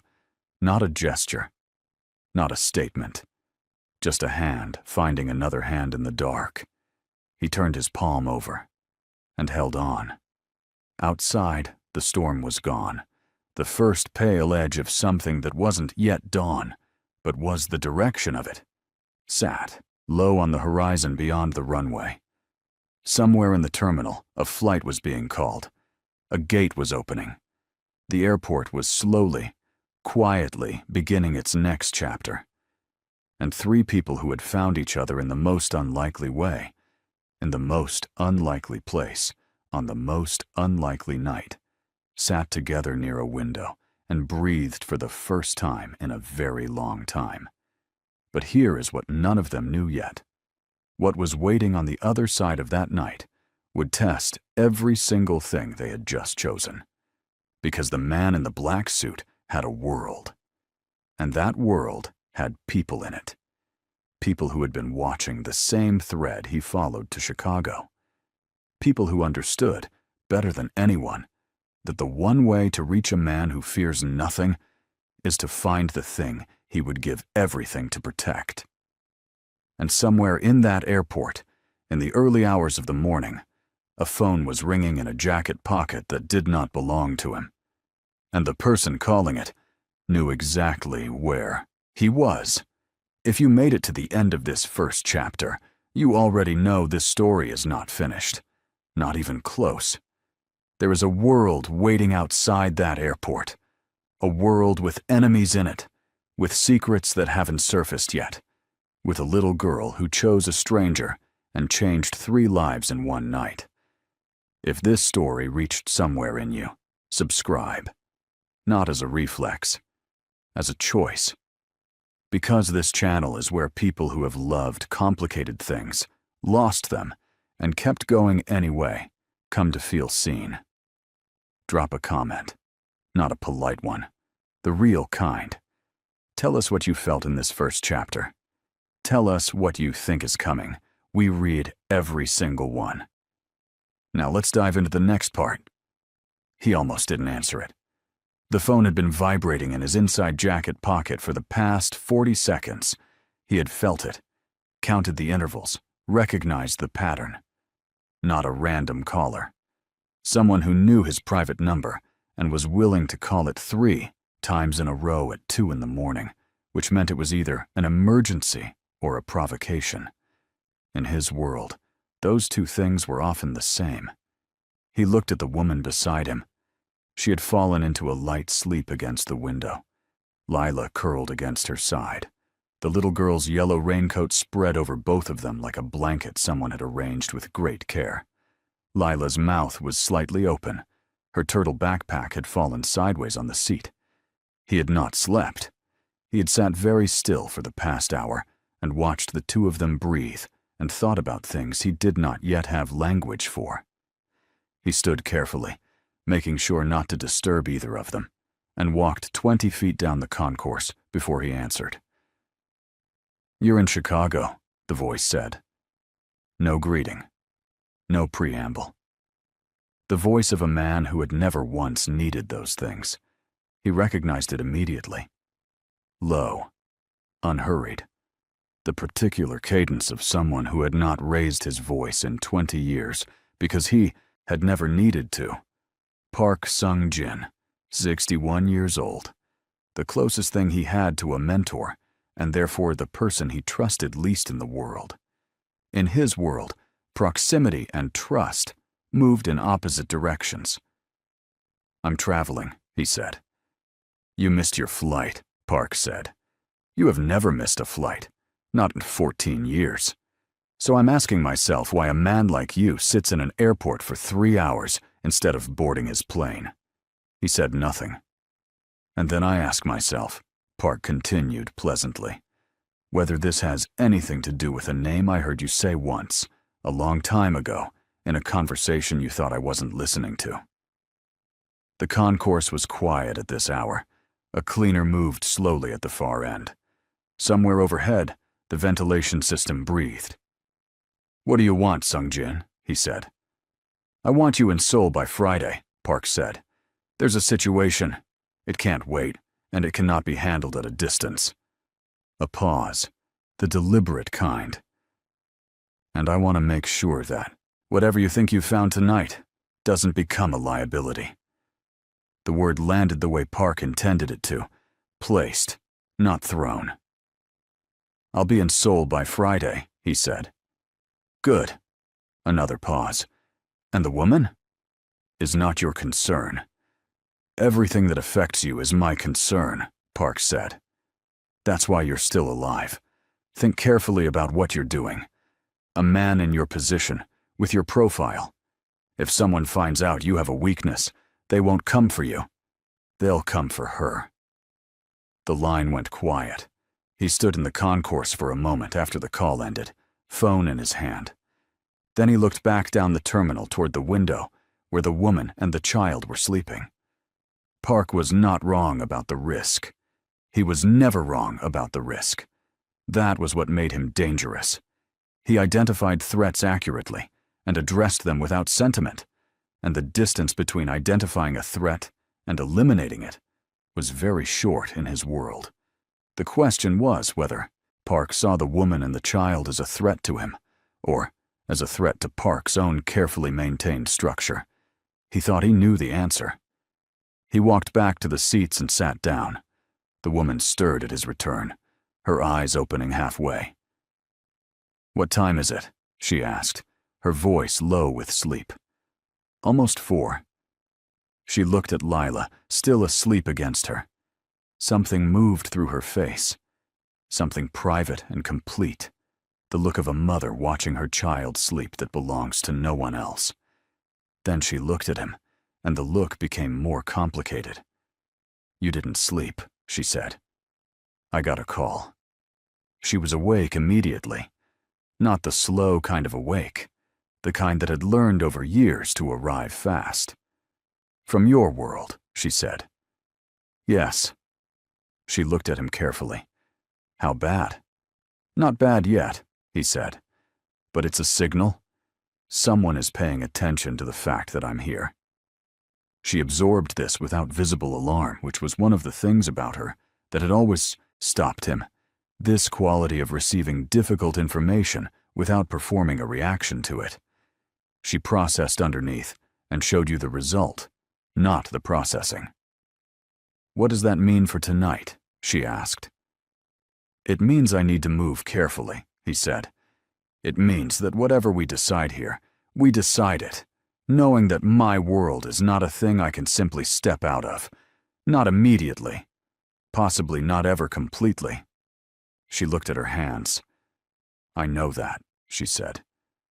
"I need you to know it differently now," he said. "Not theoretically, actually." She looked up. "What are you saying?" "I'm saying that I'm going to do everything in my power to make sure you're both protected.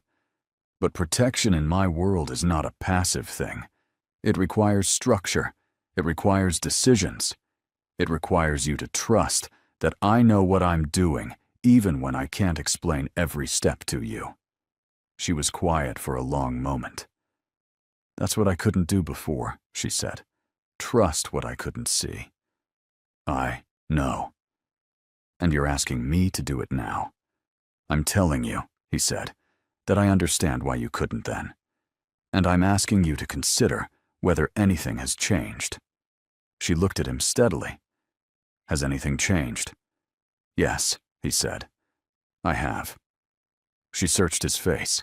He let her look. He had nothing to hide tonight. "How?" she asked. He thought about how to say it honestly.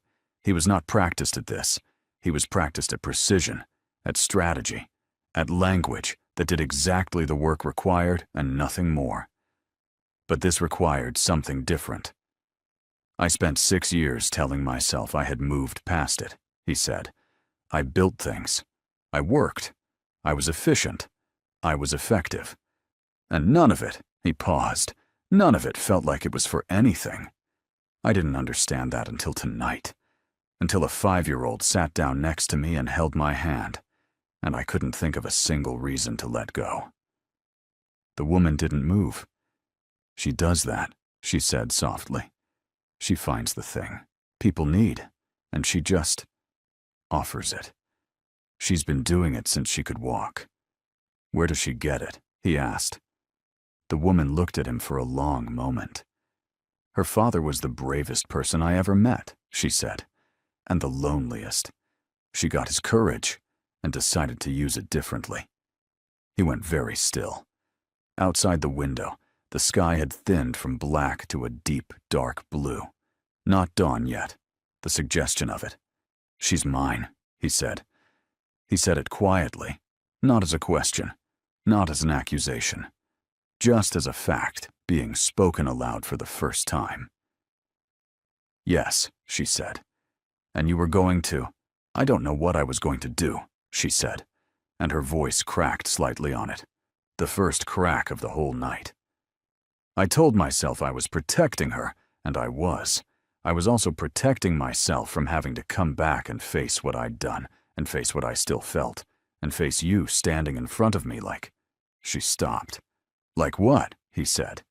She looked at him. "Like someone I never stopped loving," she said, "even when I was furious at myself for it." The word sat between them in the quiet of the terminal, enormous and plain. He reached across and took her hand. Not a gesture, not a statement, just a hand finding another hand, the way his daughter had shown him it was done. Without ceremony, without condition, because the person beside you needs to know you are there. She looked down at their joined hands. Then she turned her palm over and held on. "Have you ever been so afraid of losing something that you destroyed it yourself, just to control the ending? Have you ever carried a choice for years that you knew was wrong and right at the same time, and had no idea how to put it down? If this moment is sitting somewhere in your chest right now, you're not alone in it. This community was built for the people who have loved at full cost. Subscribe if you've been here long enough to know that. And drop a comment, a real one, not polite, the kind you'd leave if no one was watching. We read every single one. They sat like that as the terminal slowly filled with the first sounds of the early morning.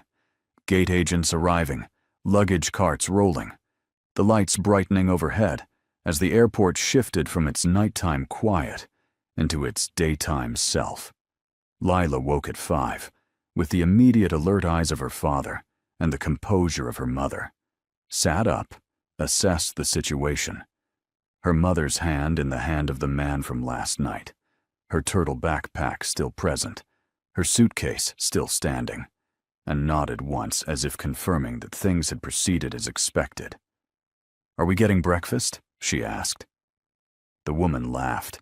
It was the real kind, the loud, unguarded kind, the kind that didn't ask permission, and it moved through the terminal like light through a window, and he felt it land somewhere in the center of his chest and stay there. They found the cafe that had just opened. Lila ordered eggs with the butter on the side with the authority of someone who had been burned before. The woman ordered coffee, and he ordered enough food for both of them, and she looked at the plate when it arrived, and then looked at him and said nothing, which was its own kind of surrender.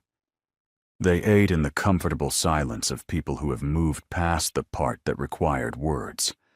Lila narrated quietly, the man asleep at his table, the woman with the enormous suitcase, the small, anxious dog in the carrier under the chair of a young man who kept checking his phone. That dog knows something the man doesn't know yet, Lila said. The dog is anxious about travel, the woman said. No, Lila said firmly. That's a different face. He looked at the dog. The dog looked back with the steady, mournful gaze of an animal who had seen too much. She might be right, he said. The woman pointed her fork at him. You have been here one night. Long enough, he said. She fought the smile. Lost. He watched her lose it and felt something settle in him that had been unsettled for years. After breakfast, they walked back through the terminal, Lila a few steps ahead, narrating to her turtle backpack. He and the woman walked beside each other, close enough that their arms touched occasionally. I have to go back to Seoul, he said. I know. There are things I need to close out, decisions I need to make about how I operate going forward. It won't be immediate. It won't be simple. I'm not asking you to dismantle your life overnight, she said. But there are parts of it that have to change. Yes, she said. There are. I need to know you understand what that process looks like, he said. It's not clean. There will be moments where I have to do things you won't like in order to reach the outcome we both want. She was quiet for a moment. Will you tell me the truth when I ask? Yes. Even when it's difficult? Especially then, he said. She looked at him. That's all I ever needed, she said. Not perfection. Not a different life. Just the truth. I know that now, he said. I didn't know how to give it before. She held his gaze. Neither did I. Ahead of them, Lila had stopped and turned around, supervising their walking distance with visible concern. You're too far apart again, she said. He looked at the woman. The woman looked at him. He held out his arm. She looked at it for exactly 1 second, the second of a person stepping off something they have been standing on for 6 years. And then she put her hand through his, and they walked to the gate together, while Lila watched with quiet, complete satisfaction, and then turned and led the way. At the gate, Lila fell asleep again almost instantly, her head in her mother's lap. The woman stroked her hair without looking at it. She really does have your eyes, she said softly. He looked at the sleeping child, at the face he had not known for 5 years, and could not imagine not knowing now. I want to be there, he said. Not from a distance, actually there, for the things that matter. School pickups, she said. Weekend arguments about butter being on the side. All of it, he said. She looked at him. You understand what that means, what it looks like from the outside. People will find out. Let them find out, he said. Your people. My people will understand that she is protected, he said. Not a vulnerability, not a leverage point. Protected. Anyone who thinks otherwise will be corrected. She heard the weight in the word corrected, and did not flinch from it. And Park? She asked. He looked at her. You heard the name? I was half asleep, she said. Not fully. He almost smiled. Park is a problem I will handle before I arrive in London. She looked at him carefully. Handle how? Carefully, he said. And permanently. She was quiet. Then, promise me it won't come to our door. It won't come to your door, he said. I will make sure of it before I step onto that plane. She studied him for a long moment. Then she nodded once. The nod of someone who has decided to believe something, not because they have proof, but because they have chosen to. "When will you come?" she asked. 2 weeks, he said. "Maybe less."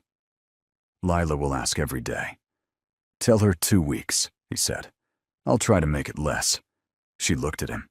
"Don't try. Do it." She counts things. "She'll hold you to it." "Good," he said. She looked surprised by that. "I need someone to hold me to things," he said. "I've spent 20 years with no one to answer to." She held his gaze. "How has that been?" "Efficient," he said, "and completely empty." The gate agent called the London flight. The woman woke Lila with the quiet, practiced motion of someone who had done it thousands of times. And Lila came back to herself in the way she always did. Immediately, completely, with zero transition. She found her backpack, checked her suitcase, stood up. Then she looked at him. "Are you coming?" she asked. "Not on this one," he said. She looked at him steadily. "But you're coming." "Yes." "To London." "To London."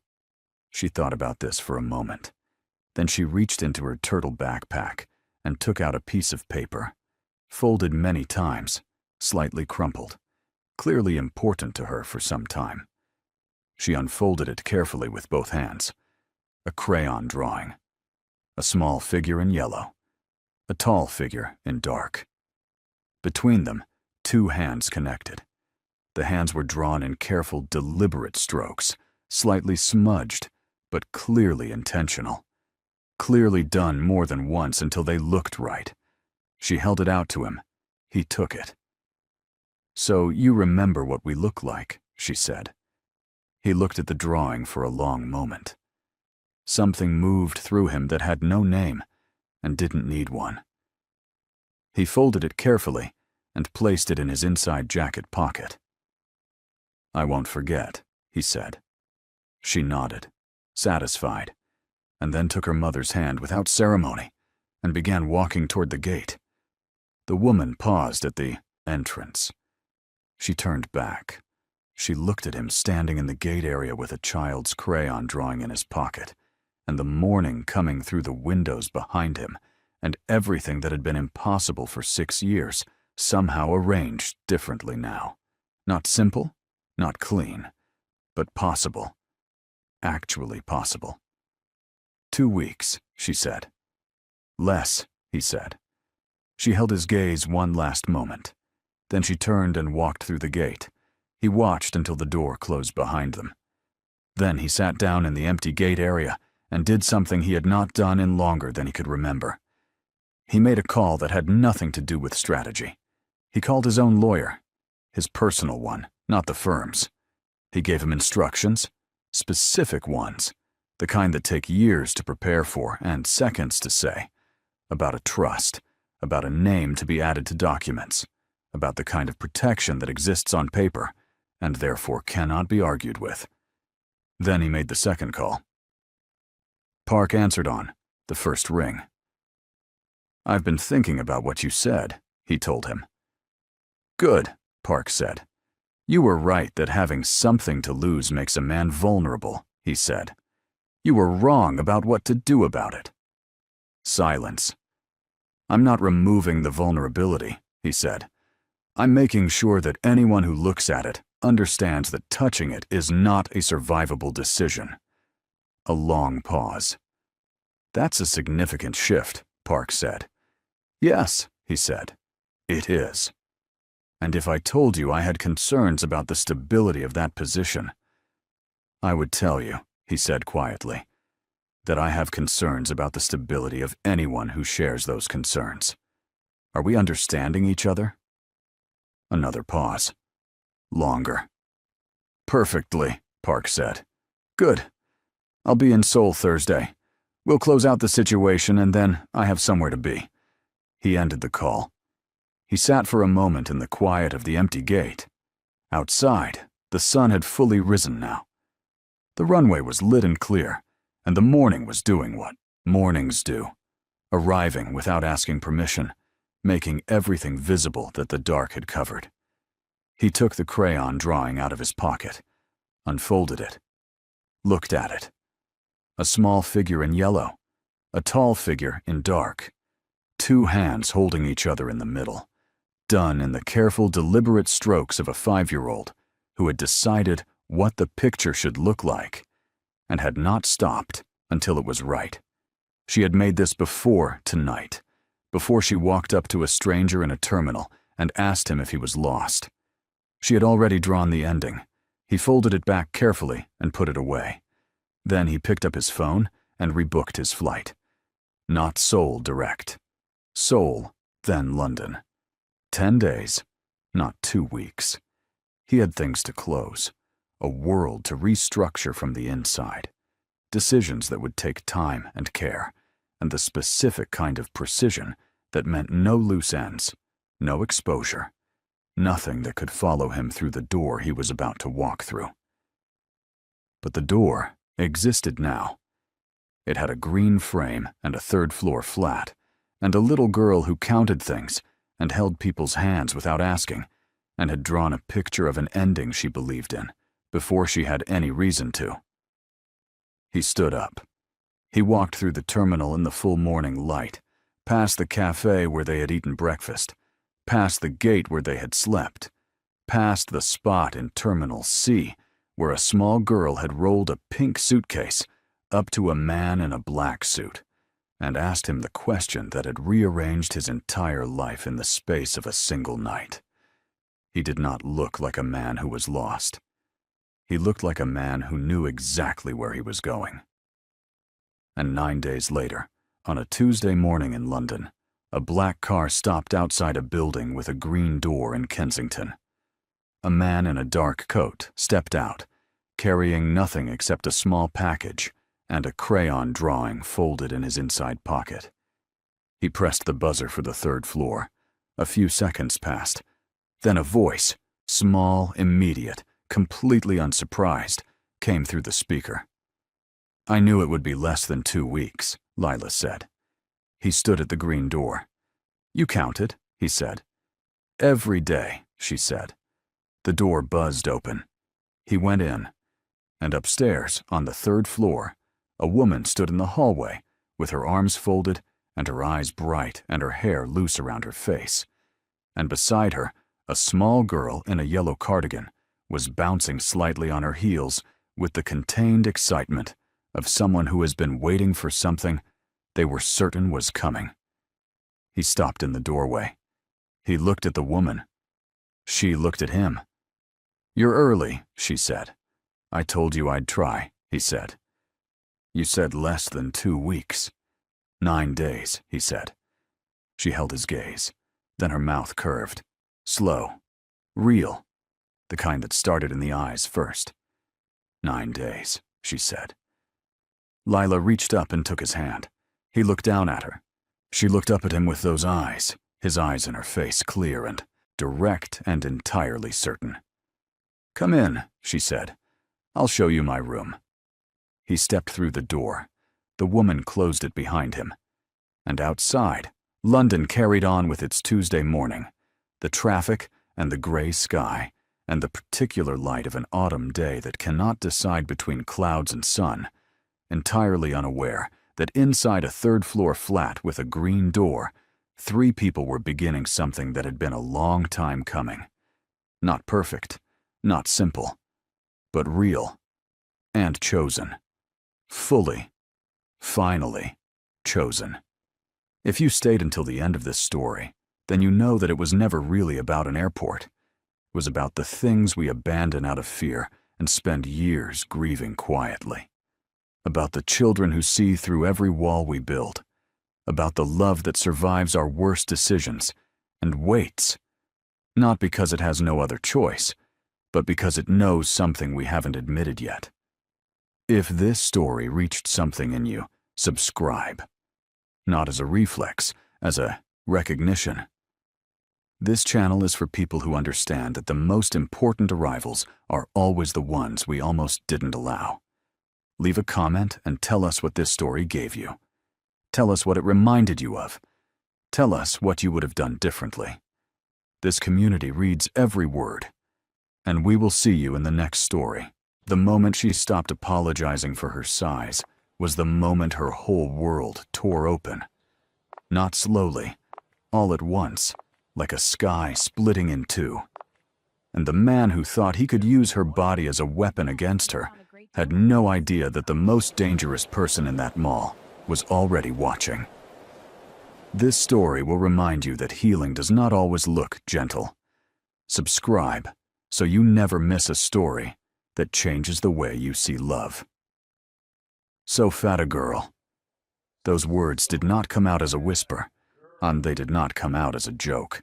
They came out of Darren Cortez's mouth the way venom comes out of a snake, like it had been sitting there a long time, waiting.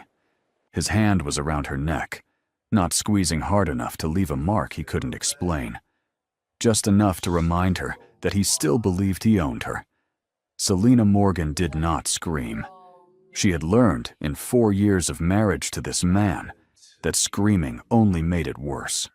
So she stood there in the middle of Galleria Crown Mall, a Saturday afternoon, people everywhere, pop music from a clothing store nearby, and she let him say it again. "Look at you. So fat. You really came out here looking like this?" She was wearing a yellow sundress. She had bought it 2 weeks after she signed the divorce papers. She had stood in that dressing room and cried a little when she saw herself. Not because she was ashamed, but because she had forgotten what it felt like to choose something for herself. She was still learning.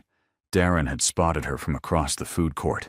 She had been carrying 2 shopping bags and laughing at something her phone showed her, a meme her younger sister had sent. Real laughter, the kind she hadn't done in public in years. He had walked straight toward her like a man on a mission. "You think this is over?" he said, his grip on her neck just barely tightening. "You think you just walk away from me and that's it? You think anyone is going to want—" He stopped.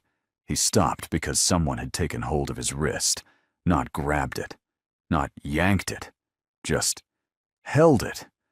With a stillness so complete that Darren's whole body went quiet, the way a room goes quiet before thunder. Darren turned. The man standing there was not tall in the way that makes people notice from across a room. He was tall in the way that makes a room feel smaller. He was Korean, somewhere in his mid-30s, with a face that looked like it had been built for patience and used for something harder. He wore a plain dark shirt and dark trousers, no flashy watch, no sunglasses, nothing that should have made Darren's mouth go dry. But Darren's mouth went dry. "Let go," the man said. Just those 2 words. His English was perfectly clear. Darren laughed, the nervous kind, the kind that's really a question. "Excuse me? Who are?" The man did not repeat himself. What he did was look at Darren's hand, the one still loosely at Selena's neck, and then look at Darren's face. And something in that look made Darren release her without deciding to. Selena stepped back. She rubbed her neck, not because it hurt, but because the ghost of his touch was still there. The man, she did not know his name yet, looked at her for 1 second. Just one. Like he was checking that she was standing. Then he looked back at Darren. "Your ring," he said. Darren blinked. "No, what? Take it off." Darren actually laughed this time. "Are you serious right now? I bought that ring, it's—" "You are divorced," the man said. It was not a question. Darren's laugh died. "How do you—" "Take it off." There was a pause that stretched like taffy. The food court noise kept going around them. Trays clattering, children running, someone calling an order number. But the 3 of them existed in a different kind of silence. Darren looked at the ring, a thick gold band. He had never taken it off even after the papers were signed. Selena had noticed that. She hadn't said anything about it. She had been afraid of what it meant. "I'm not taking off my—" The man reached out and took it off for him, not violently. That was the strangest part. He simply took Darren's hand, slid the ring off his finger, the way you'd help someone remove something that didn't belong to them, and held it between 2 fingers. Darren looked at his own bare hand, like he didn't recognize it. "Gosh, you will not speak to her again," the man said. "You will not come near her again. You will not." He paused, and the pause was deliberate. "Think about her again." Darren opened his mouth. "I would not," the man said quietly. "Finish that sentence." Something in Darren Cortez, a man who had never in his life backed down from anything, a man who had once made a courtroom lawyer cry, decided that today was not the day. He looked at Selena once. Something complicated crossed his face. Then he walked away. Just like that. Selena stood there, her yellow dress, her 2 shopping bags, her heart doing something between falling and flying. The man turned to her. Up close, his eyes were dark brown and very calm, the kind of calm that comes from surviving things, not from avoiding them. "Are you hurt?" he asked. She almost laughed. In a strange, tilted way, she almost laughed. Because it had been so long since someone asked her, really asked her, that the words landed somewhere deep and old in her chest. "No," she said. No, thank you." He nodded. He placed Darren's ring on a nearby empty table like it was trash and turned to leave. "Wait." The word jumped out of her before she decided to say it. He paused. "Who are you?" she asked. He looked at her for a moment. Something moved behind his eyes. Not quite a smile, but related to one. "Why, no one important," he said. And he walked away. She found out 3 days later that she was wrong. His name was Sung-Jin Bai, and he wasn't no one. He was, according to the very pale and very shaking man who showed up at her apartment door on a Tuesday morning. A man who introduced himself as an associate of Mr. Darren Cortez, the head of the Bay organization out of Ulsan. Selena stood in her doorway in her pajamas and her bonnet and said, "I'm sorry. The what organization?" The man, young, expensive suit, looking like he hadn't slept, said, We need to know your relationship with Sung-Jin Bai." "I don't have a relationship with him," she said. "He helped me in a mall 3 days ago. That's it." The man looked at her for a long moment, like he was trying to decide if she was lying or if she was genuinely this uninformed. "Ms. Morgan," he said carefully, "Sung-Jin Bai does not help people in malls. He doesn't. That's not something he—" The man stopped, collected himself. "He asked us to look into your ex-husband." Selena's hand tightened on the doorframe. "What?" "He asked us to look into Darren Cortez, his finances, his business associations, his activities." The man swallowed. "We found things." "What things?" The man reached into his jacket and pulled out a thin folder. He held it out. She took it. Inside were photographs, documents, so a property deed with her name on it, except she had never signed it. A bank account she didn't know existed, draining money from the joint account they'd had during the marriage, routed somewhere she didn't recognize. She looked up. He was stealing from me? "For approximately 3 years, the man said, before the divorce was finalized." The world tilted, not dramatically, just quietly, the way a picture frame tilts on a wall, and you don't notice until the whole room looks wrong. For 3 years. While she was in that marriage, trying to hold it together, blaming herself for everything that was falling apart. He had been taking from her. Quietly. Systematically.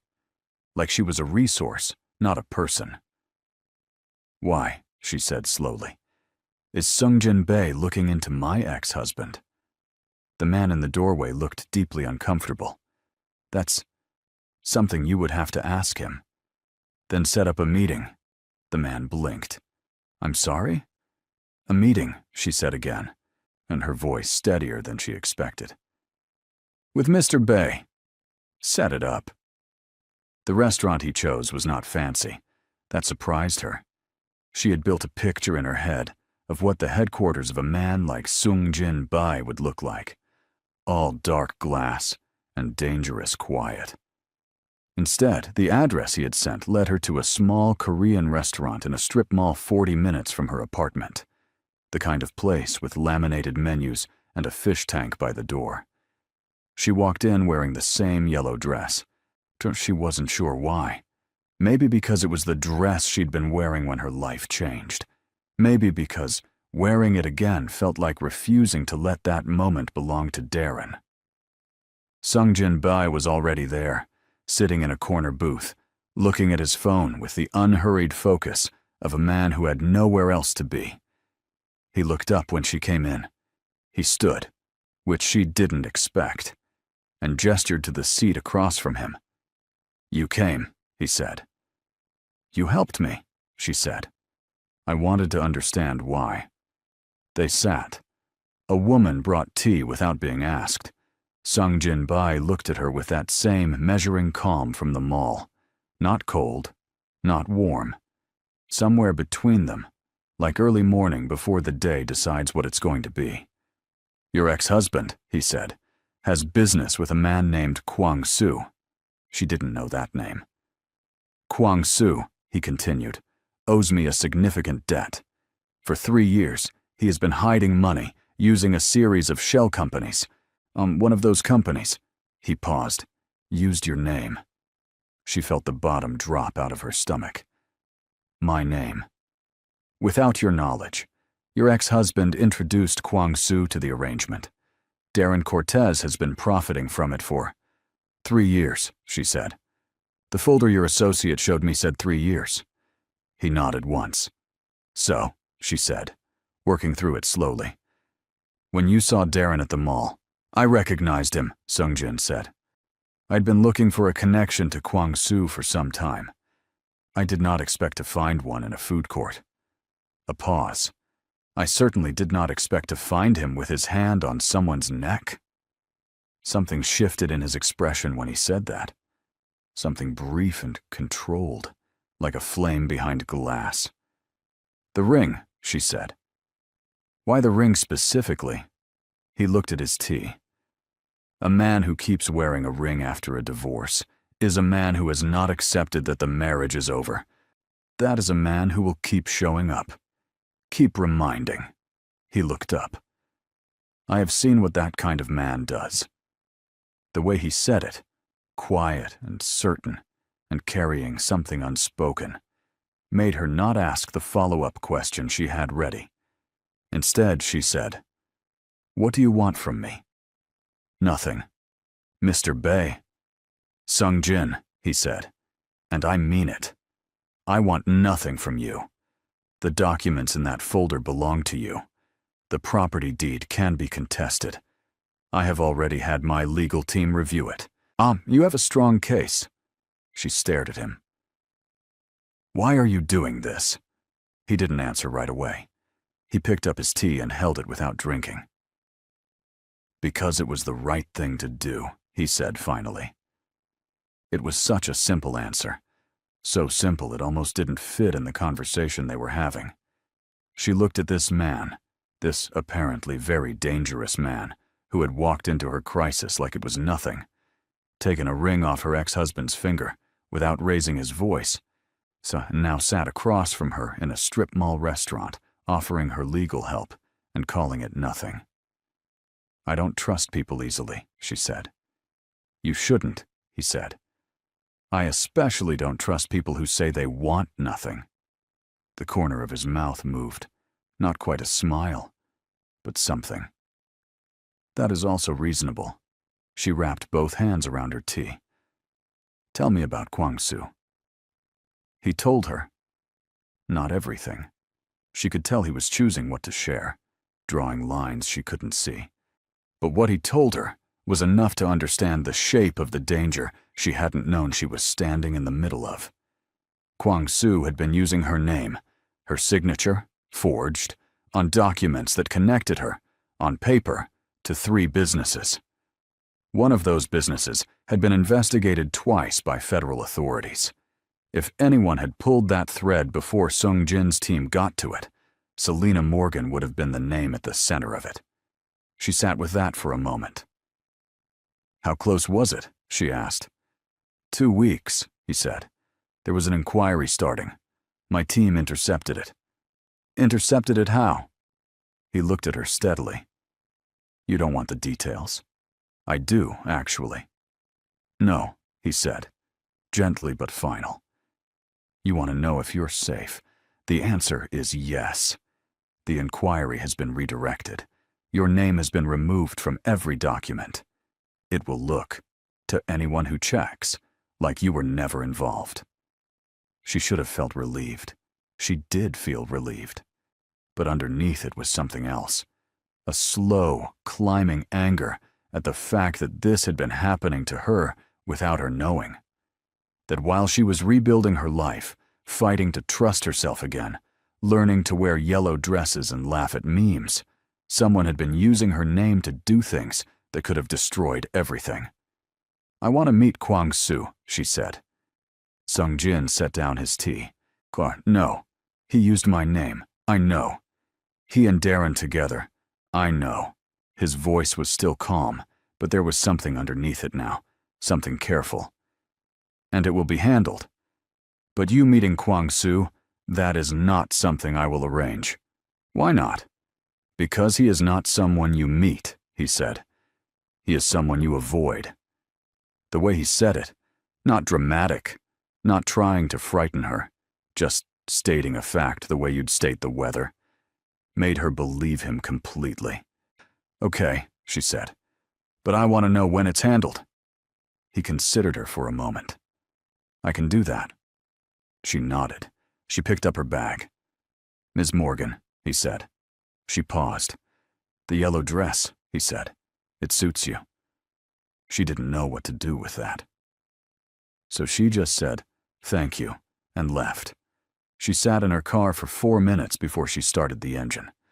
You have been reading a story that is only just beginning to turn. Subscribe, because the next part will change everything you think you know about these two. Her sister Natty called that night. Natty was 3 years younger, infinitely louder, and currently living in another state for her graduate program. She had been the first person Selena called after the divorce. She had driven 14 hours to help her pack. "So let me get this straight," Natty said over the phone. "You ran into Darren at the mall. He grabbed your neck. And then a random Korean Mafia man appeared, took his ring off his finger, and now is trying to help you with your legal case." "That's accurate, yes." Silence. "Selena." "I know." "Selena." "I know, Natty. You don't know, because if you knew, you'd be more excited." Girl, this is the most interesting thing that has happened to either of us in years, and you're describing it like you're reading a grocery list." "I don't want to make it into something it isn't," Selena said. "He has reasons for helping me. Business reasons. I'm connected to someone he's after." "Yeah, okay, sure," Natty said, in the voice of someone who did not believe that for 1 second. "He also complimented your dress. He said it suited me. That is a compliment, Selena. That is a man noticing you and choosing to say something kind." A pause. When did Darren last do that? Selena couldn't remember. She lay on her bed, looking at the ceiling, and couldn't remember a single time in 4 years that Darren had told her she looked nice without following it immediately with a but. "I don't know him," she said quietly. "You will," Natty said. "Something tells me you will." Sung Jin's world was not built for gentleness. He had understood that from a young age. Growing up in Ulsan, watching his father run the Bai organization the way a surgeon runs an operating room. Precise, some bloodless on the surface, brutal in the details. He had inherited it at 26 when his father had a stroke that left him unable to speak. He had run it for 9 years since then. He was good at it. He was not always proud of it. He thought about that sometimes, in the early mornings before his team arrived, sitting in the small office above the restaurant that his team didn't know he thought of as a refuge. He kept it plain on purpose. No art on the walls. One chair. A desk. On a window that looked out at a parking lot. He thought about Selena Morgan more than he expected to. Not in the way his associates would have teased him for. He was careful about that distinction. Careful about keeping his thoughts where they belonged. But she had a quality he rarely encountered. She had been frightened, and she had not run. Most people, when they realize they are connected, even accidentally, to a man like Sung Jin Bai, they disappear. They take the help, and they don't ask questions, and they do not call his office and request meetings. She had requested a meeting.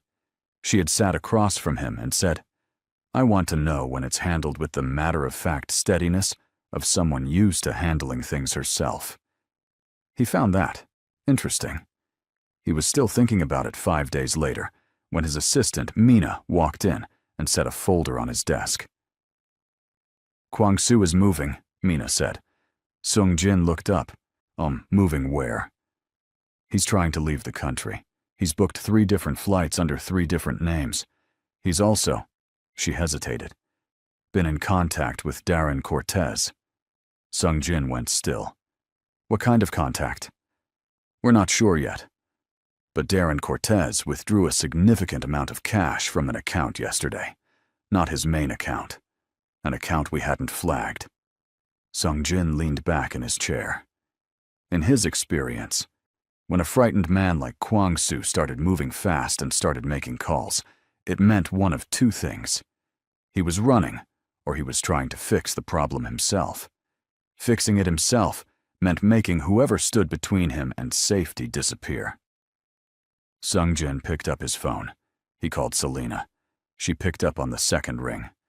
It was a Sunday morning, and she was, based on the sound in the background, watching something loud. "Mr. Bae."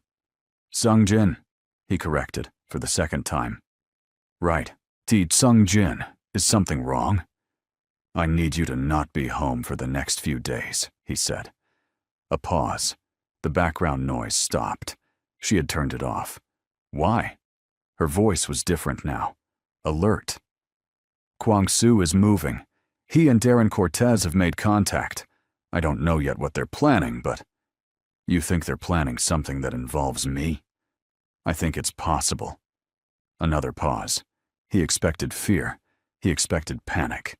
And he had told people they were in danger before and knew the range of reactions. Tears. Yelling. Silence that fell apart into questions. Instead, she said, "Can I come to you?" He blinked. He was fairly certain that was the first time in 9 years someone had asked him that in that particular context.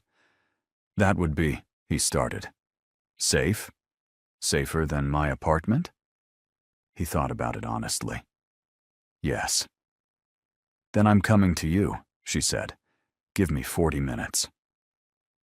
She arrived in 35 minutes.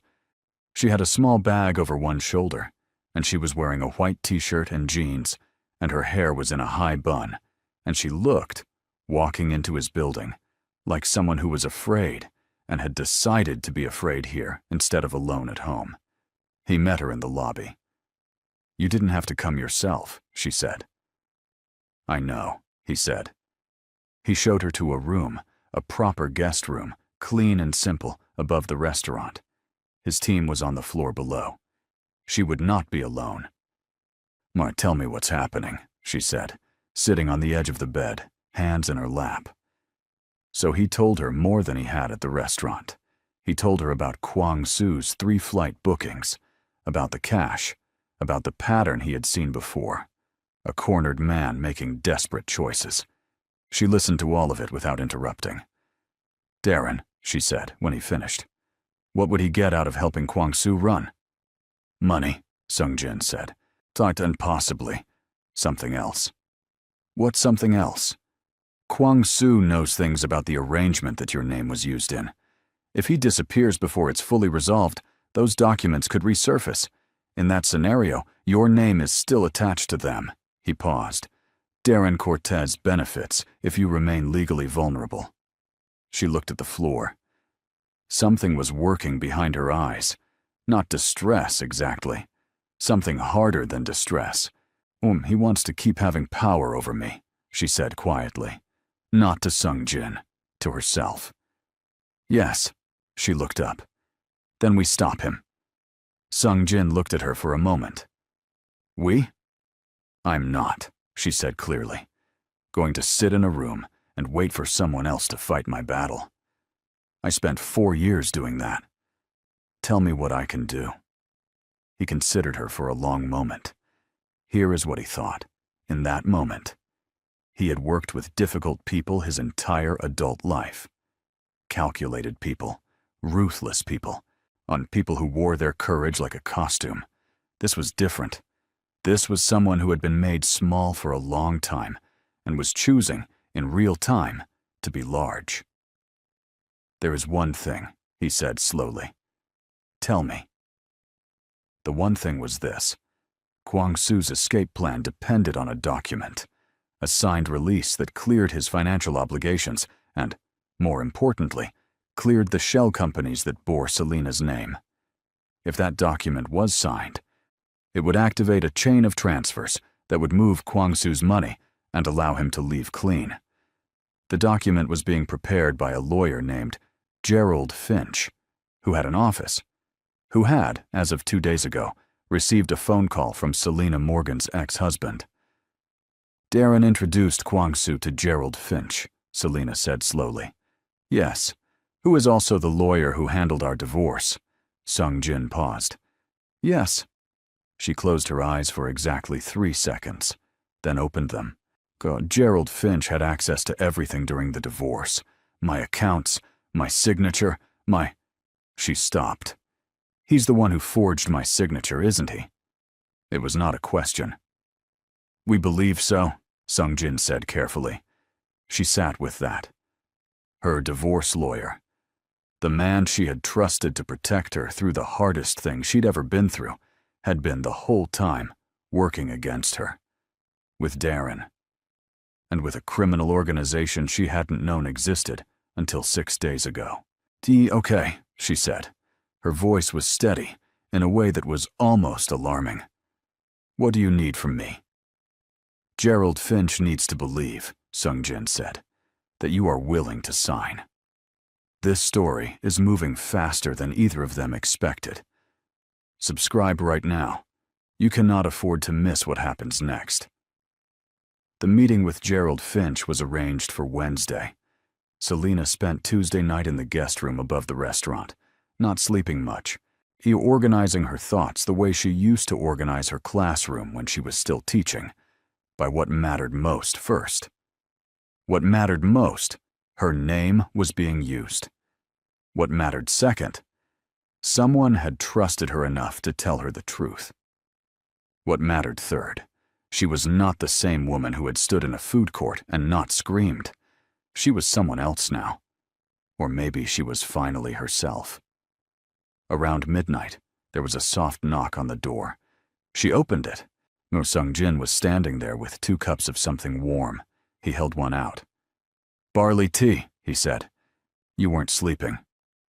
How did you know? He glanced at the light under the door. She almost smiled. She took the tea. They stood there in the doorway for a moment. 2 people from completely different worlds, connected by the worst choices of other people, holding warm cups in the middle of the night. Are you afraid? He asked. Of Finch? Of any of it. She thought about it honestly. I'm afraid that it doesn't end even after it ends. That Darren will always find a way to. She stopped. I'm afraid that some people just don't stop. Sung-jin was quiet for a moment. Some don't, he said, but they can be stopped. You sound very sure. I am very sure, he said simply. About this one thing. She looked at him. This man who had walked into her crisis and stayed. Who had not made a single promise he hadn't kept. Who sat in plain restaurants and asked, "Are you hurt?" and brought barley tea at midnight. Tell me something about yourself, she said. Something real. He looked surprised. Just for a moment. I have a younger sister, he said. She is a nurse. She thinks what I do is, he considered the word, unfortunate. Is she right? Yes, he said, without hesitation. They stood there a little longer. The barley tea was warm and slightly bitter. Get some sleep, he said finally. Tomorrow needs you ready. He walked back down the hall. She stood in the doorway after he was gone and felt something she hadn't felt in a very long time. Not quite safe. Safer than she had been, but also something else. Something that felt less like falling and more like standing on the edge of the rest of her life. Gerald Finch had a voice like someone who had practiced sounding trustworthy. Selina sat across from him in his very normal-looking office. Plaques on the wall, framed diplomas, and a plant that was slightly too healthy to be unattended, and watched him arrange his face into something like professional warmth. Selina, he said, it's good to see you. I have to say, when you called about reconsidering the documents, I was surprised, she said. Relieved, he said smoothly. I always believed the separation was handled too quickly. Darren is not why I'm here, she said, and Gerald blinked. I'm here because of the shell companies, she said.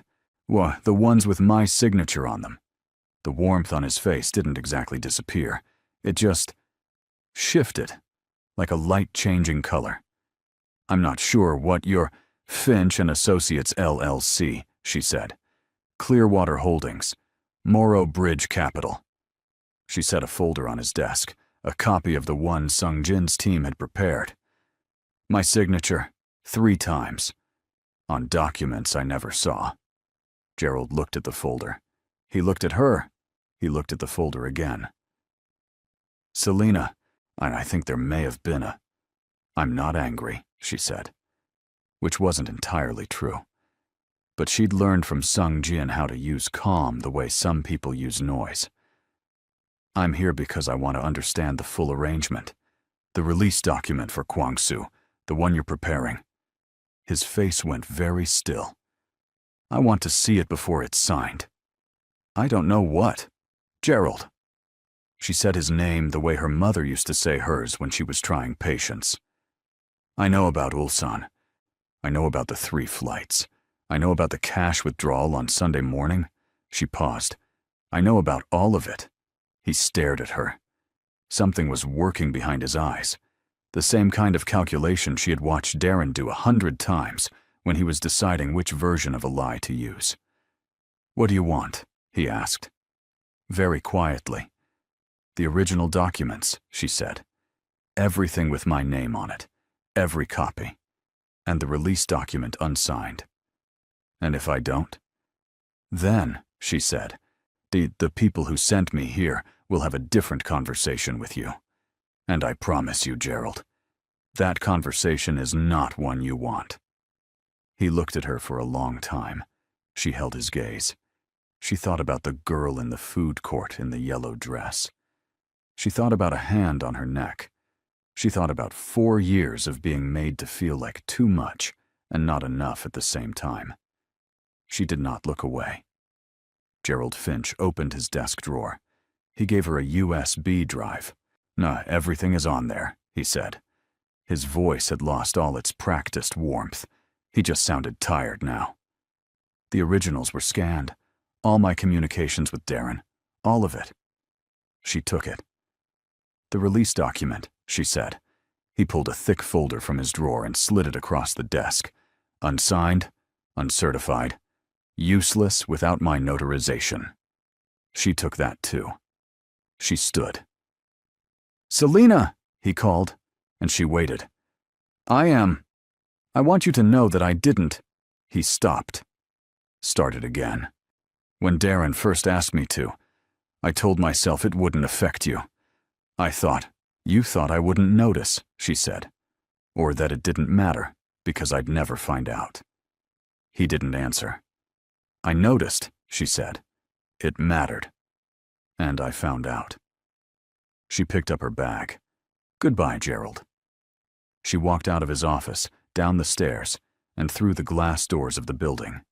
Sung-jin's car was parked across the street. She could see him through the windshield, watching. She held up the folder. He got out of the car. They sat in the car in the parking lot, and she handed him the folder and the USB and told him everything Finch had said. He listened to all of it without moving, the way he always listened, with complete attention, like whatever she was saying was the only thing happening in the world. When she finished, he said, "You were remarkable." She looked at him. "In there," he clarified. "I was watching through the window before you went in. But you were," he seemed to be looking for the right word, "certain." "I was terrified," she said honestly. "Yes," he said, "and you were certain anyway. Those two things can exist at the same time." She looked at her hands. She was surprised to find they weren't shaking. "What happens now?" she asked. "Now," he said, "Kwang-soo has nothing. Without that document, he cannot move his money. Without his money, he cannot run. And without running, he is exposed," she said. "Yes." She nodded slowly. "Ma and Darren?" A pause. "That is a different matter." "What kind of different matter?" He turned to look at her. There was something in his face she hadn't seen there before. Not exactly reluctance. More like care. The careful way you handle something you know is fragile. Not because it's weak, but because it's worth protecting. "Darren Cortez," he said slowly, "has been cooperating with Kwang-soo in a way that goes beyond the documents. There are things on that USB that will be very damaging for him." She felt her chest tighten. "Damaging how?" "The kind of damaging," Sung-jin said carefully, "that involves authorities." She sat with that. Darren going to prison. She thought she would feel satisfied by that idea. Instead, she felt heavy. Not sad for him. Not even close to sad for him. Just heavy with the knowledge of how long she had carried something this enormous without knowing it. He was never just controlling, she said quietly. He was never just cruel. He was doing this the whole time. Yes. While I was blaming myself for the marriage falling apart. Her voice was steady, but something underneath it was cracking in a controlled way, like ice that knows where the edge is. "I thought I was the problem." "You were not the problem," Sung-jin said. "I know that," she said. "I know that now. But I didn't then. And he knew I didn't know. And he counted on it." Sung-jin was quiet. "I want him to know," she said, "that it was me. I want him to know that I did this. Not you, not your organization. Me. I want him to understand that the person he thought he had broken was the person who finished him." Sung-jin looked at her for a long moment. "I can arrange that," he said. But that night, something happened that neither of them planned for. Selena's phone rang at 11:47 p.m., a number she didn't recognize. Not Sung-jin, not Nady, saw not anyone in her contacts. She answered. "Hello, Selena." Her blood went cold. It wasn't Darren. It was a voice she had never heard, low, unhurried, with an accent she couldn't quite place. "Who is this?" she asked. "Someone who is very interested," the voice said. "In the folder you took from Gerald Finch today." She gripped the phone. "How do you know about?" "I know about a great many things," the voice said pleasantly, "nigh including the fact that you are currently under the protection of Sung-jin Bai. Interesting arrangement." A pause. "Tell Mr. Bay that Kwang-soo sends his regards, and tell him," another pause, longer, "that the game is not over." The call ended. She sat in the dark with the phone in her hand, and her heart doing something that was not quite panic, but was very close to it. She dialed Sung-jin. He picked up on the first ring. "Kwang-soo just called me," she said. Silence. And then, "Where are you?" "In the guest room. Don't leave it." His voice was different now, still calm, but the calm had an edge to it. "I'm coming." He was at her door in 4 minutes. She opened it and he stepped inside, and for the first time since she'd known him, the careful distance he always kept was gone. He was standing close, looking at her face, checking, not for injury, but for something else, for the state of her. "What exactly did he say?" Sung-jin asked. She told him. What, word for word? She had a good memory. It was something she'd learned to develop in the marriage, because Darren always denied saying things, and she had learned to hold conversations in her mind like recordings. Sung-jin listened. His face stayed controlled, but there was something moving in his jaw. Tension, measured and contained. "He's still in the country," Sung-jin said. "How do you know?" If he had left, he wouldn't be making calls. He'd want silence. He looked at her. "So he's trying to frighten you into returning the folder." "It worked a little," she admitted. "That is understandable," he said. "But I'm not giving it back." "No," he said. "You're not." He sat in the chair by the window. She sat on the edge of the bed. And they stayed like that, the window dark behind him, the city quiet outside. And she thought, "This is the strangest thing I have ever been part of, and somehow it feels more real than anything in the last 4 years." "Tell me about your sister," she said. He looked up. "Why?" "Because I need to think about something other than Kwang-soo for 5 minutes, and you mentioned her once." She paused. "What's her name?" Something shifted in his face, softened almost. "Yeonju," he said. "She's a pediatric nurse. She thinks I take too many risks." "Does she know what you do?" "She knows enough," he said. "She does not ask for more than that. She sends me food. I insists I eat enough." A pause that had something fond in it. "She says I look like someone who forgets meals exist." Selena almost smiled. "She sounds smart." "She is the smartest person I know," he said simply. "Do you talk to her often?" "Every Sunday," he said, "without fail." She thought about Nady, the 14-hour drive, the boxes packed in the rain. "I have a sister like that, Nady. She is very loud about the way she loves you, but she shows up.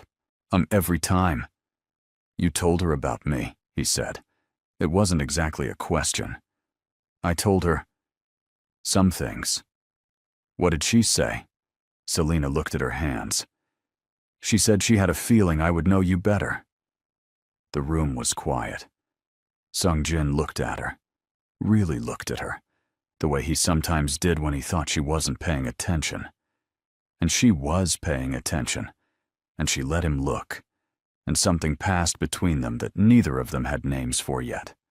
Get some sleep," he said finally. "I have people watching the building. You are safe." "I know," she said. He stood to leave. "Sung-jin." He paused at the door. "Thank you," she said. "Not for the legal stuff, not for the protection, just for treating me like I was worth protecting from the beginning, before you had any reason to." He stood there for a moment. Something moved across his face, complicated and brief, like weather. "You are very easy to want to protect," he said quietly. "That is not a compliment to your weakness. It is a statement about your worth." He closed the door softly behind him. She sat in the dark for a long time. At 3 a.m., Mina knocked on Sung-jin's office door. "We found him," she said. Kwang-soo had been traced to a hotel 18 miles from the city. He had checked in under a third name they hadn't flagged, a name that appeared on a forged identity document they'd had no record of until Finch's USB produced it 20 minutes ago. "He's in room 412, Mina said. "He's not alone. He has 2 men with him." Sung-jin looked at the photo on Mina's tablet. Kwang-soo was a small man, with a neat haircut and very tired eyes, which surprised Selena when Sung-jin showed her, because she had built the voice on the phone into something more frightening than tired eyes. "What's the plan?" she asked. She had come into the office when the knock happened. Old habit, always wanting to know. "We don't confront him directly," Sung-jin said. "The USB gives us everything we need to deliver to the relevant authorities. We let the system that almost used my name to put me in federal trouble," she said. A pause. "I want to be there," she said. "When the authorities are called. I want to give the statement myself. I want my voice on record." Sung-jin looked at her. "This ends with me in it," she said. "Not behind it. Not protected behind you. In it. Do you understand?" He was quiet for a long moment. "Yes," he said. I understand." The morning came gray and fast. At 7:04 a.m., 2 federal agents arrived at room 412 of the hotel. The call had come from the law offices of a Ms. Selena Morgan, represented by a legal team that had, overnight, assembled a case document running 247 pages, including forged signature evidence, financial records, and a full accounting of the shell company arrangement. Kwang-soo opened his hotel room door in a bathrobe and found 2 agents, a case document, one standing slightly to the side, watching, a woman in a yellow dress. He recognized her from the documents. He had only ever known her as a name on paper. She looked at him the way someone looks at something they are done being afraid of. "My name is Selena Morgan," she said. "You used it without my permission. I want you to know who it belongs to." Kwang-soo looked at her, at the agents, at the document. He sat down on the hotel bed and put his head in his hands. Darren Cortez was arrested at 9:15 a.m. at his apartment. He came to the door in a suit, which Selena thought was strange, until she realized he had probably been awake all night waiting. For something, he just hadn't known what. When he saw the agents, he looked past them, all the way to the car parked at the curb, where Selena sat in the passenger seat watching. Their eyes met. She didn't wave. She didn't smile. She just looked at him with the same steadiness that had learned to live in her bones over the past 8 days. And she let him see, really see, that she was the one who had done this. The recognition on his face was not anger, exactly. It was something older and uglier than anger. It was the expression of a man who had built his power on someone's smallness, and was watching that smallness become architecture he couldn't enter. The agents moved between them, and Selena looked away first, but not because she had to, because she was done, because she had nothing left to prove to that face, and the car smelled like Sung-jin's barley tea from that morning, and the sun was coming through the window, warm and ordinary, and she was remarkably okay. This story is not over. The most unexpected turn is still coming in the final event. Subscribe right now. The next chapter of Selena and Sung-jin's story will arrive, and you do not want to be the person who missed it. 6 weeks later, Selena went back to work. She was a curriculum designer now. She had left teaching 2 years ago during the marriage because Darren had made it difficult to maintain a schedule that didn't center around him. She had gone back to it after the divorce and found, to her deep relief, that she still loved it, and still loved the work of building structures that helped people learn. She was in her home office on a Tuesday afternoon, headphones on, when her doorbell rang. She opened the door. Sung-jin was standing there. He was holding a container of food. Not restaurant food. Something that smelled like it had been made in an actual kitchen. He looked, for the first time since she'd known him, slightly uncertain. "Hyunju sent this," he said. "She heard about you. She wanted you to have her doenjang jjigae." Selena stared at him. "Your sister sent me food." "She sends food to everyone she considers important." He paused. "I may have mentioned you. You told your sister about me. I told her a small amount." "How small?" He looked at the container. "Enough that she made 2 portions." Selena's mouth tried not to smile and lost. She stepped back and held the door open. He came inside. It had been 6 weeks of a strange and a careful thing between them. Phone calls that started as updates about the case and became something else entirely. Text messages that began with logistics and ended with questions about each other's days. A lunch that was supposed to be a debrief and lasted 4 hours. Neither of them had named it.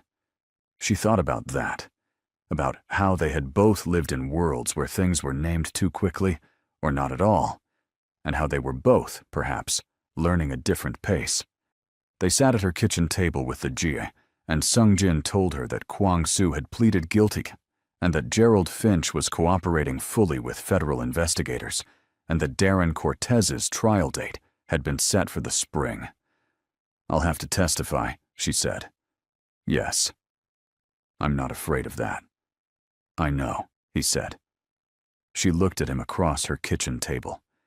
This man who had appeared in her life like weather, sudden and total and completely real, whose sister made him food and called him every Sunday, who kept his office plain on purpose, who had never once, in all the weeks she had known him, tried to make her feel small.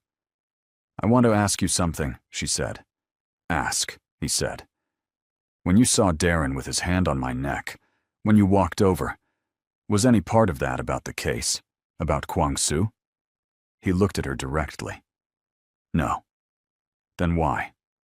He was quiet for a moment. The kitchen was warm and ordinary, and outside the window, a bird was doing something specific and insistent in a tree. "Because," he said, "I watched someone treat another person like they were nothing. And he paused, "I have spent a long time in a world that does that. That treats people like they are tools or problems or obstacles. And I have been part of that world. I have not always stopped it when I could." He looked at his hands on the table. "That day," he said, "I could stop it. So I did."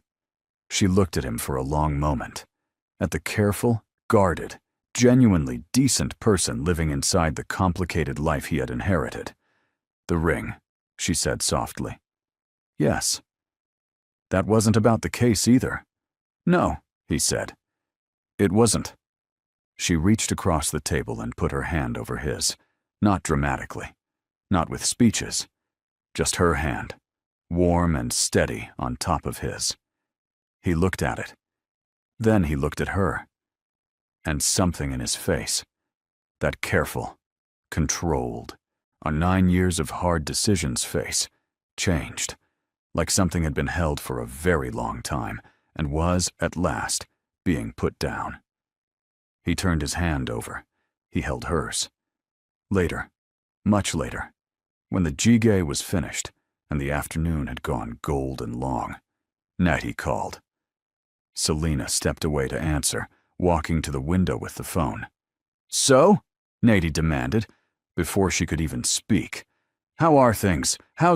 He's here," Selena said, low. Silence. "He's there?" "His sister sent food." Another silence. Then a sound that was something between a scream and a laugh, muffled, as if Natty had pressed her face into a pillow. "His sister sent food, Selena. Do you know what that means? In basically every culture on Earth, when someone's family starts, Natty. Sending you food, that means Natty." "What?" Selena looked back into the kitchen, where Sung-jin was washing the dishes without being asked, and moving around her kitchen like someone who planned to know it better. "I know what it means," she said softly. She heard Natty smile through the phone. 3 months after that Tuesday, Hyun-ju flew in for a weekend. She was smaller than Selena expected, with her brother's calm eyes and absolutely none of his reserve. She hugged Selena within 30 seconds of meeting her, which made Sung-jin look at the ceiling in a way that was definitely fond. They sat in Selena's living room, so all 3 of them, eating and talking. Hyunju told stories about Sung-jin as a teenager. Apparently, he had once spent an entire month learning to bake bread because their father said it was a waste of time, purely out of principle. and Sung Jin bore it with the patience of someone who had accepted that this was the cost of family. Selena watched him laugh at something Hyunju said. It was the first time she had seen him laugh. Really laugh, unguarded and uncontrolled, head back, on the thing taking him completely over. And she thought, there you are. There is the person under all of it. She thought about the food court, the yellow dress, the hand she hadn't expected. She thought about how life sometimes changes, not gradually, but all at once, in a moment, in a mall, between one sentence and the next. She thought, I am so glad I wore yellow. 6 months after the arrest, Darren Cortez's trial began. Selena testified on a Thursday morning in a dark blue blazer and her hair down. She answered every question clearly and completely. She did not look at Darren, but she was aware of him. The way you're aware of something you used to be afraid of, that no longer has the same teeth. Afterward, outside the courthouse, Sung Jin was waiting. He had not come inside. She had not wanted him to, and he had understood why. This was hers to do alone. So he understood that some things needed to be carried solo for them to fully belong to you. But he was there when she came out. She walked down the steps and stopped in front of him. The sun was doing something specific and warm on the courthouse steps. How are you? He asked. Good, she said. And she meant it. All the way down, not just the surface of it. He looked at her for a moment with all that quiet attention she had come to know so well. He looked old, she said. Darren. In there. And he looked like a small, old, tired man. She paused. I wasted 4 years on a small, tired man. You did not waste them, Sung Jin said. You survived them. That is different. She looked at him. How are you so sure about things?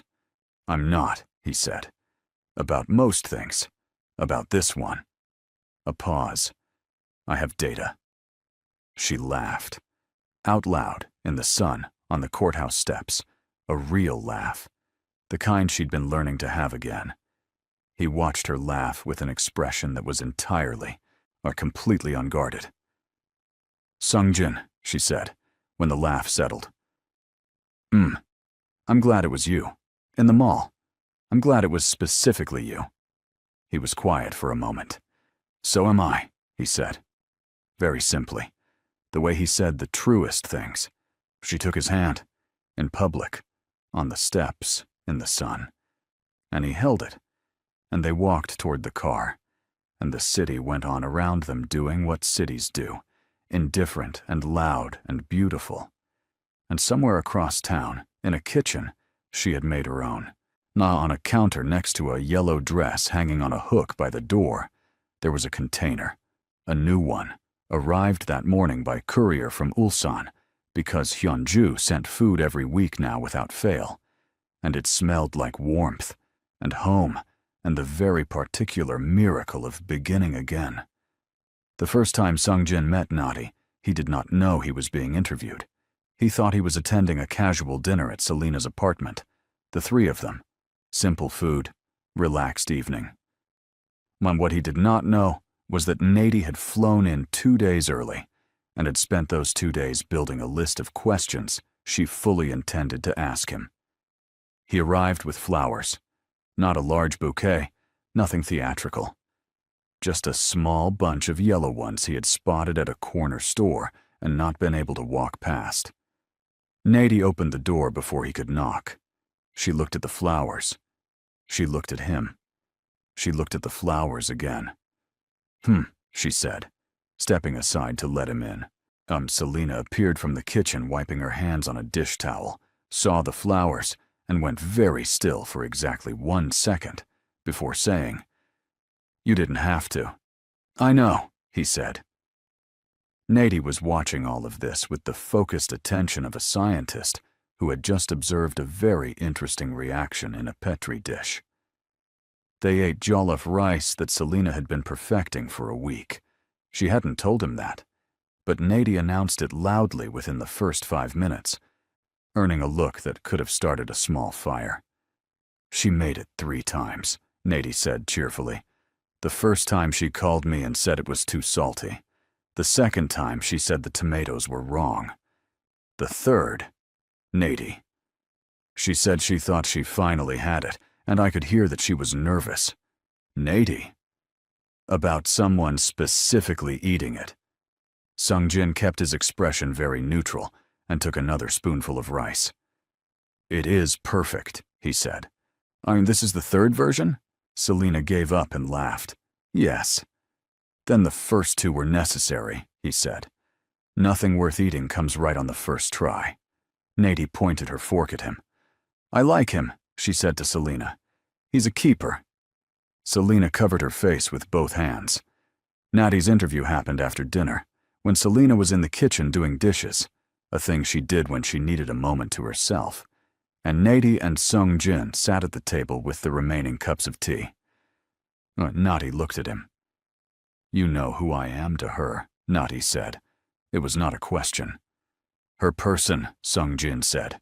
The first call she makes. The one who drives 14 hours without being asked. Natty blinked. She had not expected him to say it like that. Like he had learned it the way you learned something important, on purpose. She told you about the move, Nady said. She tells me things, he said simply. Nady turned her cup in her hands.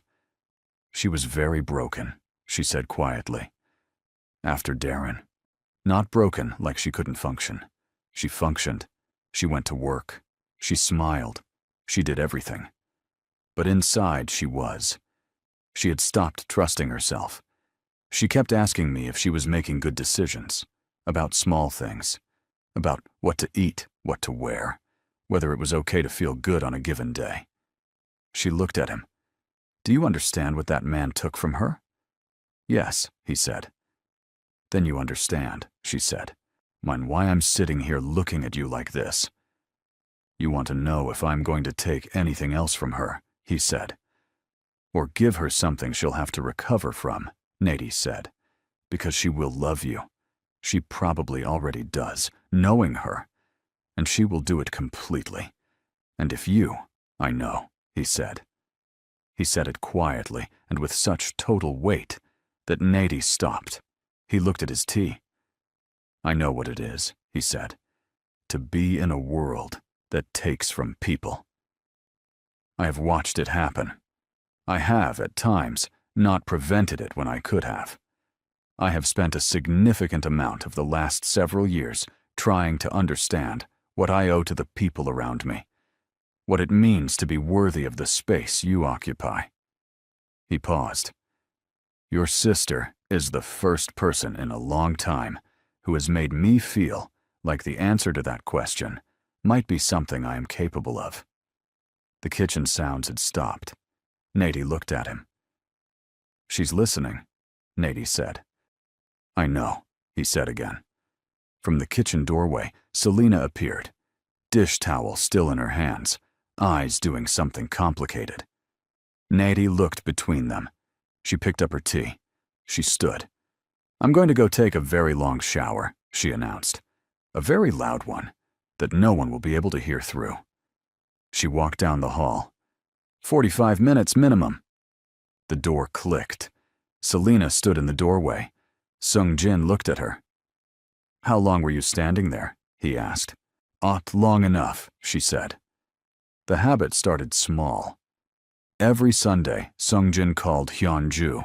He had done this for years, but somewhere around the 3rd month, Selena started appearing in those calls, first in the background, answering a question Hyun-ju asked through the speaker, then sitting next to him, then eventually holding the phone herself while Sung-jin went to make tea, and the 2 women talked entirely without him for 20 minutes.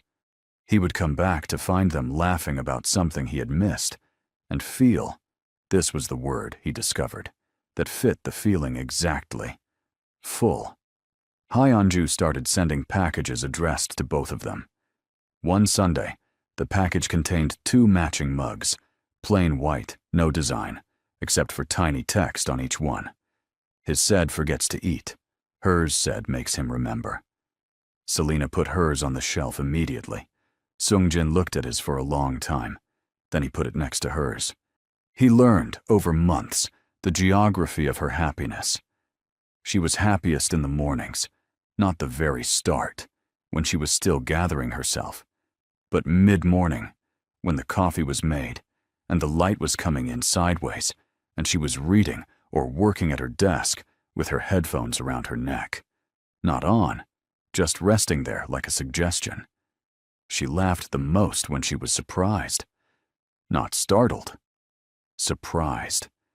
When something turned out better than she expected, or when he said something that landed differently than she'd anticipated. She had a way of pressing her lips together right before she laughed, like she was trying to hold it in and failing. She got quiet when she was processing something big. Not cold quiet, present quiet. She would sit with both hands around something warm and look at the middle distance and work through whatever it was. And she didn't need him to fill the silence. And he was, he realized, one of the very few people in his life who understood that about silence, that it was not empty. He learned that she kept a journal, physical, with a pen, not a phone, and that she wrote in it in the kitchen late at night when she couldn't sleep. He had seen it without meaning to and never mentioned it. It was hers. She learned in return the geography of him.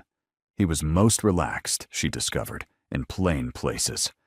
Not stripped down or bare, just uncomplicated. A restaurant with laminated menus, a park bench, her kitchen table on a Tuesday with no occasion. The more elaborate a setting, the more he watched the edges of it. In simple places, he just sat. He worked too early in the mornings, and if she texted him before 7 a.m., he would always respond within 2 minutes, which meant he'd been awake for some time, which she eventually addressed directly by arriving at his building at 6:30 on a Saturday with 2 cups of coffee and saying, "You're eating breakfast today. Non-negotiable." He had looked at her on his doorstep at 6:30 a.m. and said, "Hyunju put you up to this." Hyunju provided moral support, Selena said. This was my idea. He stepped back and let her in. She made eggs. He ate them. He looked, she thought, like someone who had forgotten that mornings could belong to something other than work. After that, Saturday breakfast became a thing. Not every Saturday, but most. Taking turns with whose kitchen, or taking turns choosing what to make, occasionally making something neither of them had tried before, and consulting a video together with the chaotic focus of 2 people who were both, it turned out, entirely too competitive about learning new things. He made fufu once, badly, and was so precise about wanting to understand where he went wrong that she laughed for 4 minutes without stopping. He watched her laugh with complete, undisguised delight. There was an afternoon in the early spring, before the trial concluded, after Kwang-soo had been sentenced, in that in-between time when the danger was technically over, but the exhale was still happening, when they drove out of the city. No plan. She had said on a Friday evening, "I need to see trees," and he had said, "Okay." And the next morning, they were in his car heading somewhere that had trees. They found a state park 2 hours away. Parked. Walked without a specific trail, just into it. The soft, late March light coming through the branches in pieces. They walked in comfortable silence for a while. The kind of silence that is actually full of things. Companionship packed into the quiet. "I used to be afraid of doing nothing," she said eventually. "What do you mean?" "When I was with Darren, if I wasn't productive, if I wasn't useful in some way, I felt this panic." She stepped over a root. "Like I had to justify taking up space. Like if I wasn't doing something, I didn't have a right to be wherever I was." She paused. "I still catch myself doing it sometimes." "What happens when you catch it?" She thought about it. "I ask myself, what am I enjoying right now? Just that. What is currently good?" She looked at the trees. "And there's always something. Even when things are hard, there's always one thing." "What is the thing right now?" he asked. She looked at him sideways. "The trees," she said. And the company." He looked straight ahead, but something at the corner of his mouth moved. "You?" she asked. "The same," he said. They walked until the light started to angle lower and gold, and they were both a little tired and entirely at peace. And on the way back to the car, she was a few steps ahead of him on the path, and she turned around to say something. She couldn't even remember later what it was. And he was looking at her with an expression so open and so entirely his that whatever she had been about to say disappeared completely. "What?" she said. "Nothing," he said. "Keep going." She turned back around. She was smiling to herself, and she let herself, completely. The closure came quietly, the way the best closures do. It was an evening in late spring. Selena had just returned from the final day of Darren's trial. The verdict delivered, the gavel coming down, the whole long chapter reaching its last sentence. She had called Nady from the courthouse steps. She had cried a little in the car, not sad crying, the other kind. The kind that is really just a release valve for everything you've been holding at the right temperature for too long. She got home. She sat on her couch, and she looked at her apartment, hers entirely, with the yellow dress on the hook and the 2 mugs on the shelf and the journal on the kitchen counter and the curriculum work spread on her desk and a potted plant Hyunju had mailed her that had, against all odds, survived. And she felt the specific, quiet, enormous thing that is a life that belongs to you. Sungjin arrived an hour later. He had let himself in. She had given him a key 3 weeks ago. I placed it in his hand on a Sunday without ceremony, and he had looked at it, and then at her, and said thank you, like it was the most significant word he owned. He sat next to her on the couch. He didn't ask how she was right away. He just arrived, the way he did. After a while, she said, "It's done." "Yes," he said. "I thought I'd feel bigger," she said, "like a fireworks kind of feeling. But it's more like quiet," he said. "Yes, like quiet." She looked at her hands. "Is that normal?" "I think," he uttered carefully, "that the loudest battles end the quietest, because you have spent so much of yourself getting there." She leaned her head back against the couch, looked at the ceiling. "I'm tired." "You're allowed to be," he said. "I'm also—" She turned her head to look at him. Genuinely, actually happy. Like underneath the tired. Like a light that's on in a room you just haven't walked into yet. He looked at her. "I know that room," he said. Yeah? "I have been finding my way toward it," he said. "For some time." She looked at him for a long moment. All the months between the food court and now were in that look. The barley tea at midnight, the courthouse steps, the Saturday breakfasts, the walks, the mugs, the Sunday calls. "We're pretty different," she said. "Very," he agreed. "This shouldn't work as well as it does." "No," he said. "It shouldn't." "And yet," she said. "And yet," he chorused with a wide smile of victory. Outside, the spring evening was doing what spring evenings do, softening everything, making the world smell like it had remembered something it had lost and found it again. A bird somewhere, traffic distant and indifferent, the whole ordinary, irreplaceable texture of a life going on. Selena looked at this man who had appeared in her life like an answer to a question she hadn't known she was asking, and she thought, here. This is where the story goes from surviving to living. This is the room with the light. "Stay for dinner?" she said. "Yes," he said, without hesitating, without calculating, just yes. She stood up. She went to the kitchen. She started pulling things out of the refrigerator. No recipe, no plan, just what was there. He came to stand at the counter without being asked, and she handed him a knife and a cutting board and a set of vegetables. When they worked side by side in her small kitchen, with the mugs on the shelf and the yellow dress on the hook and the evening going gold through the window. No storms, no danger. No one taking anything from anyone. Just two people, different and deliberate and quietly, completely certain, making dinner in the spring.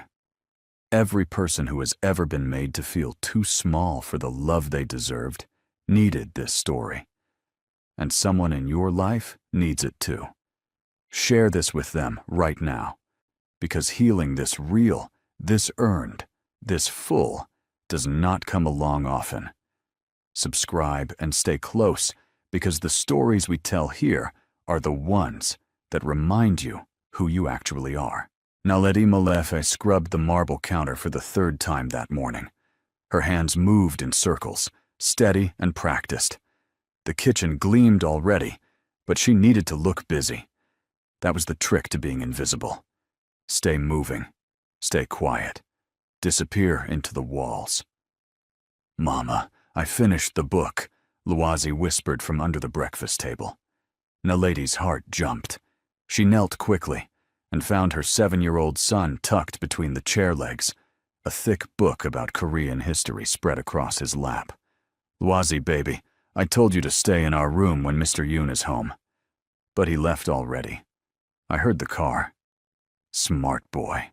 Too smart sometimes." Naledi gently pulled him out and brushed the dust off his shirt. His big brown eyes looked up at her with that curious expression he always wore, like the whole world was a puzzle waiting to be solved. "Even when he's gone, we follow the rules. Okay?" "Okay, Mama." She kissed his forehead and sent him back to the small room they shared, behind the kitchen. Their whole life fit in that space now. One bed they shared, a small desk where Luazi studied at night, and 3 boxes of everything else they owned. 2 years ago in Cape Town, Naledi had an office at the university. She taught mathematics to students who actually thought numbers were boring. Can you imagine? She made them see patterns in everything, showed them how the world spoke in equations if you just listened right. Then Thabo died. Her husband had worked at the mining company, just keeping records. Nothing dangerous. But he found something in those records. Numbers that didn't match. Money disappearing. Workers getting sick, and the company hiding reports. He told her about it one night, excited like he'd solved a big problem. "We have to report this, Naledi. People are dying." 3 days later, Thabo's car went off a cliff. Police called it an accident. But Naledi knew numbers, and the numbers didn't lie. The brake lines were cut. Her husband was murdered. She ran. Took Luazi and whatever money she had saved, and ran before they decided she knew too much, too. A friend helped them get to South Korea. False papers, new identity, just disappear and stay alive. Now she cleaned floors. A PhD in mathematics, and she cleaned floors. Before you think this is just another sad story, wait. Just wait. Because sometimes life puts you exactly where you need to be, even when it looks all wrong. If you want to see how a maid and her son changed everything for a powerful man, hit that subscribe button. You won't believe what happens next. The front door opened around 8 that evening. Naledi was preparing Mr. Yoon's dinner. Nothing fancy, just the way he liked it. Simple rice, grilled fish, and kimchi. He never asked for special meals or complicated dishes. Actually, he barely spoke to her at all. Yoon Si-woo walked into the kitchen and stopped. He always stopped, just for a second, when he saw her there. Like he forgot she existed and had to remember all over again. "Good evening, Mr. Yoon," Naledi said, bowing slightly like she'd learned. He nodded. That was their whole conversation most days. But tonight, his eyes moved past her to the corner where Luazi sat at the small kitchen stool, working on math problems Naledi had written out. "Your son," Siwoo said. It wasn't a question, but Naledi answered anyway. "Yes, sir. I apologize. He'll go to our room now. He's doing mathematics." "Yes, sir." Advanced calculus. Naledi's stomach tightened. She'd gotten sloppy. Let Lawazi work out here because the light was better. Now her boss knew her 7-year-old was solving university-level problems. Smart children attracted attention. Attention got you killed. "He likes numbers," she said carefully. Siwoo moved closer and looked at Lawazi's paper. Her son kept writing, completely focused, not even noticing the tall man standing over him. "Where does he go to school?" "I teach him at home, sir." "You teach him this?" "Yes." Siwoo stared at her for a long moment. His face never showed much, always calm, always controlled. People probably thought that made him cold. Naledi thought it made him tired, like showing feelings was just too much work. "What did you do before?" he asked. "Before you came here." Every lie has to stay close to the truth, or you'll forget it. "I was a teacher, sir." "In South Africa?" "Yes, sir." He looked back at Lawazi, who had finally noticed them watching, and sat very still, eyes wide. "It's fine," Siwoo said, and walked out of the kitchen. Naledi let out a breath she'd been holding. Lawazi looked up at her. "Is he angry, Mama?" "No, baby. But maybe do your work in our room from now on, yes?" That night, Naledi couldn't sleep. She kept thinking about the way Siwoo had looked at those math problems. Curious, interested. That was dangerous. They needed to stay invisible. At 3 in the morning, she got up to get water. The house was dark except for one, light coming from Mr. Yoon's office. She tried to walk quietly, but the floorboard creaked. The office door opened. "Can't sleep?" Siwoo asked. He looked different without his work clothes, just a regular shirt and pants. Almost normal. Almost like he wasn't one of the most powerful men in Seoul. "I was just getting water, sir. I didn't mean to disturb you." "You didn't." He leaned against the doorframe. "I don't sleep well anyway." They stood there in the dark hallway, 2 people awake when the world was sleeping.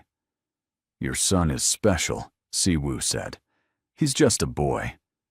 A boy solving problems most adults can't do." Naledi chose her words carefully. "Smart children become targets, Mr. Yoon.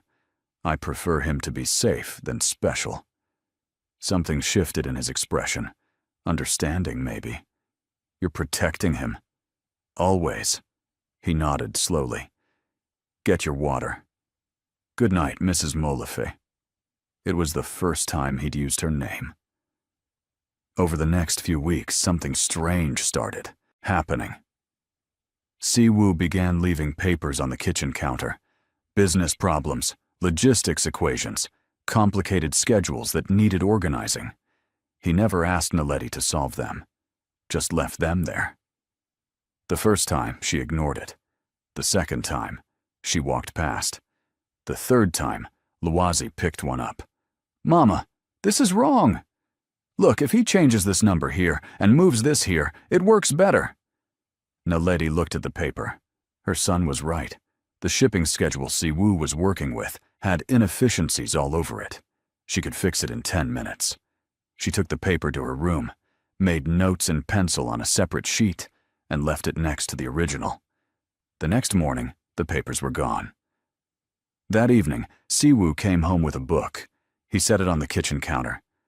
"For Lawazi," he said. "Advanced geometry. I thought he might like it."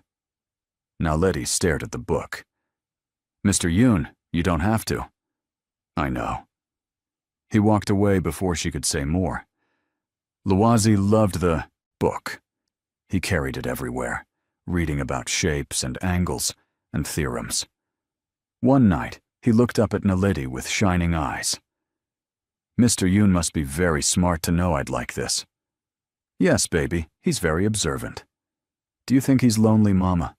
He's always here by himself." Out of the mouths of children, right? Her 7-year-old saw what most people missed. Yoon Si-woo had money, power, a beautiful home, and absolutely nobody to share it with. Maybe he is, Naledi admitted. We should make him less lonely. Luazi, that's not our job. Why not? He gave me a book. We should give him something back. The next day, Luazi drew a picture. He wasn't very good at art, but he tried hard. It showed 3 stick figures, 1 tall, 1 medium, 1 small. They were standing together. At the top, he wrote in careful letters, "Thank you for the book, Mr. Yoon." He left it on the kitchen counter. Naledi found it that evening, folded carefully and tucked into Si-woo's jacket pocket. He'd kept it. Something was shifting in this house. Naledi felt it like a change in the air before rain comes. She just didn't know if that was good or bad yet. Things got complicated on a Tuesday. Si-woo came home with 4 other men, all dressed sharp, all wearing expressions that said they were important, and knew it. Business meeting. "I'll need the sitting room," Si-woo told Naledi. "Tea for 5. "Yes, sir." She prepared everything perfectly and brought it in on a tray. The men were speaking in low voices, switching between Korean and English. Naledi understood both, but pretended she didn't. That was another rule. Know everything. Show nothing. She was pouring tea when one of the men, older with silver hair, looked at her with eyes that made her skin crawl. "Pretty help you have, Yoon. Where'd you find this one?" Si-woo's voice went cold. "She works for me. That's all you need to know." The man laughed, but stopped asking questions. Naledi finished pouring and left, quickly. But as she reached the door, she heard Luazi. "Mama?" No, her son stood in the doorway, holding his geometry book, completely unaware he'd just walked into a room full of dangerous men. "Luazi, go back," Naledi said firmly. But the silver-haired man was already smiling.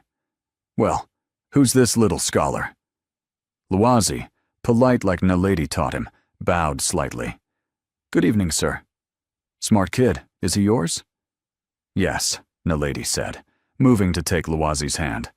"I apologize for the interruption." "Wait," another man said, pointing at the book. "That's advanced geometry. Can he even read that?" Luazi looked up at Naledi, asking permission with his eyes. She wanted to say no, wanted to grab him and run. But that would make them more curious. She nodded slightly. "I like the patterns," Luazi said simply. "Numbers make sense. They don't lie." The room went quiet. The men looked at this 7-year-old boy like they were seeing something unusual. Si-woo stood up. "Mrs. Molefe, please take Luazi to the kitchen. Gentlemen, shall we continue?" His voice was pleasant but firm. The meeting was more important than a child. Naledi practically pulled Luazi out of there. Her hands were shaking. "Did I do something wrong, Mama?" Luazi whispered. "No, baby. But we need to stay out of sight when Mr. Yoon has guests. It's very important." That night, after the men left, Si-woo came to the kitchen. Naledi was cleaning up, and Luazi was already asleep in their room. "I'm very sorry about earlier, sir," she started. He held up a hand. "One of those men, the older one with silver hair, his name is Kong. If you ever see him near this house when I'm not here, take Luazi and lock yourselves in your room. Call me immediately." Naledi's blood went cold. "Is he dangerous?" "Yes." "Just that." "Yes." No explanation, no softening it. "Why are you telling me this?" she asked. Si-woo looked at her directly. "Because Luazi is special, and special things attract the wrong attention. I know you're trying to keep him safe. I'm trying to help you do that. Why would you help us?" He was quiet for a moment. "I'm not sure yet, but I am." He left her standing there, heart pounding, wondering what they'd just walked into. "Want to know what happens when those dangerous men come back?" When everything Naledi built to keep her son safe starts falling apart? Keep watching, and don't forget to subscribe because this story is just getting started. The next few weeks were calm, too calm. Naledi kept waiting for something bad to happen, but life just continued. She cleaned, cooked, and taught Lawazi at night. Si-woo came and went, sometimes nodding at them, sometimes stopping to see what Lawazi was reading. It was almost normal. Then one night, Naledi woke up to voices. She checked the clock, 3:30 in the morning. Someone was in the house. She crept to the door and listened. Men talking. Angry. Lawazi stirred. "Mama, sure, baby, stay quiet." She heard Si-woo's voice, calm and level. "You need to leave. Now." "We're not done discussing this." That was Kang, the silver-haired man. "Yes, we are. Get out of my house." "You're making a mistake, Yoon." "Probably. But it's my mistake to make." Footsteps. The front door opening and closing. Silence. Naledi waited 5 full minutes before opening her door just a crack. Si-woo stood in the hallway, running his hands through his hair. He looked tired. More than tired. Exhausted. He must have sensed her watching because he turned. "You heard," he said. "Are you all right, sir?" "That's what you ask? If I'm all right?" "Yes." He almost smiled. Almost. "Kang wanted me to partner with him on a business deal. I said no. He doesn't like that word." "Will there be trouble?" "Probably." That word again. Honest. Si-woo never lied to make things sound better. "Should we leave?" Naledi asked quietly. "Lawazi and me, if we're making things complicated for you." "No." His voice was firm. "You're not the complication. You're—" He stopped, seemed to be looking for words. "You're the first thing in this house that feels right. Stay." Before Naledi could respond, he walked to his room and closed the door. She stood in the dark hallway, her heart doing something strange in her chest, something she hadn't felt in 2 years. Since Thabo died, she'd locked that part of herself away. Feelings were dangerous. Feelings made you weak. But Yoon Si-woo had just asked them to stay. Not ordered. Asked. The next morning, everything changed again. Naledi was making breakfast when Si-woo came into the kitchen, dressed more formally than usual. Behind him was a woman in business clothes carrying a tablet. "Mrs. Molefe," Si-woo said. "This is Miss Park. She handles HR for my company. I have a proposition for you." Naledi's hands went still. "Sir?" "I need a consultant, someone who understands complex logistics and scheduling, someone with advanced mathematics training." "You have people for that, surely." "I have people who went to expensive schools and still can't solve problems as efficiently as you do." He pulled out the paper she'd marked up weeks ago. "You fix this in minutes. My team spent 3 days on it and got it wrong." "Mr. Yoon, I'm not qualified for—" "You have a PhD in mathematics from the University of Cape Town. You published 2 papers on optimization theory. You taught for 4 years before." He paused carefully. "Before you came here. You're overqualified if anything." The room tilted. He knew. He'd investigated her, found out everything. Naledi's first instinct was to grab Lawazi and run. But Si-woo's expression wasn't threatening. It was patient. "I also know your husband died in suspicious circumstances," he continued quietly. "I know you're hiding. I know Lawazi can't go to regular school because records are dangerous. And I know you're working as my maid because invisible people are safe people." Miss Park looked uncomfortable, like she wasn't supposed to be hearing this. Si-woo kept talking. "I'm offering you a job using your actual skills. Better pay. Better hours.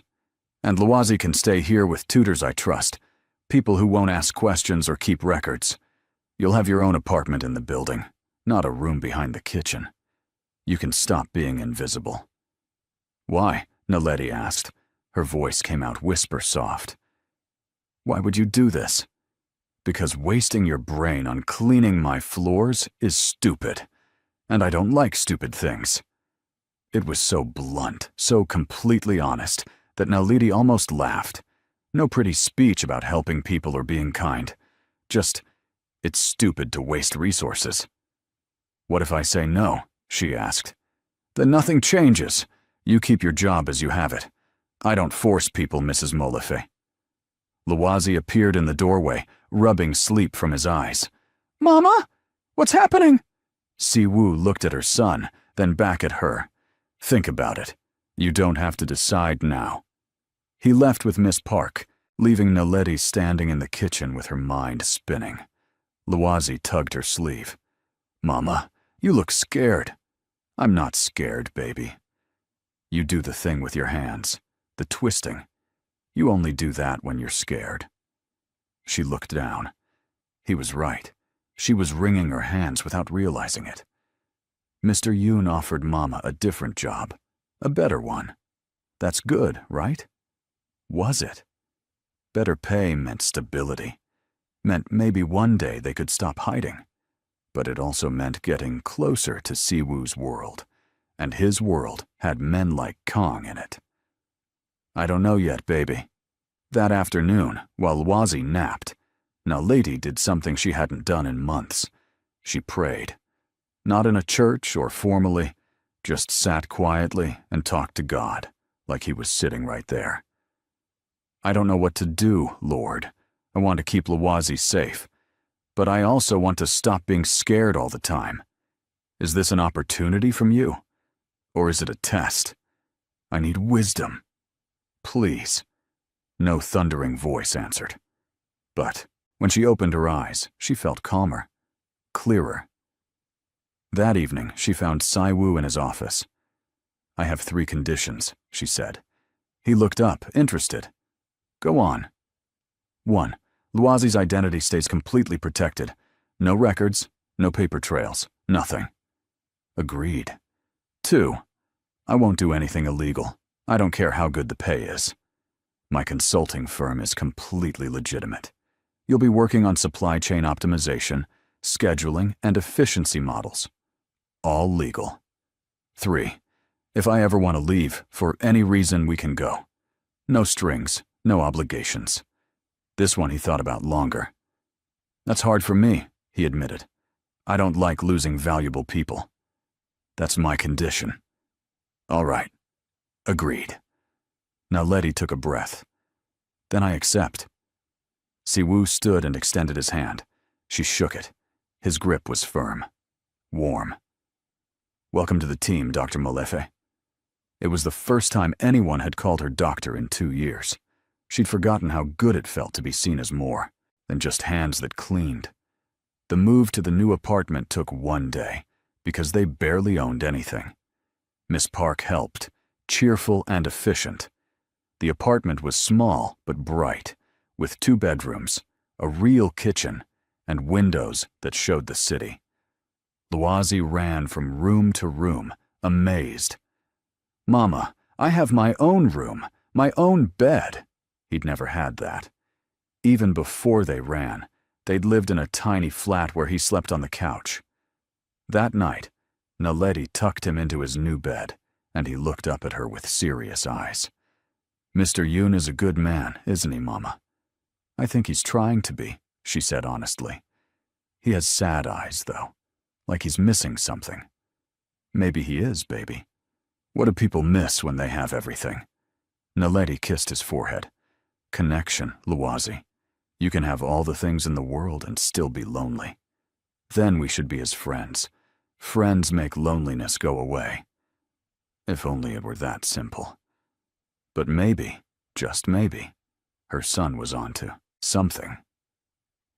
The consulting job was harder than Naledi expected, not because the work was difficult, but because Siwoo's business world was complicated in ways she hadn't imagined. Her first week, she sat in meetings with men in expensive watches who talked about expansion and market domination like they were playing a game.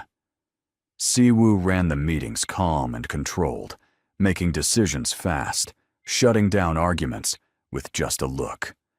Naledi mostly listened and took notes. But during the third meeting, when they were discussing shipping routes, she noticed something. "Excuse me," she said quietly. Everyone turned. They still weren't used to her being there. "The route through Busan you're considering. It saves 2 days on paper. But you're not accounting for the port delays during the monsoon season. We're heading into that now. You'll actually lose 4 days and pay premium fees for rushed processing." The logistics manager frowned at his papers. "I didn't calculate weather patterns. You should. Route it through Incheon instead and use the smaller port. Adds 1 day normally, but during monsoon season, you'll still come out 3 days ahead." Siwoo leaned back in his chair. "Check her numbers." They did. She was right. After the meeting, Siwoo stopped her in the hallway. "You just saved the company 200 million won. I just did mathematics, Mr. Yoon." "Keep doing mathematics then?" He almost smiled. Almost. Word spread fast. The new consultant, the quiet woman from South Africa, she knew her stuff. People started bringing Naledi their problems. She solved them. It felt good, using her brain again, being valued for what she could do instead of invisible. But it also meant spending more time around Siwoo, and that was becoming complicated. He wasn't like other powerful men she'd met. He didn't yell or throw things when stressed. Didn't demand people agree with him. He listened, really listened, then made choices. And if he was wrong, he admitted it and changed course. "You're staring," he said one evening. They were alone in the office, going over quarterly reports. Everyone else had gone home hours ago. Naledi blinked. "Sorry, I was thinking." "About? You're different than I expected." "Different how?" She chose words carefully. "The men you do business with, they respect you, but they're also afraid of you. I'm trying to understand why." Siwoo set down his pen and looked at her directly. "You want the truth?" "Always. I've done things I'm not proud of. Built this company using methods that weren't always clean. Made deals with people who hurt others. I told myself it was business, just survival in a competitive world. But that's an excuse." He paused. "The fear you see, I earned it. Not always in good ways. Most people would have sugar-coated that. Made excuses. He just laid it out plain." "Why are you telling me this?" Naledi asked. "Because you asked. And because you should know who you're working for." "Are you trying to scare me away?" "No. I'm trying to be honest. You value that, I think." He was right. She did. Lies had killed her husband. Honesty, even ugly honesty, she could respect.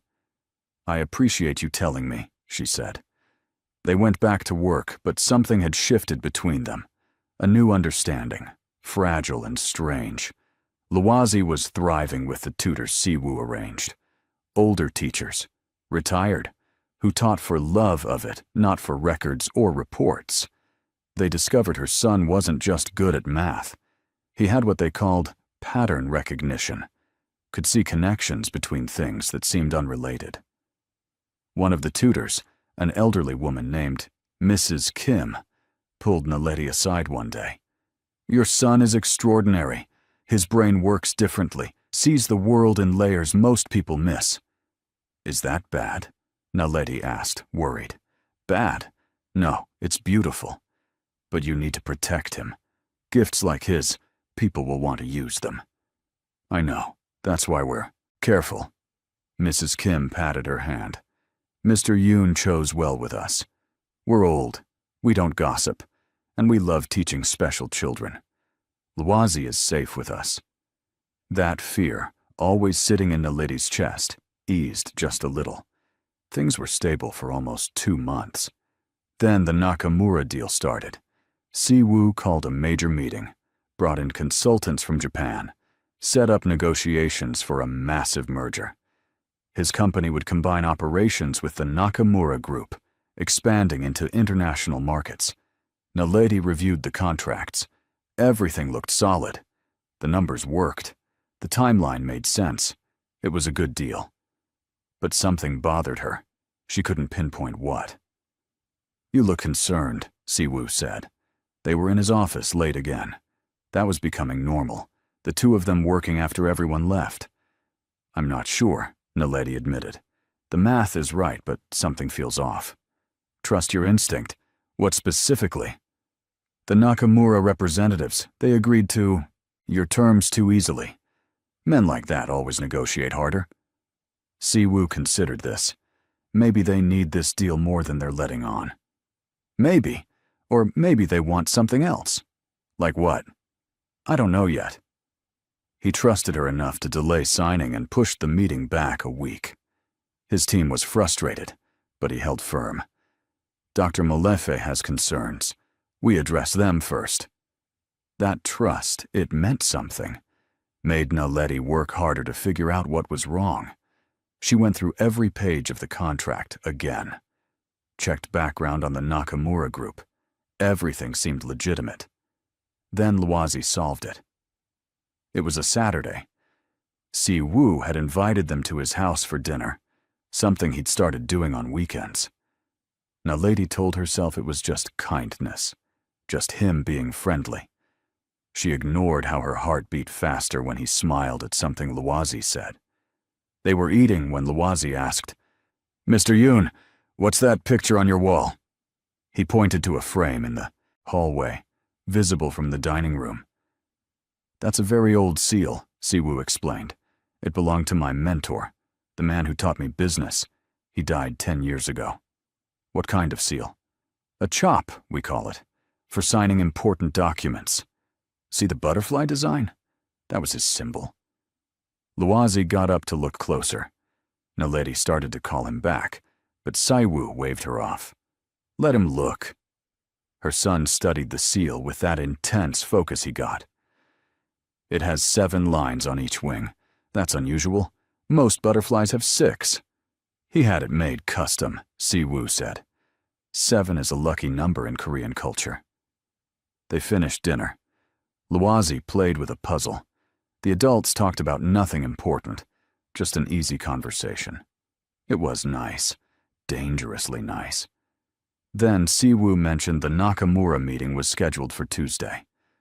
"I couldn't find anything wrong," Naledi admitted. "Maybe I'm being paranoid. Or maybe you see something everyone else missed.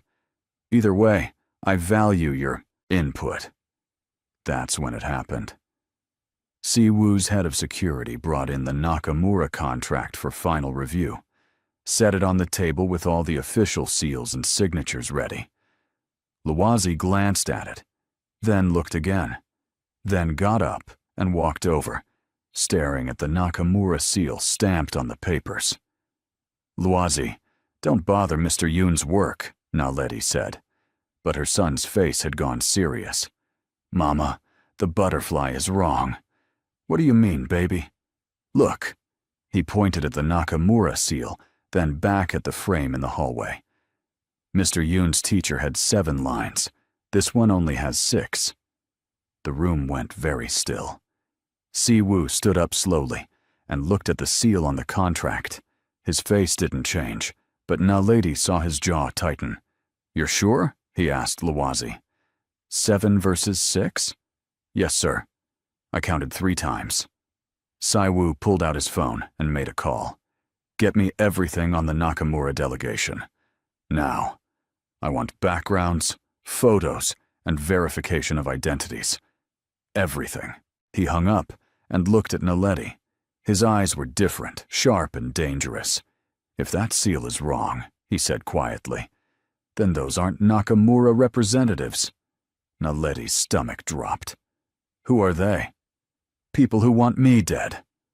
If you think your heart is racing now, just wait. The next part is going to blow your mind. Make sure you're subscribed, because you do not want to miss what happens when Siwoo figures out who's really behind this deal. The security team worked through the night. Naledi took Luazi home but couldn't sleep. She kept thinking about her son, her brilliant boy, who might have just saved Siwoo's life by noticing butterfly wings. At 6 in the morning, her phone rang. Siwoo. Can you come to the office? Bring Luwazi. I need him to verify something. They arrived to find Siwoo's office full of people, computer screens everywhere, photos spread across the table. Luwazi held Naledi's hand tightly. Are we in trouble, Mama? No, baby. You did something. Very good. Siwoo saw them and came over. He knelt down to Luwazi's level. You might have saved a lot of people yesterday, he said seriously. I need you to look at some pictures and tell me if you recognize anyone. Can you do that? Luwazi nodded. Siwoo showed him photos of the Nakamura delegation. These are the men who came to meet with me. Do any of them look familiar? Maybe from when you've been at my house. Luwazi studied each picture carefully. Then he pointed. This one. He was at your house before. The night Mama told me to stay in our room because you had guests. He has a mark on his hand, see? Right there. Same mark. The security chief leaned in. That's Kong's lieutenant. We couldn't confirm it was him because he had surgery to change his face. But the birthmark, that doesn't change. Siwoo stood up, his expression ice cold. So Kong sent imposters pretending to be Nakamura. The plan was what? Kill me during the signing? Probably. The contract has a clause that, as a transfers operational control immediately upon your signature. They'd take over the company, then eliminate you. Make it look like an accident. Naledi felt sick. They'd been this close to signing. If Luwazi hadn't noticed those butterfly wings. Siwoo touched her elbow gently. Step outside with me. They went into the hallway. Luwazi stayed with the security team, who were showing him pictures of butterflies now to keep him occupied. Your son just saved my life, Siwoo said. He noticed a pattern. That's what he does. It's more than that. He's extraordinary. Siwoo ran a hand through his hair. Which means I just put a target on his back. What do you mean? Kong's people were in that room when Luwazi walked in, remember? They saw how smart he is. Now they know he's the reason their plan failed. He looked at her with something like pain in his eyes. I'm sorry, Naledi. I brought danger to you. It was the first time he'd used her first name. She barely noticed because fear was climbing up her throat. What do we do? She whispered. We protect him. Both of you. I have a safe house, completely secure. You'll stay there until I handle this situation. Handle it how? His expression went hard. However necessary. No. Naledi grabbed his arm. Don't do something that makes you into what they are. Please. He looked down at her hand on his arm, then at her face. They tried to kill me, and now they're threatening your son. You want me to just let that go? I want you to be smart about it. You're better than them, Siwoo. Don't prove me wrong. Using his first name just slipped out, but it made him pause, softened something in his face. What do you suggest then? He asked. You have evidence now, real evidence. Use it. Go to the authorities, expose them. Let the law handle it. The law doesn't always work against men like Kang. Then make it work. You have resources, connections. Fight them the right way. He studied her for a long moment. You still believe people can be good, after everything you've been through. I believe you can be good. I've seen it. Something passed between them in that quiet hallway. Something neither of them was ready to name yet. All right, Siwoo said finally. We do it your way. But you and Luwazi still go to the safe house until this is over. That's not negotiable. She nodded. Okay. The safe house was actually a penthouse apartment in a building Siwoo owned. Top floor, private elevator, security cameras everywhere. This is your idea of a safe house? Naledi asked, looking around at the expensive furniture. I don't do anything halfway, Siwoo said. My head of security lives 2 floors down. There are guards in the lobby. No one gets up here without clearance. Luazi was already exploring, amazed by the space. Siwoo's phone rang constantly. He answered in short, clipped sentences, setting things in motion. That evening, he sat down with Naledi and explained the plan. He'd contacted both Korean authorities and international agencies, provided evidence of Kang's organization, the fake identities, the attempted fraud. They were building a case. How long? Naledi asked. Could be weeks, maybe a month. We just stay here that whole time? Is that a problem? Luazi needs routine. He needs his tutors. I'll bring them here. Siwoo, you can't just upend your whole life for us. He looked at her steadily. Watch me. The first week was strange. Siwoo came every evening after work. At first, Naledi thought he was just checking security, but he'd stay. Eat dinner with them. Help Luazi with puzzles. Just be there. Don't you have other places to be? She asked one night. They were alone in the kitchen. Luazi had fallen asleep on the couch. Probably, Siwoo admitted. But I'd rather be here. Why? You really have to ask? Her heart did that jumping thing again. Siwoo, I know, it's complicated. You work for me. You're hiding from people who want to hurt you. I come with my own set of dangerous complications. He moved closer. But being around you and Luazi, it's the first time in years I've felt like a person instead of just a businessman. We're not your redemption project, Naledi said softly. I know that too. You're real. You call me out when I'm wrong. You make me think about who I want to be instead of who I've been. And Luazi, he looks at me like I could be someone good. You are someone good. I'm trying to be. That's different. They stood close in the quiet kitchen. Naledi knew she should step back, keep distance, stay professional. But she didn't want to. This is a bad idea, she whispered. Probably the worst I've had in a while. We should be sensible. Absolutely should. Neither of them moved away. Then Luazi called out from the couch, half asleep. Mama? The moment broke. Naledi went to her son, and Siwoo left quietly. But something had started. Something neither of them could ignore anymore. The investigation into Kang moved forward.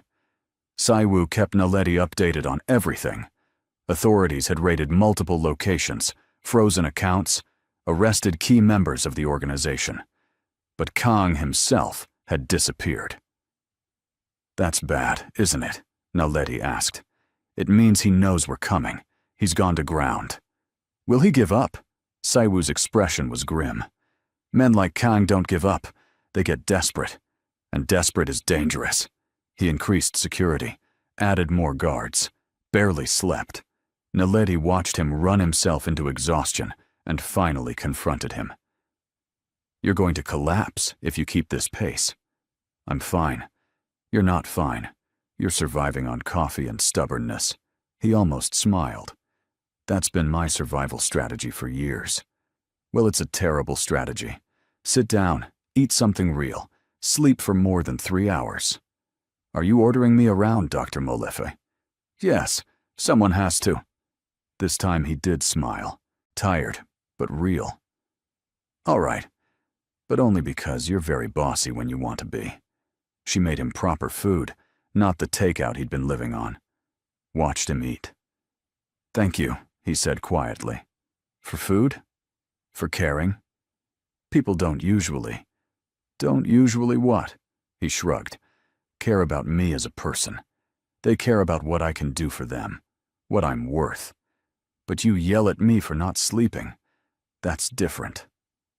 Naledi's heart hurt for him, this powerful man who had everything except people who saw him. You're worth caring about, Siwoo. As a person, not a business asset. He looked at her with an expression she couldn't read. Vulnerable and hopeful and scared all at once.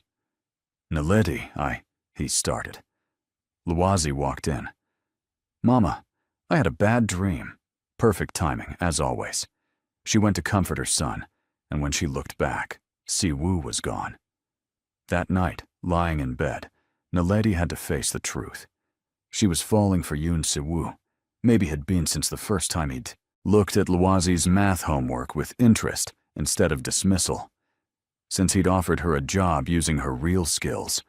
Since he'd knelt down to her son's level and spoken to him with respect. But falling for him was complicated. He lived in a dangerous world. She was still hiding from her past, and Luazi had to come first, always. Still, her heart didn't care about logical arguments. It just kept reaching toward this man who was trying so hard to be better than he'd been. The break in the case came 2 weeks later. One of Kang's associates, facing serious charges, made a deal. Gave up locations, bank accounts, everything, including Kang's hideout. The authorities moved in fast, arrested him, and what was left of his organization. It was over. Si-woo came to the penthouse that evening looking lighter than Naledi had ever seen him. "It's done," he said. "Kang's in custody. The whole network is dismantled. You're safe." Luazi cheered. "Does this mean we can go home?" "You can go anywhere you want," Si-woo said. But he was looking at Naledi when he said it. That night, after Luazi went to bed, they sat together on the balcony. The city stretched out below them, lights everywhere. "What happens now?" Naledi asked. "That depends on what you want." "What I want is complicated. Most good things are." She took a breath. "I want Luazi to be safe. I want to use my skills doing work that matters. I want... what else? I want to see where this goes. You and me. But I'm scared." "Me too," Si-woo admitted. "I'm terrible at relationships. I work too much. I have a past that's messy. And I still don't know how to be the kind of man you and Luazi deserve. Maybe you don't have to be perfect. Maybe you just have to be present." He reached over and took her hand, just held it, gentle and careful. "I can do present," he said. They sat like that, hands linked, looking at the city, not rushing into anything, just being. Inside, Luazi slept peacefully, safe and loved. Outside, the world kept turning, and between them, something new was growing, something real, something worth protecting. The next few months were the happiest Naledi could remember since Thabo died. She and Luazi moved back to their apartment in Si-woo's building. She returned to her consulting work. Life found a rhythm, but the rhythm now included Si-woo in ways that felt natural and right. He started joining them for breakfast before work. Luazi would chatter about whatever book he was reading, and Si-woo would listen like it was the most important thing he'd heard all day. "Did you know," Luazi said one morning, "that butterfly wings have tiny scales that reflect light? That's why they're so colorful. It's not paint, it's physics." "I didn't know that," Si-woo said seriously. "That's fascinating." "You saved your own life by noticing butterfly wings," Luazi continued. "So maybe butterflies are lucky for you." Naledi and Si-woo exchanged looks across the table. Her son had no idea how right he was. At work, Naledi had become essential to the company. Si-woo's team brought her their hardest problems. She solved them. The business grew. But more than that, she watched Si-woo change how he operated. He cut ties with questionable partners, refused deals that smelled wrong, even if they were profitable. Started building the kind of company that didn't require looking over your shoulder. "You're going straight," one of his old associates said during a meeting. "Going soft." "No," Si-woo replied calmly. "I'm going sustainable. There's a difference." Naledi smiled from her seat at the table. "There's a difference." He was learning.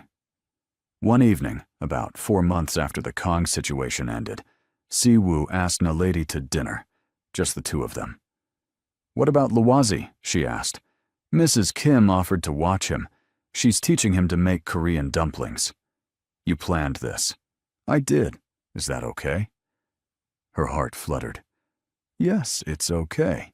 The restaurant was Small and quiet, the kind of place locals knew, but tourists didn't find.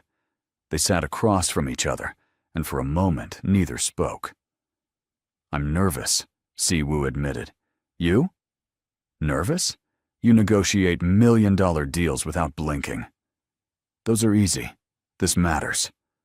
Naledi reached across the table and took his hand. "It matters to me, too." They talked through dinner about everything and nothing. He told her about growing up, about his mentor who'd taught him business, about the loneliness of building an empire with no one to share it with. She told him about Thabo, about the pain of losing him, about the fear of running with a small child to a country where she didn't speak the language. "You're the bravest person I know," Siwoo said. "I'm not brave. I was just trying to keep my son alive." "That's what makes it brave. You didn't have a choice, but you kept going anyway." After dinner, they walked through a park. Spring was starting, trees budding with new leaves. "Naledi," Siwoo said, stopping on the path, "I need to tell you something." Her stomach tightened. "Okay. I'm falling in love with you. Probably already have fallen. And I know it's complicated, and maybe too soon. And you might not feel the same way. But I needed you to know." She looked up at this man, this powerful, dangerous, surprisingly gentle man, and felt her own truth rising up. "It's not too soon," she said softly. "And I do feel the same way. I fought it for a long time because falling for you seemed impossible and scary and inevitable. Like numbers adding up to the only answer that makes sense." He smiled, really smiled, bright and unguarded. Then he cupped her face gently. "Can I kiss you?" he asked. Yes, he did. Soft and careful, like she was precious, like he'd been waiting forever for this moment. When they pulled apart, Naledi was smiling too. "Well," she said, "that was worth waiting for." "We should probably talk about what this means," Siwoo said. "I don't want to rush you or pressure you or—" "Siwoo." "Yes? Stop overthinking. We figure it out as we go. Together. Together. I like that word." They walked back hand in hand, and Naledi felt something she hadn't felt in years. Hope. Real hope for a future that wasn't just survival. Telling Luazi was easier than expected. Kids notice everything anyway. "So Mr. Yoon is your boyfriend now?" he asked Naledi the next morning. She blinked. "How did you? You smile differently. And he smiles differently. And you hold hands now." Siwoo, who was there for breakfast as usual, looked amused. "Nothing gets past you, does it?" "Nope," Luazi said cheerfully. "Are you going to be my dad?" The question hung in the air. Naledi started to say something about taking things slow, not rushing, but Siwoo spoke first. "Would you want me to be?" he asked Luazi seriously. Luazi thought about it with his usual careful consideration. "My first dad died. I don't remember him much, but Mama says he was good and smart and brave." "He was all those things," Naledi said softly. "You don't have to replace him," Luazi continued, looking at Siwoo. "But you could be my second dad, if you want. I think you'd be good at it." Siwoo's eyes got shiny. Naledi had never seen him close to tears before. "I'd be honored," he said, voice rough. "I'm not perfect, and I'll probably mess up sometimes. But I promise to always try my best." "That's all anybody can do," Luazi said wisely. Then he went back to his cereal like he hadn't just rearranged all their lives. Naledi met Siwoo's eyes across the table. He looked overwhelmed, happy and terrified. She mouthed, "You okay?" He nodded, mouthed back, "Best morning of my life." They settled into being a family slowly, carefully. Siwoo didn't move in or change everything at once. He just became part of their routine. Breakfast together, dinner several times a week, weekends at his house where Luazi could run around the big garden. He was surprisingly good with her son. Patient, when Luwazi got obsessed with a topic and talked about it for hours. Encouraging when he struggled with something. Present in ways that mattered. "You're a natural at this," Naledi told him one evening. They were cleaning up after dinner while Luwazi did homework. Domestic, normal, and perfect. "I'm terrified every day I'll do it wrong," Siwoo admitted. "That's how you know you care. Bad parents don't worry about messing up." He dried a dish thoughtfully. "My father wasn't around much. Work always came first. I promised myself if I ever had kids, I'd be different." "You are different. You show up, Siwoo. That's what matters." He kissed her temple. "We show up. You've been doing this alone for years. I'm just trying to catch up." About 6 months into their relationship, things got complicated in a new way. News broke about the mining company in South Africa, the one responsible for Thabo's death.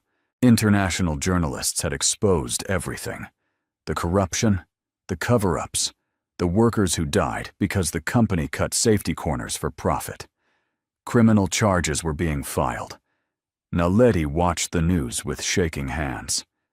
Justice. Finally justice for Thabo and all the others. "They want me to testify," she told Siwoo. "The prosecutors reached out. They found me somehow." "Will you go?" "I don't know. Going back means being visible. What if there are still people who want to silence witnesses?" Siwoo sat beside her. "I can't make this choice for you, but I can tell you that you'll be protected. I'll make sure of it. And whatever you decide, we're with you." It would mean taking Luwazi back to South Africa. "So we go to South Africa." "We? You think I'm letting you do this alone? We're a team now, remember?" Naledi leaned against him. "It's scary, going back. Most important things are. But you're the bravest person I know, remember?" She thought about Thabo, about the justice he deserved, about the other families who'd lost people. "I'll do it," she decided. "I'll testify." The trip to South Africa was planned carefully. Security, safe accommodations, everything thought through. But Naledi was still nervous the whole flight. Luwazi, however, was excited. "I get to see where I was born, and meet Gogo." Naledi's mother still lived in Cape Town. They'd talked on the phone, but hadn't seen each other in 2 years. Too dangerous before. But now, with the company's crimes exposed and Siwoo's resources protecting them, it was possible. Her mother cried when she saw them at the airport, held Naledi and Luwazi, and cried, "My babies, my babies, you're home." Then she saw Siwoo standing back politely and stopped crying. "Mama, this is Yoon Siwoo," Naledi said. I'm her partner," Siwoo said in careful English. "It's an honor to meet you, ma'am." Naledi's mother, all 5 feet of her, looked him up and down. "You're the Korean man my daughter told me about, the one who's been taking care of my grandson." "Yes, ma'am." "Good. Come here." She hugged him too, fierce and tight. Siwoo looked startled, but hugged back. "You protect my girl," she said firmly. "You protect them both." "With my life," Siwoo promised. "Then you're welcome in this family." Just like that, he was accepted. The days in Cape Town were emotional. Naledi visited Thabo's grave with Luwazi. She told her son stories about his first father, made sure he knew he'd been loved. "I wish I remembered him," Luwazi said softly. "You were so little when he died, but he loved you so much, and he'd be proud of who you're becoming. Do you think he'd like that Siwoo is my dad now, too?" Naledi thought about Thabo, about his kind heart and generous spirit. "Yes, baby. I think he'd be happy you have someone who loves you." Siwoo kept a respectful distance during these moments, never tried to insert himself or compete with Thabo's memory. Just supported, from the sidelines. "Thank you," Naledi told him later, "for understanding. He was your husband, Luwazi's father. He deserves to be remembered and honored. I'm not threatened by that.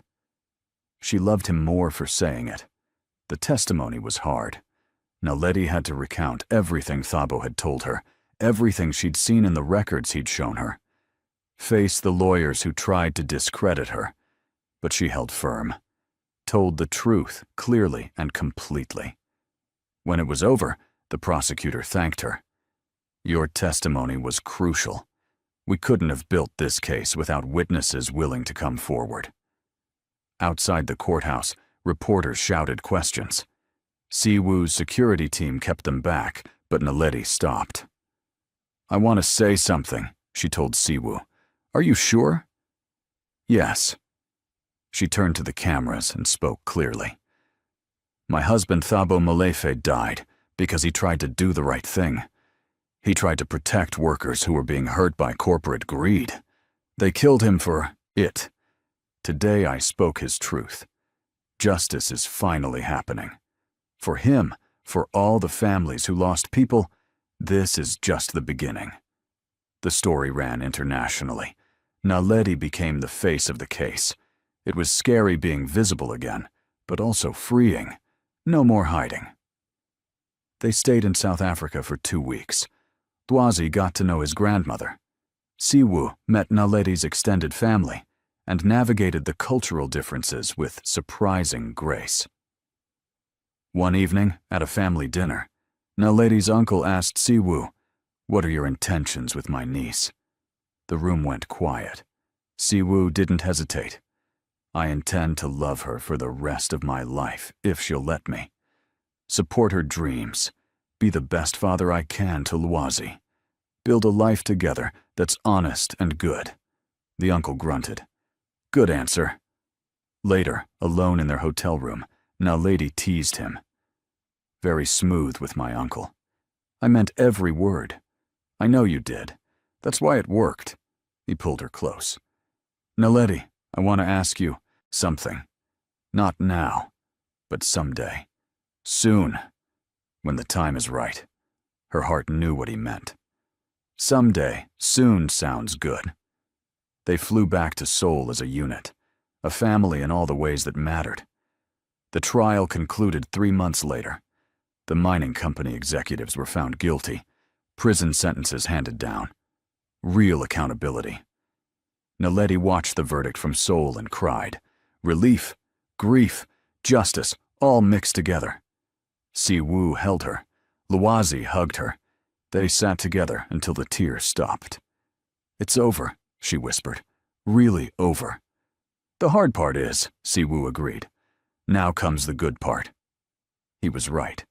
With the trial done and Kong's organization dismantled, they were finally, truly safe.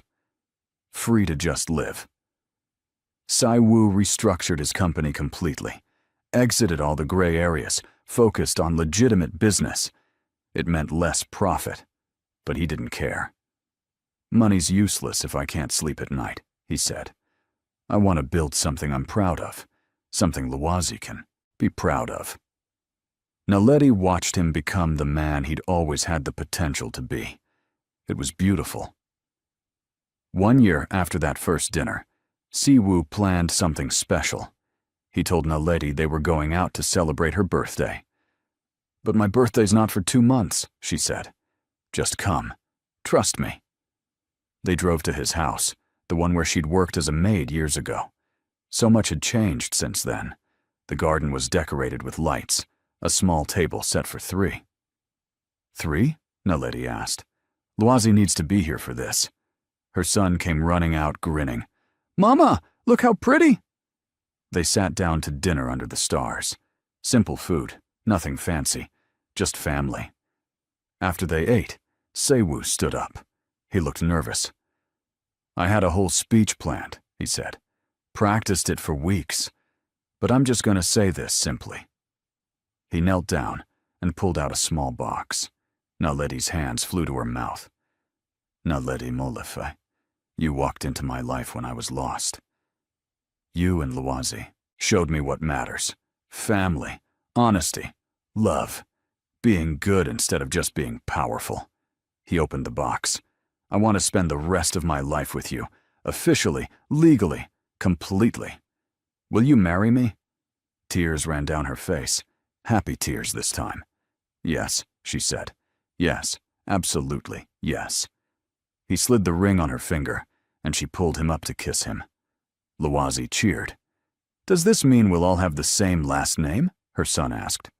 If you want, Siwoo said. We can all be Yoons, or all be Molefes, or keep our names, whatever feels right. Luwazi thought about it. Can I be Luwazi Molefe Yoon? Keep both?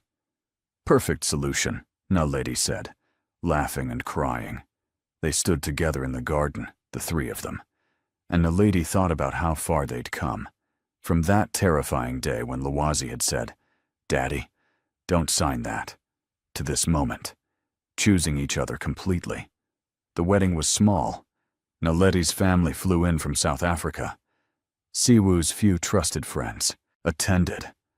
Mrs. Kim cried through the whole ceremony. Luwazi was the ring bearer and took his job very seriously.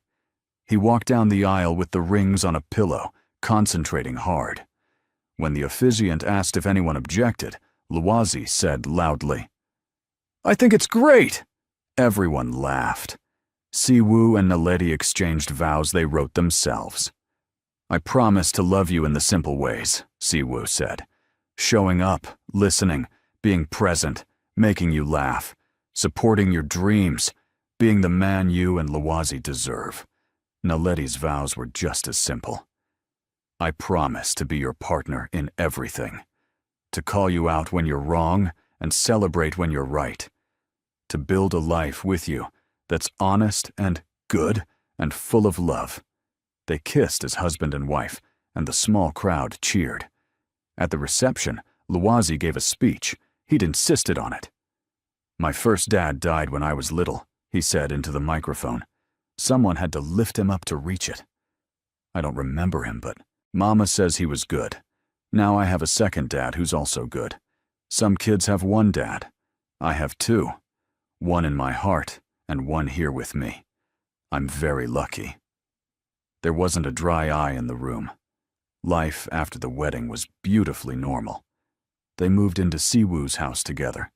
Luwazi got his own room and decorated it with books and puzzles. Naledi set up a home office where she could work.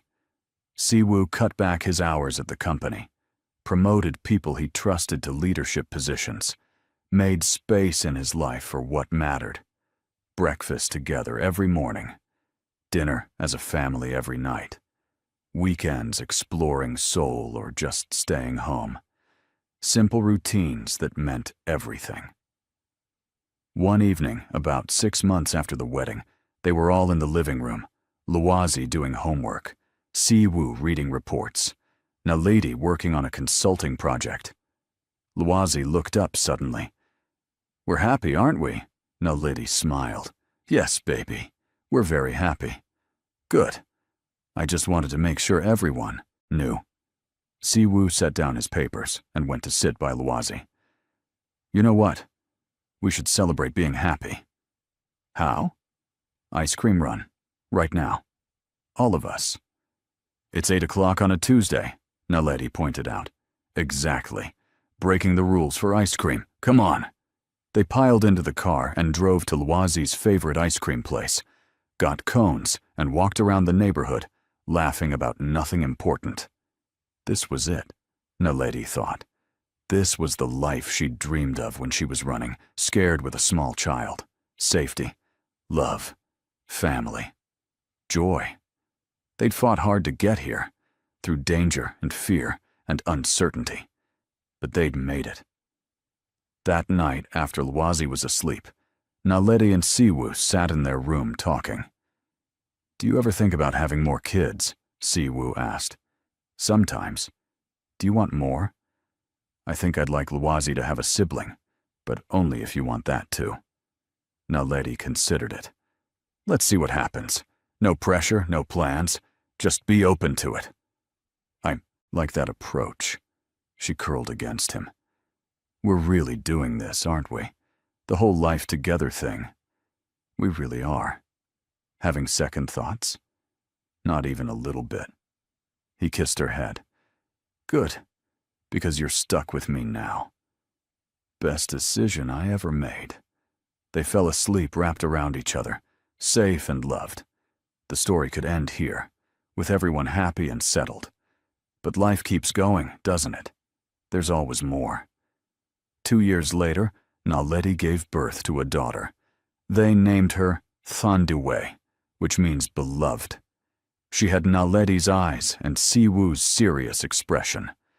Luwazi, now 11, was obsessed with his baby sister. He read to her constantly, showed her his books, and explained mathematics like she could understand. She's going to be so smart, he declared. I'm teaching her everything. Siwoo's company became a leader in ethical business practices. Other corporations studied how he'd transitioned from questionable methods to complete legitimacy, without losing competitiveness. He was invited to speak at conferences and share his story. He always gave the same message. Change is possible. It's hard and sometimes costly, but possible. And it's worth it. Naledi ran her own consulting firm now, helped companies optimize their operations, and taught mathematics online to students all over the world.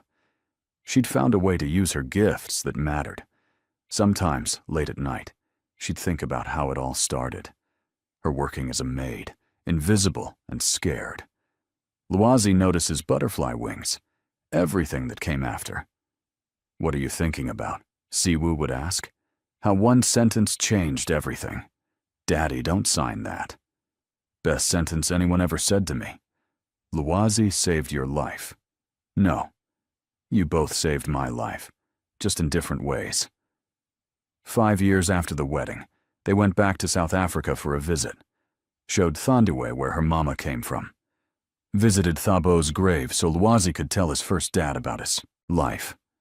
Naledi's mother was older now, but still fierce. She spoiled both grandchildren terribly. You did good, she told Naledi. Built a beautiful life from terrible circumstances. I got lucky. Luck nothing. You were brave. You fought for your son. You stayed strong.